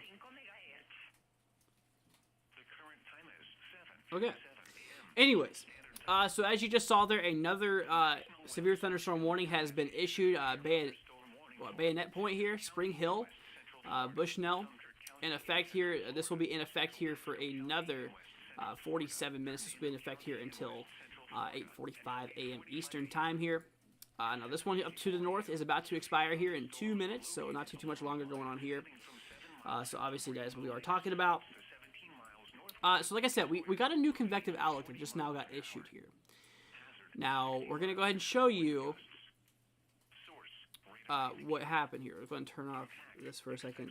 Actually, no, let's turn back on convective outlooks here. Yeah, because that's what we want. Categorical. So like I said, we were looking at before. I mean, what we saw is that enhanced risk was stretching all the way down here. Obviously, that's no longer the case. They just updated it, and they literally shoved that way further north here. Now, Myrtle Beach, you're still N1, same as Wilmington, Jacksonville, but they also drug it down here. This was once in effect for Virginia Beach and bits of southeastern Virginia.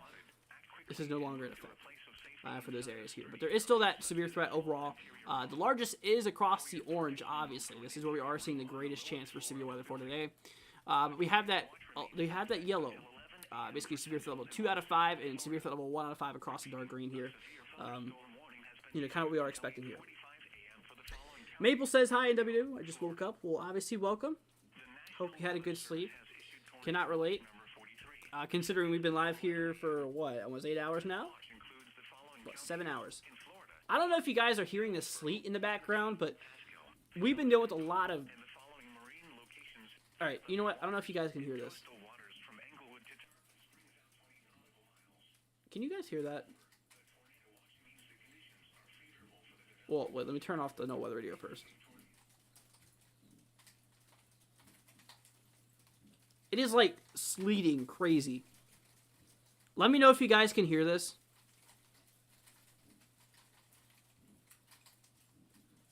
Crazy.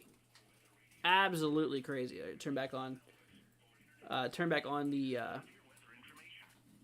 thing here.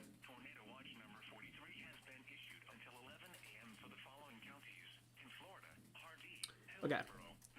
So, guys, like I said before, we're going to go ahead and take a break here for a second. Like I said, I've been live here for quite a while. I need a second to breathe here. So, like I said, that one severe thunderstorm warning just got canceled here. Is no longer in effect. We have another one that's in effect here for 45 minutes. It just now turned 8. So, I tell you what, guys, we're going to be back here in about 5 or 10 minutes or so. So, hang tight here for a minute. Mabel said I hear some sort of precip. Yeah, that's sleet. That's literally just pure ice falling from the sky. So, we'll be back here soon. So hang tight here. If you guys are on the channel, guys, do me a favor. Consider hitting that subscribe button. Be greatly appreciated. You guys are the best. Leave a like. It'll be greatly appreciated as well. And if you guys do want to support the channel, we do have our donation link in the description as well as in the chat here. It's pinned in the top comment. So if you guys do want to support the channel, be greatly appreciated. You guys are the best. It'll help us, help us with better future events, future live streams here. Because like I said, honestly. Anything will be greatly appreciated. Just you guys being here is honestly good. Jonathan says, I am tired this morning. Dude, I am too, honestly. Not gonna lie. Alright, we'll be back here in about 5 or 10 minutes or so. So probably around 8:10, 8:05 or so. We'll be back here soon. So hang tight. Go get yourself something to eat. Go get yourself a snack. We will be back here momentarily. The National Weather Service in Ruskin has issued a special marine warning for coastal waters from Englewood to Tarpon Springs, Florida, out 20 nautical miles. Coastal waters from Tarpon Springs to Suwannee River, Florida, out 20 nautical miles. Waters from Englewood to Tarpon Springs, Florida, out 20 to 60 nautical miles. Waters from Tarpon Springs to Suwannee River, Florida, out 20 to 60 nautical miles until 9 a.m. At 7:25 a.m., severe thunderstorms capable of producing waterspouts were located along a line extending from 7 nautical miles north of Yunkee-town to 22 nautical miles west of Azelo to 64 nautical miles west of Indian Rocks Beach, moving east at 35 knots. Hazard, waterspouts and wind gusts in excess of 50 knots. Source, radar. Impact, waterspouts can quickly form and capsize boats, damage vessels, and create suddenly higher waves. Make sure all on board are in a secure location and wearing life jackets. Expect wind gusts in excess of 50 knots and suddenly higher waves. Boats could sustain significant damage or capsize. Make sure all on board are wearing life jackets. Return to safe harbor if possible. Locations impacted include Azelo, Crystal River, Clearwater Beach, Bayport, Tarpon Springs, Yunkee-town, Dunedin, Hernando Beach, Clearwater Pass, Fort Ritchie, Enclosed Key, Indian Shore Reef, and Arapaca. A tornado watch remains in effect until 11 a.m. for northern and west central Florida and the adjacent coastal waters. Move to safe harbor immediately as gusty winds and high waves are expected. Thunderstorms can produce sudden waterspouts. Waterspouts can easily overturn boats and create locally hazardous seas. Seek safe harbor immediately. This is a freeze warning for the following counties in Florida: coastal Pasco and inland Pasco. Freeze warning in effect from 1 a.m. to 10 a.m. Eastern Daylight Time Sunday. What? Sub-freezing temperatures as low as 32 expected. Where? Coastal Pasco and inland Pasco counties. When? From 1 a.m. to 10 a.m. Eastern Daylight Time Sunday. Impacts: frost and freeze conditions will kill crops, another sensitive vegetation, and possibly damage unprotected outdoor plumbing. A freeze warning means widespread freezing temperatures are expected to occur. Take steps now to protect tender plants from the cold. Exposed outdoor water pipes may burst if not wrapped or covered. Wind chill advisory in effect from 1 a.m. to 10 a.m. Eastern Daylight Time Sunday. What? Very cold wind chills expected. Wind chills as low as 25 degrees expected. Where? Portions of southwest and west central Florida. When? From 1 a.m. to 10 a.m. Eastern Daylight Time Sunday. A wind chill advisory means that cold air and the wind will combine to create low wind chills. Hypothermia can occur if precautions are not taken. Make sure you wear a hat and gloves. Repeating, a wind chill advisory has been issued from 1 a.m. Sunday until 10 a.m. Eastern Daylight Time Sunday for the following counties in Florida: coastal Hillsborough, coastal Manatee, coastal Pasco, Hardee, inland Hillsborough, inland Manatee, inland Pasco, Pinellas, and Polk. These are the 7 a.m. observations for the local area on Saturday, March 12th. At Tampa International, it was cloudy. The temperature was 70. Okay, well, a tornado warning decided to pop up out of nowhere. So let's go ahead, guys, and look back at the thing here. Wow, okay, that was kind of unexpected here. I mean, obviously, like I said, this is our second tornado warning of the day. So let's see what we're dealing with here. Like I said, this just now popped up here. So we're going to go ahead and switch back to my radar view in regard to things here. So this does include Spring Hill. Now, this is a quite populated area here, as you might know. Spring Hill has a lot of people in it. And obviously, we were looking at that mezzo that I was talking about, that rotation that was going on at the moment. Yeah, there it is right there. That rotation right here. It's currently kicking off and moving its way on land here at the moment. Literally, as we're speaking, this is moving its way on the land view at the moment. So, honestly, this is not good. We're going to watch this pretty close. We're going to watch this very, very closely.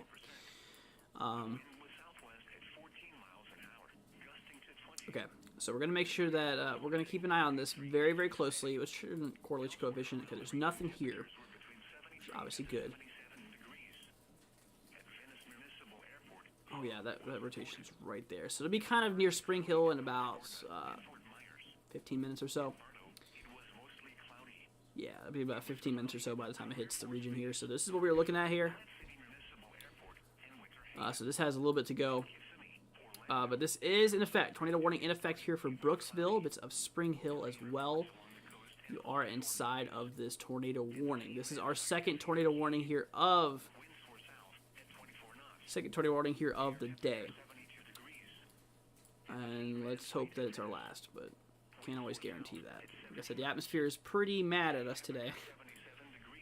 Pretty upset, not gonna lie. Atmosphere is not really too happy with us right now. So this is just now moved on land. This is no longer on the water here. You can obviously see the middle of that rotation is right here. And this is past the land. So this is water. This is water. And this is land. So obviously this is what's going on here. Let's go see more Blaze Clan says, hi, just woke up. Thank you for making these videos. Very, very welcome. Glad to be here for you guys. Obviously, because, your safety is number one concern here. And that's all I care about here. Let's go and see here. Maple says, if this becomes a long track, I doubt it'll be a long track. I would eventually reach Sanford. How far away is Sanford? Wait, where is Sanford? Am I just like... Huh. Okay. Like I said, that rotation's pretty strong here. It's really kicking off.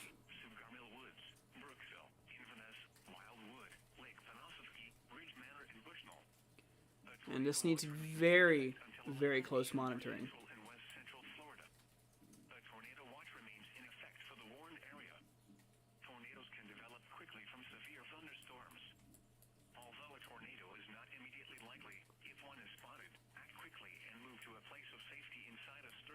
It even looks like there might be a little bit of rotation going up here as well.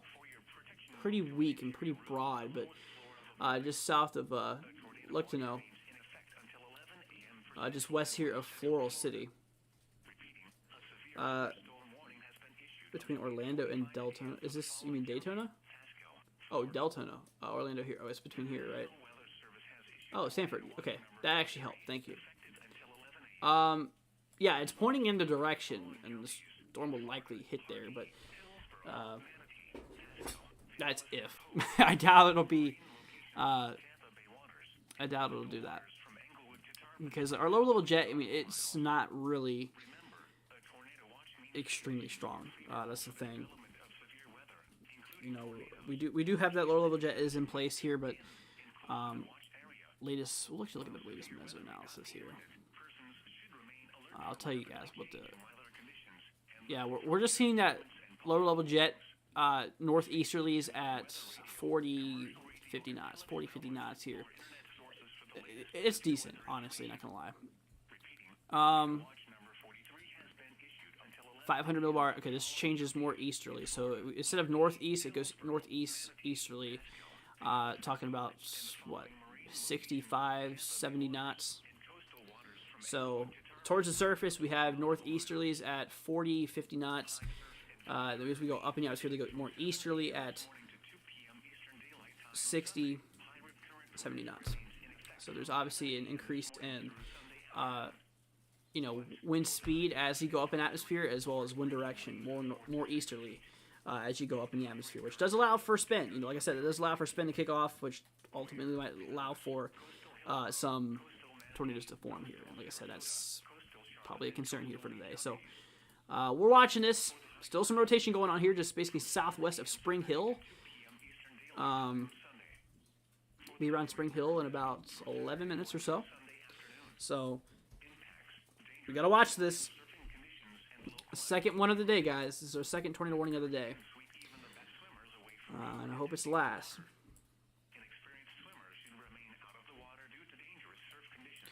Like I said, there's some more rotation going on here as well. Just basically near... basically just southwest of Hernando. This little bit right here. This is maybe a little bit weak rotation going on there, but... Okay, this latest scan is more broad. It's more larger, expanded, which is a good sign. But, like I said, these things can surprise you, and they usually do. Could definitely... I mean, it literally just takes one frame to be like broad rotation to tornado on the ground. It's that quick. It's like... Respect Polygon. James Spann always says. Respect that Polygon. For sure, for sure. Alright, so like I said, the cold front is driving its way down the region. Like I said, all this severe weather will mostly be out of the states here by around 12 o'clock. Now they have the watch here across eastern. You can obviously kind of tell that they were hinting towards that new convective outlook. You can obviously kind of tell that. But yeah, like I said, this will mostly be out of the states here by around 12 o'clock Eastern time, afternoon. They have this watch here in effect. It's across the Carolinas in effect until 1 o'clock. So this is obviously a little bit from now, but yeah. Still, I'd say at least 4 or 5 hours to go. Which, we're more than halfway through this event. And I hope that it remains low, and I hope that it doesn't get worse, but I can't say no to that. I can't say it's impossible. Yeah, there's still a little bit of rotation going on. This has... Gosh, that gets me every time.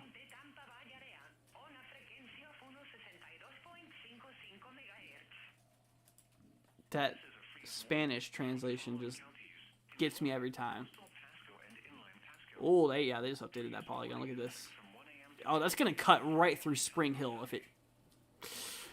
Ooh, that's not good. Not good at all. Okay. New polygon, they just updated it here. It's moving to the east at 51 miles per hour. So it's a pretty fast-moving sucker, too. 51 miles per hour here. Oh, that rotation just got more...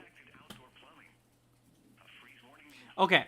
If you guys live in Spring Hill or Brooksville, if you guys are in these areas here, just north of Bayonet Point, let them know if there's anyone here, because there is obviously some pretty strong rotation that's just now starting to kick off. There is no clear indicator of a debris ball that has been detected by radar yet. Does not mean that there is a tornado on the ground. Does not mean that there's not a tornado on the ground. What that means is that the radar hasn't picked up any debris. It has to hit something for the radar to pick it up. So there's obviously some tight rotation going on here. You should definitely treat it as if a tornado is on the ground. If you guys are in Spring Hill, Brooksville, or anywhere west, you need to be taking shelter now. If you guys are inside of the polygon, you should honestly be in your shelters right now. Go to the central and lowest portion of a building. If you're not near a building, if you're on the road, do not stay in your car. The storm's moving pretty quick, 51 miles per hour at an easterly motion.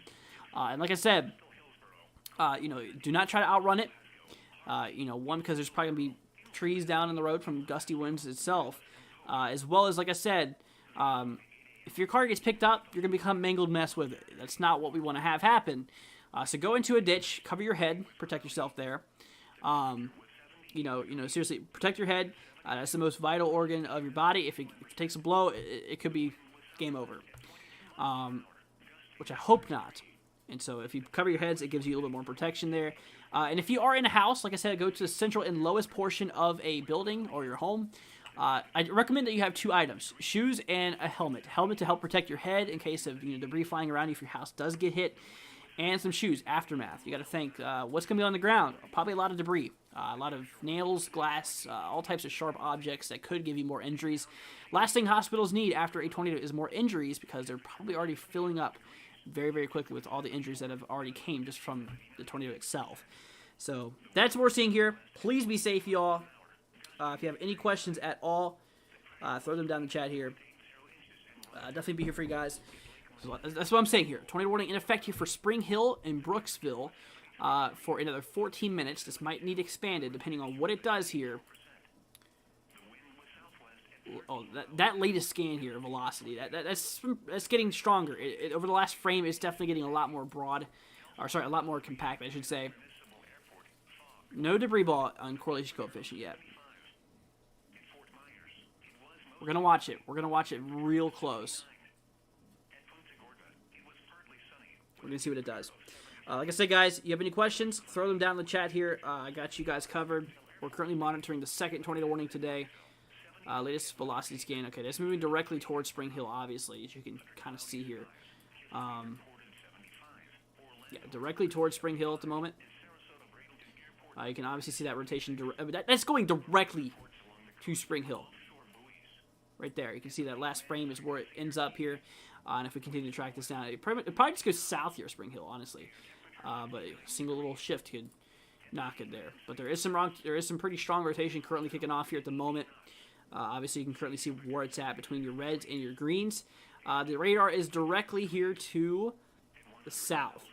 So essentially what this is showing is that all of the air here, all of the air here driving its way down here to the south. And the green basically shows the air is moving towards the radar. The red means the opposite, moving away from the radar. So we can ensure that across the areas here, there is a bit of rotation. That is rotating counterclockwise, the way that they do rotate in the northern hemisphere here, which is a cyclone, which is also known as a tornado. Or, not all cyclones are tornadoes, obviously, but cyclones are tornadoes, I should say. Or tornadoes are cyclones, I should say. That's much better word compared to that. Mabel says echo tops, basically storm tops, are in excess of 40,000 feet. About the average, actually around 30,000 feet is the average that jetliners. So yeah, about 40,000 feet is where jetliners usually fly over. But yeah, that's what we're talking about. So we're looking at here. We're gonna watch this really, really closely. Let's actually pull back up storm relative velocity. Take storm motion into consideration. Gotta watch this close. What's going on down here? Huh. Okay. Oh yeah, that's mostly turning into snow now. I'm hearing less and less sleet. It's turning more into snow. Yeah, it's really starting to kind of kick off now, huh?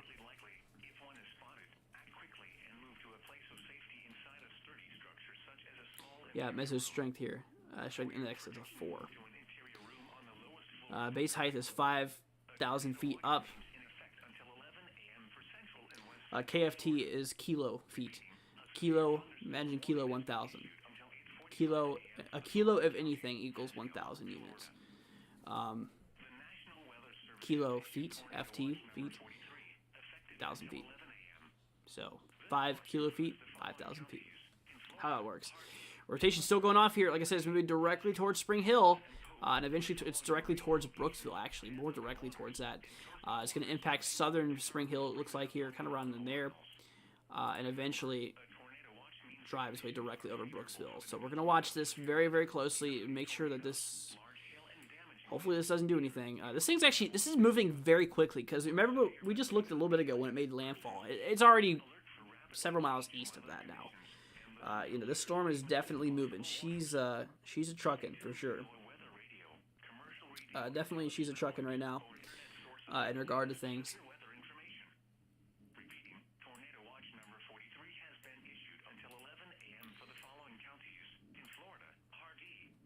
Yeah, we're talking about 20 plus miles per hour incoming and outgoing. So, we got some rotation going on here.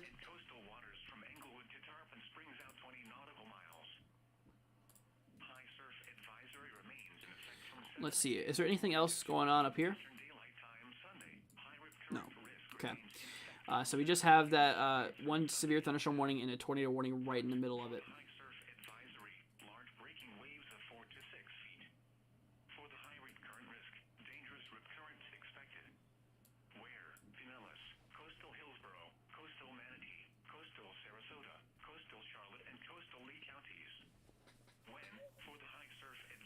Oh, man. Not gonna lie, guys, it's starting to get to me. I've been live here for 8 hours now, over 8 hours. Second time I've done this. But you know what? I'm glad I'm doing this. Very, very glad. I'm glad I'm here for you guys. I'm always so always know that. And if you need any help, guys, you know, about anything, feel free to throw them down in the chat. Specific forecast, whatever. I'll be here for you guys. Like I said, I've been live here for quite a while. I'm starting to get pretty tired. I had no sleep. I started live at 12 o'clock in the morning. It's now 8:30 almost. All right, so like I said, rotation currently kicking off here, right near Spring Hill. This is moving directly towards Brooksville. This will be tracking south here, Spring Hill. But obviously, where velocity lines up on the scan here could be obviously different to where the tornado is at. It can definitely shift directions as it tracks further down. But yeah, that's what we're talking about, guys. So like I said, if you are new to the channel, guys, do me a favor. Consider hitting that subscribe button. Be greatly appreciated. You guys will not be disappointed. It'll help us out. You guys are the best. Just always know that. And we're going to be here for you guys until the end. Like I said, we've been live streaming this whole entire event so far. It's the second tornado warning we've seen today, which obviously no tornado warning is good. And hopefully no more comes after this, but like I said, the atmosphere is kind of mad at us today. Definitely is saying that, hey, you know, basically saying, hey, I'm probably going to be mad at today, and I'm probably going to throw all types of severe weather at you. Large hail, damaging winds, and tornadoes here. All being a concern. Okay, it looks like the rotation isn't as tight as we were seeing it before. Correlation coefficient, yeah, there's nothing on there. There's nothing on CC drop, which is obviously good. Which is saying there's not any debris being picked up by radar, which is a good sign, considering it is over a pretty densely populated area. Oh yeah, it's starting to snow pretty hard now.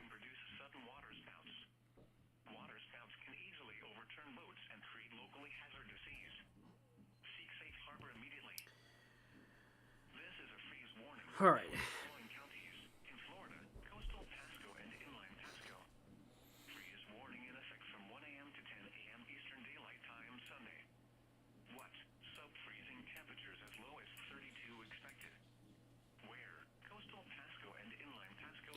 Okay, we have a flash flood warning that's still in effect here. It will be in effect here until 8:45, so we still have a little bit to go. It'll be out within the hour, though.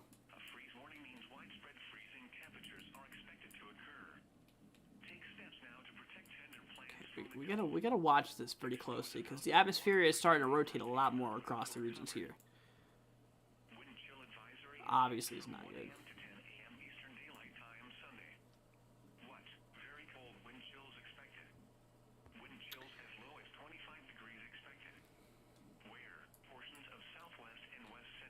Okay, so guys, I tell you what, we're gonna keep the radar view on the screen here for a little bit. I'm just gonna go ahead and take a small break here. I need a second to stand up, do something, because like I said, it's starting to get to me. I'm getting pretty tired.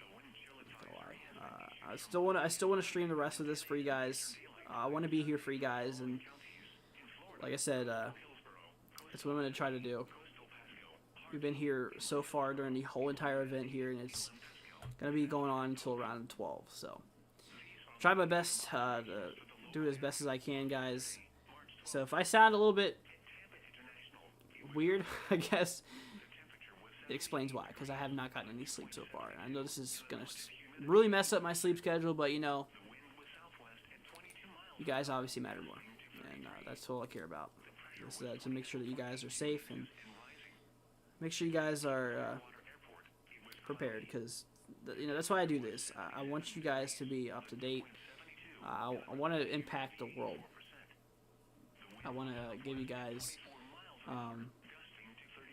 you know, all the information that you need to prepare for stuff like this. Let's go and see here. Maple says the rotation continues to occur. Yeah, a little bit of rotation still going on here. It's not as tight as we were seeing it between a few scans back. We can even look at that now. It's not as tight as like right there. Yeah, especially right there. It's not as tight there. It looks like the rotation it is fizzling out easily. You can obviously tell it's fizzling out here over the last few scans, which is good. That's definitely good, but kind of weak rotation now. Guys, like I said, we're going to go ahead and take a break here for a minute. I just need a second to rest for a second. I'm not going to fall asleep. I promise. I just need a second to stretch, stuff like that. And maybe just lay down for 5 minutes. I'm not going to sleep, obviously. I'm not going to do that. But we'll be back here soon. I'll keep the view here on the radar view in regard to the severe thunderstorm warning and the current tornado warning here. So we'll be back here momentarily, guys. Like I said, if you are new to the channel, do me a huge favor. Hit that subscribe button. Greatly appreciate it. You guys will not be missing out. And if you guys do want to support the channel, we do have our donation link in the description. It'll help us out a lot and help us, you know, get better programs and keep the programs we have to give you guys the coverage that you guys need. So, but guys, we'll be back here momentarily. So hang tight. Back in about 5-10 minutes. So, see you guys here in a second.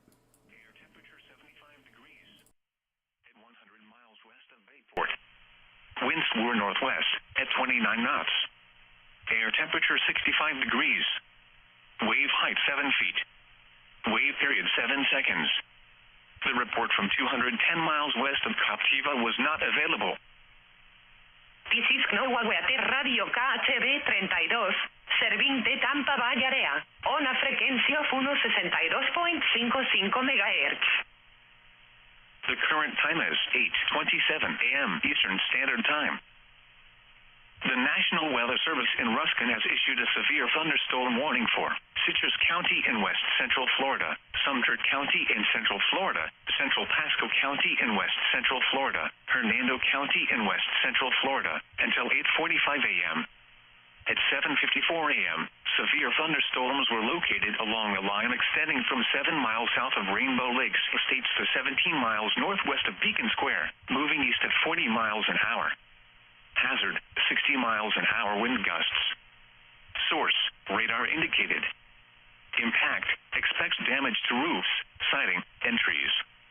Locations impacted include Hernando, Spring Hill, Newport Richey, Sugarmill Woods, Brooksville, Inverness, Wildwood, Lake Panosovsky, Ridge Manor, and Bushnell. A tornado watch remains in effect until 11 a.m. for central and west central Florida. A tornado watch remains in effect for the warned area.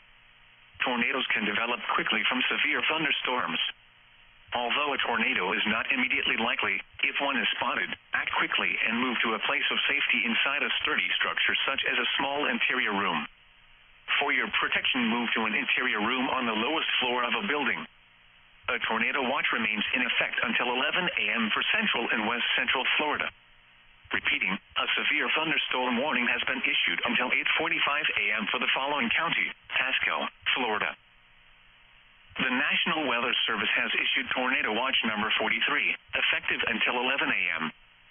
This watch includes the following counties in Florida: Hardee, Hillsborough, Manatee, Pasco, Pinellas, and Polk, and the following marine locations: Tampa Bay waters and coastal waters from Englewood to Tarpon Springs out 20 nautical miles. Remember, a tornado watch means the conditions are favorable for the development of severe weather, including tornadoes, large hail, and damaging winds in and close to the watch area. While severe weather may not be imminent, persons should remain alert for rapidly changing weather conditions and listen for later statements and possible warnings. Stay tuned to NOAA weather radio, commercial radio and television outlets, or internet sources for the latest severe weather information. Repeating, Tornado Watch number 43 has been issued until 11 a.m. for the following counties in Florida: Hardee, Hillsborough, Manatee, Pasco, Pinellas, and Polk, and the following marine locations: Tampa Bay waters and coastal waters from Englewood to Tarpon Springs out 20 nautical miles. High surf advisory remains in effect from 7 a.m. this morning to 2 p.m. Eastern Daylight Time Sunday. High rip current risk remains in effect from 7 a.m. this morning through Sunday afternoon. What? For the high surf advisory, large breaking waves of 4 to 6 feet. For the high rip current risk, dangerous rip currents expected. Where? Pinellas, coastal Hillsborough, coastal Manatee, coastal Sarasota, coastal Charlotte, and coastal Lee counties. When? For the high surf advisory, from 7 a.m. Saturday to 2 p.m. Eastern Daylight Time Sunday. For the high rip current risk, from Saturday morning through Sunday afternoon. Impacts: dangerous swimming and surfing conditions and localized beach erosion. Rip currents can sweep even the best swimmers away from shore into deeper water. Inexperienced swimmers should remain out of the water due to dangerous surf conditions. Swim near a lifeguard. If caught in a rip current, relax and float. Don't swim against the current. If able, swim in a direction following the shoreline. If unable to escape, face the shore and call a wave for help. The National Weather Service in Ruskin has issued a special marine warning for coastal waters from Englewood to Tarpon Springs, Florida out 20 nautical miles, coastal waters from Tarpon Springs to Suwannee River, Florida out 20 nautical miles, waters from Englewood to Tarpon Springs, Florida out 20 to 60 nautical miles, waters from Tarpon Springs to Suwannee River, Florida out 20 to 60 nautical miles, until 9 a.m.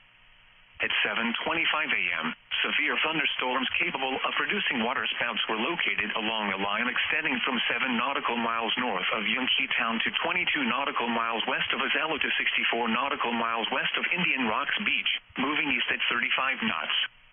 Hazard: waterspouts and wind gusts in excess of 50 knots. Source: radar. Impact: waterspouts can quickly form and capsize boats, damage vessels, and create suddenly higher waves. Make sure all on board are in a secure location and wearing life jackets. Expect wind gusts in excess of 50 knots and suddenly higher waves. Boats could sustain significant damage or capsize. Make sure all on board are wearing life jackets. Return to safe harbor if possible.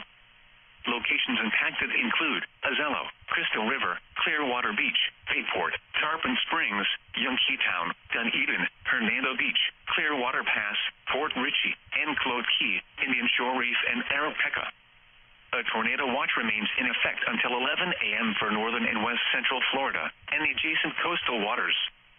Move to safe harbor immediately as gusty winds and high waves are expected. Such storms can produce sudden waterspouts. Waterspouts can easily overturn boats and create locally hazardous seas. Seek safe harbor immediately. This is a freeze warning for the following counties in Florida: coastal Pasco and inland Pasco. Freeze warning in effect from 1 a.m. to 10 a.m. Eastern Daylight Time Sunday. What? Sub-freezing temperatures as low as 32 expected. Where? Coastal Pasco and inland Pasco counties. When? From 1 a.m. to 10 a.m. Eastern Daylight Time Sunday. Impacts: frost and freeze conditions will kill crops, another sensitive vegetation, and possibly damage unprotected outdoor plumbing. A freeze warning means widespread freezing temperatures are expected to occur. Take steps now to protect tender plants from the cold. Exposed outdoor water pipes may burst if not wrapped or covered.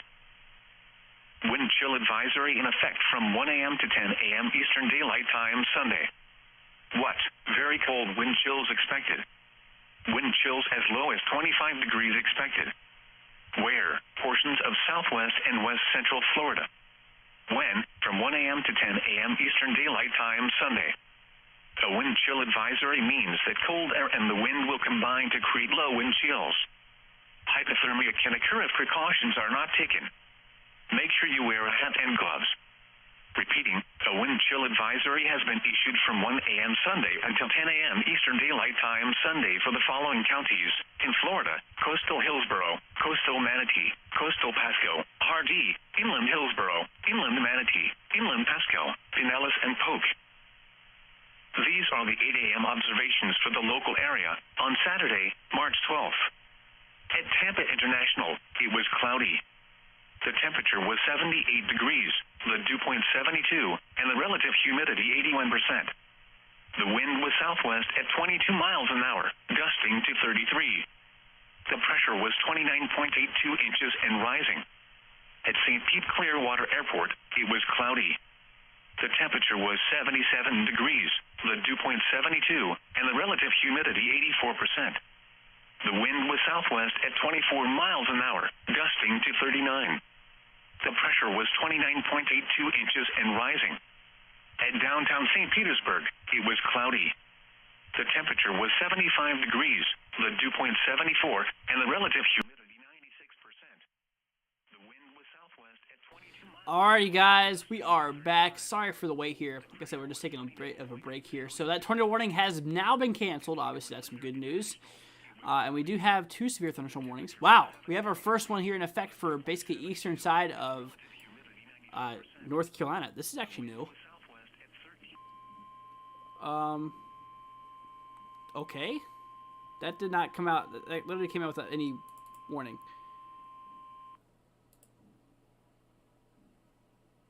What is that about? What?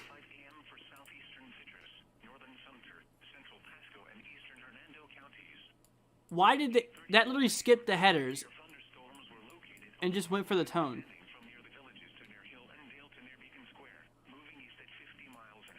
It's talking about this severe thunderstorm.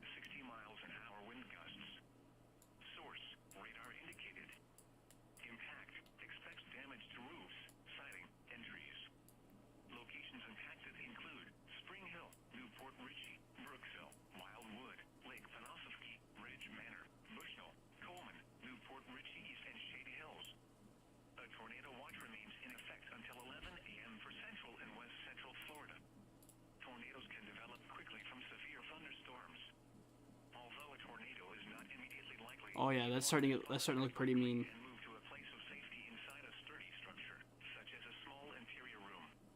Another severe thunderstorm warning just popped up. Wait, is this near Orlando?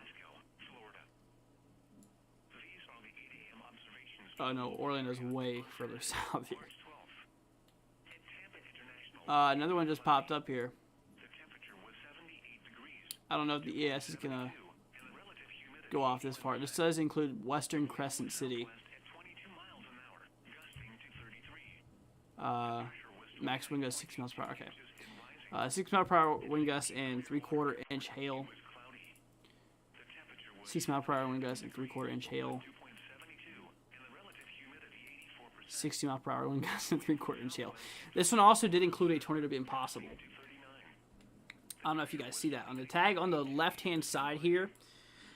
It does show right here, tornado possible, right in there. This does show essentially possibility of a tornado. And now velocity, on the other hand, storm relative is better for this. Ooh, hold on a second, that might be. Oh, radar southeast, so this would be anticyclonic, wouldn't it? Wouldn't it be anticyclonic? Has to be. That can't be anything.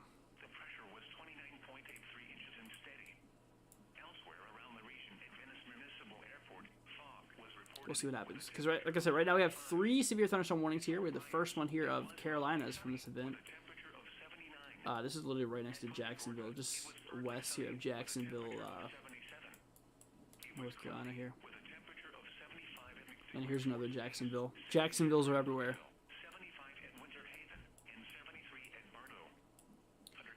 Okay, now this flood warning is getting ready to be canceled soon. At 8:45. So yeah, this doesn't have too much longer to go before it's canceled. So that's gonna be canceled here soon. And obviously we have the severe thunderstorm warning that's here for basically just east of Spring Hill. This does include Bayonet Point, Lake, whatever that is, Panasofkey. I think that's right. I think I actually said that right. Panasofkey, Coleman, Bushnell. This one will be in effect here for another 5 minutes. It's going to be expired here at 5:45. Or sorry, 8:45. I don't know why I said it was 5. So yeah, that's in effect here. And obviously we have this new one that just now popped up, 20 minutes. This one will be in effect until 9 o'clock a.m. Eastern Time. 60 mile per hour wind gusts and 3/4 inch hail being a concern. And obviously we have this guy up here, which will be in effect here for the same thing until 9 o'clock. So here in 5 minutes and in 20 minutes, we'll have all these, basically within 20 minutes, all of these warnings that are currently out will be canceled. I mean, I'm talking every single warning here, except for the marine warnings. But like I said, this does include this flash flood warning. This will be in effect here until 5 more minutes from now. This one is, 20 minutes from now. This one is 5 minutes from now. And this one's 20 minutes from now. So within 20 minutes, all these warnings that we have out here, convective and flood-wise, they will be canceled here soon. So not too much longer. How much does this marine warning have, too? Okay, this one will also be canceled at 9 as well. Okay, never mind. Yeah, they're all going to be canceled down here. And what about the ones over here? 8:45. This one is 8:45. Okay, well, I guess they're all going to be canceled here soon. Look, all of the warnings we have are about to just dump. Like, look at this. Here's the current... Okay, this is the current warnings we have out right now. You might be wondering what those yellow ones are. These are special weather statements. They're not warnings. They're just special weather statements. The blues are special marine warnings. I call them severe thunderstorm warnings for the water, essentially, kind of what they are. FFW, flash flood warning here in the green. And, of course, the red is the severe thunderstorm warnings here. Yeah. Jonathan says, I will be back later. Okay, Jonathan. Good to see you. So, yeah, this will be canceled here in about... Everything will be canceled within 20 minutes from now. All the current... warnings we have. Literally every single warning will be canceled here. A lot of them are getting ready to cancel. I mean, half of them are about to be canceled here in 3 minutes. And the other half here in about 15 minutes after that. Yeah, this has 2 minutes to go.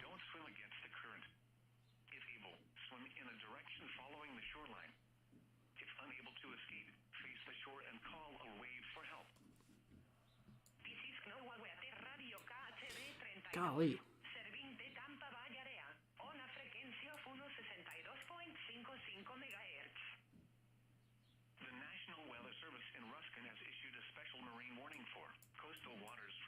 Yeah, that's this right here. Water spouts being possible. A lot of that convective line, though, is starting to move its way inland. We'll switch back to KTBW. This is in Tampa.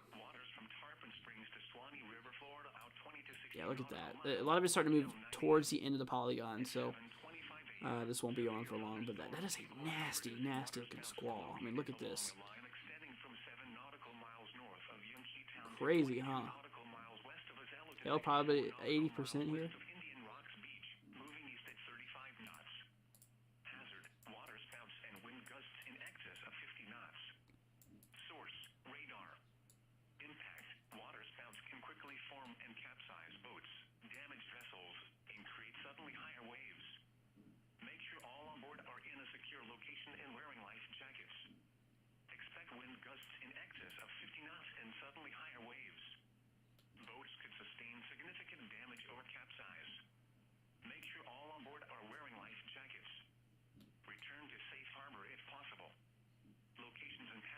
Okay.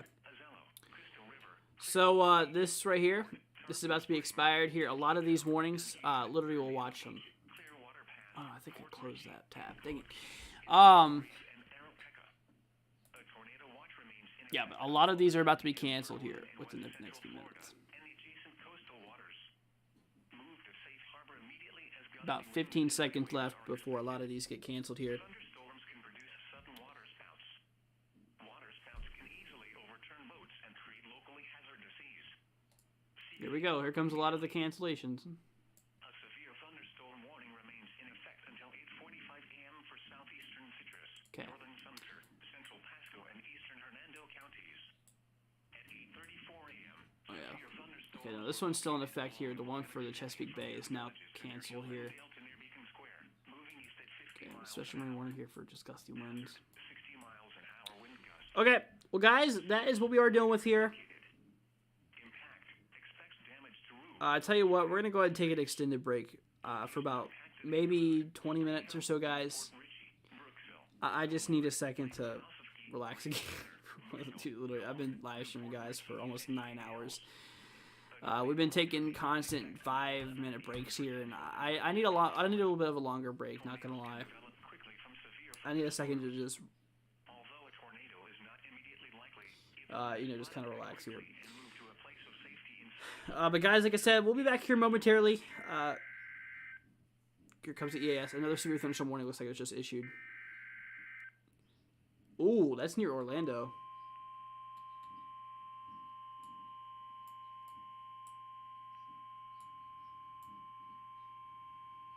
The National Weather Service in Ruskin has issued a severe thunderstorm warning for southeastern Citrus County in west central Florida, Sumter County in central Florida, Pasco County in west central Florida, southeastern Hernando County in west central Florida, Pinellas County in west central Florida, northwestern Hillsborough County in west central Florida, northwestern Polk County in central Florida until 9:30 a.m. At 8:43 a.m., severe thunderstorms were located along a line extending from near the villages to near Hill and Dale to near Newport Richey to 30 miles west of Eight Pines, moving east at 45 miles an hour. Hazard, 60 miles an hour wind gusts. Source, radar indicated. Impact, expects damage to roofs, siding, and trees. Locations impacted include Tampa, St. Petersburg, Clearwater, Largo, Pinellas Park, Temple Terrace, Seminole, Safety Harbor, Newport Richey, and West Park. A tornado watch remains in effect until 11 a.m. for central and west central Florida. Tornadoes can develop quickly from severe thunderstorms. Although a tornado is not immediately likely, if one is spotted, act quickly and move to a place of safety inside a sturdy structure such as a small interior room. Repeating, a severe thunderstorm warning has been issued until 9:30 a.m. for the following counties in Florida: Hillsborough, Pasco, Pinellas, and Polk.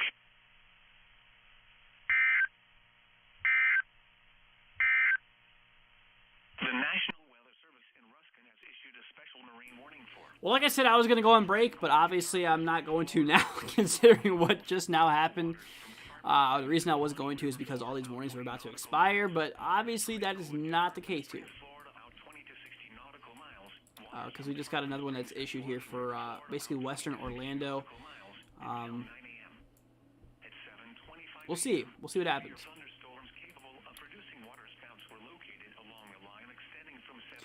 So Maple, if you want to submit any of those report or any of that, the weather that's coming your way, like I said, we do have our Twitter. You can tag us if you do want to post photos. I mean, obviously you don't have to, but if you wanted to, if you see anything interesting, you can tag us at NWW162 on Twitter if you have Twitter.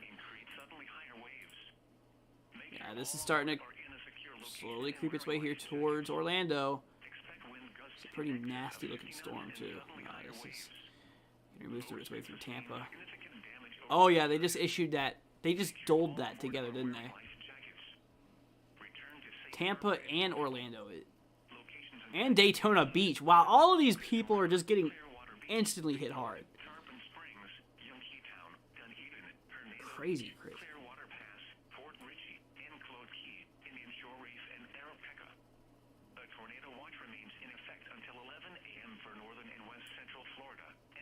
Crazy. Move to safe harbor immediately as gusty winds and high waves are expected. Thunderstorms can produce sudden waterspouts. Waterspouts can easily overturn boats and create locally hazardous seas. Yeah, things are starting to get kind of crazy here. This is a freeze warning for the following counties in Florida.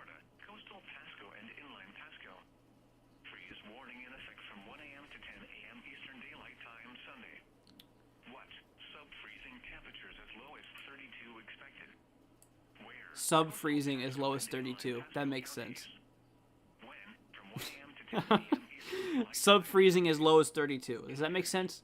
Wouldn't that be freezing at freezing?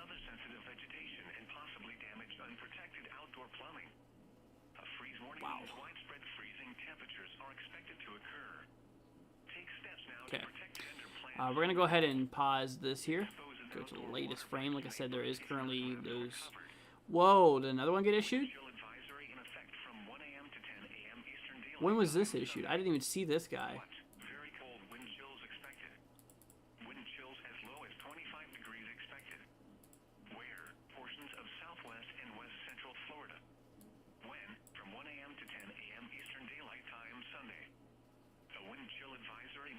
Oh, okay, that's been in there for a little bit.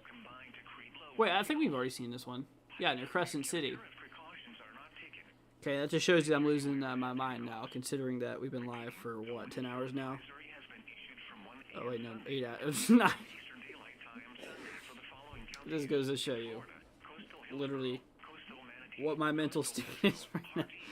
Like I said, guys, we've been live since 12 o'clock in the morning. Kind of feeling it now, not gonna lie.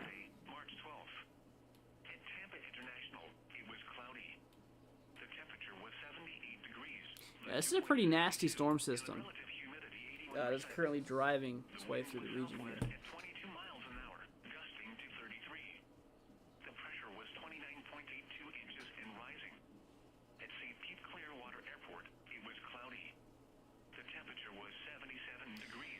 Yeah, I gotta text my girlfriend and let her know that the storms are on the way. Because, obviously, things, she lives near Orlando. And I gotta let her know about things. Northman says, check North Carolina. What's going on in North Carolina, other than that severe thunderstorm warning?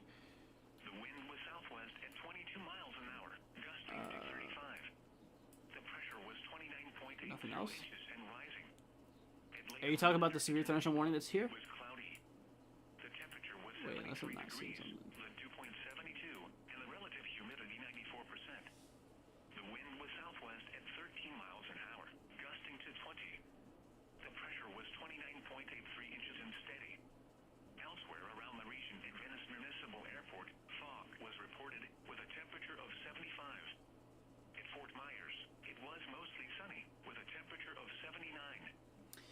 Northman says my girlfriend's in Florida. Yeah, she's in Florida.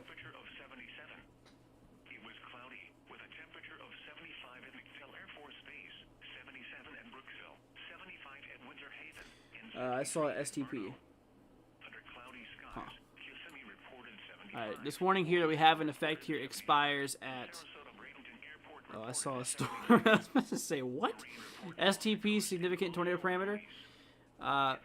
Well, to say, I mean, there's a lot of those probably around here somewhere, a lot of those values around. So I'm in a storm. Yeah. Yeah, this is the storm here. This is that one we have. Expires in 7 minutes.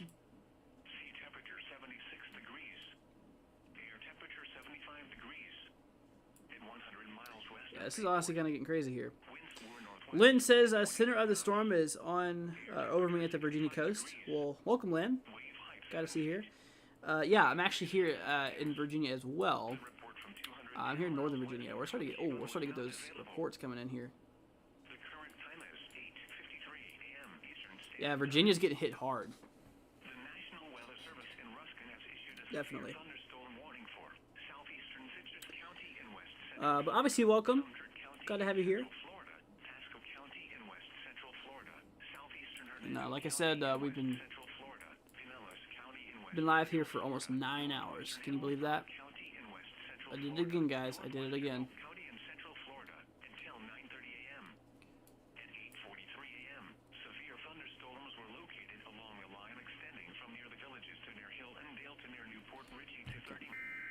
Oh, here comes the AS. Alright, we're going to go ahead and mute my mic here for a second. Go ahead and listen to what this has to say.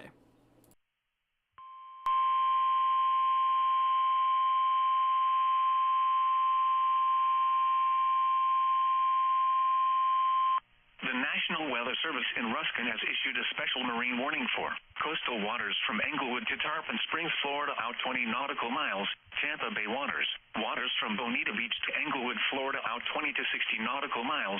Waters from Englewood to Tarpon Springs, Florida, out 20 to 60 nautical miles, until 10:30 a.m.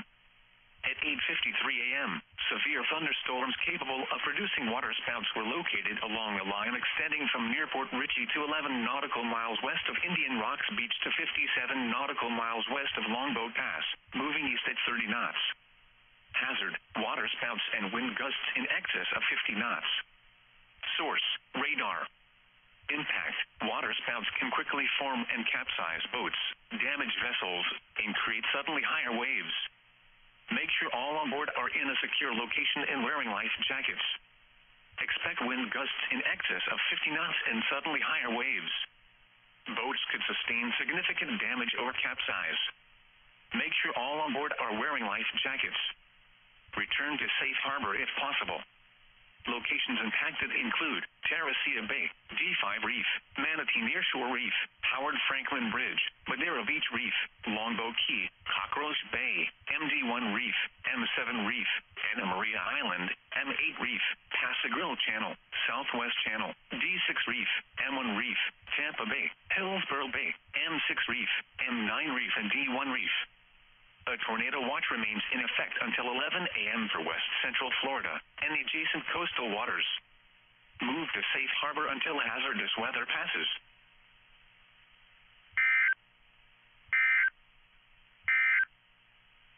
The National Weather Service in Ruskin has... Okay, so guys, as you just now heard, we have that new special marine warning that is in effect here for just western portion. It's just west here of Sarasota. And basically southwest, or basically just any direction, just south here of St. Petersburg. So guys, like I said before, we're going to go ahead and do a break here. Another special marine warning was just issued here for east of Jacksonville, off into, obviously off into marine areas here. But guys, we're going to go ahead and take a break here. I need a second to just relax for a second. Because I've been live here for, 9 hours now? Yeah, about 9 hours, guys. So, I'll be back here soon. Lynn says tornado watch has been across Florida, has been expanded to the south and include Riverton and Oaks counties effective until 11 o'clock. Well, thank you for the update, Lynn. Greatly appreciated. But guys, I'll be back here soon. Hope you guys don't mind. I just need a second to relax here for a second. Won't be gone for more than 10 minutes. Or honestly, maybe about 10-15 minutes I'll probably be gone here. Or at least until anything crazy pops up. Like if a tornado warning pops up, I'm going to be back here.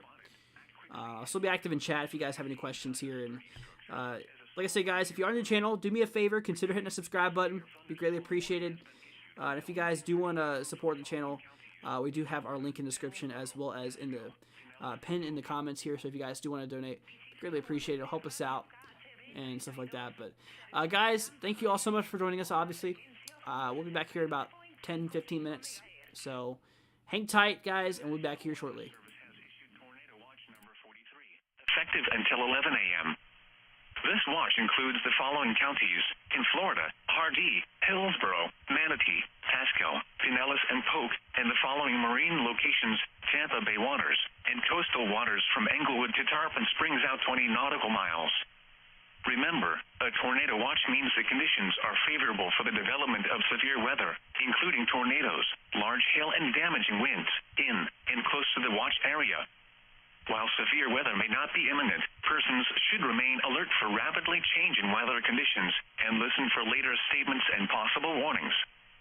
Stay tuned to NOAA weather radio, commercial radio and television outlets, or internet sources for the latest severe weather information.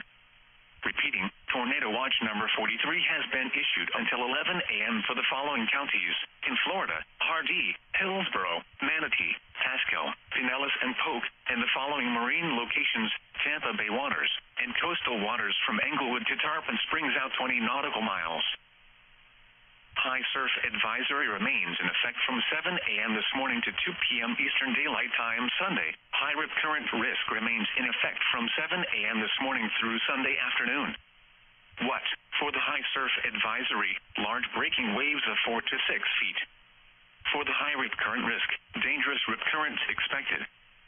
Where? Pinellas, Coastal Hillsborough, Coastal Manatee, Coastal Sarasota, Coastal Charlotte, and Coastal Lee counties.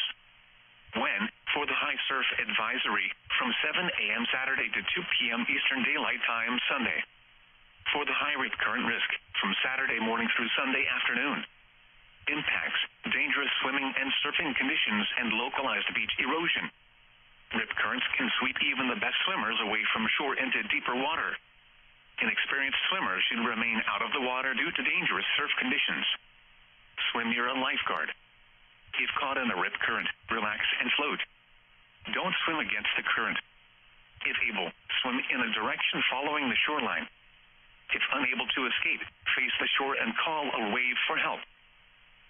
The National Weather Service in Ruskin has issued a special marine warning for coastal waters from Englewood to Tarpon Springs, Florida, out 20 nautical miles, Tampa Bay waters, waters from Bonita Beach to Englewood, Florida, out 20 to 60 nautical miles, waters from Englewood to Tarpon Springs, Florida, out 20 to 60 nautical miles, until 10:30 a.m. At 8:53 a.m., severe thunderstorms capable of producing waterspouts were located along a line extending from near Port Richey to 11 nautical miles west of Indian Rocks Beach to 57 nautical miles west of Longboat Pass, moving east at 30 knots. Hazard, waterspouts and wind gusts in excess of 50 knots. Source, radar. Impact, waterspouts can quickly form and capsize boats, damage vessels, and create suddenly higher waves. Make sure all on board are in a secure location and wearing life jackets. Expect wind gusts in excess of 50 knots and suddenly higher waves. Boats could sustain significant damage or capsize. Make sure all on board are wearing life jackets. Return to safe harbor if possible. Locations impacted include Terracea Bay, D5 Reef, Manatee Nearshore Reef, Howard Franklin Bridge, Madeira Beach Reef, Longboat Key, Cockroach Bay, MD1 Reef, M7 Reef, Anna Maria Island, M8 Reef, Pass-a-Grille Channel, Southwest Channel, D6 Reef, M1 Reef, Tampa Bay, Hillsborough Bay, M6 Reef, M9 Reef, and D1 Reef. A tornado watch remains in effect until 11 a.m. for West Central Florida and the adjacent coastal waters. Move to safe harbor until hazardous weather passes. This is a freeze warning for the following counties in Florida: coastal Pasco and inland Pasco. Freeze warning in effect from 1 a.m. to 10 a.m. Eastern Daylight Time Sunday. What? Sub-freezing temperatures as low as 32 expected. Where? Coastal Pasco and inland Pasco counties. When? From 1 a.m. to 10 a.m. Eastern Daylight Time Sunday. Impacts: frost and freeze conditions will kill crops, another sensitive vegetation, and possibly damage unprotected outdoor plumbing. A freeze warning means widespread freezing temperatures are expected to occur. Take steps now to protect tender plants from the cold. Exposed outdoor water pipes may burst if not wrapped or covered. Wind chill advisory in effect from 1 a.m. to 10 a.m. Eastern Daylight Time Sunday. What? Very cold wind chills expected. Wind chills as low as 25 degrees expected. Where? Portions of southwest and west central Florida. When? From 1 a.m. to 10 a.m. Eastern Daylight Time Sunday.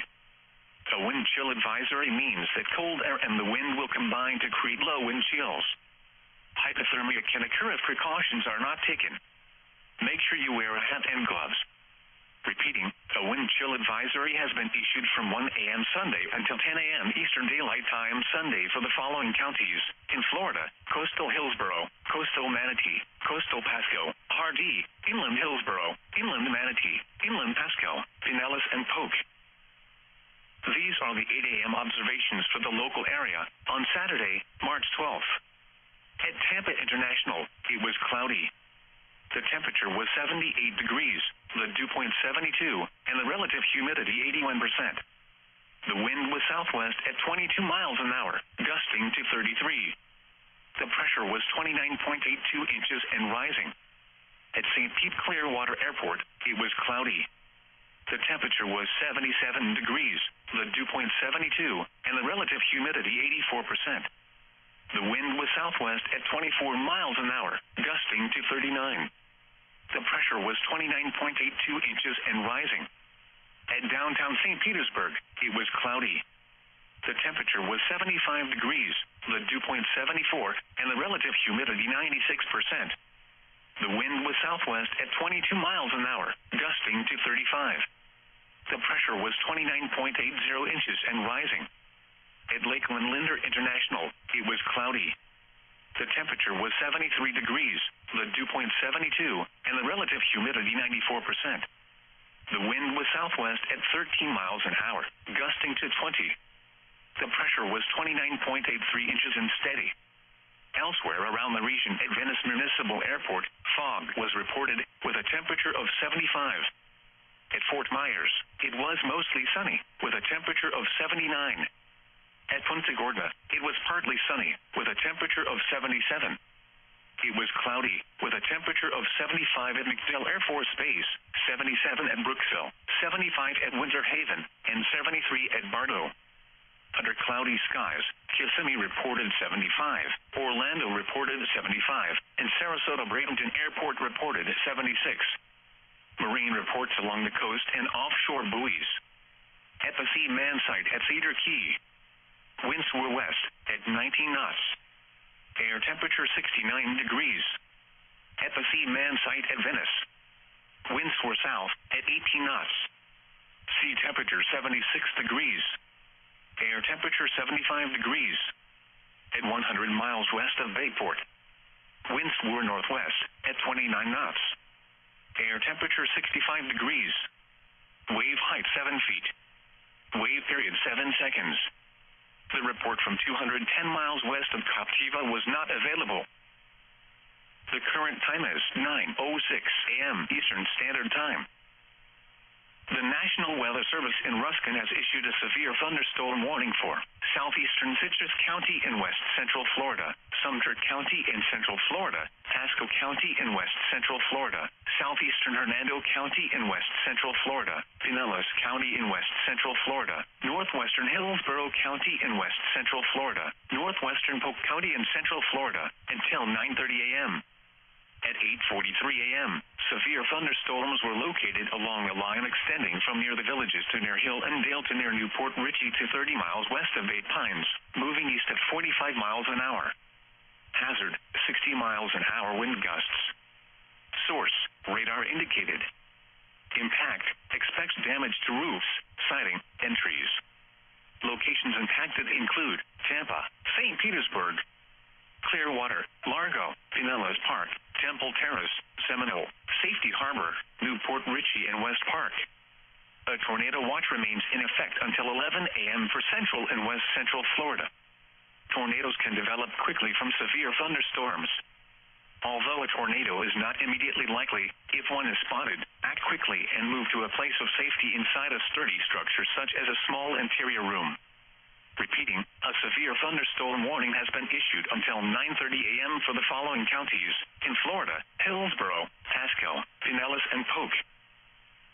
The National Weather Service has issued Tornado Watch number 43, effective until 11 a.m.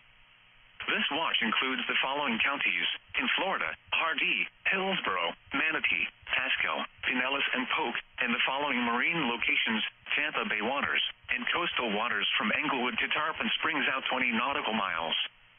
Remember, a tornado watch means the conditions are favorable for the development of severe weather, including tornadoes, large hail, and damaging winds in and close to the watch area.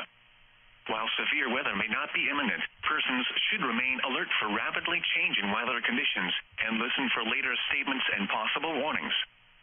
Stay tuned to NOAA Weather Radio, commercial radio and television outlets, or internet sources for the latest severe weather information. Repeating, Tornado Watch number 43 has been issued until 11 a.m. for the following counties in Florida: Hardee, Hillsborough, Manatee, Pasco, Pinellas, and Polk, and the following marine locations: Tampa Bay waters and coastal waters from Englewood to Tarpon Springs out 20 nautical miles. High surf advisory remains in effect from 7 a.m. this morning to 2 p.m. Eastern Daylight Time Sunday. High rip current risk remains in effect from 7 a.m. this morning through Sunday afternoon. What? For the high surf advisory, large breaking waves of 4 to 6 feet. For the high rip current risk, dangerous rip currents expected. Where? Pinellas, coastal Hillsborough, coastal Manatee, coastal Sarasota, coastal Charlotte, and coastal Lee counties. When, for the high surf advisory, from 7 a.m. Saturday to 2 p.m. Eastern Daylight Time Sunday. For the high rip current risk, from Saturday morning through Sunday afternoon. Impacts, dangerous swimming and surfing conditions, and localized beach erosion. Rip currents can sweep even the best swimmers away from shore into deeper water. Inexperienced swimmers should remain out of the water due to dangerous surf conditions. Swim near a lifeguard. If caught in a rip current, relax and float. Don't swim against the current. If able, swim in a direction following the shoreline. If unable to escape, face the shore and call a wave for help. The National Weather Service in Ruskin has issued a special marine warning for coastal waters from Englewood to Tarpon Springs, Florida, out 20 nautical miles, Tampa Bay waters, waters from Bonita Beach to Englewood, Florida, out 20 to 60 nautical miles, waters from Englewood to Tarpon Springs, Florida, out 20 to 60 nautical miles, until 10:30 a.m. At 8:53 a.m., severe thunderstorms capable of producing waterspouts were located along the line extending from near Port Richey to 11 nautical miles west of Indian Rocks Beach to 57 nautical miles west of Longboat Pass, moving east at 30 knots. Hazard, waterspouts and wind gusts in excess of 50 knots. Source, radar. Impact, waterspouts can quickly form and capsize boats, damage vessels, and create suddenly higher waves. Make sure all on board are in a secure location and wearing life jackets. Expect wind gusts in excess of 50 knots and suddenly higher waves. Boats could sustain significant damage or capsize. Make sure all on board are wearing life jackets. Return to safe harbor if possible. Locations impacted include Terracea Bay, D5 Reef, Manatee Nearshore Reef, Howard Franklin Bridge, Madeira Beach Reef, Longboat Key, Cockroach Bay, MD1 Reef, M7 Reef, Anna Maria Island, M8 Reef, Passagrille Channel, Southwest Channel, D6 Reef, M1 Reef, Tampa Bay, Hillsborough Bay, M6 Reef, M9 Reef, and D1 Reef. A tornado watch remains in effect until 11 a.m. for west central Florida and the adjacent coastal waters. Move to safe harbor until hazardous weather passes. This is a freeze warning for the following counties in Florida: coastal Pasco and inland Pasco. Freeze warning in effect from 1 a.m. to 10 a.m. Eastern Daylight Time Sunday. What? Sub-freezing temperatures as low as 32 expected. Where? Coastal Pasco and inland Pasco counties. When? From 1 a.m. to 10 a.m. Eastern Daylight Time Sunday. Impacts: frost and freeze conditions will kill crops, another sensitive vegetation, and possibly damage unprotected outdoor plumbing. A freeze warning means widespread freezing temperatures are expected to occur. Take steps now to protect tender plants from the cold. Exposed outdoor water pipes may burst if not wrapped or covered. This is Knowagueate Radio KHB 32, servint de Tampa Bay Area, una frecuencia of 162.55 MHz. Wind chill advisory in effect from 1 a.m. to 10 a.m. Eastern Daylight Time Sunday. What? Very cold wind chills expected. Wind chills as low as 25 degrees expected. Where? Portions of southwest and west central Florida. When? From 1 a.m. to 10 a.m. Eastern Daylight Time Sunday. A wind chill advisory means that cold air and the wind will combine to create low wind chills. Hypothermia can occur if precautions are not taken. Make sure you wear a hat and gloves. Repeating, a wind chill advisory has been issued from 1 a.m. Sunday until 10 a.m. Eastern Daylight Time Sunday for the following counties in Florida: coastal Hillsborough, coastal Manatee, coastal Pasco, Hardee, inland Hillsborough, inland Manatee, inland Pasco, Pinellas, and Polk. The current time is 9:13 a.m. Eastern Standard Time. The National Weather Service in Ruskin has issued a severe thunderstorm warning for southeastern Citrus County in west central Florida, Sumter County in central Florida, Pasco County in west central Florida, southeastern Hernando County in west central Florida, Pinellas County in west central Florida, northwestern Hillsborough County in west central Florida, northwestern Polk County in central Florida, until 9:30 a.m. At 8:43 a.m., severe thunderstorms were located along the line extending from near the villages to near Hill and Dale to near Newport Richey to 30 miles west of Eight Pines, moving east at 45 miles an hour. miles/hour wind gusts. Source, radar indicated. Impact, expects damage to roofs, siding, and trees. Locations impacted include Tampa, St. Petersburg, Clearwater, Largo, Pinellas Park, Temple Terrace, Seminole, Safety Harbor, Newport Richey, and West Park. A tornado watch remains in effect until 11 a.m. for central and west central Florida. Tornadoes can develop quickly from severe thunderstorms.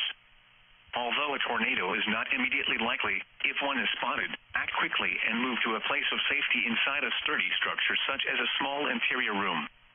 Repeating, a severe thunderstorm warning has been issued until 9:30 a.m. for the following counties in Florida: Hillsborough, Pasco, Pinellas, and Polk. The National Weather Service has issued Tornado Watch number 43, effective until 11 a.m. This watch includes the following counties in Florida: Hardee, Hillsborough, Manatee, Pasco, Pinellas, and Polk, and the following marine locations: Tampa Bay waters and coastal waters from Englewood to Tarpon Springs out 20 nautical miles.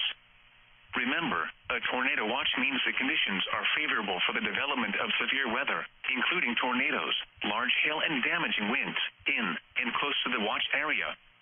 While severe weather may not be imminent, persons should remain alert for rapidly changing weather conditions and listen for later statements and possible warnings. Stay tuned to NOAA weather radio, commercial radio and television outlets, or internet sources for the latest severe weather information. Repeating, Tornado Watch number 43 has been issued until 11 a.m. for the following counties in Florida: Hardee, Hillsborough, Manatee, Pasco, Pinellas, and Polk, and the following marine locations: Tampa Bay waters and coastal waters from Englewood to Tarpon Springs out 20 nautical miles. High surf advisory remains in effect from 7 a.m. this morning to 2 p.m. Eastern Daylight Time Sunday. High rip current risk remains in effect from 7 a.m. this morning through Sunday afternoon. What? For the high surf advisory, large breaking waves of 4 to 6 feet. For the high rip current risk. This is NOAA Weather Radio KHP 32 Tampa Bay, the voice of the National Weather Service, broadcasting at a frequency of 162.55 megahertz. The tower for KHP 32 is located in Riverview, in Hillsborough County, and serves west central Florida, with programming originating from the National Weather Service office in Ruskin. The station provides warning alerts for Hillsborough, Pinellas, Pasco, Polk, Hardee, and Manatee counties. The current time is 9:17 a.m. Eastern Standard Time. Alrighty, guys, we are back. Sorry for the wait there. Wow. Okay, we have a lot of new information coming in here. So, I'll tell you what.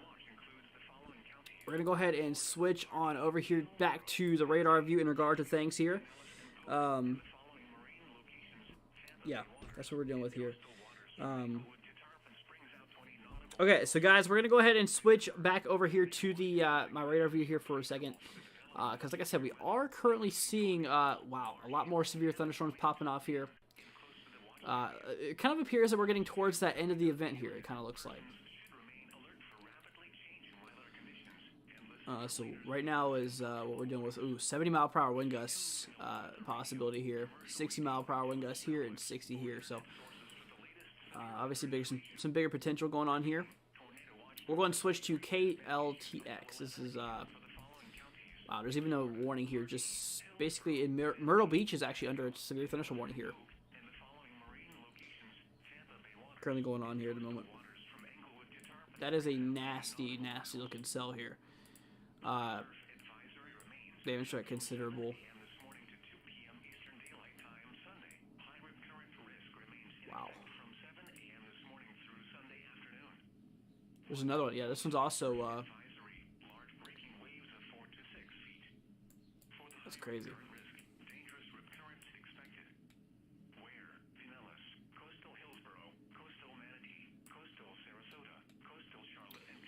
So Tampa as well as Orlando. You guys are both two major cities here in Florida, as well as Daytona Beach. You're literally still here under, or Daytona is literally under a severe thunderstorm warning here. And like the latest mesoscale analysis is actually showing things really kick off here as well. that lower level jet here that's in place. We're talking near 50 knots of shear right here towards the surface, which is obviously, but it's more northeasterlies at the surface. And then as we go up in the atmosphere on the mid levels, it's more easterlies. So, like I said, there really hasn't been that many tornado warnings today, which is obviously good, and we're approaching towards the end of this event, which is even better.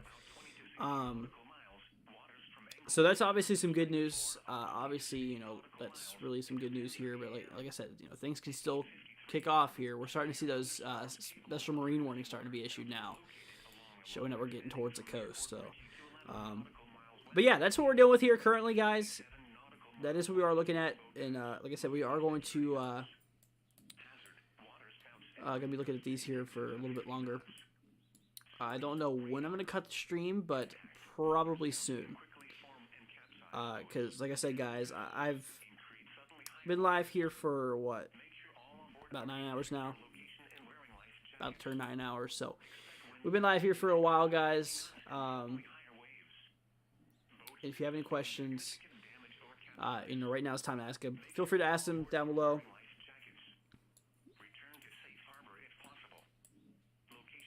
Yeah, looks like another one just got issued. Another speed thunderstorm warning. Yeah, this one right here. 70 mile per hour here. Dang, look at this. Okay, they're not tornado tags though. That's the thing. I feel like this one is not. Okay. But like I said, guys, hope you guys are doing good here. Let's go ahead and see here. Will the storm go out with a bang, or will it just move out with some rain and that's it? What? Honestly, it's probably just gonna go out with rain and a few more storms like this. I don't think we're just gonna at the end see instantly like many tornado warnings. It's possible, obviously it's possible, but because we still have several hours here, about 2-3 hours left of this event, and honestly, this cold front has been moving a bit fast.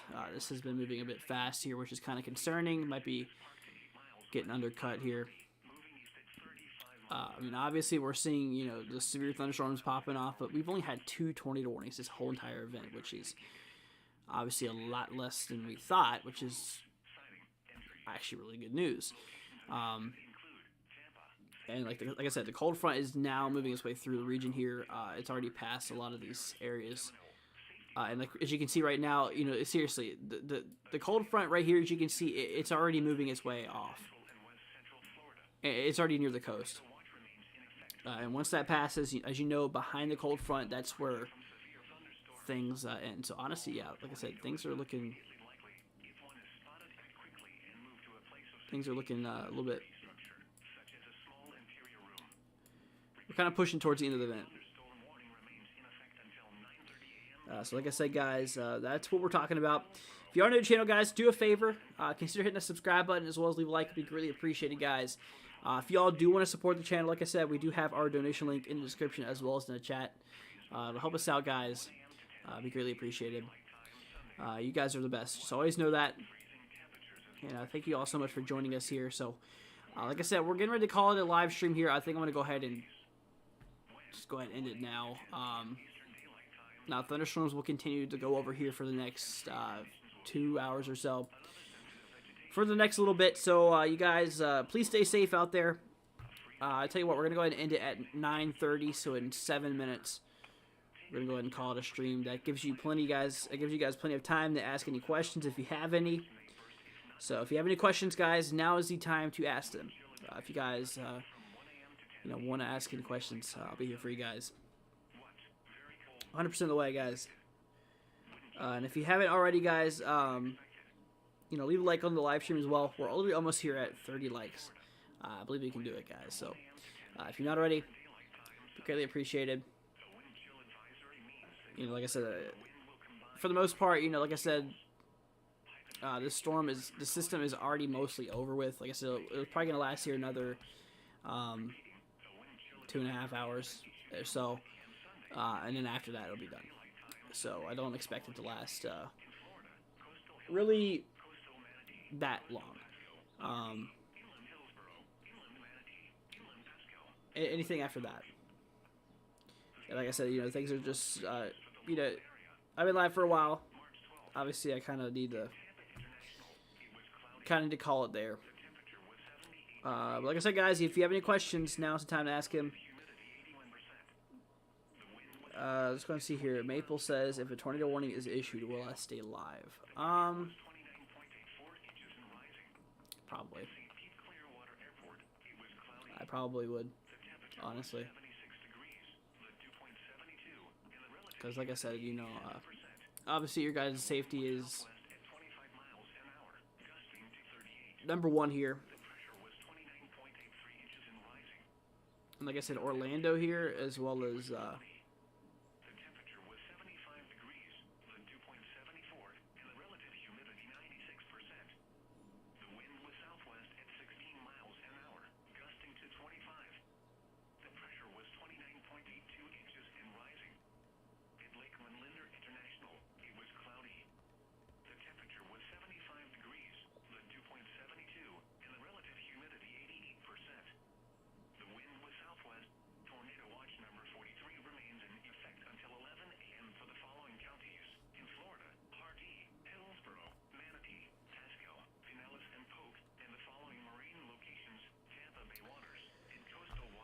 Alrighty, guys. Well, it seems like you guys don't really have any questions here, which is good, I guess. So like I said, guys, that's going to go ahead and wrap it up for the live stream. I'm sorry I'm cutting it right here at the end. I'm just, it's been live for a while here. Just now pushed 9 hours. I wanted to go ahead and say, guys, thank you so much for joining us tonight. Thank you guys for all your support. You guys are the best. I really do appreciate it. So once again, guys, thank you all so much, and I hope to see you guys in our future episodes here, or future live streams. If you're not already, guys, hit the subscribe button; it'd be greatly appreciated. You guys are the best here. Leave a like on the live stream. And if you guys do want to support the channel, like I said, our link is in the description as well as in the chat. It'll help us out. I swear, if that's a tornado warning. All right, let's go and listen to this, see what it has to say.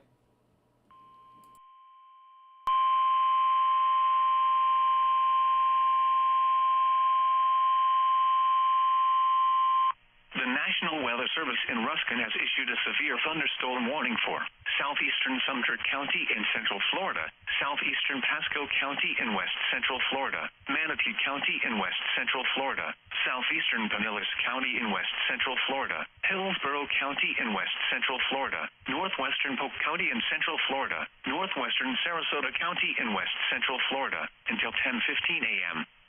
At 9:25 a.m., severe thunderstorms were located along a line extending from near Groveland to near Zephyr Hills west to Egypt Lake Lido to near Fort DeSoto Park to 23 miles southwest of Anna Maria, moving east at 35 miles an hour. Hazard, 60 miles an hour wind gusts. Source, radar indicated. Impact, expects damage to roofs, siding, and trees. Locations impacted include Tampa, St. Petersburg, Clearwater, Lakeland, Sarasota, Bradenton, Pinellas Park, Plant City, Temple Terrace, and West Park. A tornado watch remains in effect until 11 a.m. for central and west central Florida. Tornadoes can develop quickly from severe thunderstorms.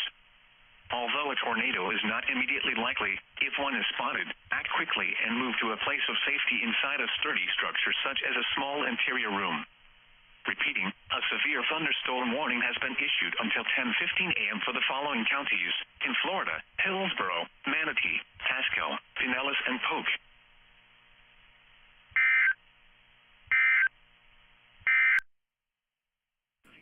Alrighty, guys, that's going to go ahead and wrap it up here for the live stream here. I thank you guys so much for joining us tonight, or today, I guess. Thank you guys so much for joining us. Hope you guys stay safe, and if you have any further questions, you guys can join our Discord channel, as well as if you have any questions, you can also tag us on Twitter at NWW162. So if you guys are not already, go ahead and consider following our social media so you guys will stay up to date. But anyways, guys, I want to go ahead and say thank you all so much once again for joining us today. If you're not already, hit that subscribe button as well as leave a like. It'd be greatly appreciated. But guys, it's going to go ahead and wrap it up for the live stream for today. Thank you guys so much for watching, and I'll catch you guys in the next one. In downtown St. Petersburg, it was cloudy. The temperature was 75 degrees, the dew point 74, and the relative humidity 96%. The wind was southwest at 16 miles an hour, gusting to 25. The pressure